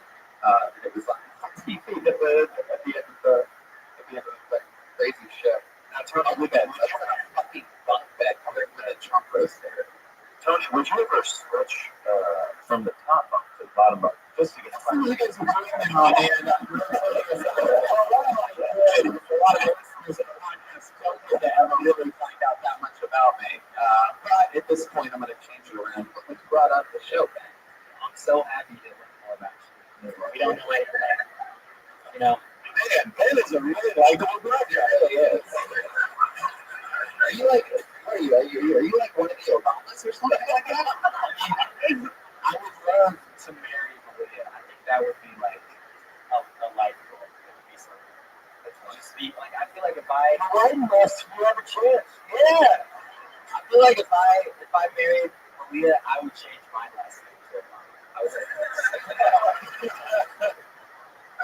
That's something I hope it changed, but I would see Obama's right. All right, Ben. I think Obama's into or something. Anything else for Ben, guys? He's great. He's running there. What do you? Yeah, He's got an infectious smile. I love him. You're right. Be yourself. There's nothing to attack. You're still black enough where I'm not going to attack you. You killed it tonight. You're gonna absolutely kill it at every diversity showcase that you have for the rest of your life. That's how. There he goes. Can you say your last name so I always say it right? Basuna. Basuna. Ben Basuna. I'm not sure that last name. Who's forget Obama, ladies and gentlemen? Let Obama. There he goes. That's not a good ring. Let Obama. Loving that sax. It's great. Jeremiah's lost 3 pounds. This is so much now. Jeremiah looks good. Thanks, Daddy. Oh, you guys back each other on the line. All right. Yeah, it's called teamwork, Tony. It's called a duel. It's called friendship. Yeah, now, Cliff Man's got your back with the real music. There you go. Oh, I know. I know how it works. So this lady's leaving, whatever. I pulled the name out of the bucket, and this is really good handwriting. Which is an interesting thing. You don't see that very often in this show. What do you mean it's going to put Judd Zumwalt?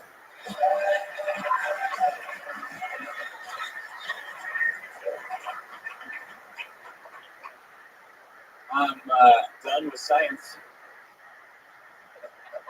I think scientists discovered everything there is, and now they're just making things up.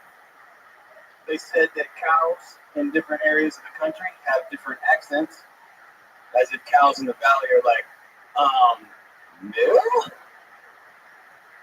I don't think any of those kids at the magic school bus had their parents sign a permission slip. What's that? Your teacher wants to shrink you down and insert you into one of your classmates? You're homeschooled now. Yeah, I never understood the Charlotte's Web. They saw that web and they were like, oh, look at that. That's some pig. That's a some pig right there. That's a terrific pig. Look at that pig. What about the spider that can write in English? I think that Don't Wake Daddy, the board game, probably has a pretty dark origin. Wow, very good news. Can I say one thing? You sound like Ben should have.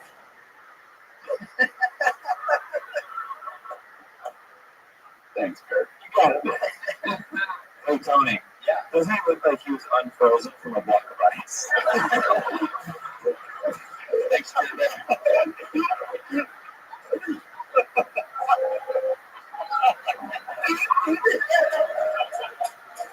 Wow, what are you, Ted? Why do I feel like you've ordered American Eagle off Postmates before? And I knew I recognized him. Wow. I mean, you're just the coolest. Thanks, man. You have no problem getting laid, no matter how many roommates you have in any kind of garage. Last time I was here, open up the side of the house and fuck everything inside. Tony, last time I was here, you asked me a question. You're like, how many girls did you stop fucking to come here tonight? I got home. Take a moment to laugh about, like the last audience did. How many girls did you stop fucking to be here tonight? Tony, I got home and my girl was like, well, how many was it? Wow. She must be extra mad tonight because you left the house with her haircut. Where's my hair tie? I actually did know his hair tie. What you say? That is all the hair tie. I ran up. Judd Zumwalt, Baker's dozen room. Looks like someone scalped Anna Kendrick. Remember that tennis ball on a whip jump for me? So, Judd, let's get into what do you do for work? I'm a dishwasher. Let me tell you this. Wow. Some of this comedy things that dishwashing gig takes off. What do you watch dishes? Clio Hotel. I read Great Hotel at the Clio restaurant. That sounds like you don't wash dishes. Yeah. Can I plug something? I got it. coming out. Oh, yeah. But you can plug it through. Let's go back to the bush. Don't Forget about the bush. Cool. Let's talk about this. Did you work up to that? That is, dude, I don't talk to anybody all day because I don't speak Spanish. Wow. Somehow that's more racist than that racism that happened to me earlier. I'm not talking to them because I don't like them. I feel like, yeah, you wash your dishes in like slow motion and like, the bubbles are like getting on and you're tossing your hair. You wash your dishes in like a car and an 80s music. You wash dishes. I wash your dishes at home. And you let them work home. I do. You ever wear a hairnet dishwashing? No. No? They don't. Pretty good. I'm not touching the food. Fucking hairnet. They've got me in the very back. Nobody can see. Is there one that comes back the most? Is there something that comes every time? How many dishes have you washed? Like one dish. No, it's just not stop. It's just got dishes on it. Wow. This one's fun. We're close. Yeah. But, you see what happens. I mean, can you actually wash them and put them on a machine? What do you think? You don't know what you're doing there. It's just a giant machine. What's your favorite dishwashing soap? Seem like a Dawn guy. A Dawn guy. Really? Wow. Yeah. No, I don't use the soap. I just use Oh, that's how good you are.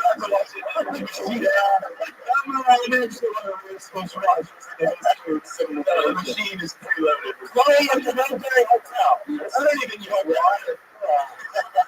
If you look at it there, where you go? I just kind of look at it and it's done. Your dishes are clean. If you're Washing dishes is a temporary or somehow it's temporary? it's temporary.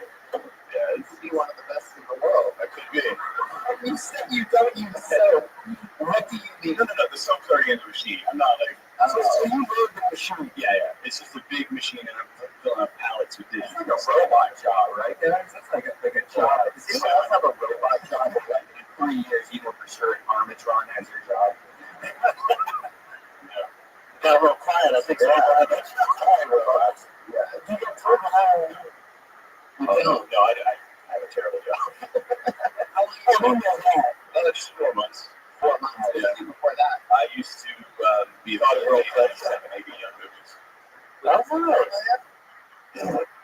why shitty being stuck in our bars. If you're like, fuck it, I'd rather go watch. Yeah, it just made me so much fun. So it's something I'm doing in between so I can find something. I used to watch this when I was younger, and it was just like I could listen to music, so it was more just like just this. I just did this. You were listening to music like on my phone? Oh my god! I listen to the Kill Sony So song. my first time was watching this. So you get up on like a house. One night, I was 16, I was making a job and like washing dishes in a Chinese restaurant in the neighborhood. After 3 or 4 plates, I was like, I'm out. Yeah. I like it. So the fact that I'm over 4 months tells me that about your cut. I need to work. You have to like get up on a house and like use like Windex or something for like a direct TV dish. Are they different? Are they different dishes? Yes. Like, what do you do? We gotta get that wire on the It's like that guy's not too big. Yeah. I have a different sense of humor. That's what he says when things don't work. That was a quality sound effect. It's funny, Jenny. I agree. Chad, so you're washing dishes. How long have you had this girlfriend for? Just 4 months. She has a great job. Works at UCLA. He said dishwasher. She was eating at the hotel. She comes like, who washed the stuff? And then you say,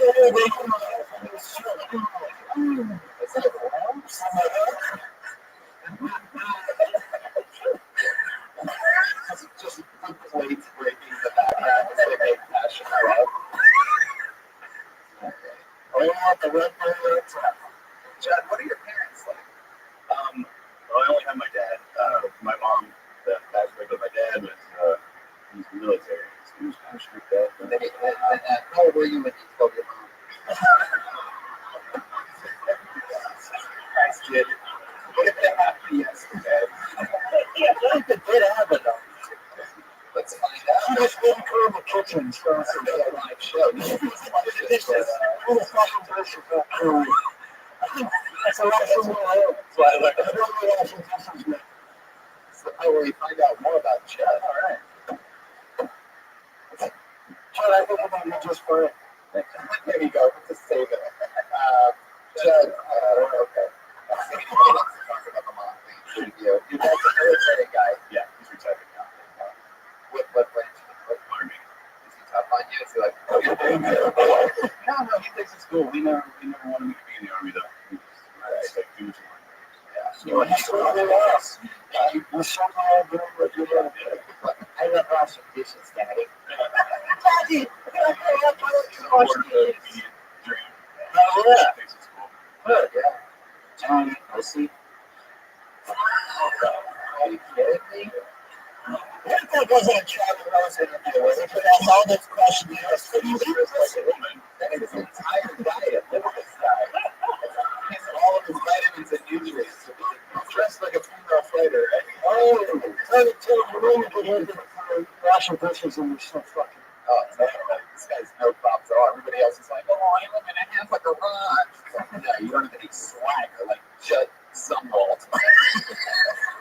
It's his most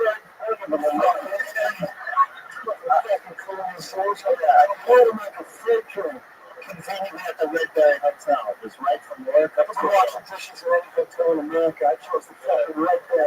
It was close. Just walk across the street. Start fucking doing dishes. You got the best pussy.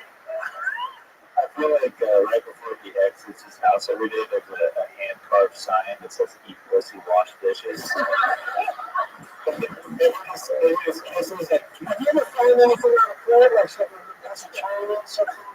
Oh, it's like, you know what?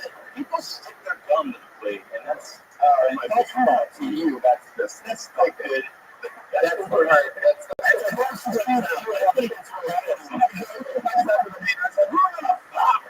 How's these doing? That's kind of a plate. And then what's your boyfriend like? I get it. I was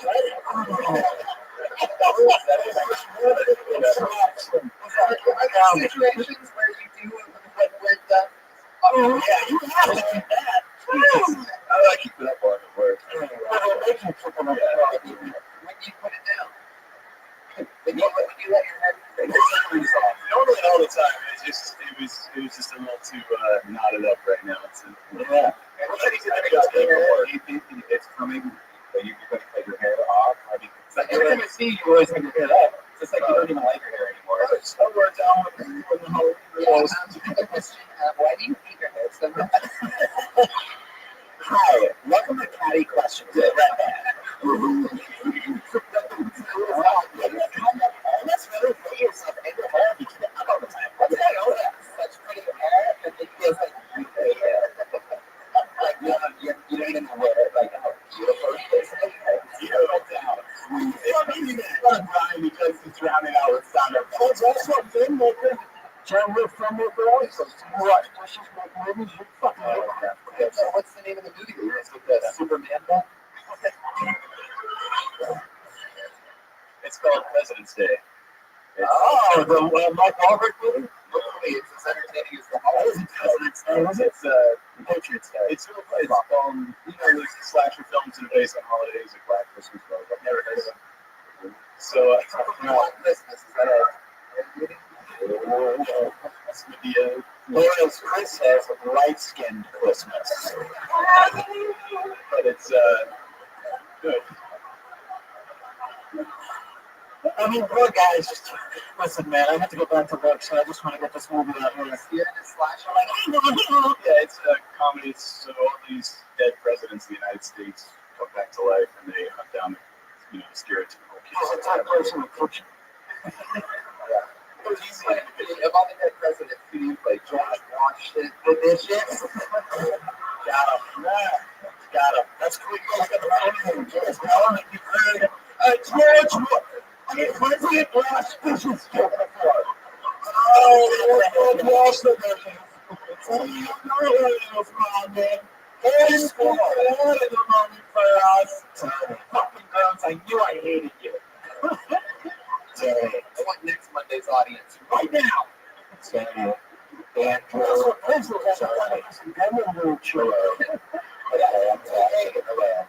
Andrew, I keep getting poked on Facebook. That doesn't make any sense.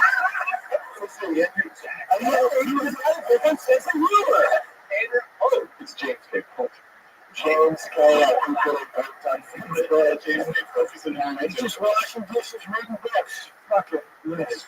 It's good, man. Eric Myers is in it. Matthew Broussard plays the young JFK. I was almost with him. Mr. Kirk was almost Lincoln. There was a And I ran some. Holy shit. the jock douchebag. Wow. Awesome. Isn't the Patriots Day? Isn't today the Patriot? The Patriot. There we go.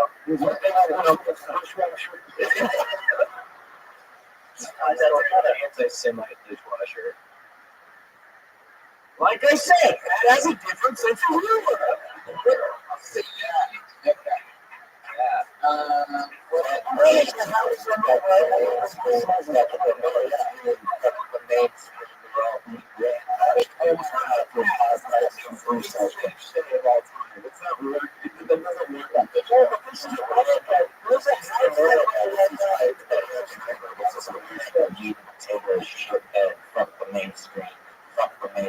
Go do something.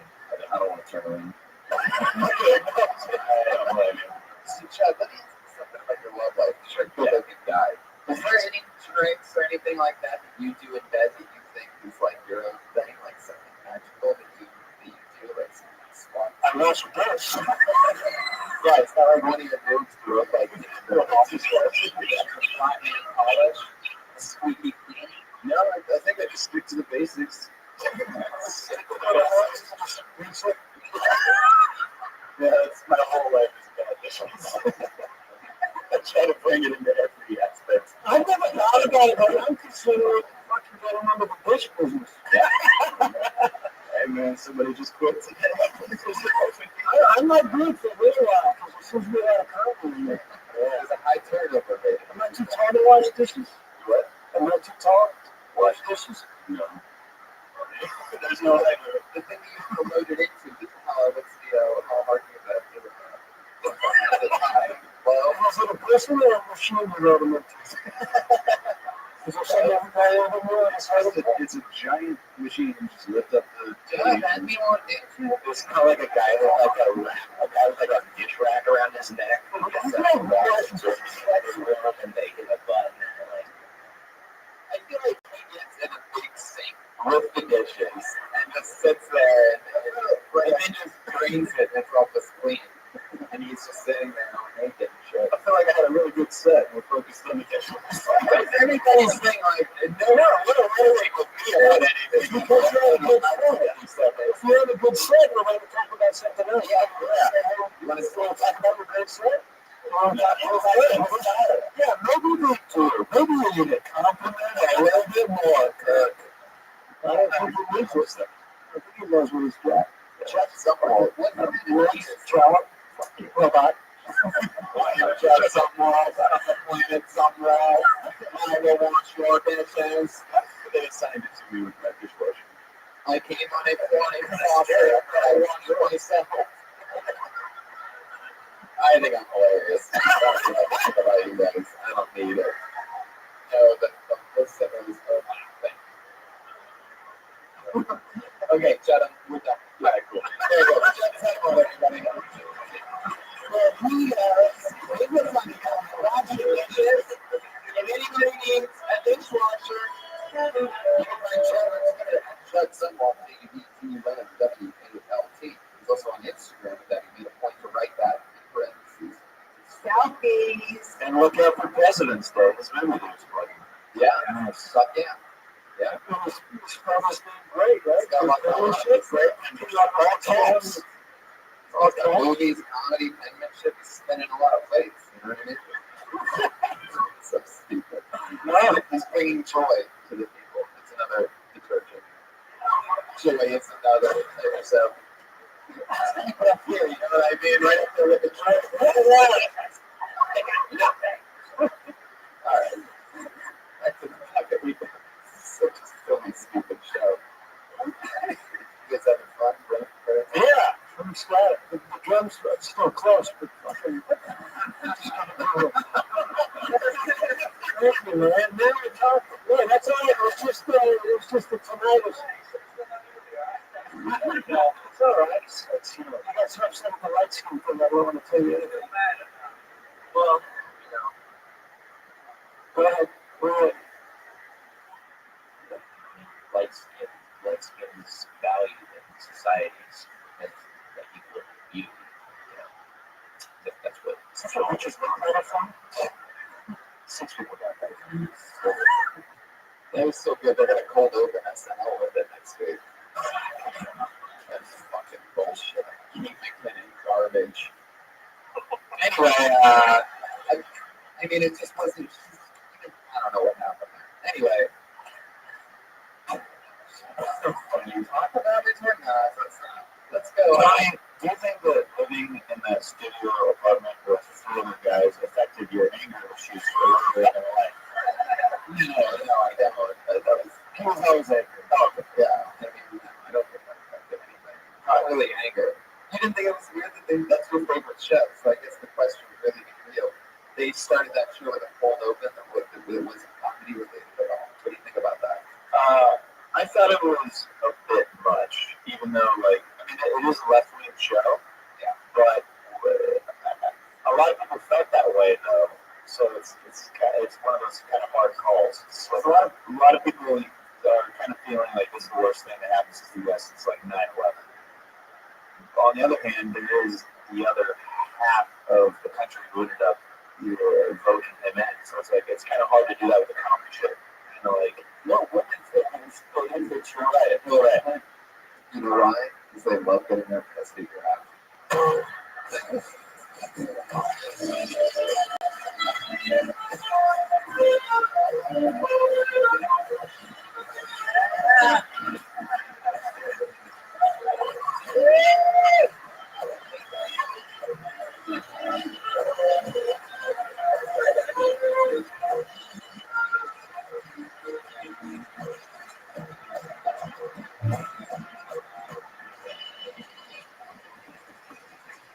My boy Jeremiah Walker. Let's get our regulars up. We had 2 regulars, and then we're going to go back to the bucket one last time to close the show. And then with that, it's going to be a first regular. Brand new 60 seconds every single week. That's not easy. You know what? You'll have a period for the predict.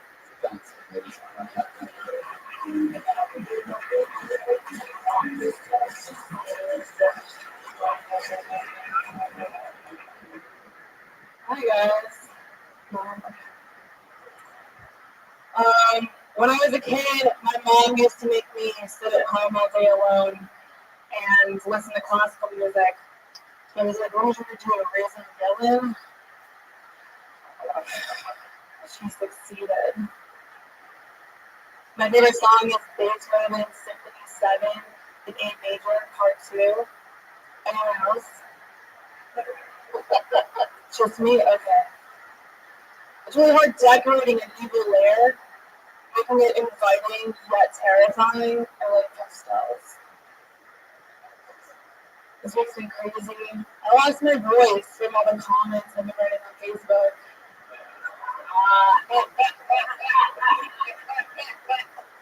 My country's so divided. We need to stop and love each other, right? Like, yeah. This is why we aren't. Really good, guys. And wow, finish the shots. That was very impressive. Another new minute. Very funny the whole way through, and very cool stuff too. That they think matches your style and voice. It's one of the coolest things is getting to watch people grow into that. I mean, you guys have seen Vanessa before. She's one of my favorites. Oh, thank you. She's my best friend. Yeah. And she plows through it. She's good. She gets better each time. Yeah. I told her for some reason she gets prettier. What does the fox say?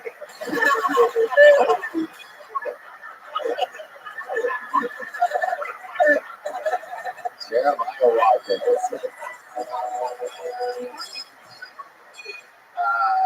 That's awesome. So, some Facebook comments. Yeah, funny the whole way through. Incredible. Brett Morin. That was great. It was great. And in a minute, that was really strong. And a great ending. The audience didn't clap, so he called him out on it. It was perfect. That was my favorite moment.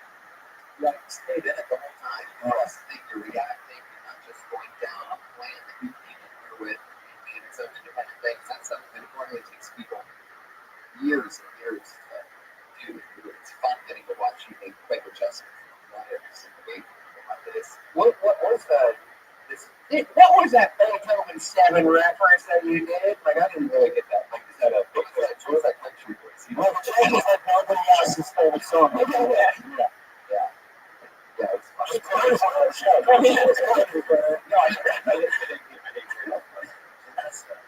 that moment though where you were like, where you nobody clapped and you were like, see, this is the thought one night, and that was like an honest laugh in there, and that was. Thanks, Bob. Wow. How long have you been in garbage pails?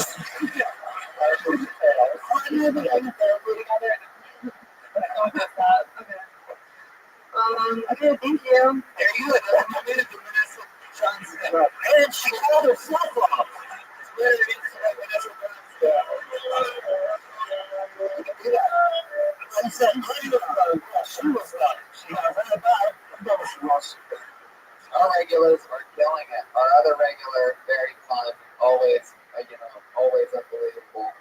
She's on Street Watch 2016. On an absolute killing spree. One of our favorite rising comedians in the world. You know her, you love her. 21-year-old with years of experience. Allie Makovsky.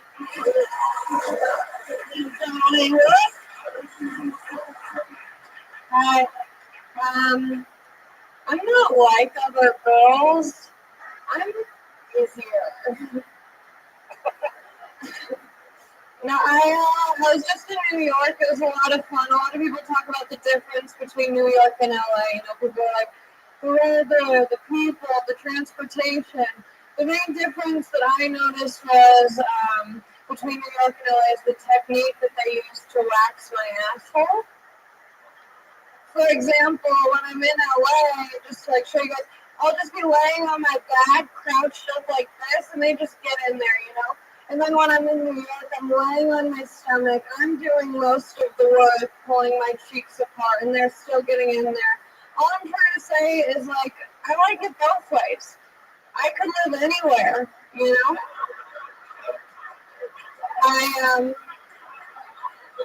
I didn't think that I had a type until I realized that every guy I've ever hooked up with has had a crippling energy drink addiction. They say Red Bull gives you wings, but it gives me disappointment. I'm trying to figure out a tag for the last one. I just want to. Okay, great. There you go. Allie Makovsky. We'll bring you in. Probably one of the bigger jokes that I that finishing part on that one. But is that true about the crippling energy drink? Yeah, every guy that I've been with when I'm in their passenger seat, every time I open the door, there's a large amount of empty energy drinks that they have to push aside. It's a trend. You dated a lot of monsters. So what you say? Hey, looks like somebody has the same humor as the rest of us.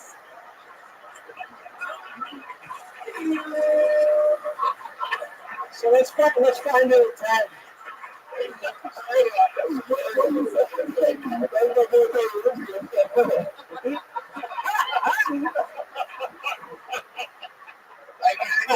think that's it, sort of. I mean, you can take that figure out how to work a monster reference there. So what did you say? Red Bull's supposed to give you Yeah, when I first read it, I was like, Red Bull gives you wings, but it also makes you not come.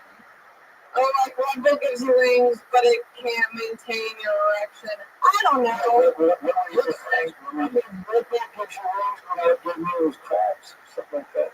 Yeah. Never had it, but I'm It's intrigued. good.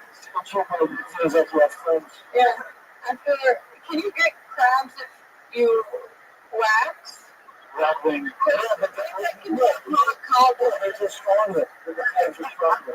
that's how you get king crabs. Because there's nothing to hold on to. What are you doing with the crab? It's work for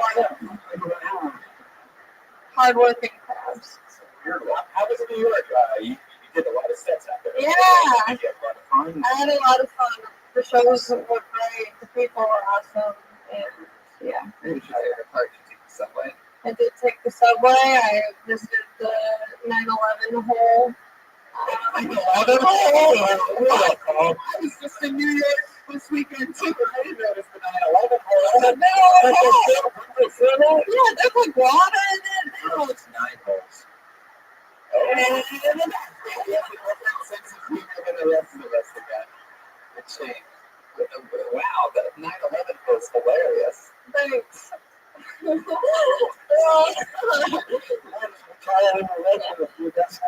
wanted to dive in. There's like no security there. I feel like there's no Are you serious? Where are you talking about? where the hole. It's something we're talking about. I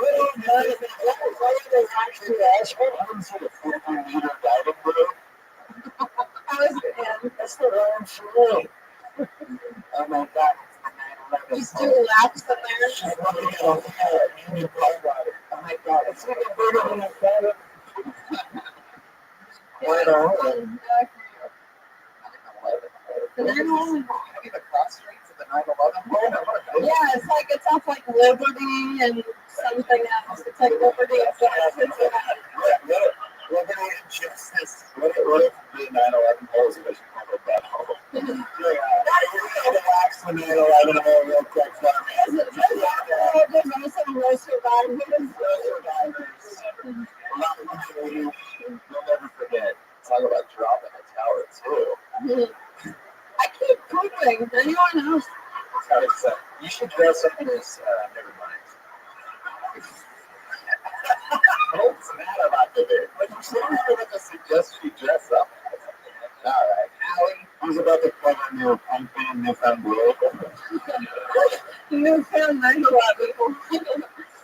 Oh boy. Sometimes I'm like up here and I'm like, oh, I'm funny. And then I just keep going. I'm like, no, I just like proving myself wrong, you know? People look, no, you don't immediately forget that you were funny a second ago. It's fine. That's how it is too. Don't jump in the hole, Yeah, it's going to be okay. So we've gotten ourselves in a good 9/11. What's that? They used a box cutter to trim your asshole. Okay. What else can I say? Here we go. There you go. Anything else for Allie, guys? There you go. Yeah. Okay. Give me a minute.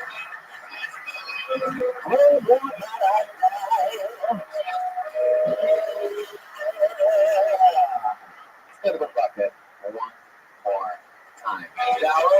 You guys ready for this? You have no energy at all, guys. Why not keep it going?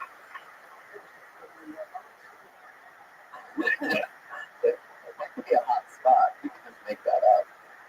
Number on 9/11 hole, yeah? The $10 for peeking the hole. Well, I want to dress up as a Southern Ron.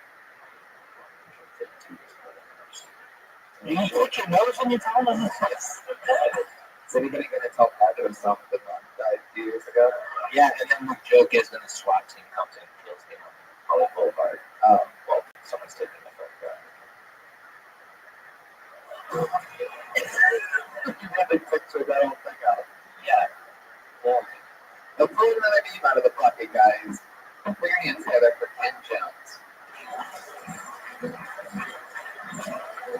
Alright, I'm gonna pull another name out of the bucket. Here is the Jihan Sabir.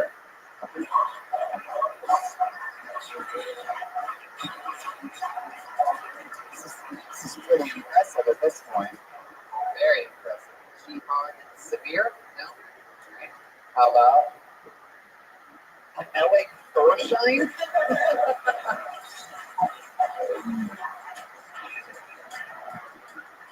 A lot of these are just writers.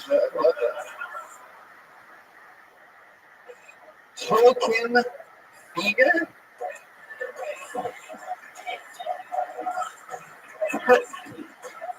That him? Yeah, that's intense. Oh, shit.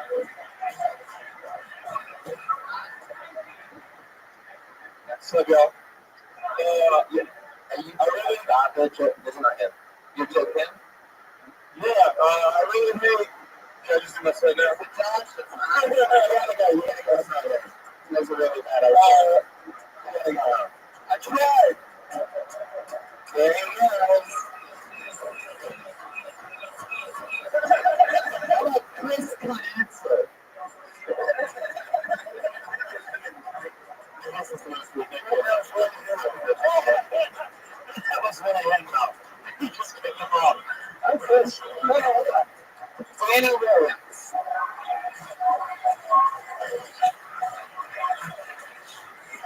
That seems genuine.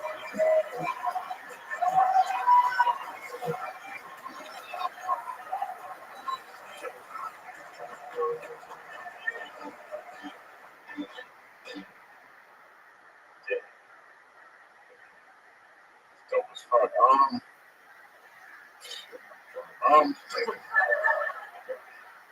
What? I try to watch 12 Years a Slave today.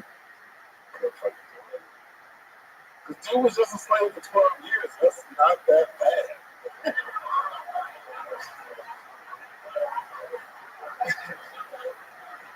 Like, they didn't make money for the other guy always a slave. That guy would get a movie. Can you imagine getting a sequel, Always a Slave Part 2? Still slaving.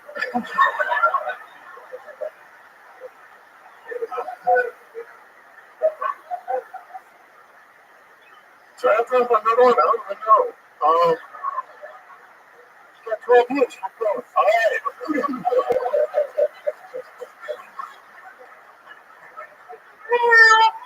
Hang on a minute for Danny Williams.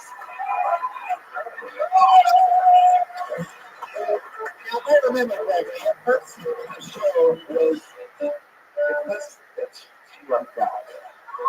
Oh, dear Lord. The first time of the show was last week, in which we broke you up. No live shoot. A no live shoot. I took a no live shoot. Holding my pants up, that's me. It's an all I do. I like to see a little proof of the real life. So everybody, let's get turn it out. What I saw when you take a second look. The turn was huge. As full like it is on. Yes, my butthole was spotless. Clean as they were. What happened is, I don't know what happened, but it looks like. Looking up on the oh, look at that.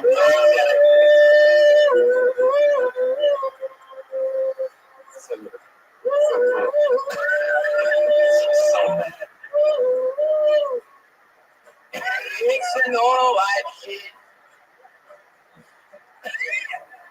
You could have played this half hour that I let you play pre-show every single week. Meanwhile, you're doing about hundreds of thousands of people listen to the number one live podcast. Oh, I shit. Chances you take when you work with your creative friends. Jesus, when you work with risk takers. It's part of the fun. It's part of like having Trump as president. I like Davey, so do I. Yeah. I like the set. Really good. Again, every time I see him out here, you're killing it. Jeremiah's allowed to go back to it. I'm not. That's so funny. What just happened right then? Oh, by the way, I like to say, you would tell your partner to stop playing music over the entire show, and then I'll get to how much we like the set. He's sitting right next to you. Want to touch him on the arm, like, hey, you've crossed the line. Okay. Katie Williams, one of the funniest Uber X drivers in the universe. Let's get into it, Danny. That set was unbelievable. How long have you been doing stand-up? About 4 years. You were sleeping in the back of the room, and you woke up and you're opening mind like, shit, I was asleep. Last time, right? It was so hard. We got last one last, and this time you came up and you was like, shit. Like the chorus kind of delivered. I don't know, do anything. It's like, it's writing the material. You should try it out. You should do it like a job. Before you come up.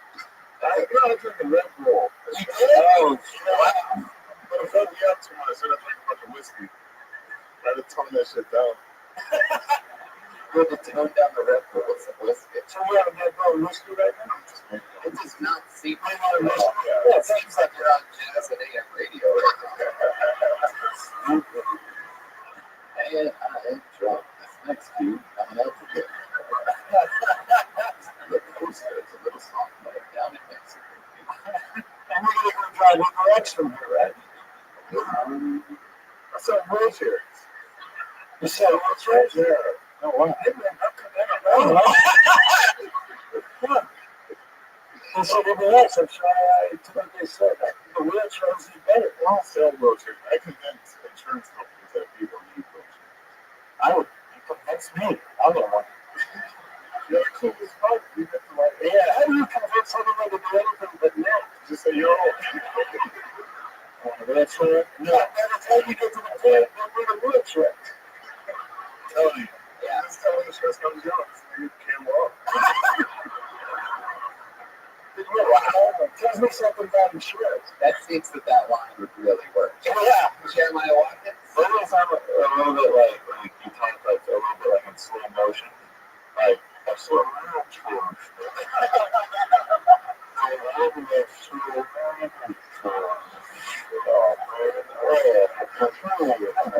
Come on, Chad, what did you watch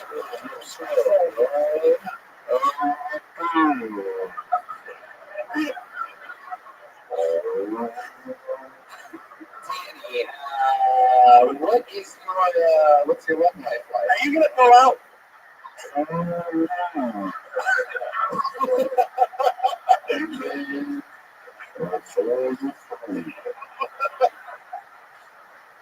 Danny, what's your love life like? A lot of Tinder. A lot of Tinder. I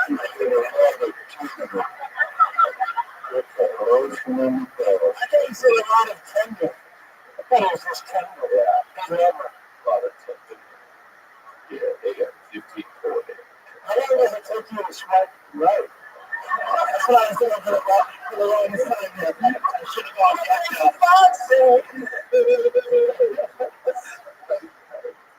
You know, like, how does that Tinder thing work for you?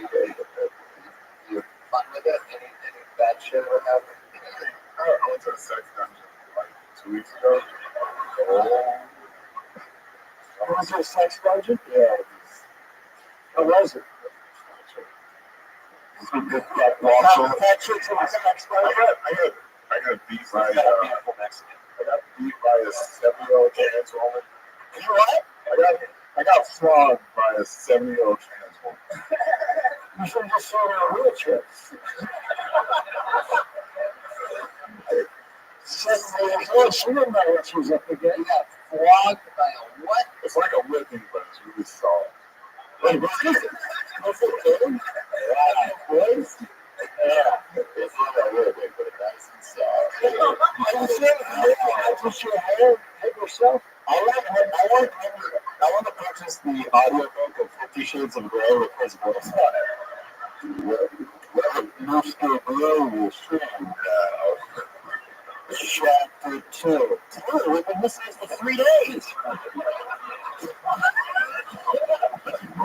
What's funny is that probably wasn't on the sex dungeon. It was just everybody was a friend. Next thing you know, I have one Red Bull, I have to fucking start drinking to get rid of the feeling of the Red Bull. I'm shit faced getting all beat up. I'm like, fuck, I think I left my Uber meter on out front. I think I'm supposed to be picking up people, and then I fell asleep. And then I have a Red Bull, and then have it again. You always like sort of trickle out of everything that you say too. I've noticed, like at the end, it's sort of like, you have that cool thing going on. It's like, really, I'm not saying you make a move and have to listen. Yeah, it's true. It's good. That's good. That's a start. Like what happened with this trans woman in the flogging? Yeah, I mean, seriously, what was she flogging? Like, a flogger. That's fine. That's the thing. You guys all laugh like you know that, but it's true. It's just. Nobody knows what flog is. When I said it to me, I acted like I knew. And I was like, oh yeah, a flogger. The fuck is a flogger? You got what? No, it's that one time. It's that one time. It's just like a whip, but like with a bunch of whips. It's a whip with a bunch of whips. It's like my hair is. Yeah. It's very gentle, but yeah. So maybe it was like a room naked? No. You weren't naked for your flogging? No. No, man, he was getting a experience with a kid. No, I don't know. Like, I don't know. What do you mean you don't know? Like, were you surprised when you got there? Where you were flat? It would be bad enough my father and I got flogged by a trans woman. It would be even worse if, I was butt naked like I did it. So I just took my shirt off. She was instructing me. She said, I'm going to show you how to. Did you just put on a leather vest at some point and call yourself Flog the Bounty Hunter? I don't know where it's joke. I don't know where it's joke, but what if she's like, you're like, my name's Good Times. She's like, your name's Toby. It's a joke. I feel like I just got flogged. It's a great joke. So, Danny, what was the point? Oh, yeah. You're tired, man. You're a chill motherfucker, Danny. Oh, yeah. So, let's get this straight. You're getting basically by, like, instead of man turn woman or a woman turn man. And how insulting is it to ask that question that way? I don't know. It was like halfway between. Wait, what? She was like in the middle. Like, it could have been in the middle. She was a little confused. Yeah. Do you know what a flogging is? It could have been a guy or it could have been a lady. I don't know. Which she flog you hard or soft? What she tell me? It was a fucking man, an old person. So, Really, she was also the best one I ever lived. 70 or 80. Really? Yeah. Transsexual. yeah. You know, it was the last flog in the 80s. So it felt like an 80-year-old female, I guess. Jesus. Right. How many individual flogs were they?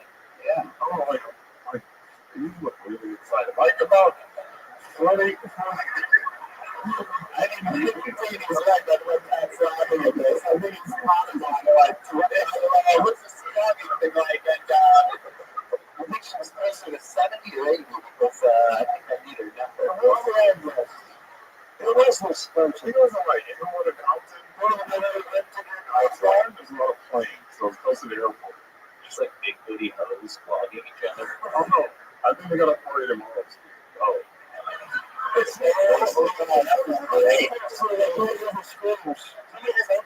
Please periscope that. Danny, go flog it. Who wouldn't watch that show? Watch this shit. Dude, you guys gotta record that. You can say that shit immediately. We gotta show them some real choice. You gotta work it. You gotta take your work there. Yeah. You say that you got flogged by an 80-year-old tranny so casually that it leads me to believe that it's not even, I mean, that was just a couple weeks ago. That seems like it's not even one of the most wild things you've ever done, Danny.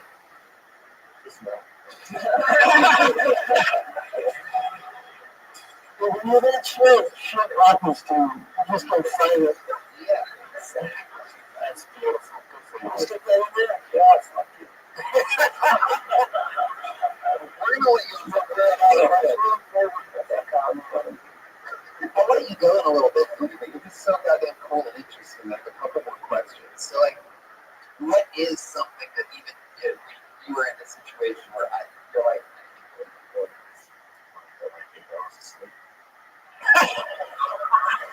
this shit's so harsh. Yeah, he does still every day, and he's like, man, I can't believe I did that shit. Like, just rich makes up like a human being. I'm gonna tell my friends this. I'm gonna get back to sucking this 80-year-old's cock. I'm so rich that I can suck much cock. 8 hours, my goodness. So many wheelchairs are about to be sold. What do you do? I know what you do, but what do you dream about?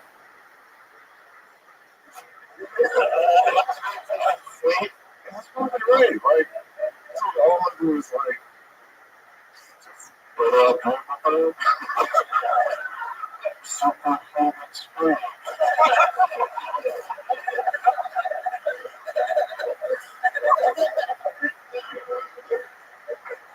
Danny, it just hit me that all of a sudden you're getting beat by an 80-year-old tranny. You sell wheelchairs for a living. Is this a deal? Did you sell like a lemon of a wheelchair to somebody and they're like, man, this fucking wheel fell off. You're about to get flogged. You better come down here by the airport and get your flogging. I just picture really little people, dude. I got to be $20 to get in. Like, I think it's going to be even. I'm going to ride a middle class over the front and push a way behind.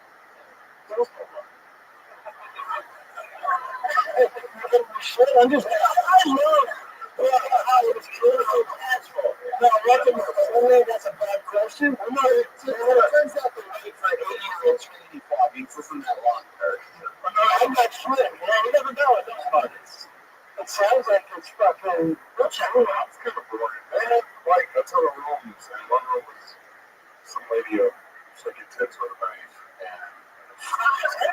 Yeah. What you just say? That's what she does? I'm sure. That's fine, man. So what do you think? Just keep flicking their tits. Okay. This is someone who specializes in flicking tits? This lady, she's like big Rambo knives. And she says, she's really old too. Like everybody's. Did you go to a white folks room? I think so. You just walking in with assisted living and then you just say, you tell about a wheelchair. When he got that in the old gun, when he talks some slow.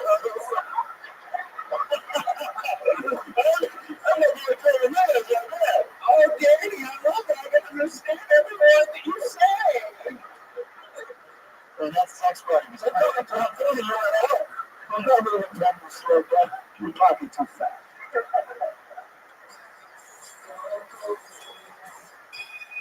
Right. Wow, so Danny, so Tinder's working out. That's what we got. yeah, it turns out there's a lot of 80-year-olds on Tinder. Wow, Danny, you are cool as fuck. You're killer with your set. How long have you been on stand-up? How many years was that in Ireland? I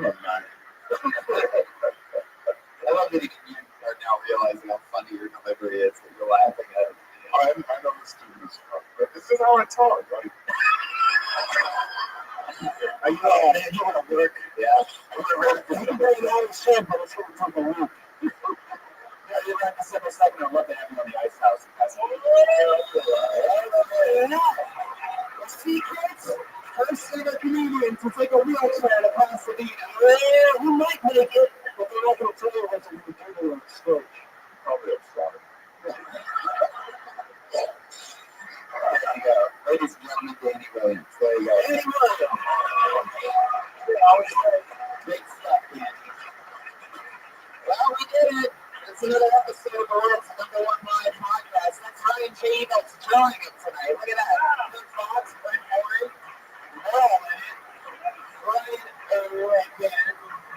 And right here, Jeremiah Watkins absolutely slaughtered tonight. Catch Jeremiah.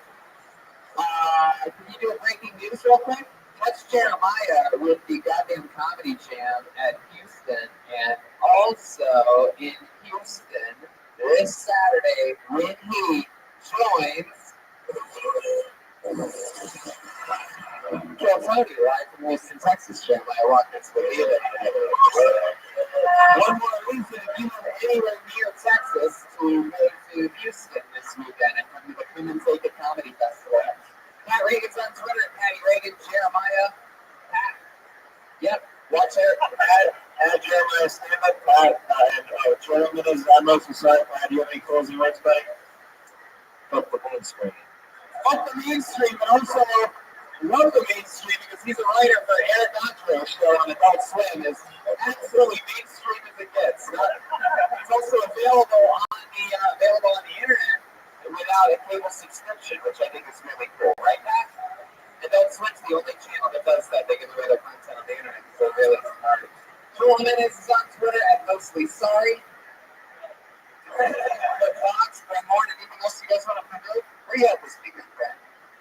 I'm in Philadelphia. Philadelphia punchline. So come on out. Philadelphia. Fantastic. Yes, I need to say. Just go for just play some golf. Audience, make noise one more time. Let's go, Tommy. Good night. Thank you. Good night. Good night.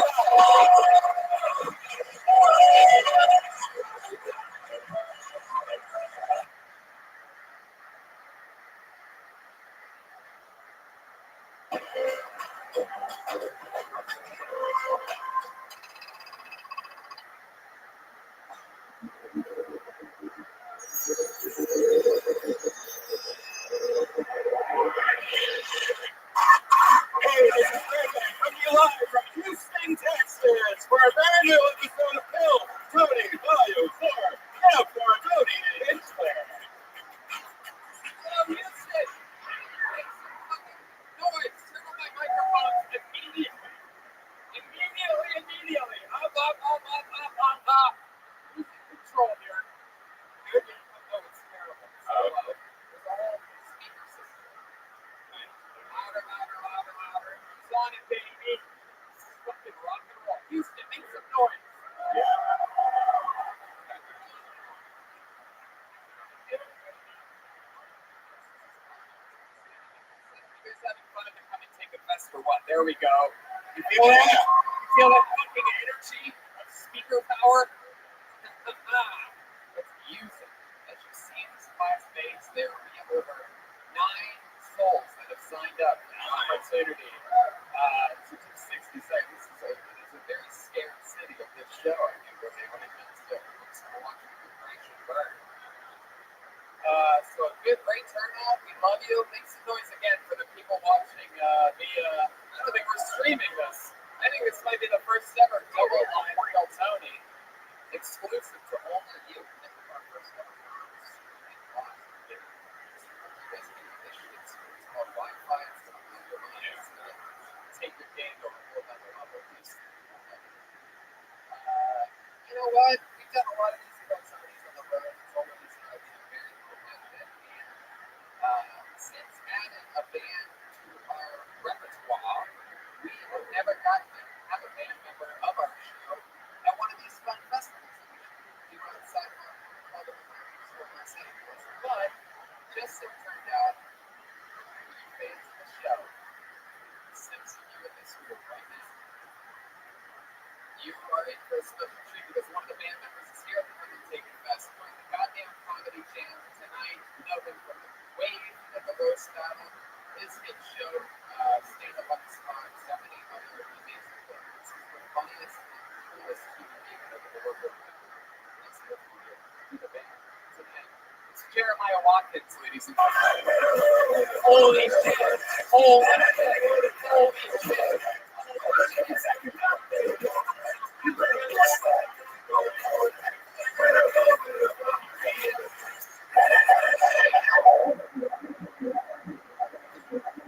Oh, hey, everybody, how's it going?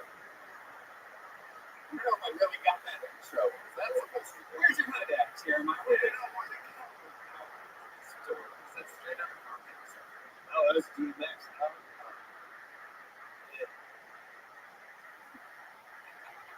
Alright. I love it in the backstage. Jeremiah goes, well, I gotta put this on. It's the only costume I have. I need to a sweatshirt. 100% true. Tony's like, you got your intro for tonight, right? I was like, Well, show, we're gonna have fun tonight because I am also singing a song.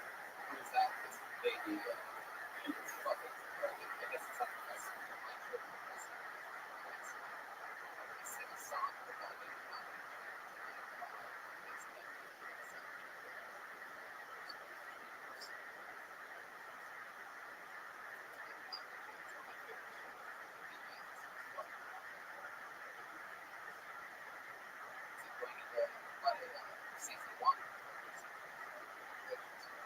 You guys ready to meet tonight's comedy guest? Huh? You guys like comedy? Remember that? The comedy part? I always have two of the funniest comedians in the world. That's no different tonight. Guests we've had on this show before, in fact. I'm here for you right now.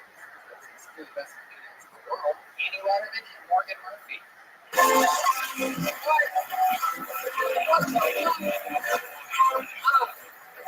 Come on, Houston, make some fucking noise. I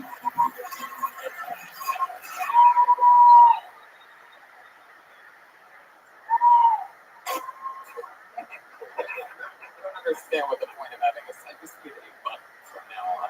Just one button that I can control. Just that's the next thing loaded into it. Give the comedic timing of fucking, I don't know. You know, I just know I can't even think of something at the perfect time. We're just with the weather back to the audience. I love it. Morgan, how are you? I'm all right. I was very awful for a while. Yeah, it's been a rough week for the ladies, right? Yeah, hopefully some of you guys too.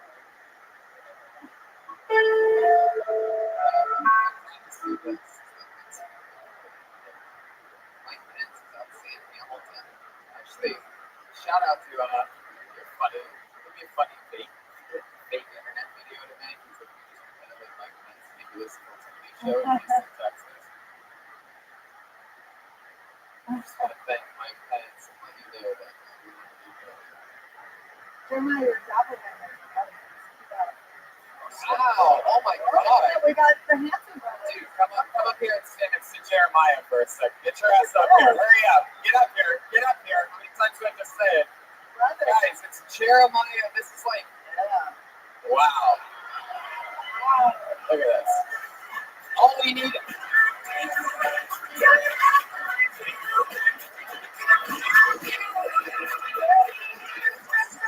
Alright, get out of here. I always, as an avid podcast listener, my favorite parts are always the don't they look alike segments when I'm driving in my car. Strangely enough, people do love that shit. Like, they use their imagination and like that. They just have that weird thing on the internet. They're always just driving to work, imagining Jeremiah, their brother. Annie, you could almost be the third brother in that. You're not that far out. So what do you guys say we just jump into it? You're two of my favorite human beings. We've done this show before. We talk to comedians. They do 60 seconds of stand-up. Sometimes it's somebody's first time ever doing stand-up. Sometimes it's somebody in that city trying to show off, trying to blow up a 160-second spot on the show with hundreds of thousands of people listening to the smartest comedy fans in the world. And anything can happen. And then after the 60 seconds, comedians, if you don't know, your time's up and you hear the sound of a penny. Like 4 cues that you have to hit in an hour and a half long show. And it's just like quick play. Pennies don't always make noise. That's the sound. It makes me a little bit louder than nothing. That's what it sounds like. That makes sense. You're going to have to hear that so you don't structure the show. You gotta wrap it up in, or else you're gonna bring out the angry Houston Bear. There you go. Yep, even more. No bear. Wow, there he is. I like how Tito looks over here just because I did for a second. There's nobody, it's not an extra. With the more happening at once, I looked up at that sound booth and everybody else is like, what's that? Go to my truck and get my gun. There's a bear in here. So let's just jump right into it. You guys ready to start Kill Tony live from Houston? got a deep face on this one. This is what they handed me. It's like a fucking Lexington steel use like that.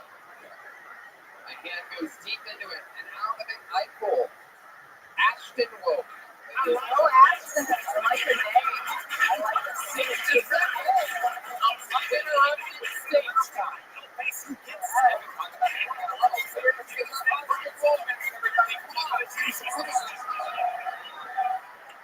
Hey, how's it going, everybody? My name's Ashton, and I got a list. Sorry for that. I think whoever invented the word list is an asshole. They put the S right in the middle of the word. Okay, but I got a list. I know when you said list. One time I was at AT&T, I was trying to get your phone number, and you was all happy. She's like, all right, this is your phone number.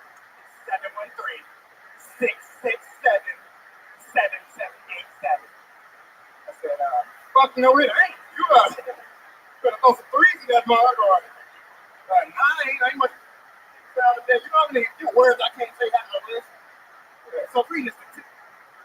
So, reading is the tip. I think I saw a fact last week, and my name's Ashton Womack. Thank you guys. Hilarious.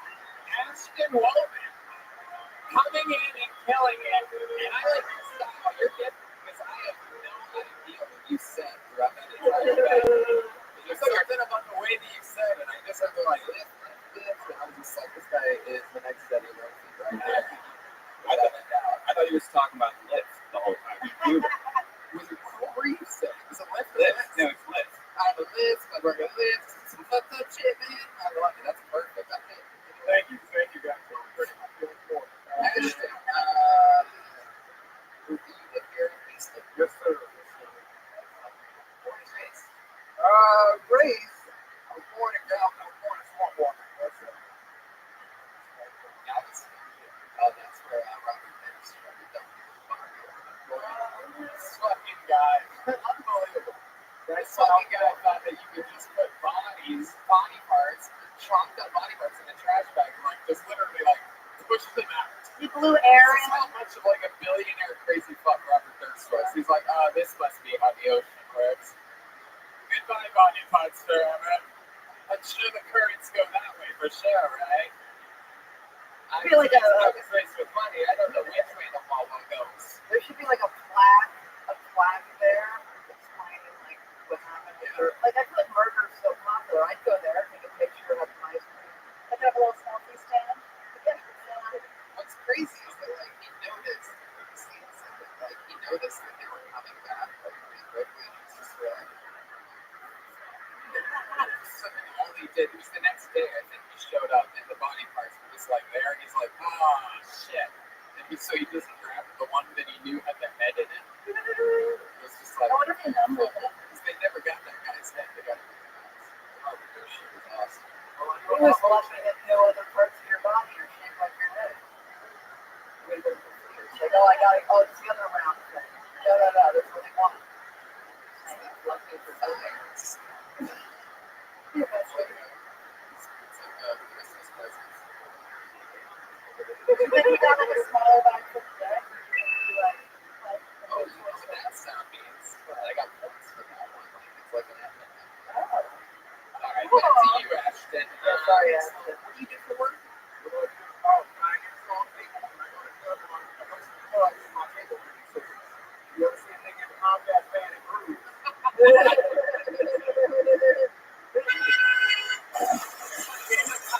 My boss doesn't give me this. Please don't be a big part of this.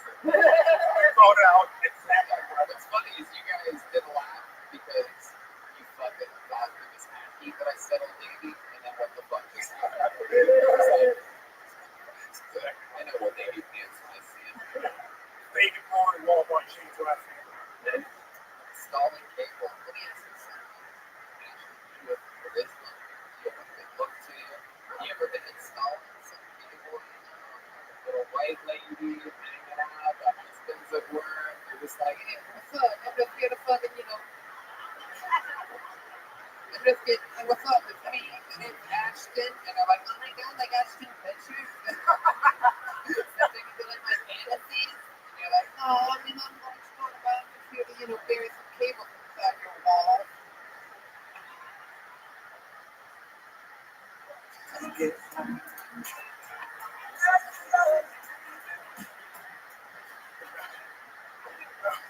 I wish. I drink. I try. Like, I always get in the door, think first. This is Steve, right? That's probably not right. No, but not yet. I'm waiting. That's what I'm trying to keep. Stay there working strong. Anything crazy ever happen? No, actually, I've only been there for like 3 months. I live with Let me remind everybody that the company he works for is Direct TV. Direct TV. Absolutely. So now that we've said that, anything crazy ever happen? Oh, yeah. Direct. 1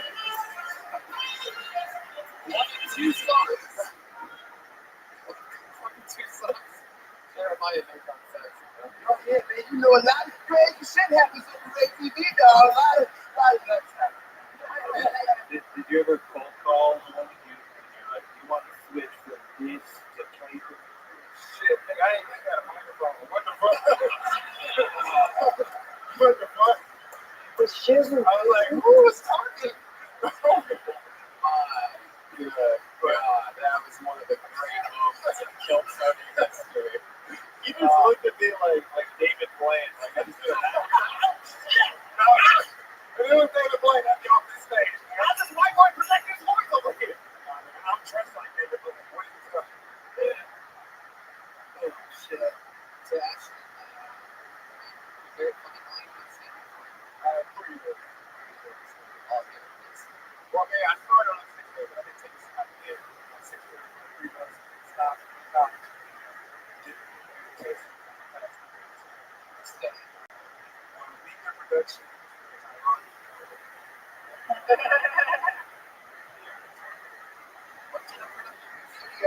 What did you want to do? What did you want to watch today? I actually want to make stage. I do it on the side. I want to make stages, right? We just said the word sketches. We know this whatsoever. Scripting around it. He nailed it. You should be proud of yourself. I try. I work hard on my time. It would be funny if you were lying if this joke was the first joke you ever wrote. You'd stick with the list. That's who I mean. I've been in this for 26 years. It's true. It's true. My first joke.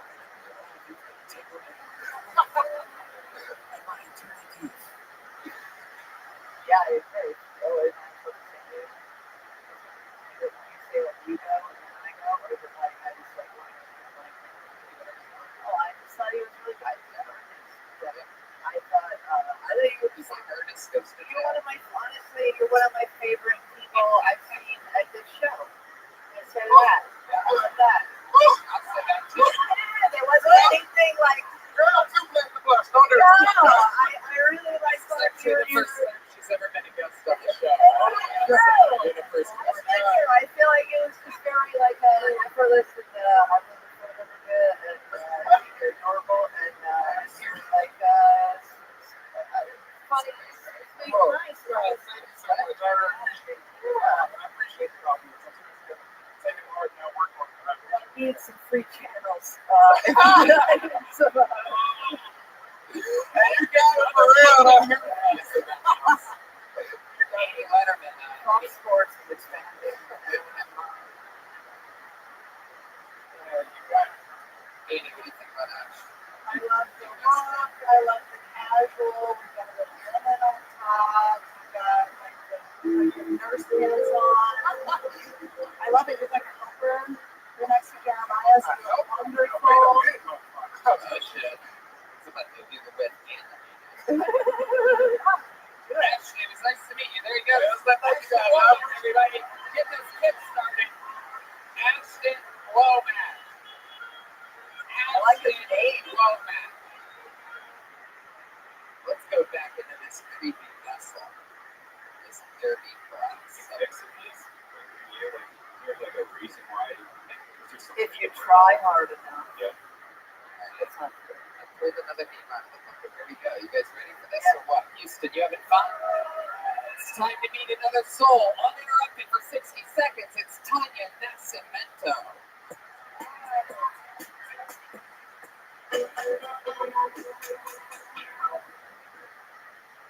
So I use this for birth control called the Ring. It's really great. It's this little plastic ring. You put it in your vagina.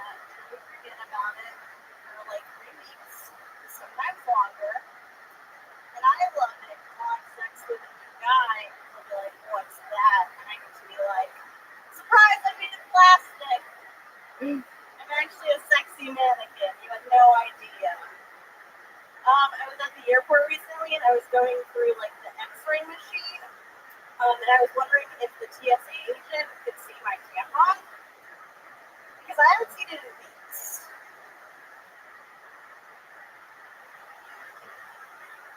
This guy on the internet the other day said that the only difference between being creepy and being romantic is whether someone likes you back or not. And I don't think that's true. I don't care how hot the guy is. If he writes his name with blood on my car, I'm always going to find that romantic. No matter what. Tanya Nascimento. There you go. Everybody put your hands together for Tanya. How's it going? Pretty good. How long have you been on stand-up? Almost 5 years. Almost 5 years. All here in Houston. I'm from Austin. Whoa. Super cool. Austin. Okay. Ladies, Tanya Nascimento. Austin, Texas, 5 years. First impressions. I like the tampon joke. I thought it was shocking. Toxic shocking.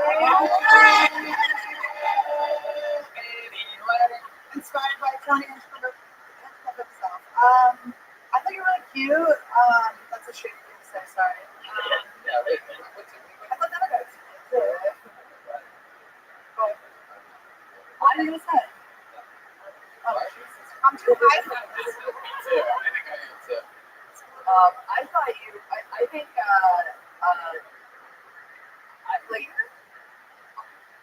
think your delivery is like really great, like really like I'm like wanting to keep listening. I feel like I would just like I don't know like writing wise like I wouldn't do something stuff in your vagina joke zero. Unless I'm gonna commit to like 45. Yeah, 45 minutes. And then definitely. But like I would just like say like jokes sometimes and like really just like sit with the writing a little bit more like just kind of like crafting the content because it's like I want to keep listening to you. You have like your same presence and like a pace and like a mellow tone that's like very soothing and awesome. And like sometimes I felt like the times I'm kind of doing illustrate but yeah, I mean that's it. I would say that like you have the thing that is the hardest to get for a lot of people, which is like your entertainment to watch. So, Is that what you're doing the longest stuff? Like really short pictures? Yeah, pretty much. Yeah. Oh, that's cool. How much time do you go to? What do you do for work? I'm unemployed right now. But I used to work at Lincoln. and they fired you? They fired you for voting for Trump? Yeah. What happened? What did you do? They're like really strict and I had to watch a lot and I didn't like it, so I didn't do it. She's smuggling. Because I was way too cool with the patients. I was just like, let's talk about your abortion. I was just way too like lovely. All right, stop doing anybody. They fired this poor young lady, okay? You gave too many high fives. You were doing your best. Good job. You were doing your best at work. And I would have let you were fucking, you gotta be a waitress. That's what you can do. How long did you work at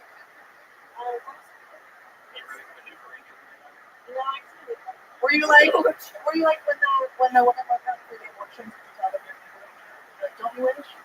Don't you wish? You heard me last week. What are some of the things you wish you had? What's the craziest thing that you ever saw that you did?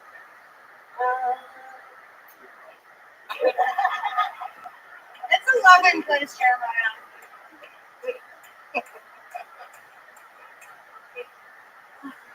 Jeremiah Watkins. Did it stand out to you there? Like anybody ever have like I don't know, anybody ever come in? Baby stuck in their uterus. Like literally lose their tampons. Baby stuck in my uterus. Wait, people go to Planned Parenthood because they have tampons stuck in their uterus. That's what my buddy's been going to for 4 years. I thought it was alright. Very shocking, isn't it? How much Plan B did you see? You're like a little body. I mean, if you want some, come down to the show. I might have something for you. Save them, girl. Some of that in your fucking trunk. Red have a store to Plan B off of here. I hate new rings. They're the worst thing. You ever fucking know with a new ring? Oh, God. Don't you think they're gross? They let you fuck them. And there's a fucking thing that won't get them pregnant. I won't even be a dad either. So gross of her. Jesus.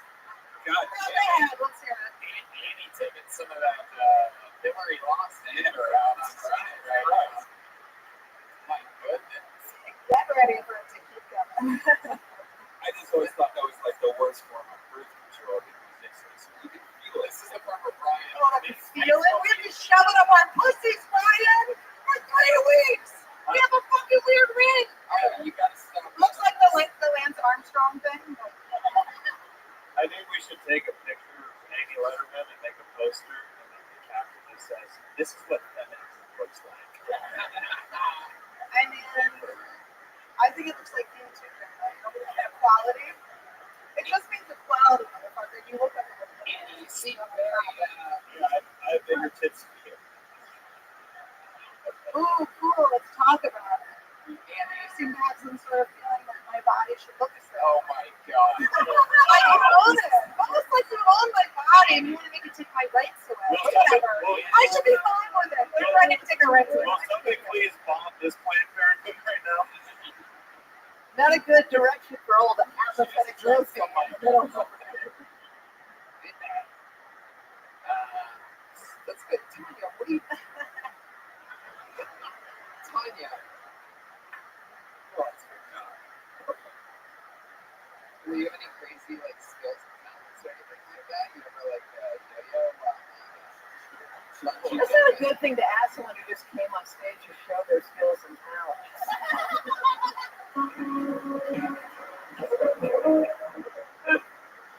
Oh my god. Can we please vote again for another president? I'm not going to be able to go 4 years like this. She just did her skills. You're right. What I said had nothing to do. What I said had nothing to do with feminism. I just am a woman and I said it. I know. I'm just doing this. She said something cool. I'll let you. I'm really good at drawing. Wow. You know what? I love having my blood drawn. I look at it. I've been fascinated by it. I feel like I could be good at it if I. You should get a team. Not to put it back, man.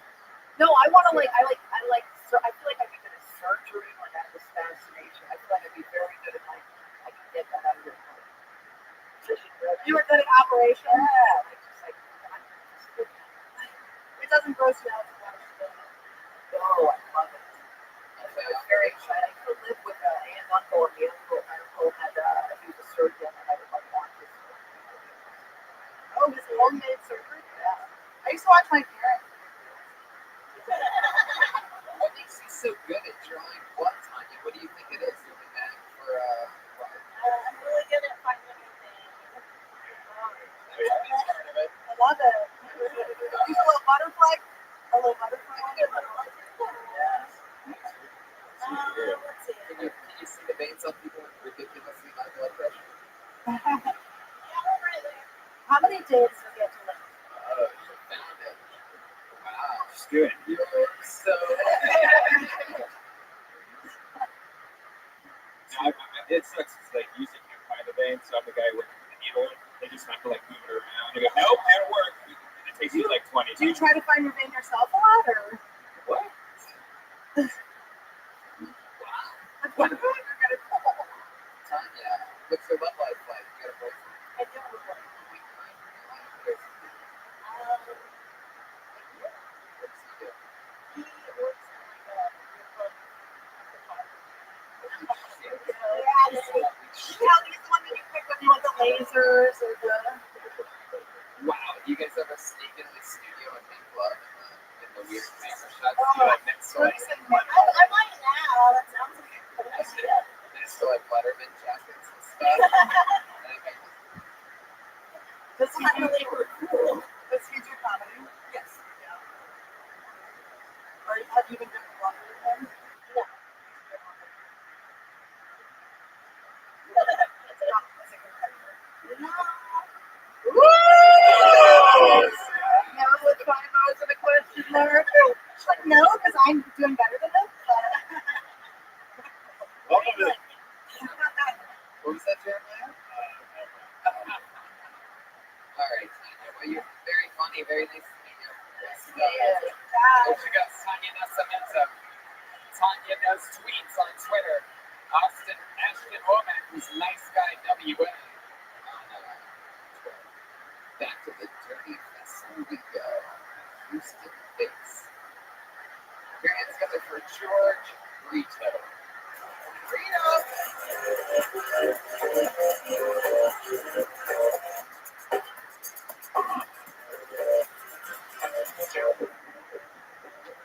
Hi, everybody.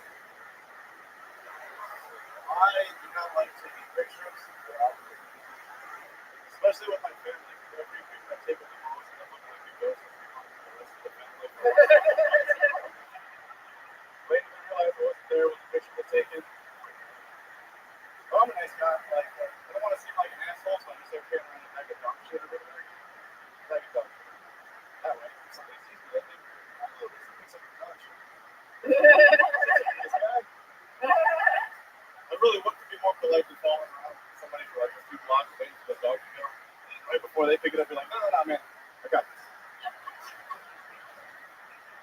We're gonna date tonight. I want to do the pressure. I thought I have to do it. I don't have a dog, but I do have contacts. I don't. But they told me I shouldn't go into something for sleep. But if you want to see my nightmares, I mean, I think they're nightmares. If we need this, we're going to George Brito, am I saying that right? George Brito? Brito. But yeah. I think it's up. That was an amazing performance for George, ladies and gentlemen. That was fucking awesome. That was very awesome. And I think that it's very fitting that on a show with a female that Pocahontas would come in and give such an amazing performance. You're rock and roll, man. What ethnicity are you? Yeah. Pocahontas. So funny. Why wouldn't you just stick it into a mic and kill? Because she knows that you want it. That's That's why you want it. I kill her with the more. I'm not good at telling the wrong things. Like I like to give them to other people, and then they have to apologize. You look like a goth casino owner. Yes, definitely. I think I happen to think you're very beautiful. I didn't mean to laugh like I was not joking. I do. I just thought they were really funny. Give you free chips. You look like when you're not driving a small Uber X that you're the king of Houston parkour. I feel like you could jump from where you are to anywhere right now and do a backflip in the air while killing an audience. Like I think you're gonna be one of the top parkour comedians. Do you own a sword? You're looking around like I might actually be correct on this. Do you actually No, know he's parkour? doing the shifty eye where you're like, does he look I was about to get so fucking pumped. I was looking for a spot to go back. First time in Kill Tony history, we bring you live parkour. That's podcast ever. It's the kind of crazy shit that does happen on this show, though.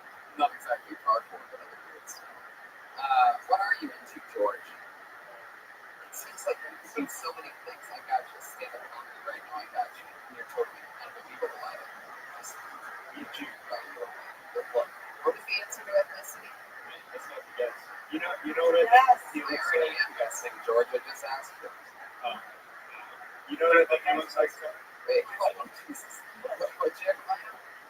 I think he looks like his family has owned generations of hot topics.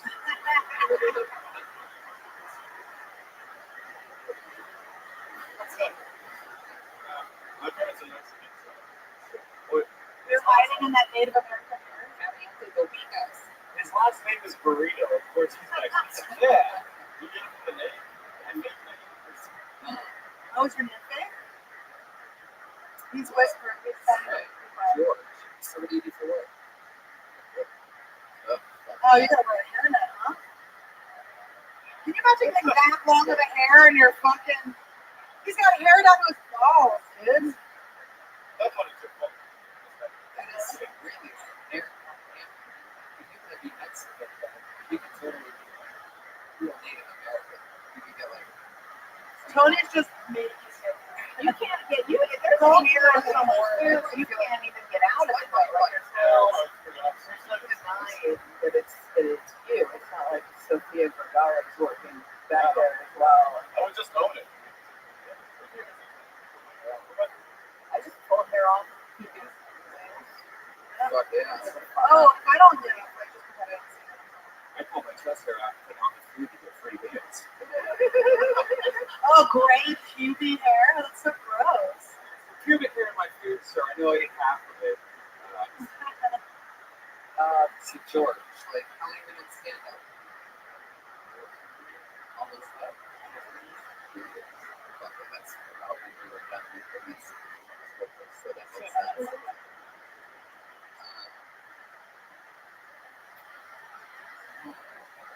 What are you into? You get a girlfriend? It does look Native American, right? Very much so. It's weird, like, Mexicans look different out where we live, you know? Like, we're more like a Tex-Mex, right? Like, my parents are like from deep down in Mexico. Like, there is a lot of real Mexican food. Yeah. It's weird. Because with Native American, like, whenever you ask them how long you can understand them, I never going to say it. Stand up for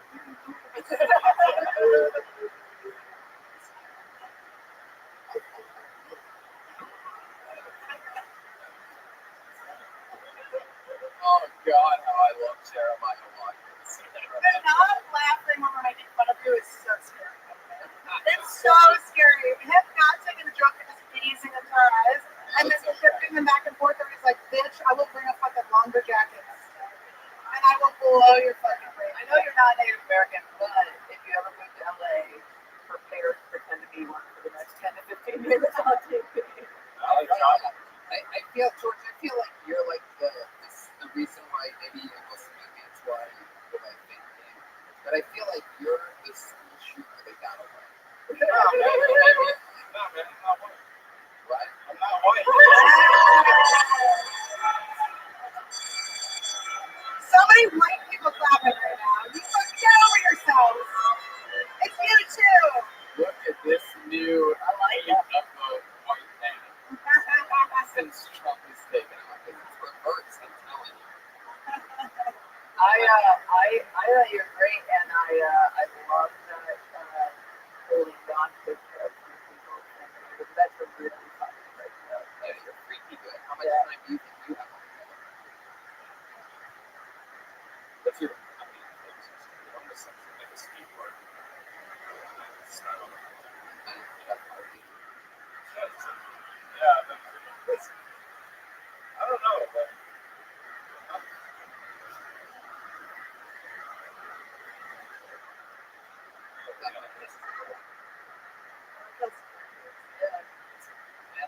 You're like, what if they don't agree?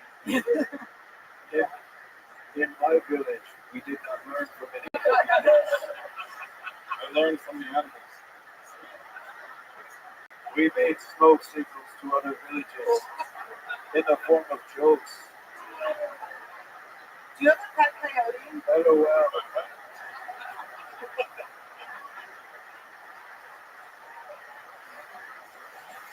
Jeremiah Watkins. Oh my God. So George, what do your parents do for work? Let me ask your Indian version. They kill white men. By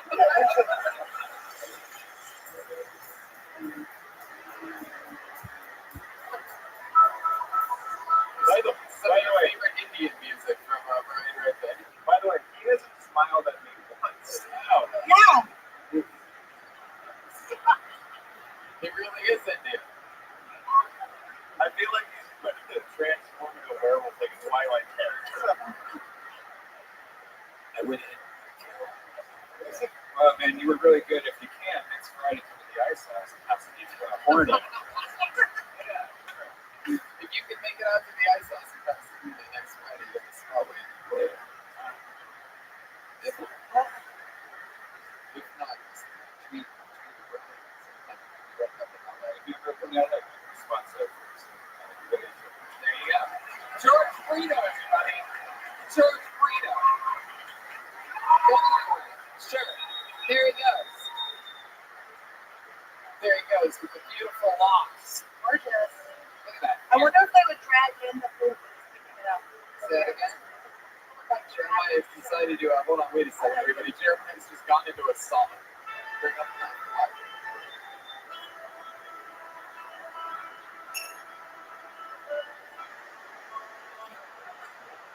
very good. Jeremiah's on fire right now, guys. This was like NBA Jams. That's what we have tonight.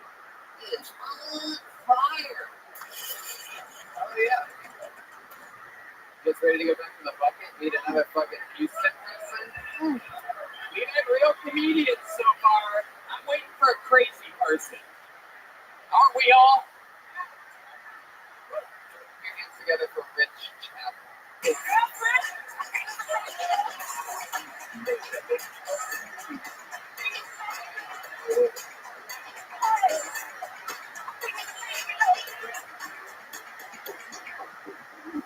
Hello, everybody. I had a gay friend of mine tell me the other day that if I was gay, I'd be a chicken queen. And I said, you gay guys, I go, thanks, man. What the hell's a chicken queen? He said, a chicken queen is a gay man who seeks out underage boys. First off, well, go fuck yourself. Second thing, why is that called a chicken queen? Think it's more appropriate term. A scout leader, a red band. The third thing, this heinous act of which you speak, it's a pretty gross thing to accuse somebody of. Just to set the record straight, I could never. Thanks, guys. Wow, there you go, Rich Chapel, representing the Trump University. In closing, I would just like to take a moment to show I would never be gay. I don't know, Rich. I think it's people that would turn you in a fucking heartbeat. Come out to West Hollywood where we live. I just feel like his beard's trimmed up enough, you know? Yeah, I mean, you definitely take care of yourself. How soft his hands are. You're well lotioned. I can see who has the bigger hand. What a great twisted. Wow, your hands are so good. That's not nice. Yeah, Rich, that's it.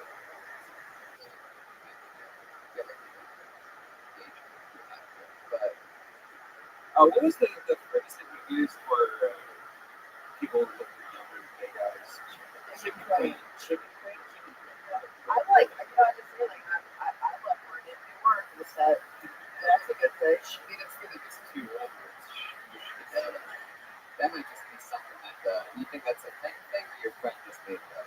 No, I don't know what happened to him. Mr. Homophobic that would never be gay. Just so happened to Google chicken queen after he hung out with his friend. My oh my, we're getting more information by the absolute millisecond. We did, huh? How long was that trip on the internet, huh? It's very quick. I bet you take it. Super quick, chicken queen. Yeah, why did you Google everything? So dirty and wrong, it just came everywhere. Just a text. Just imagine. First one's just an animated chicken with around on it. It's like, oh god, so much. Rich, what's your story? How come you think you'd never be gay? Never say never. I'll try anything. Okay, so you just came out. That's incredible. By the way, didn't I specifically say I think he's much gayer than I think? Which And there it is. Oh, I mean, I didn't say ever. Just jumps up in the table. What do you do for work, Rich? I'm a graduate student. Why do you laugh so hard at that? Why do you laugh when you work so hard? No, I told you. It's like, he looks like a guy who would be bold and like say, yeah. He's like, no, I'll suck your dick. Totally. That's the exact vibe that what is it? What do you do for work? I'm a graduate student. Graduate student. That's a career. Yeah. How old are you? 31. Right. Graduate student. You study Genetics. This beautiful skin. Is this Do you what think that you're innocent? I've heard that before. It's good for your Foreskin? That's what he told me. Hello. What is your favorite category? You have to choose one. Right. Ebony. Evan. Wow. Wow. Look at that. He likes those big dicks. Yes.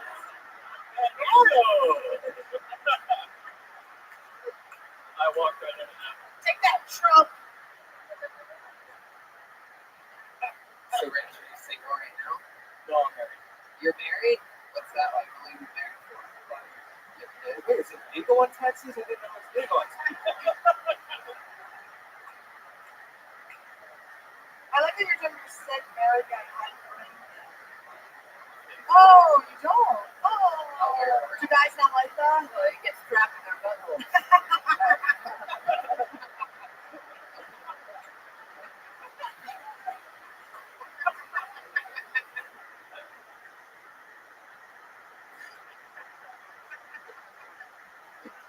Rich,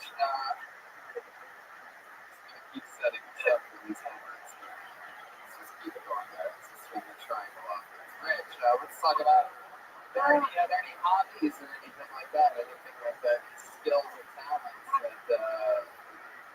do have one skill. I can make a mouse fall. oh really? Like I'm pretend it's a ball sack. Caress it. Only a male underage. Nice. Mouse is the word for what nice. What do you do again? I was too busy trying to think of a gang joke. But what the fuck did he just say? So it doesn't scratch up the asshole. That's a technique that he puts it to sleep. Actually, when you put it on, the thing is, when you put it on Richard Gere's asshole, it actually coaxes it to sleep. The sphincter. But if you ever ask me if I would, We have been calling it. if you ever bring up the show again, I'll go, oh, the night that I forgot the word for one lice.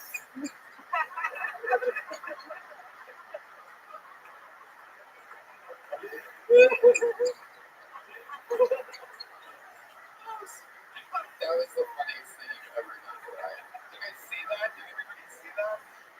Oh my god. That was epic. Maybe we should always have you. Alright. Why don't you wear your ring?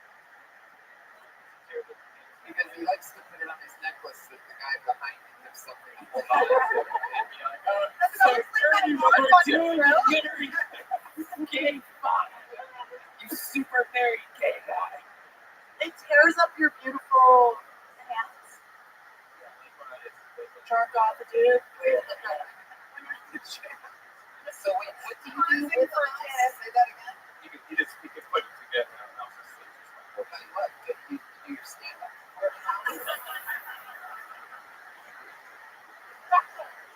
Instinct it alone. Anyway, Rich, it seems like the theme of what we've found out about you is that you're secretly gay. You're something somewhat homophobic that came across what you said. Then when did we find out you're super gay? You're married? You don't have any kids? Do you think your wife knows you're gay? No, I'm pretty sure. Well, why do you think she thinks that? What happened? I call her Bob accidentally. Yeah. She sees your text, she over your shoulder, she sees you texting Bob a few times. This is his ringtone.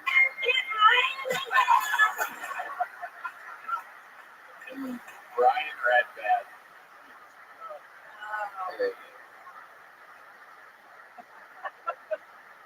On the spot. Somebody just said, like, no.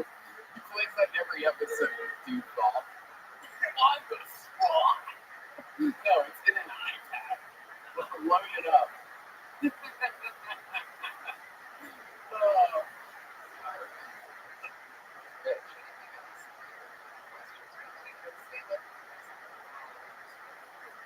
On stage. Wow, look at that. Somebody,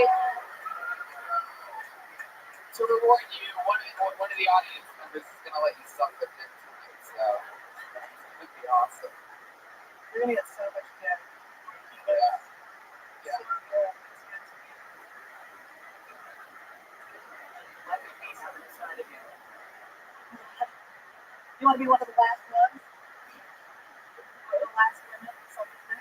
Oh, I like Rich, we're going to slide through. We're going to get to other people. That was fun, man. Good to meet you. There you go. Do it up for spots and just fucking knock it out. Take all that pent-up gay energy and put it into doing stand-up. Either that or just get a divorce and fuck dudes. Either one or the other. Alright, we're flying through. The premium's gonna theory. Okay, we're on now. You might be more getting a little bit closer here. Premiums are gonna for Theodore B. Taylor. Excited about this.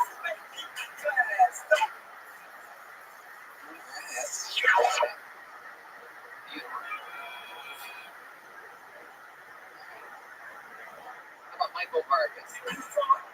Michael Vargas.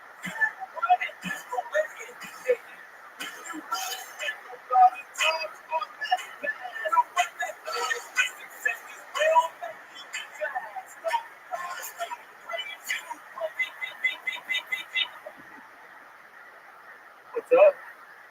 How's everybody doing?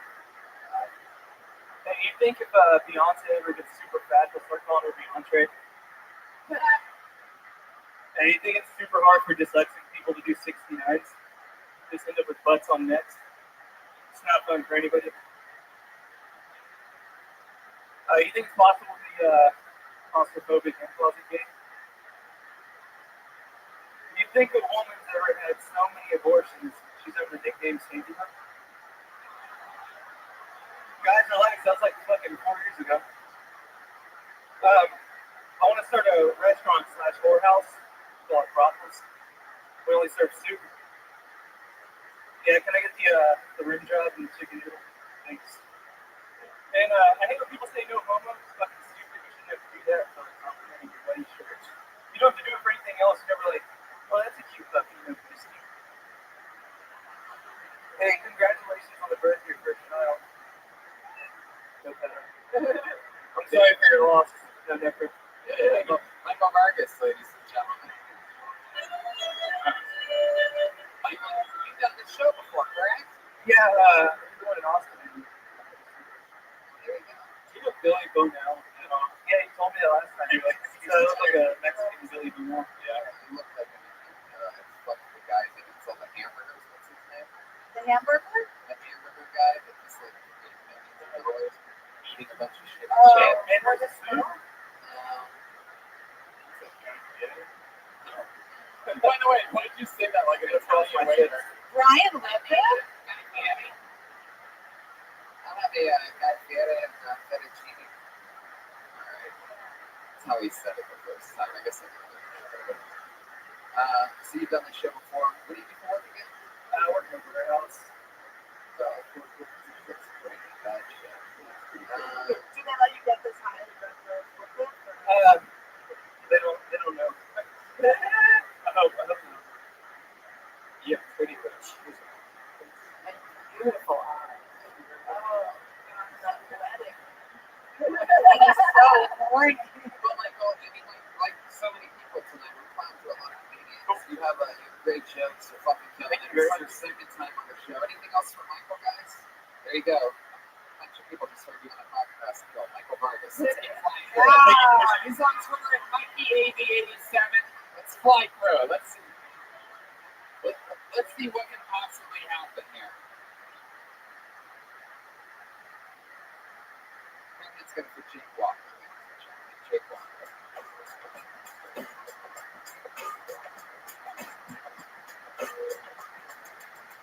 Jake Walker. Please tell me that's Jake Walker. Jake Walker, ladies and gentlemen. Somebody. Fuck yeah. It's one day.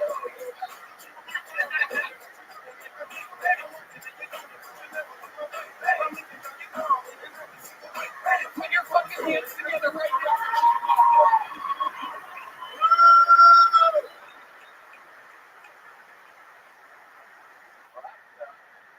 Look at Rob.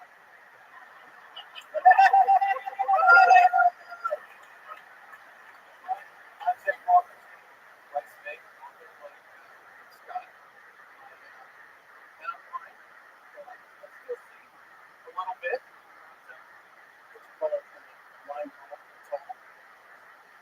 But my next I definitely am told. Leveled up there. Just been quit smoking. That was January. 35 years ago, I started vaping stuff. And I switched from a pen to something rather disturbing. And it's not the honey rubber dick is up here in black, but it's I was waving it around and it kind of looks like a gun. I think we can all agree. Well, what do you feel like that?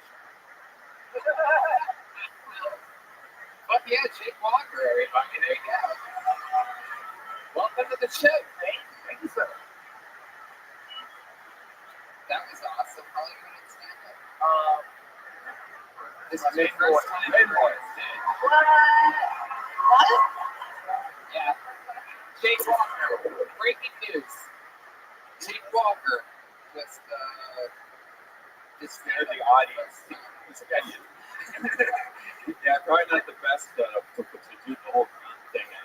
Because you probably did freak out a handful of people. We saw their faces. They were. And that's really, you know. But what would be really funny is if like one of his buddies one day was like, let's fucking Jake and pull out the big pen, put a real gun in his pocket. And then one night it just is a real gun. Just, oh my god!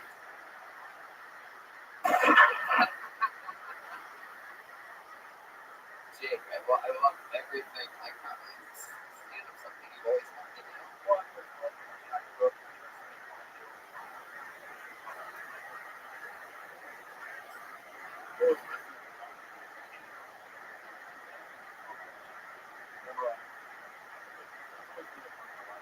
Yeah, that's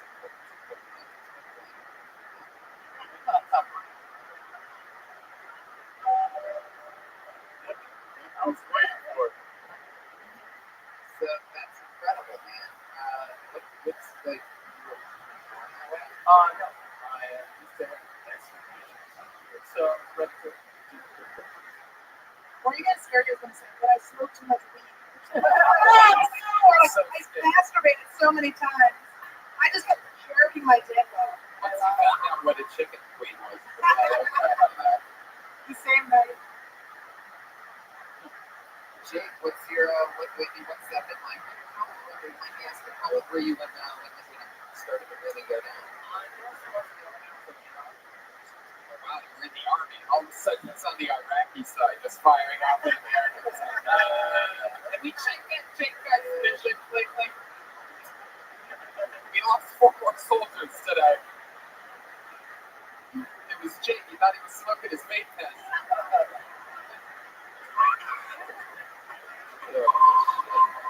I just started noticing.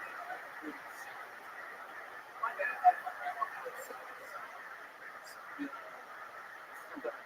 Do you have siblings that don't have it?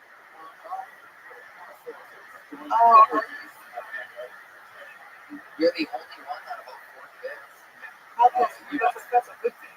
Oh, You less and less. to love your own family like that. That is so beautiful.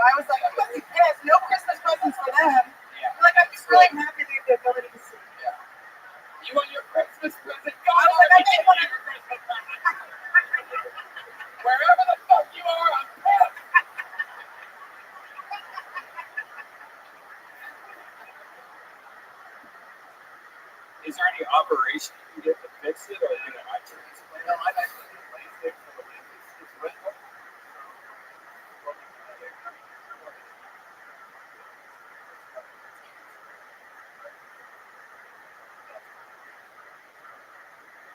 At least you see a little bit. You just see shades, you see it's very He said he saw assholes. Gun barrel. It's only seen buttholes? I only see buttholes. It's about 5 degrees. Most people say about 190.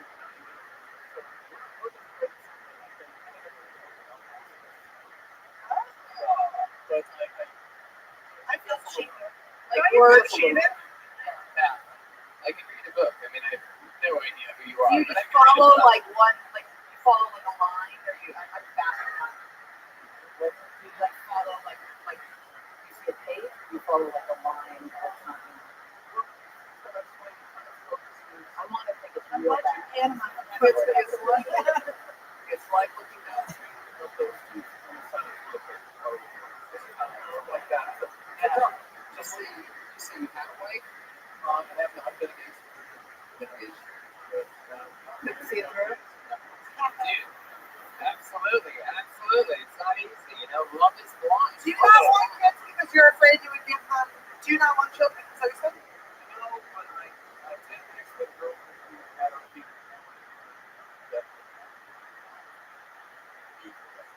Because then So we could probably have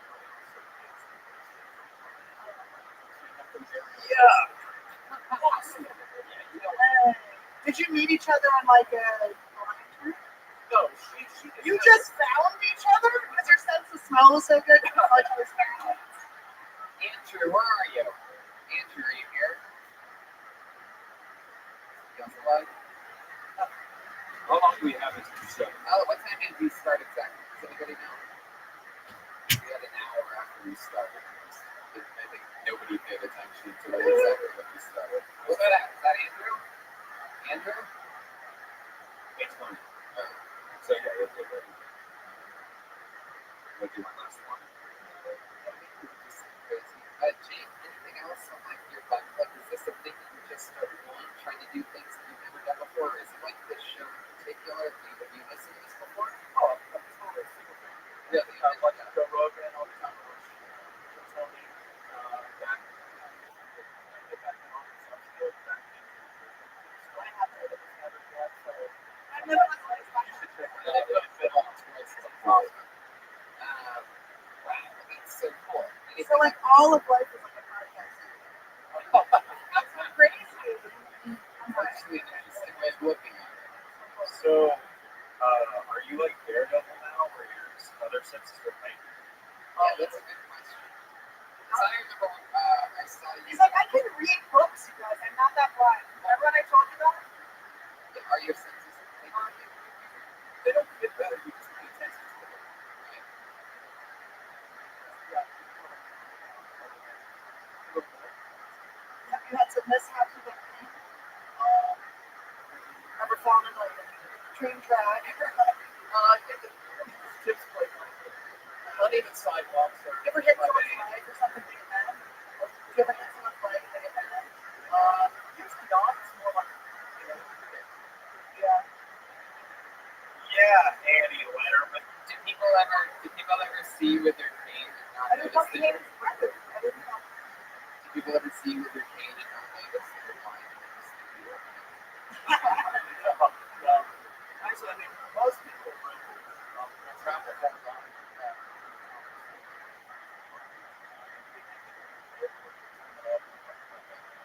You just feel like you're faking it for attention. Yeah. You look not blind at all. I've given it up when it comes to first class. Have you ever thought about getting graphic or something? Oh my god. You too, ladder. The one that's over. Well, Jake, I know you're great. from beginning to end, Beginning you're to end. unbelievable tonight. You should Keep look going. at this as a huge victory, one of the all-time great first performances in this show's history. It's a crazy dream come true. It really is. Thanks, there he goes, Jake Walker, You just winked at me. for the final most exciting exciting part of the show. We're gonna watch Jake Walker leave the stage. End this show with a fucking bang, bang, bang, bang. Well, being Walker, by the time he gets on this stage, don't. Come on, guys. Really? Really? It's not like you were with me this whole podcast. Really? Guys, let's see how loud we can make it one more time for Jake Walker, everybody. Pretty cool. For the rest of you that signed up for the show, lucky you, you got to watch it for show for free. Congratulations. Unfortunately, we ran out of time to get my heart out. So, we did the show. We did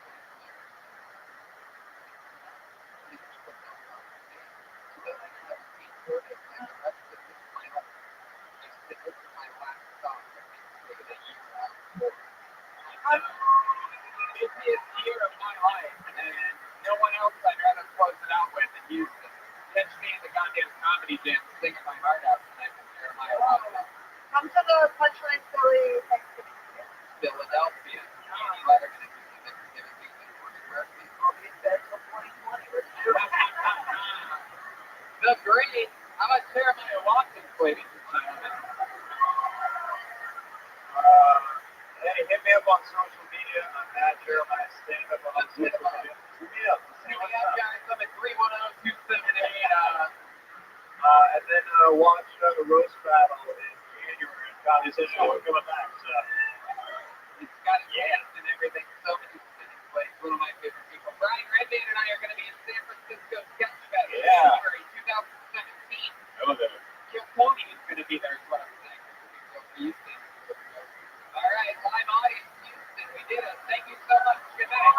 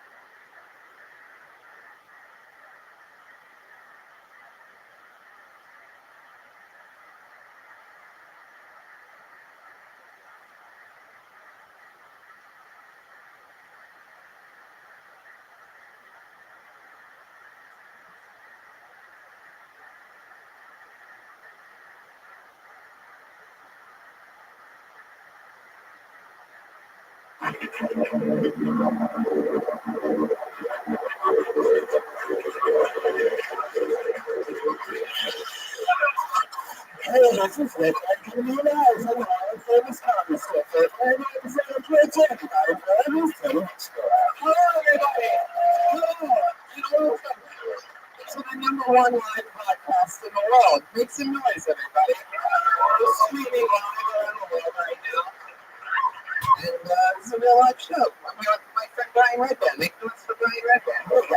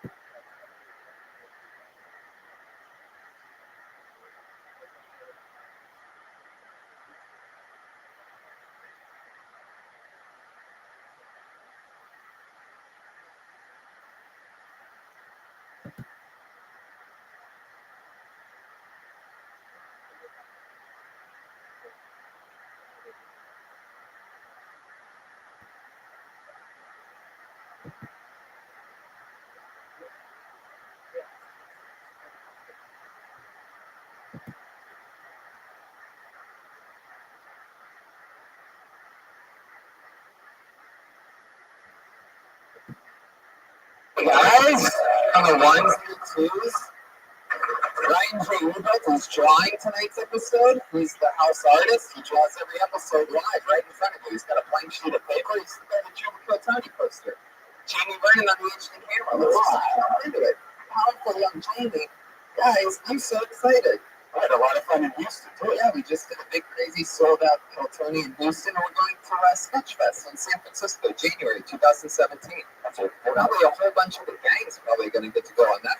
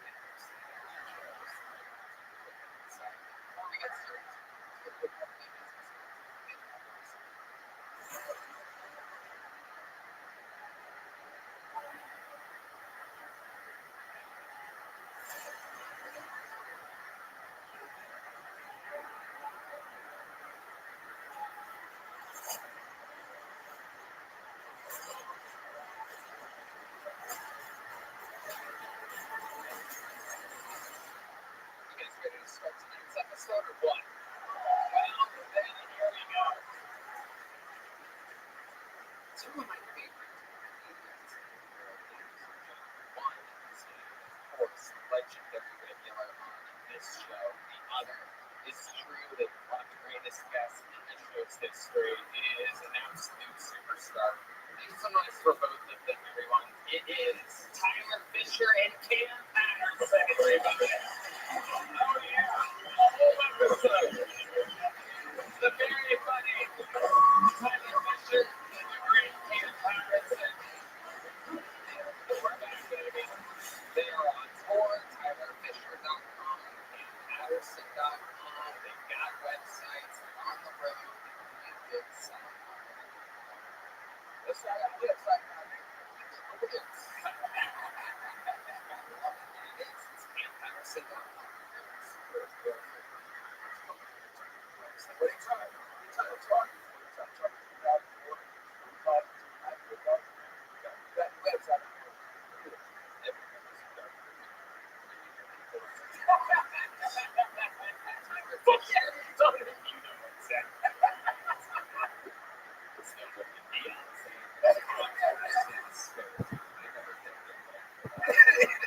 Tyler Fisher, what the hell's up, my man? I'm sorry, that one's gonna be rough. I just landed, took a Delta flight here, and I'm still just getting reacquainted. You got, yeah, it's all up to them. We're gonna have some fun tonight. 279 human beings signed up for this opportunity. Their names are in this fucking bucket. Anything can happen. You know their time is up. You hear the sound of a kitten.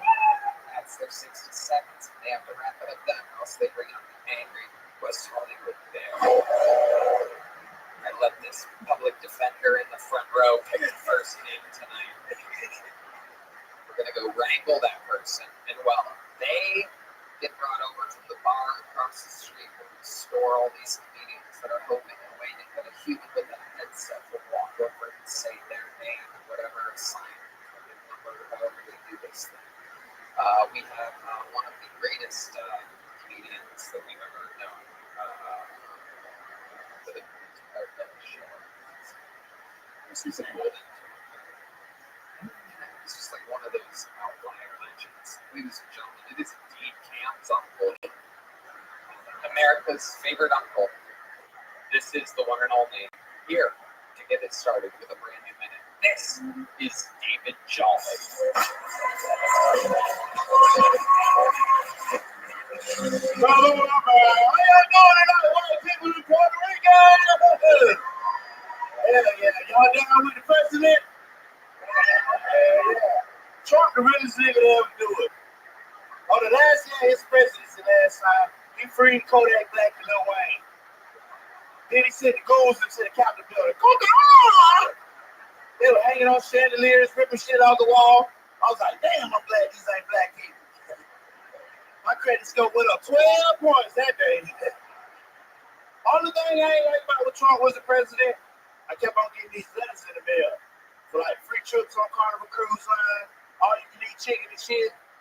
I was like, you ain't gonna get me like that 45. I seen Roots. This is how we got over here the first time. I know what was gonna happen. I was gonna pull up to that Carnival Cruise Line. It was gonna be me and 45 Dominicans from San Antonio. You know they love a goddamn deal. There was gonna be a long-bearded white man named Boss. He was gonna be like, all right, guys, everybody, pick your seat and have a seat. We're going back to Wakanda. Woo! All right, thank you. Y'all been a whole bunch of fun, man. David Jolly. Hell yeah. Hell yeah. I understood about 12 words. It seemed funny. Yeah. It was funny. Nobody fucking knows. I usually have a translator with me, so that bitch shit tonight out. You know, that dirty bitch is stinking. That dirty stinking little stinking bitch. They call them stinking scallywag, dirty foot bitch. Yes. Dirty foot bitches. Yeah. They all know those types. Yeah, like white women from Kentucky, you know what I mean? Same shit. But they got dirty feet, you know what I'm saying? Their feet are always dirty. Say it in the Bible, you know what I mean? It's true. You're not wrong. You ain't know that? You didn't read that part. What word of the Bible is that exactly? Native footage, white woman, you ain't see that verse? I think we're reading different Bibles. On the e-Bible bondings. Yeah. You read about it? Oh, you don't read about it. You live my bad. Who, me? What? That's what happened to me. I don't know none of that shit, man. I didn't understand it. Do you know what a liberal No, not at all. I like to say go around calling people. Oh, that's it. That's like kind of person that gave in. It looks like they're throwing the Capitol on a Tesla. What are you talking about, man? Oh, all right. We love the black shirt. I love Donald Trump. See, they don't understand Donald Trump was down with the Negroes in the 80s. You know what I'm saying? Yes. They don't know that. See, everybody want to throw Donald Trump underneath the bus. Donald Trump smoked weed out of blunts. You know what I'm saying? You know what I mean? He been down with the Negroes. You know what I'm saying? Yeah. What the fuck going on? Tell us what's been going on in your life. Shit, man, I've been on the road like the last 3 months with Cam. I have my thing going. I be with you, Killers of Kill Tony. We just out here grinding, baby. You know? Yeah, but what else? I mean, that's shit. I've been fucking these hoes. Okay, let's talk about it. I done fucked up hoes. My delicious chocolate milk. I keep like $40 for a bitch. You know what I'm saying? It ain't really tricky. It's just that's like black deal by there or something. You know, I fuck old bitches now. The old bitches will let you tie their ass up for $40. You know? You still pay them? Well, I mean, it's not paying. It's just like people. It's not paying. It's like a donation. It's not required. It's like saying thank you for being a wonderful woman. It's like a tip, like a gratuity. Yeah, it's a gratuity. Gratuity is the woman's name that you fucked in the first place. Gratuity Jenkins, head register, In-N-Out Burger. That makes you think, though. So you and an old person, you can neither understand what the other's saying. Oh yeah, I speak old people. Yeah, what do you mean when you say that? Old people, I understand what they're saying. My grandma was over. I used to have to watch her when I was out in heaven. So I paid close attention to what she was saying.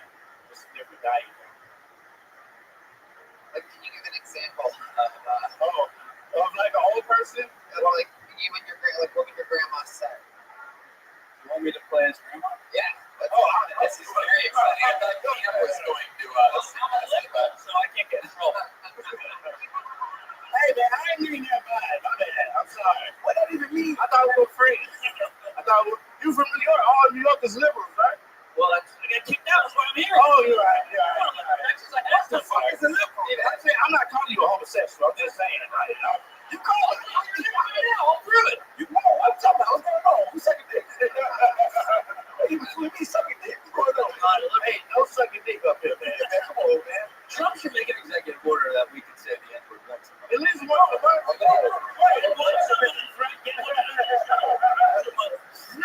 It's a free, but you got to say it with joy, though. So you got to say it nicely. Well, no, we can't. No. so you gotta give the president Donald Trump permission right now to do it? You're like, we're $100. If I got $500, you want $500? You can keep saying the dick for $500. I want $500,000, nigga. You can do whatever you want. This is Tyler Perry's Kill Toad. You're just joining us. We are live on BET right now.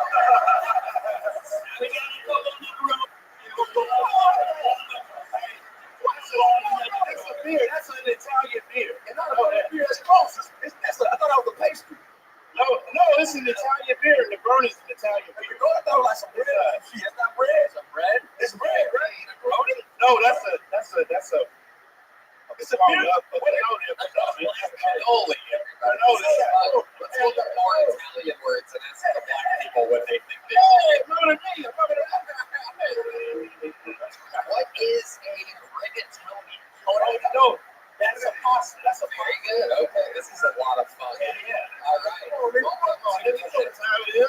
It's a fucking Italian beer. Oh, shit. Cool. Yeah. Okay. She used to make them shits. That's how I know what it is. We're here for the bullshit. Yeah. She got a big tip. Yes, she did. Big old tip. Okay. Does anyone want to guess what what Prego? A pregnant bitch. No, Prego mean like traditional, like it mean like happy times. It mean happy. It mean like happy. Like the sauce. Yeah, I know it's the sauce, but it mean like happy times. Like family. It's family. All of your answers are incorrect. It actually means welcome. That's what I'm saying. Like, Mama Mia.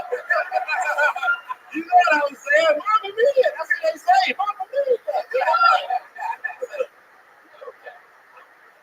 Hey, Mario Italian nigga. Yeah. What's somebody supposed to say the N-word is Trump? No, Tyler.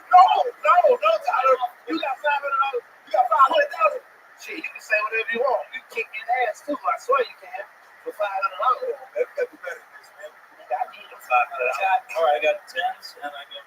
All right, no, you can't say the fucking N-word. I got some crypto business. Oh my goodness. One shade after the purple and they would chug that right now. What's your pick? Shit. This is like shit. I got to miss my wallet. It's a loose a magnet condom for some reason, just in case you need a quick disguise. You must be making water below. All right, back to Italian black translation game. What do you think a carbonara is? Oh, I know what that is. That's a dish. No, it's Hold on, wait a second. There cameras on this. yeah, nigga, it's a dish. And you got like little bacon bits in it. Oh my god, that is incredible, man. Type shit. Yeah. Y'all fucking think that from clear, huh? Fuck all y'all pussy. Yeah. It's actually pancetta. Oh, yes. Fuck is a pancetta? Especially not Don't deep in bed. misgender the What's a pancetta? What the fuck is that? It's a fancier, fattier part. I could be wrong. It's a It's very bacon. Better bacon. Better bacon. Better bacon? Sure, it's fucking bacon bits. You said bacon bits, like the trademark brand shaker dried. He's putting It's very controversial on this stage right now. Matt Mueling is yelling about pancetta right now. We finally woke up. We figured out what his passions are. Types of bacon. I would have guessed Red Band would be our senior bacon correspondent. It's actually old bologna in there. what? Old pancetta. I don't know what you're talking about right now, Red Band. No, pancetta like sweet. It's kind of sweet a little bit. There you go. Final Italian word block translation. What, gentlemen? What is a shifting? Oh, that's a fucking moron. That's a booty fuck. That's a fuck, man. That's a jabroni. Hey, you fucking booty fuck, man. That's not you just hit buttons if you don't know if they're right or not. What?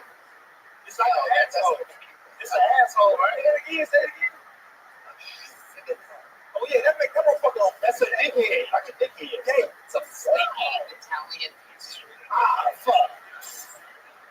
David, you're a legend. Way to get it started tonight. So much fun. It has begun. And now, you might not know, but it's time for the fucking bucket. Where absolutely anything can happen. We're going to meet a real human being. There she is, the iconic Heidi, ladies and gentlemen. Whoa, what you got there? It's coconut water we brought from home. Wow, absolutely incredible. What do you got? Tequila. I love it. Brought to you by Pepto-Bismol. This is Joel Tony. Your first bucket full of the night. Getting an uninterrupted 60 seconds. Goes by the name of Remy Swice, everyone. Remy Swice.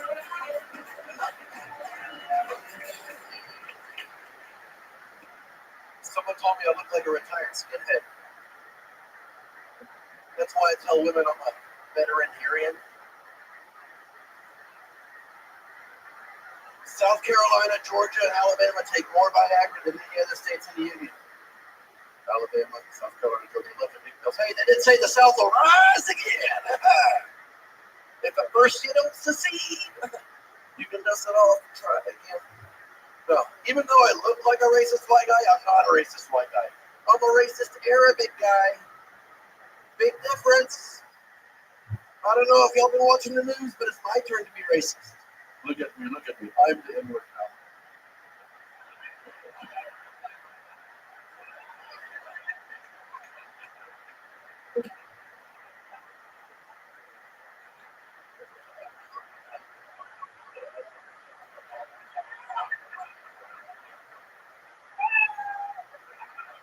I tell these guys before the show, always, I tell the guests the same thing. Whatever you do, don't be funny during someone else's minute, or else people at home are going to think that this comedian's doing good. Fucking Tyler Fisher just can't help himself. That's the bust up the window and fucking.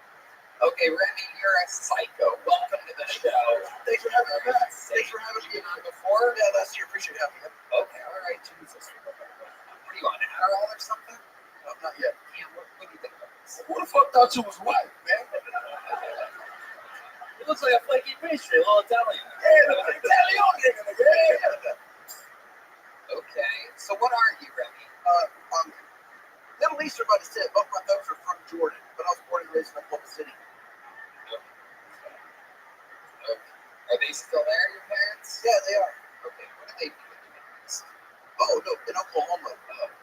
What made them do? What made your Middle Eastern parents pick Oklahoma? There wasn't anybody to tell them what to do in Oklahoma. Okay. Are you familiar with large family politics? No. No. I thought you were Italian. What do you mean? Well, everybody loves to tell people what to do in a large family, right? And there was family in Oklahoma, so they start their own thing up here. It's pretty cool. They used to sling rugs and tapestries out of the back of their trucks. No. Yeah, it's cool. So they moved to Chicago when they came to America, and then they would drive to LA and back through 66. Why would they drive when they could have just taken one of the apartments? Yeah, They got this all backwards. Your people are known for this. Yeah, no, they stopped in Oklahoma City, and it was a pretty cool place, and there was an Orthodox community there, and very old. Enough. Remy, how old are you? I'm 44 years old. 34. How long have you been? 44. Jesus Christ. That's a big difference. 44. How long have you been doing stand-up? Hardcore for about 3 years. When you say hardcore, what exactly do you mean? Is that a taste of the hardcore comedy that you've been doing? No, the first time I got on stage to do open mic was 2006. Oh, wow. Okay, Red Man. Okay. No idea why that sound effect should be there, but because it's hardcore. Red Man. That's so good. Okay, so you were doing it hardcore. Yeah, And then what happened? no, I messed around for a long time because, life happens and I can't just do open mics growing up. So, Why couldn't you do it?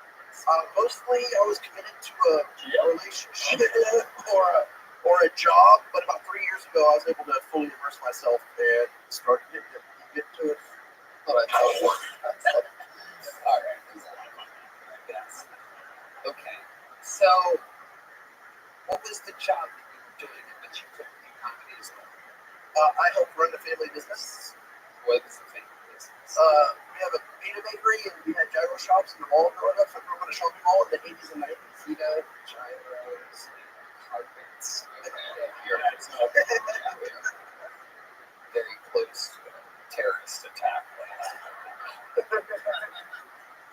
So what do you do now? How do you make money now? You get to do comedy so hardcore. I Uber. This is a great town to Uber in. So It is.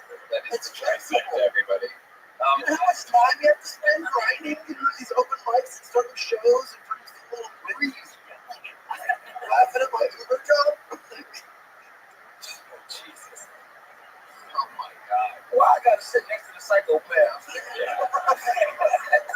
got a little knife here for just a minute. That's crazy.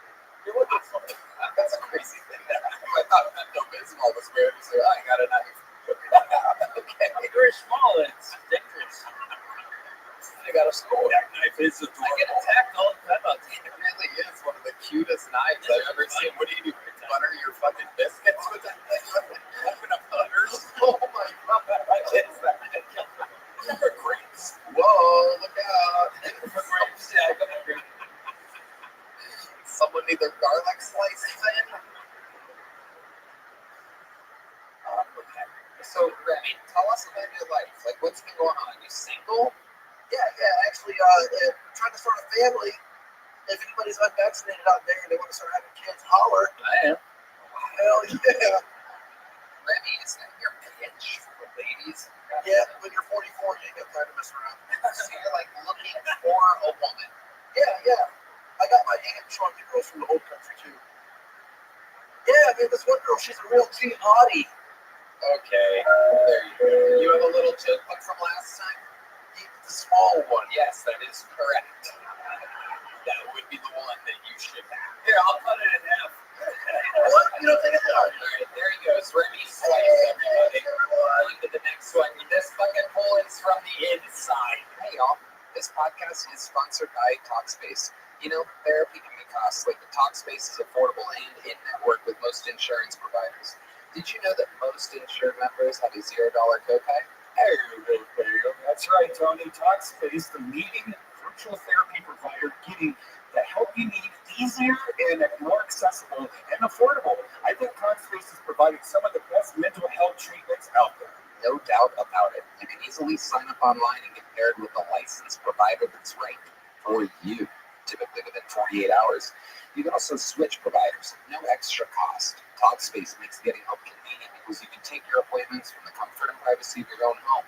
You can also talk it out between sessions by sending messages to your therapist. And as a listener of this podcast, you'll get $80 off your first month with Talkspace when you go to Talkspace.com/Tony and enter promo code SPACE80.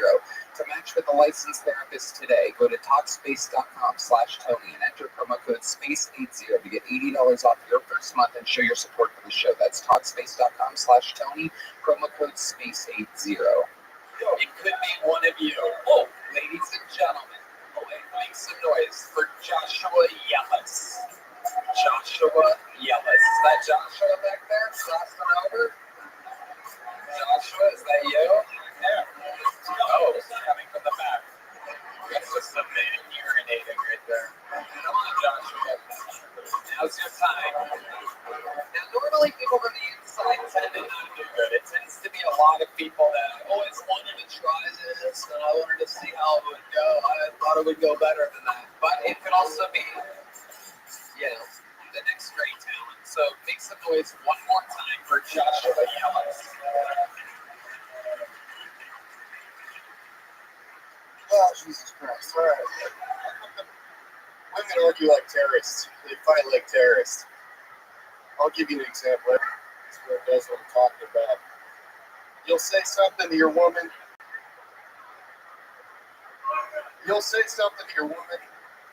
That means nothing to you. And she'll take it as a personal fucking attack against everything she believes in. You'll be sitting on the couch next to her that night, and you ask her, you can see that she's pissed. You'll say, honey, what's wrong? She'll say, nothing, it's fine. You know she's fucking mad. An hour goes by. She's not ready yet. She's still putting the dynamite in the vest. She's not ready to blow up the fucking square yet. She's waiting until later in the night, right? You wait an hour, you say, honey, what's wrong? It's fine. She's still getting her pilot's license, fellas. She doesn't have her box cutter yet. She's not ready to hit the towers. As soon as your eyes are closed and you go to sleep, she says, Okay, I'm going to stop you, Joshua. Holy shit, man. That is such a specific story to you and your life. yeah. You're like trying to make it relatable to everybody. Everybody's like, what the fuck are you talking about? I'm trying. Yeah, you're gonna have your girls out there getting pilot's lessons. And you're like, what is up with that? 9/11 was funnier. Wild, Joshua. Wild. Let's talk about it. You ever do stand-up before? Never.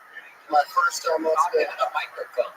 Everyone was trying to tell you. I just stopped people from trying to fix that for you. But we had already tried. Yeah.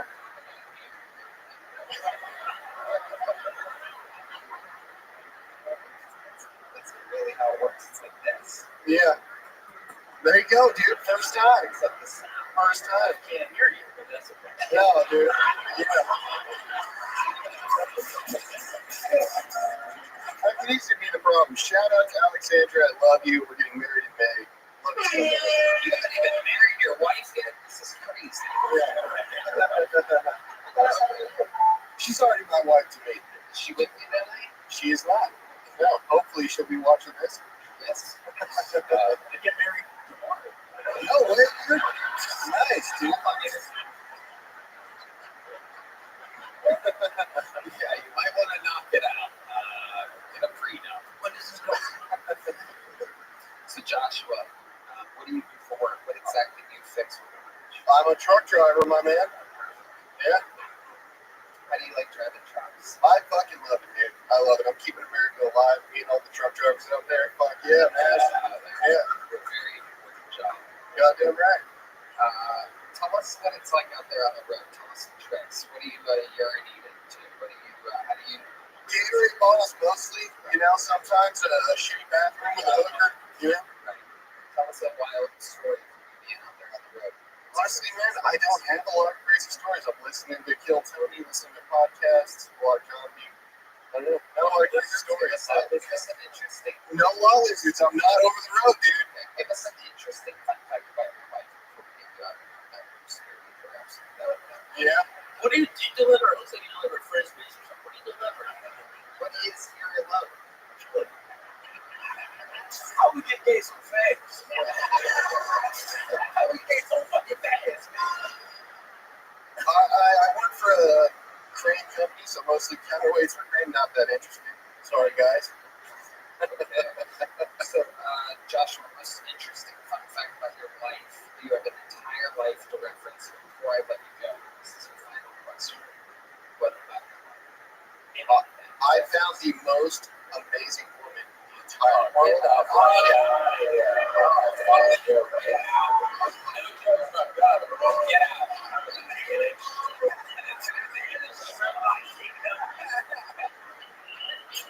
I'll tell you, the most interesting thing that I've ever seen or had happen to me in my life is like the most famous thing. Fuck, man, kill yourself. How would that bitch cheat on you, nigga?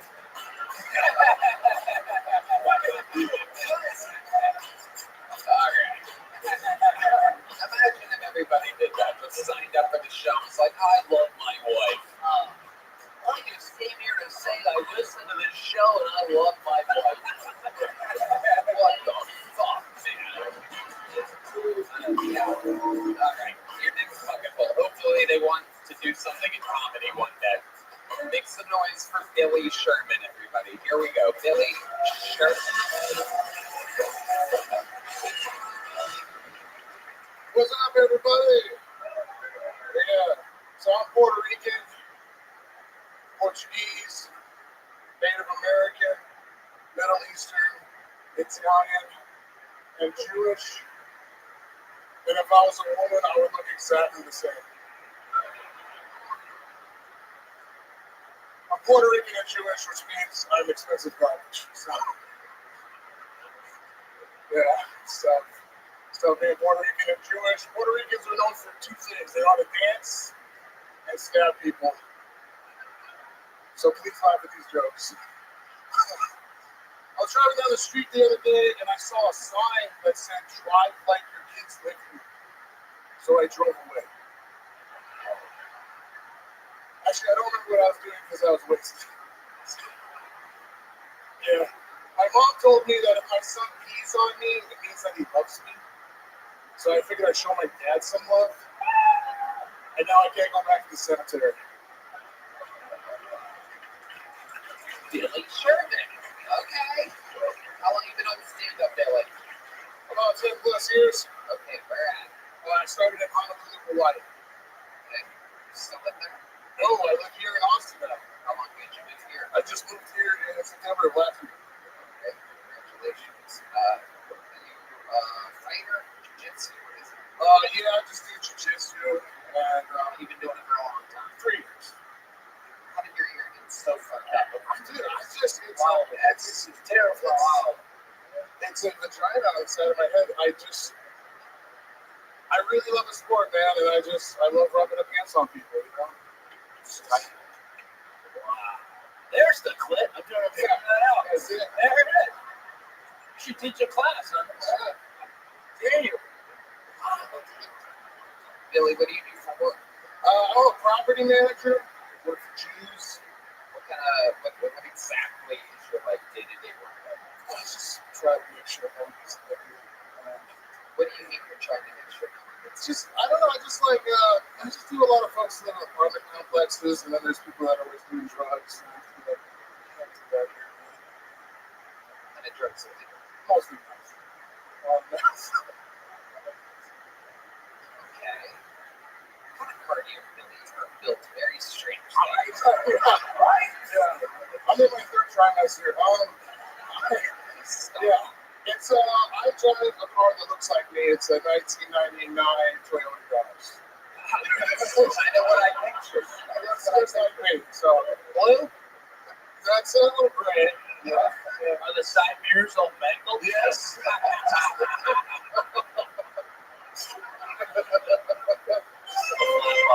Billy, you ever win in jiu-jitsu? I've got maybe about 15 gold medals. Oh, wow. Holy shit. Yeah, That's it. Yeah. that's just a picture though. I'm 32, so I don't know. I'm old guy. So. You're the old guy. Okay. What's your love life like? Right now, nothing. Not really happening. Right. I just got that. A lot of black chicks, but I like black women. You like black I women? like black women. I like the brown, Asian black. Yeah. Wow. White black. I'm Puerto Rican, so you know I got some melanin.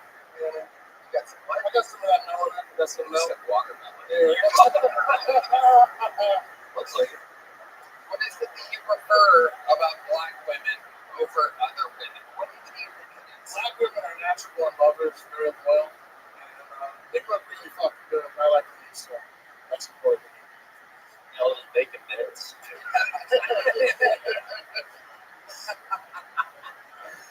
Billy, what else? Do you have any hobbies or anything? Besides stand-up comedy and jiu-jitsu, I do some Adderall occasionally. I like to get contoured up sometimes. What do you mean by tour? I'll wear this shirt. This is actually my favorite shirt. I like to wear this. This is my favorite shirt. And I like to just do a lot of Adderall and just get blazed up and just have a good time with the street. Smoke pot? No, I wouldn't do that. I just drink What a is lot. going on? I lost you here just a minute ago. Something's going on. I drink a lot and I do Adderall. Okay. So how did that it would have blazed up? Yeah, Adderall? No, I never started. I thought about doing it. I've never done it yet. It's time for a new shirt. Did you think about that? I know just some weight first, man. I gotta keep it. Billy, it's a very tiny shirt. It's struggling. You want to trade? I don't want to buy the head. Sure. Oh, damn. Sure, I think he's good stuff. Yeah, you can. Yeah, you can do it. Why not? Let's do it. That was like some Pepto-Bismol. Oh, wow. He actually did do a shot of Pepto-Bismol there. Oh, this is incredible. Look at all the layers on this. Christmas ornament that we call Tyler Fisher. The human Christmas ornament. And then we have what appears to be this guy is literally, oh my goodness. Welcome to the all-new Broadway musical. It's Meatball and Pasta. Oh, there's going to be an everything. This woman in shows up here. Turns out the shirt is huge on Tyler, by the way.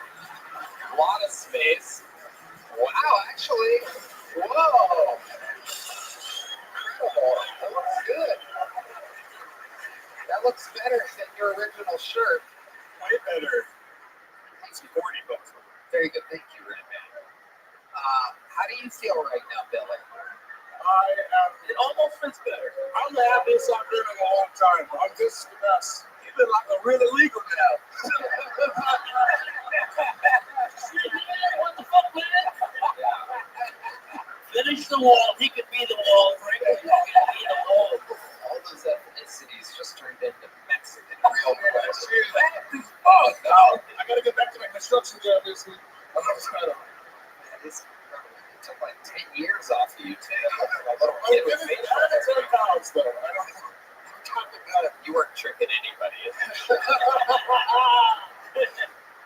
Billy, what do you like to eat? How does someone get so round? I really like brisket. Yep. Yeah, I like meat. Wait a minute, balls. Not that guy. Oh, meat. And, I get pizzas and sushi and shit, you know. Wow, again, as hard as a rock right now. It's just everything he loves. Okay, Billy, congratulations. Fun times. Who's a big joke book? There you go. Thank you. You really wanted to catch it. And he did. He focused there, and he caught the joke book. Wow, my favorite cut. That's my favorite shirt. Tyler's got a new favorite shirt. Hello there. This podcast is sponsored by Shopify. When you think about businesses that are selling through the roof like all birds or skims, sure, you think about a great product, a cool brand, brilliant marketing, but an often overlooked secret is actually the businesses behind the business making selling simple. For millions of businesses, that business is Shopify.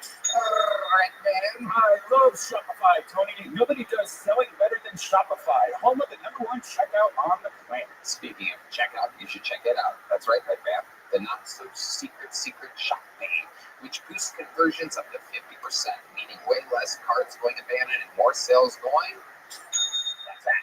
So if you're in to grow your business, your commerce platform better be ready to sell wherever your customers are scrolling or strolling on the web, in your store, in their feed, and everywhere in between.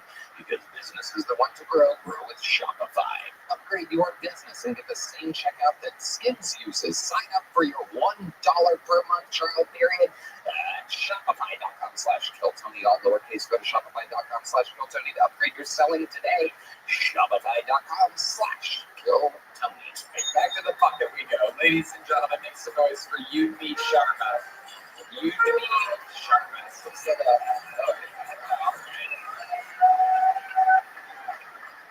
Thank you. How are we doing tonight, folks? We good? All right.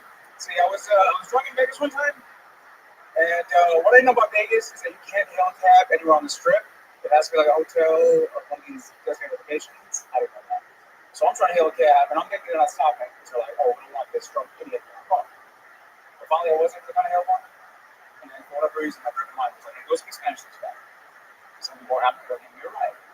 So I got this car, and I was like, señor, okay, let's go to the casino, por favor. And without missing a beat, he's like, rápido, cabrón. I got in the car, we looked at each other, and realized we're both Indian. Yeah, he's like, where do we go from here? And I was like, Luxor. Luxor still, por favor. Por favor. I'm trying to enjoy the little things in life, like little titties. Man, I wish I had little titties. You ever going to give a woman a hug and you and her both realize at the same time you're just her? Embarrassing for everybody. Thank you. Yes, sir. Time on the show, correct? Sir. Welcome home. How long have you been doing stand-up? 2.5 years. 2.5 years. Do you always dress like an Indian? I don't know. You always look like a gay one? Oh my God! Gay! Stand up, say gay! I love it. Unbelievable. What do you do for work, you Sharma? Yes. Why don't you just answer the fucking question? Fair enough. It's tech. That's tech. There you Oh, go. what have we got? Absolutely. Camp Patterson. I thought he sold you, but I thought he sold earrings and shit. But, oh, that's fucking earrings, dickhead. Look at his earrings. Look at it, folks. Dude, Real Cubans are coming in. You should pierce that guy's vagina with your earrings. so let's talk about it. How old are you? 37.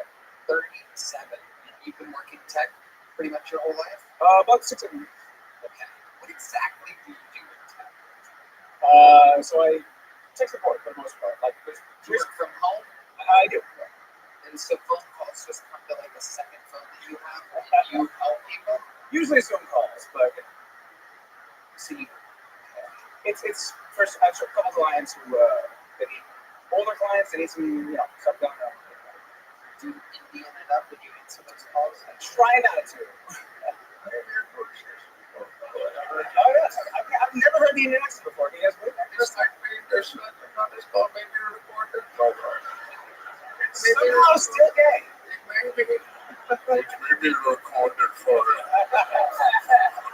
Drop it down a few objects. You can stop thinking about my deep in asshole for a second. You're not making fun of me. Really don't make fun of me. They're not going to be here. They're not nice, no. Very bad. No. Not accident. What's your love life like? Dating somebody. Yeah. You did get Indian there for a second. Do you have the word gay 5 times in 2 minutes, so he has to take a break. He's famously homophobic. He goes back there and gets a punching bag. Gay get mentioned on the show. So, what does your girl do for a living? Girls. She works in too. We're a hospital. We're a hospital. Hospital. And She works in a hospital. What does she do? nurse. She's a nurse. Okay. Did she ever bring any other drama home with her? Sure. Do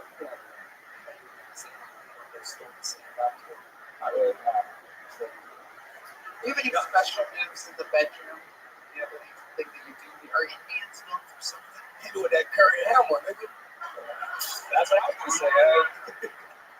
I got a couple of moves, Sonny. I don't want to show any of those to you, though. Are you gay? No. Unbelievable. I said I don't want to show you. Right, because that would be gay. That would be gay. Can you describe them with words what your go-to is in the bedroom? She's Indian as well? Yeah. Oh, Latino. Whoa! Latino Latinos.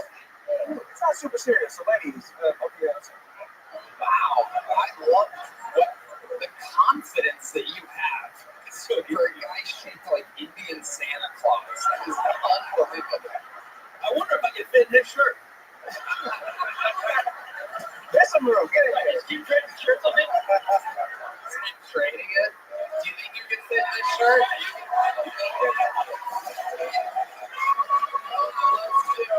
Trading shirts with my I'm not taking my shirt off.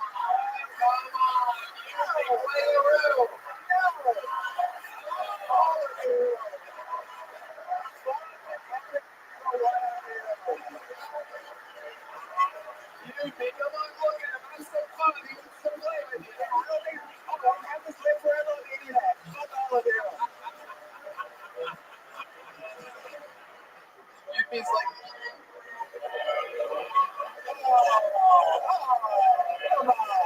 how about a best jacket switch? I'm calling tech support. We need a new comedian. We need a new comedian.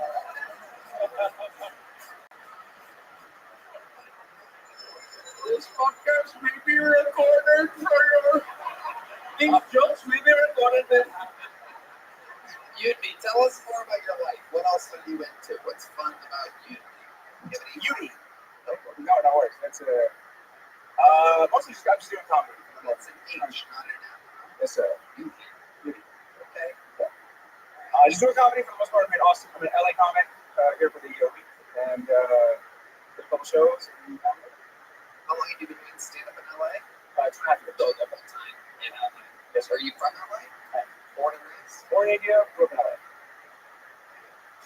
How old were you when you moved to LA? 9 years old. 9 years old. What part of LA do you live in? West LA. West LA. By the beach? No. By the airport? Culver City. Culver City. What do you love about Culver City? It's location. It's pretty close to. Have you noticed Store. anything about LA change in the past 10 years? There were a couple fires. I don't know if you guys heard about those. Those were. Not exactly what I'm talking about, unless you're talking about the police cars. Fire. Anything else that you've noticed about the culture? A modest change, by the way. What? Well, I guess it got worse for a while. After COVID, it got worse, and then it kind of come back up now. Yeah. Crimes and shit like that, You sure you're not in the valley? It looks like you directed fat porn. Oh, well, listen, ladies. Ladies, it's back to the ladies again. We're a horny motherfucker, huh, dog? It really is. There's a lot of energy there. Where'd you meet this Latina that you Hinge. Okay. You go a lot of dating sites. That's right. Go on a lot of dates. What's your go-to meet? Where do you like to take a girl? Manhattan Beach. I got a place in Manhattan Beach. Go there first date. It's your place? No, it ain't like a nice restaurant. The food is Pasta. Italian place. Sure. Nice. Well, should we get that? Yeah, sure. You know what that is? A little fettuccine for Tony. Oh, you son of a bitch. Yeah.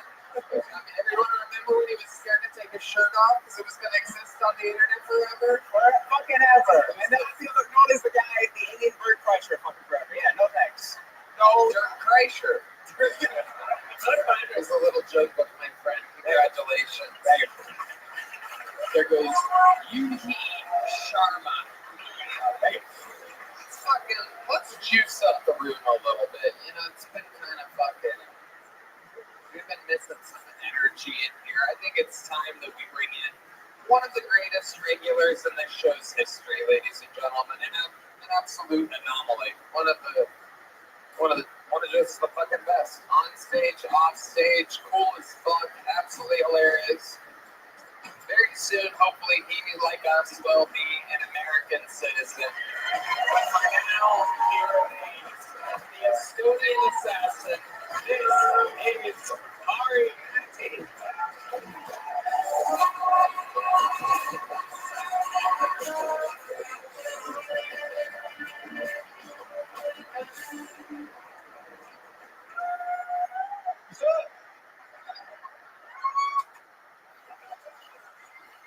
Shut up, bitch!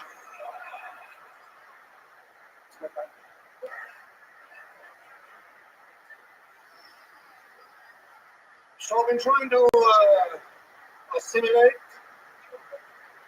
fit in to the American culture. I've been trying to listen to some of your music. Last week I listened to a whole album of Taylor Swift. What a pile of shit, huh? How is she famous? How is she doing fucking stadiums in Shanghai? Who the fuck goes to these concerts? Jesus Christ, ISIS, pull your shit together. Bomb the concert. How many letters do I have to write?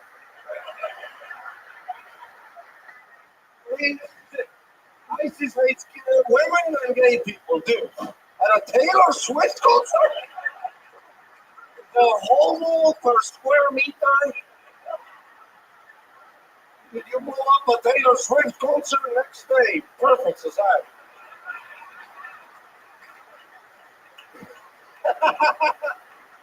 It's like children's music, no? I have a t-shirt. What? If you're a grown woman and you listen to Taylor Swift and I fuck you, I should go to prison. Because I'm clearly banging a mentally challenged, a retarded ass bitch. No wonder she's dating a football player, you know? Only a man with CT fucking. Those two retards at home. Thank you so much. That's my time.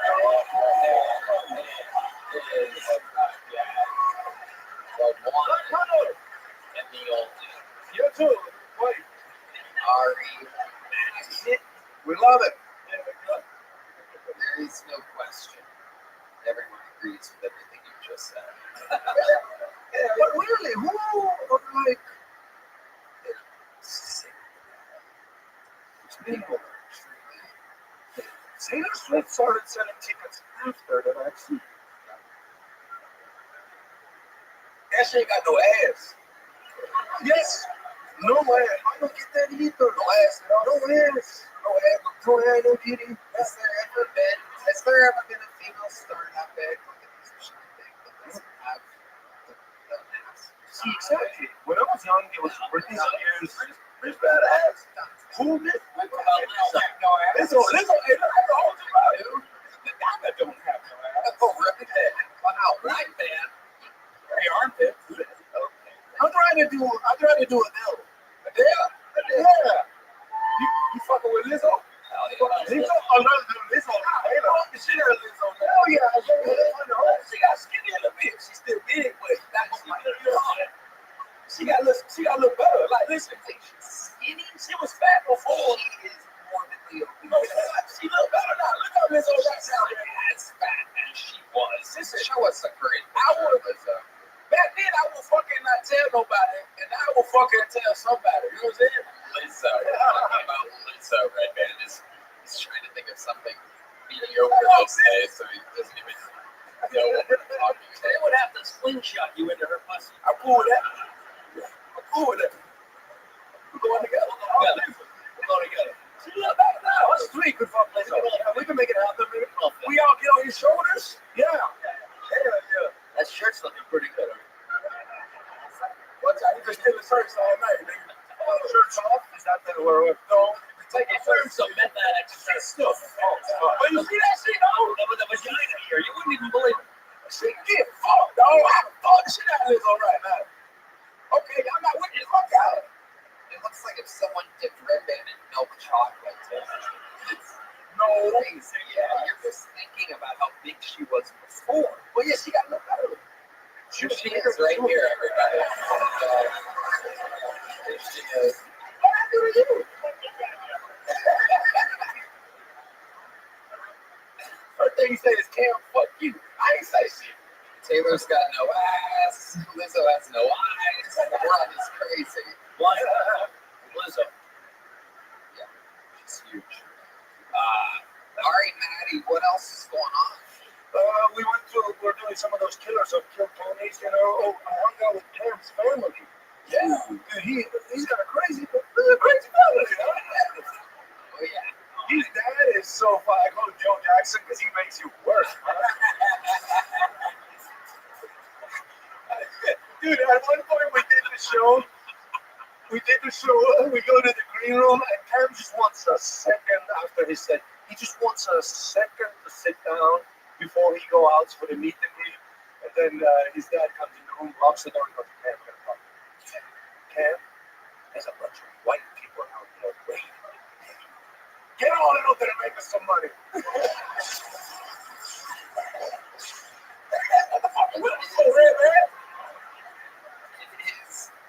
Very true. It is your traditional, I guess it is indeed part of the culture, much like having a big entourage.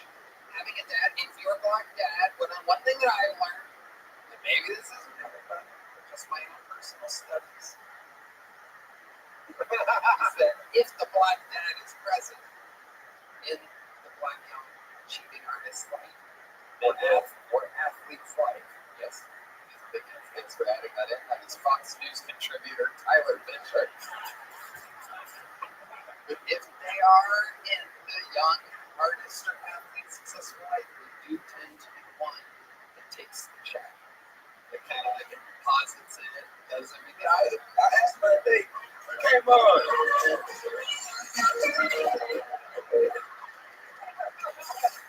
Michael, what were you saying, Michael?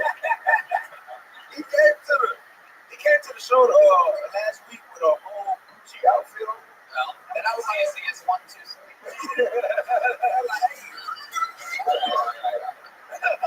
I said, hey, where you getting all this money from? And he looked at my face and said, my investment paid off.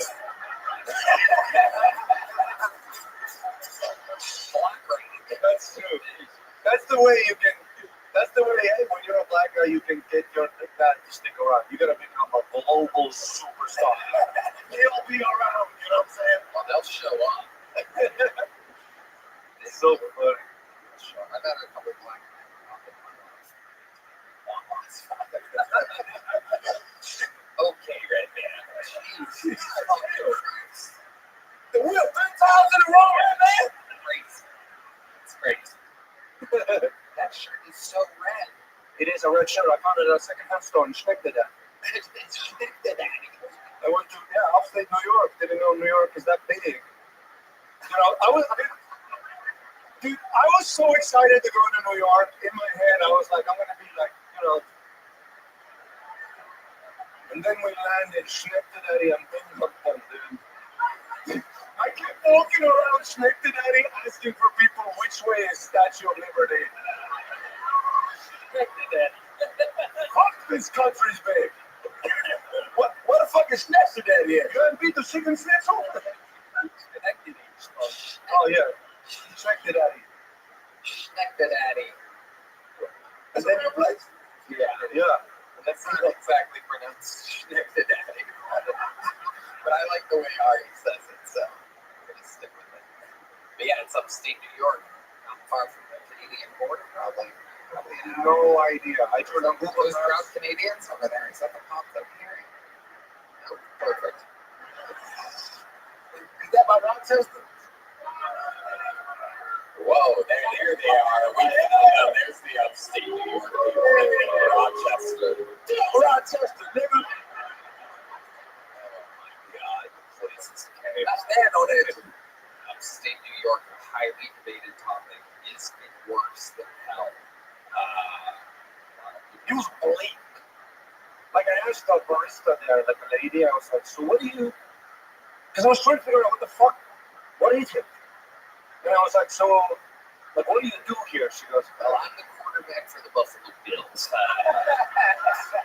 In the off season, I make coffee. Actually, the quarterback goes to Josh Allen. Not actually, yay, everybody. I know who Josh Allen is, and I didn't know what the beat was. All right, flag on the play. homosexual 15-yard penalty. Okay. Red tag. A lot of Red Bull for you today. Like fucking Beethoven on a soundboard over here. You need both hands. Anything else crazy, Ari, before we get back to this podcast? No, just been enjoying life. The fans are so good. You are always rock solid with your minutes. Absolutely incredible. You've done it. Thank you so much. All right, Enjoy the rest of the show. Woo! Thank you, guys. Back to the bucket we go. Ladies and gentlemen, your next comedian goes by the name of Craig Baxter, everybody. Craig Baxter. Here we go. Oh, hell yeah. Let's go. All right.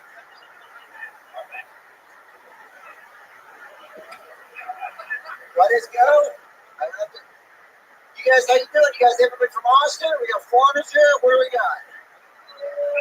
Guy in the plane doesn't even follow comedy. He's like, this is the place to be. Then I get here. The odds are like 8 million to 1 to be on here. I'm from a small town, man. I've never seen so many homeless people sign up for a comedy show. They don't even fit. They're like falling out of the front doors over there. What do we got here tonight? We got how many single people we got? We got a couple. How many married people? All right, one group has hope. That's cool.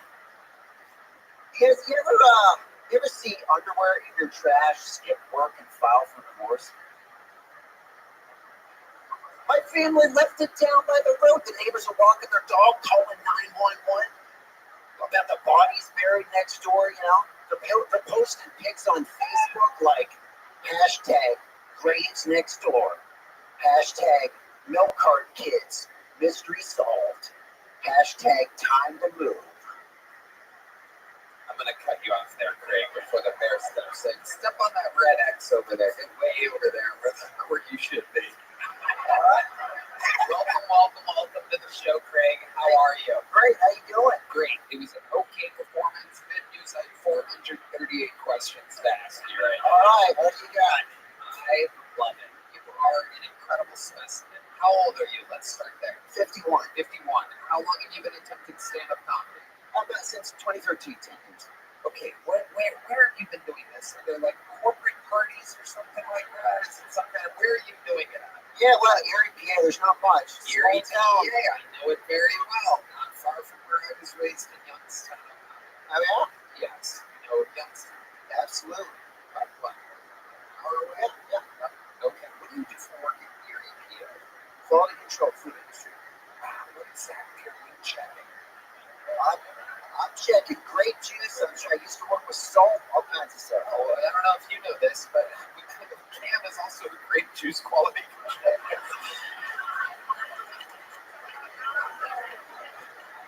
Look at that. What is it? I'm too trying to respond to that right now, so I'm just thinking. I can feel about that. Like black people? Oh, absolutely. Hell yeah. Why not? I like this guy. What's the difference? He's killed a couple. Looks like You look like an accountant for a serial killer. Really is. Is it bad? I like a real look to you. Craig, I gotta know. There is no question. You live alone? Yeah. There is no question. I've asked almost everyone, probably about, I would have to guess, 70 to 80% of all the wonderfuls I've asked today have many hobbies. Now, I'm going to get there, but I'm not asking you. Let me just say that there is no doubt that when you're a hobby, you have hobbies. You are the kind of guy that has a fucking room dedicated to something. The walls are covered in it. They're in collectible film. There's something going on here. Might be trains, might be cards. Thank you, Rabbi. Thank you for adding so deeply to this.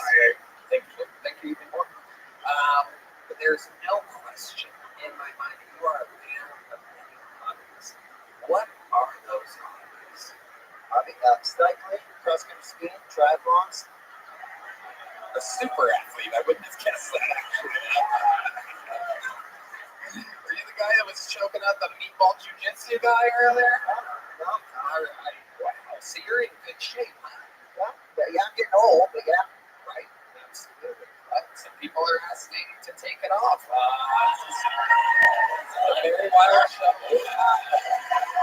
How many of you guys think Craig and Tyler should trade shirts? Let's do it. You want to try this one out? Yeah, let's do a little switcheroo. Tyler has tossed me the knife.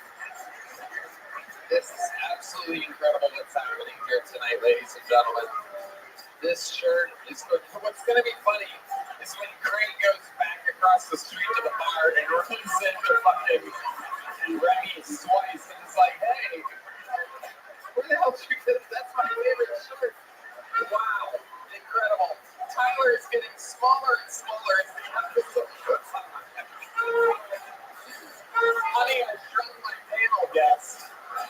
This is incredible. Absolutely adorable Tyler picture. Oh my goodness. Wow. This is a full switcheroo.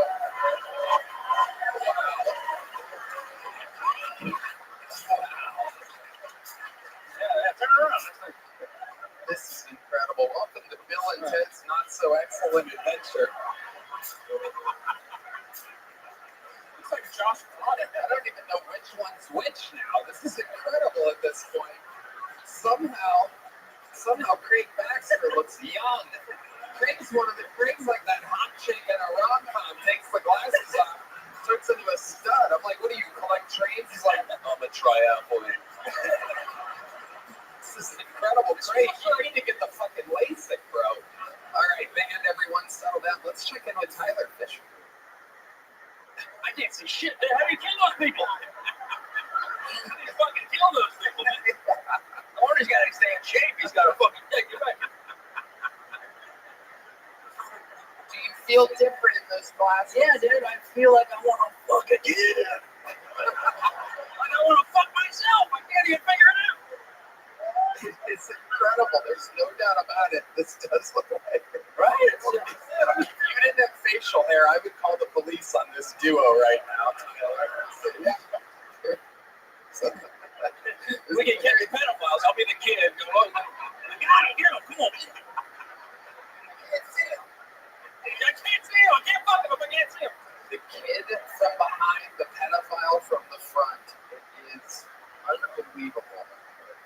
Wow. It just looks like pedophile Halloween costume. It's just in the bag. You know? Tyler, come back over here. Keep the glasses. I want to talk to Craig without his glasses. Craig, are you aware that you literally look 30 years younger without the glasses on? You look like a human, like a good, decent human being. You know, you'll probably enjoy this. The eye doctor, he said, I went in for LASIK. He said, I can't even fix this. He wasn't even, he said, I've been doing this 30 years. Nothing I can do. What does that look like? What's the difference between glasses and oh shit? Oh shit!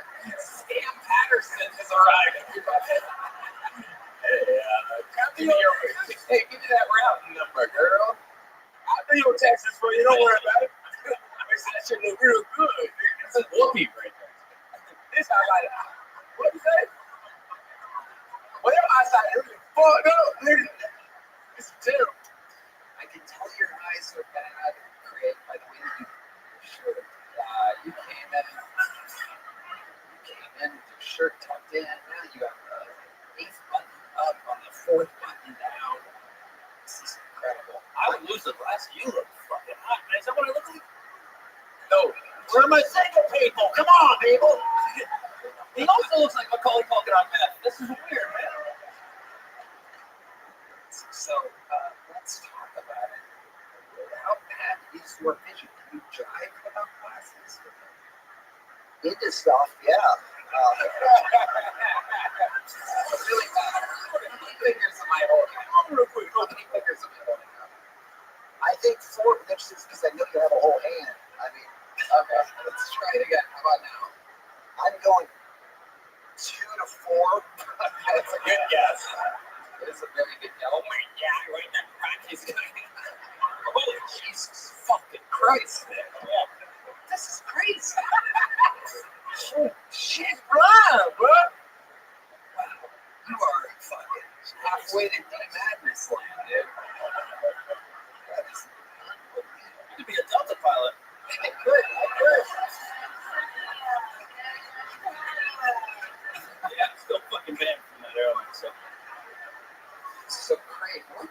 exactly going on with your love life? I got it now. Like, you just haven't, what are you into? Big booty Latinas? Yeah, that's a good choice, actually.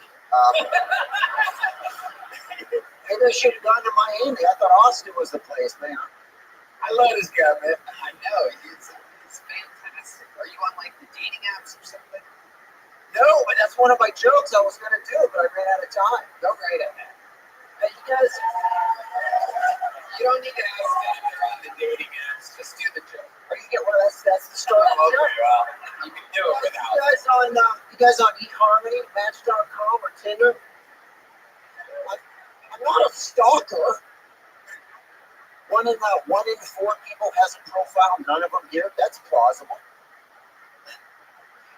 You know what I like about the dating apps? I like when women are honest. You know, when they're like, if you're married with kids and here to cheat, keep in mind I'm a leper.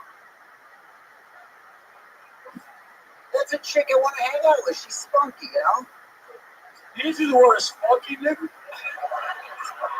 It's 2025. You just said spunky, nigga. Oh my goodness! Wait, was that your impression of a black guy? That's my about to get an ass kicked as a white guy.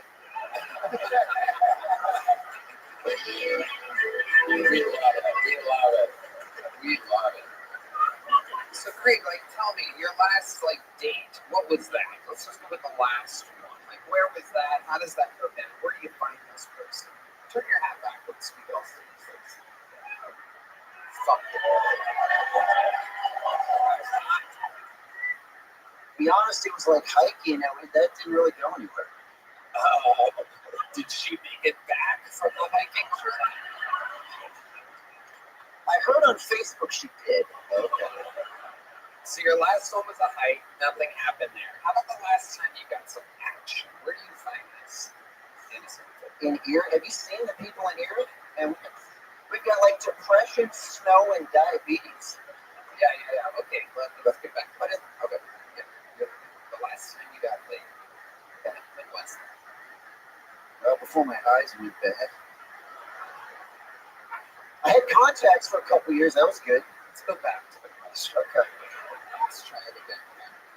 Last time you had intercourse with a living woman. Okay. Yeah. What about that? When was that? Ballpark. A year, 10 years? About 3 years. Okay. And so, was that your girlfriend at the time? Yeah, well, friend from sports. Okay. Yeah. All right. Good looking triathlete girl. Yeah. Good looking triathlete girl. And do you have any special maneuvers in the bedroom? Do you have any tricks to please the ladies? Like a calculators? Yes. Boobs. Okay, I'm not. He does look like he would touch a boob and say boobs. Because you can't see it. Yeah, those are my boobs, Craig. It's all about the tongue. Okay, the tongue guy. Great. Flipped a coin and then it answered correctly. You are correct. What is your trick with the tongue? What do you do? It's all about rhythm. It's all about And let's see. Do you have any rhythm? Oh my God! I wasn't actually expecting that. When I said let's see, I was gonna ask. What do I have a rhythm? I didn't realize you were gonna say let's see. You were gonna start eating air pussy.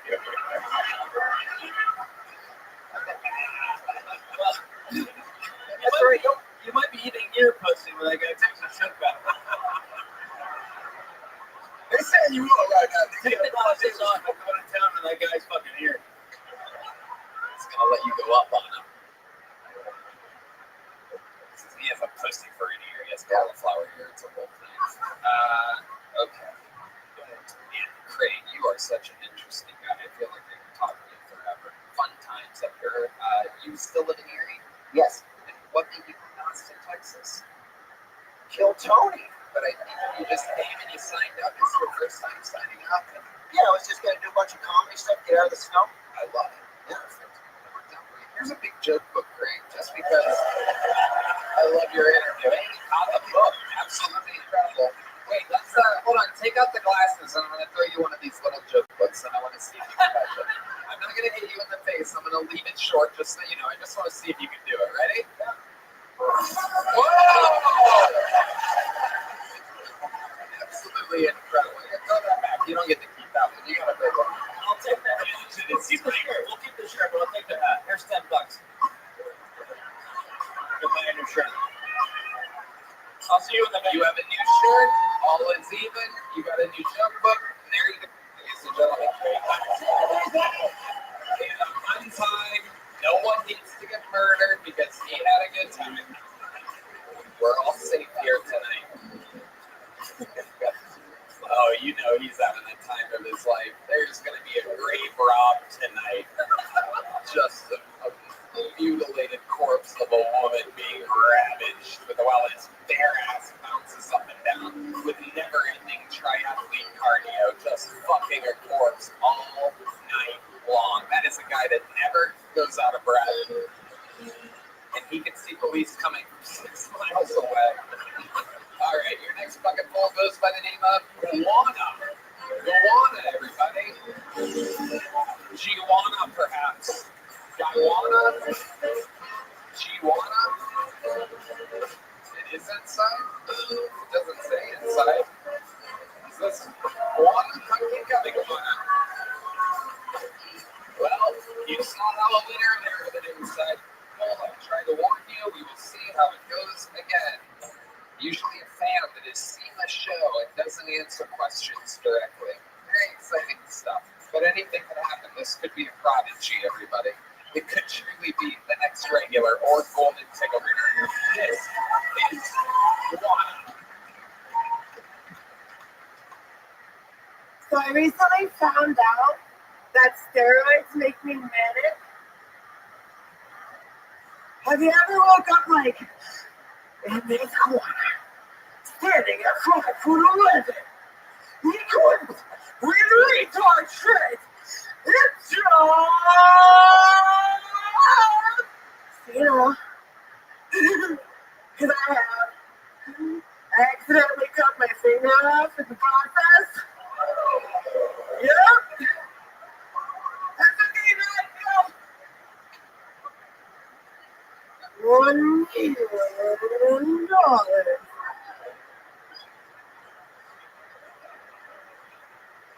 That's okay, I can go. I'll set the alarm outside. When in doubt, take me out. I hate this show. I hate it. We've been doing it too long. I think we beat the game. I think it's over, everybody. It's just wild what's happening. Why you pointing at this one? You got no ass at all, man. That shit is terrible, y'all. Taylor Shifty. Whatever.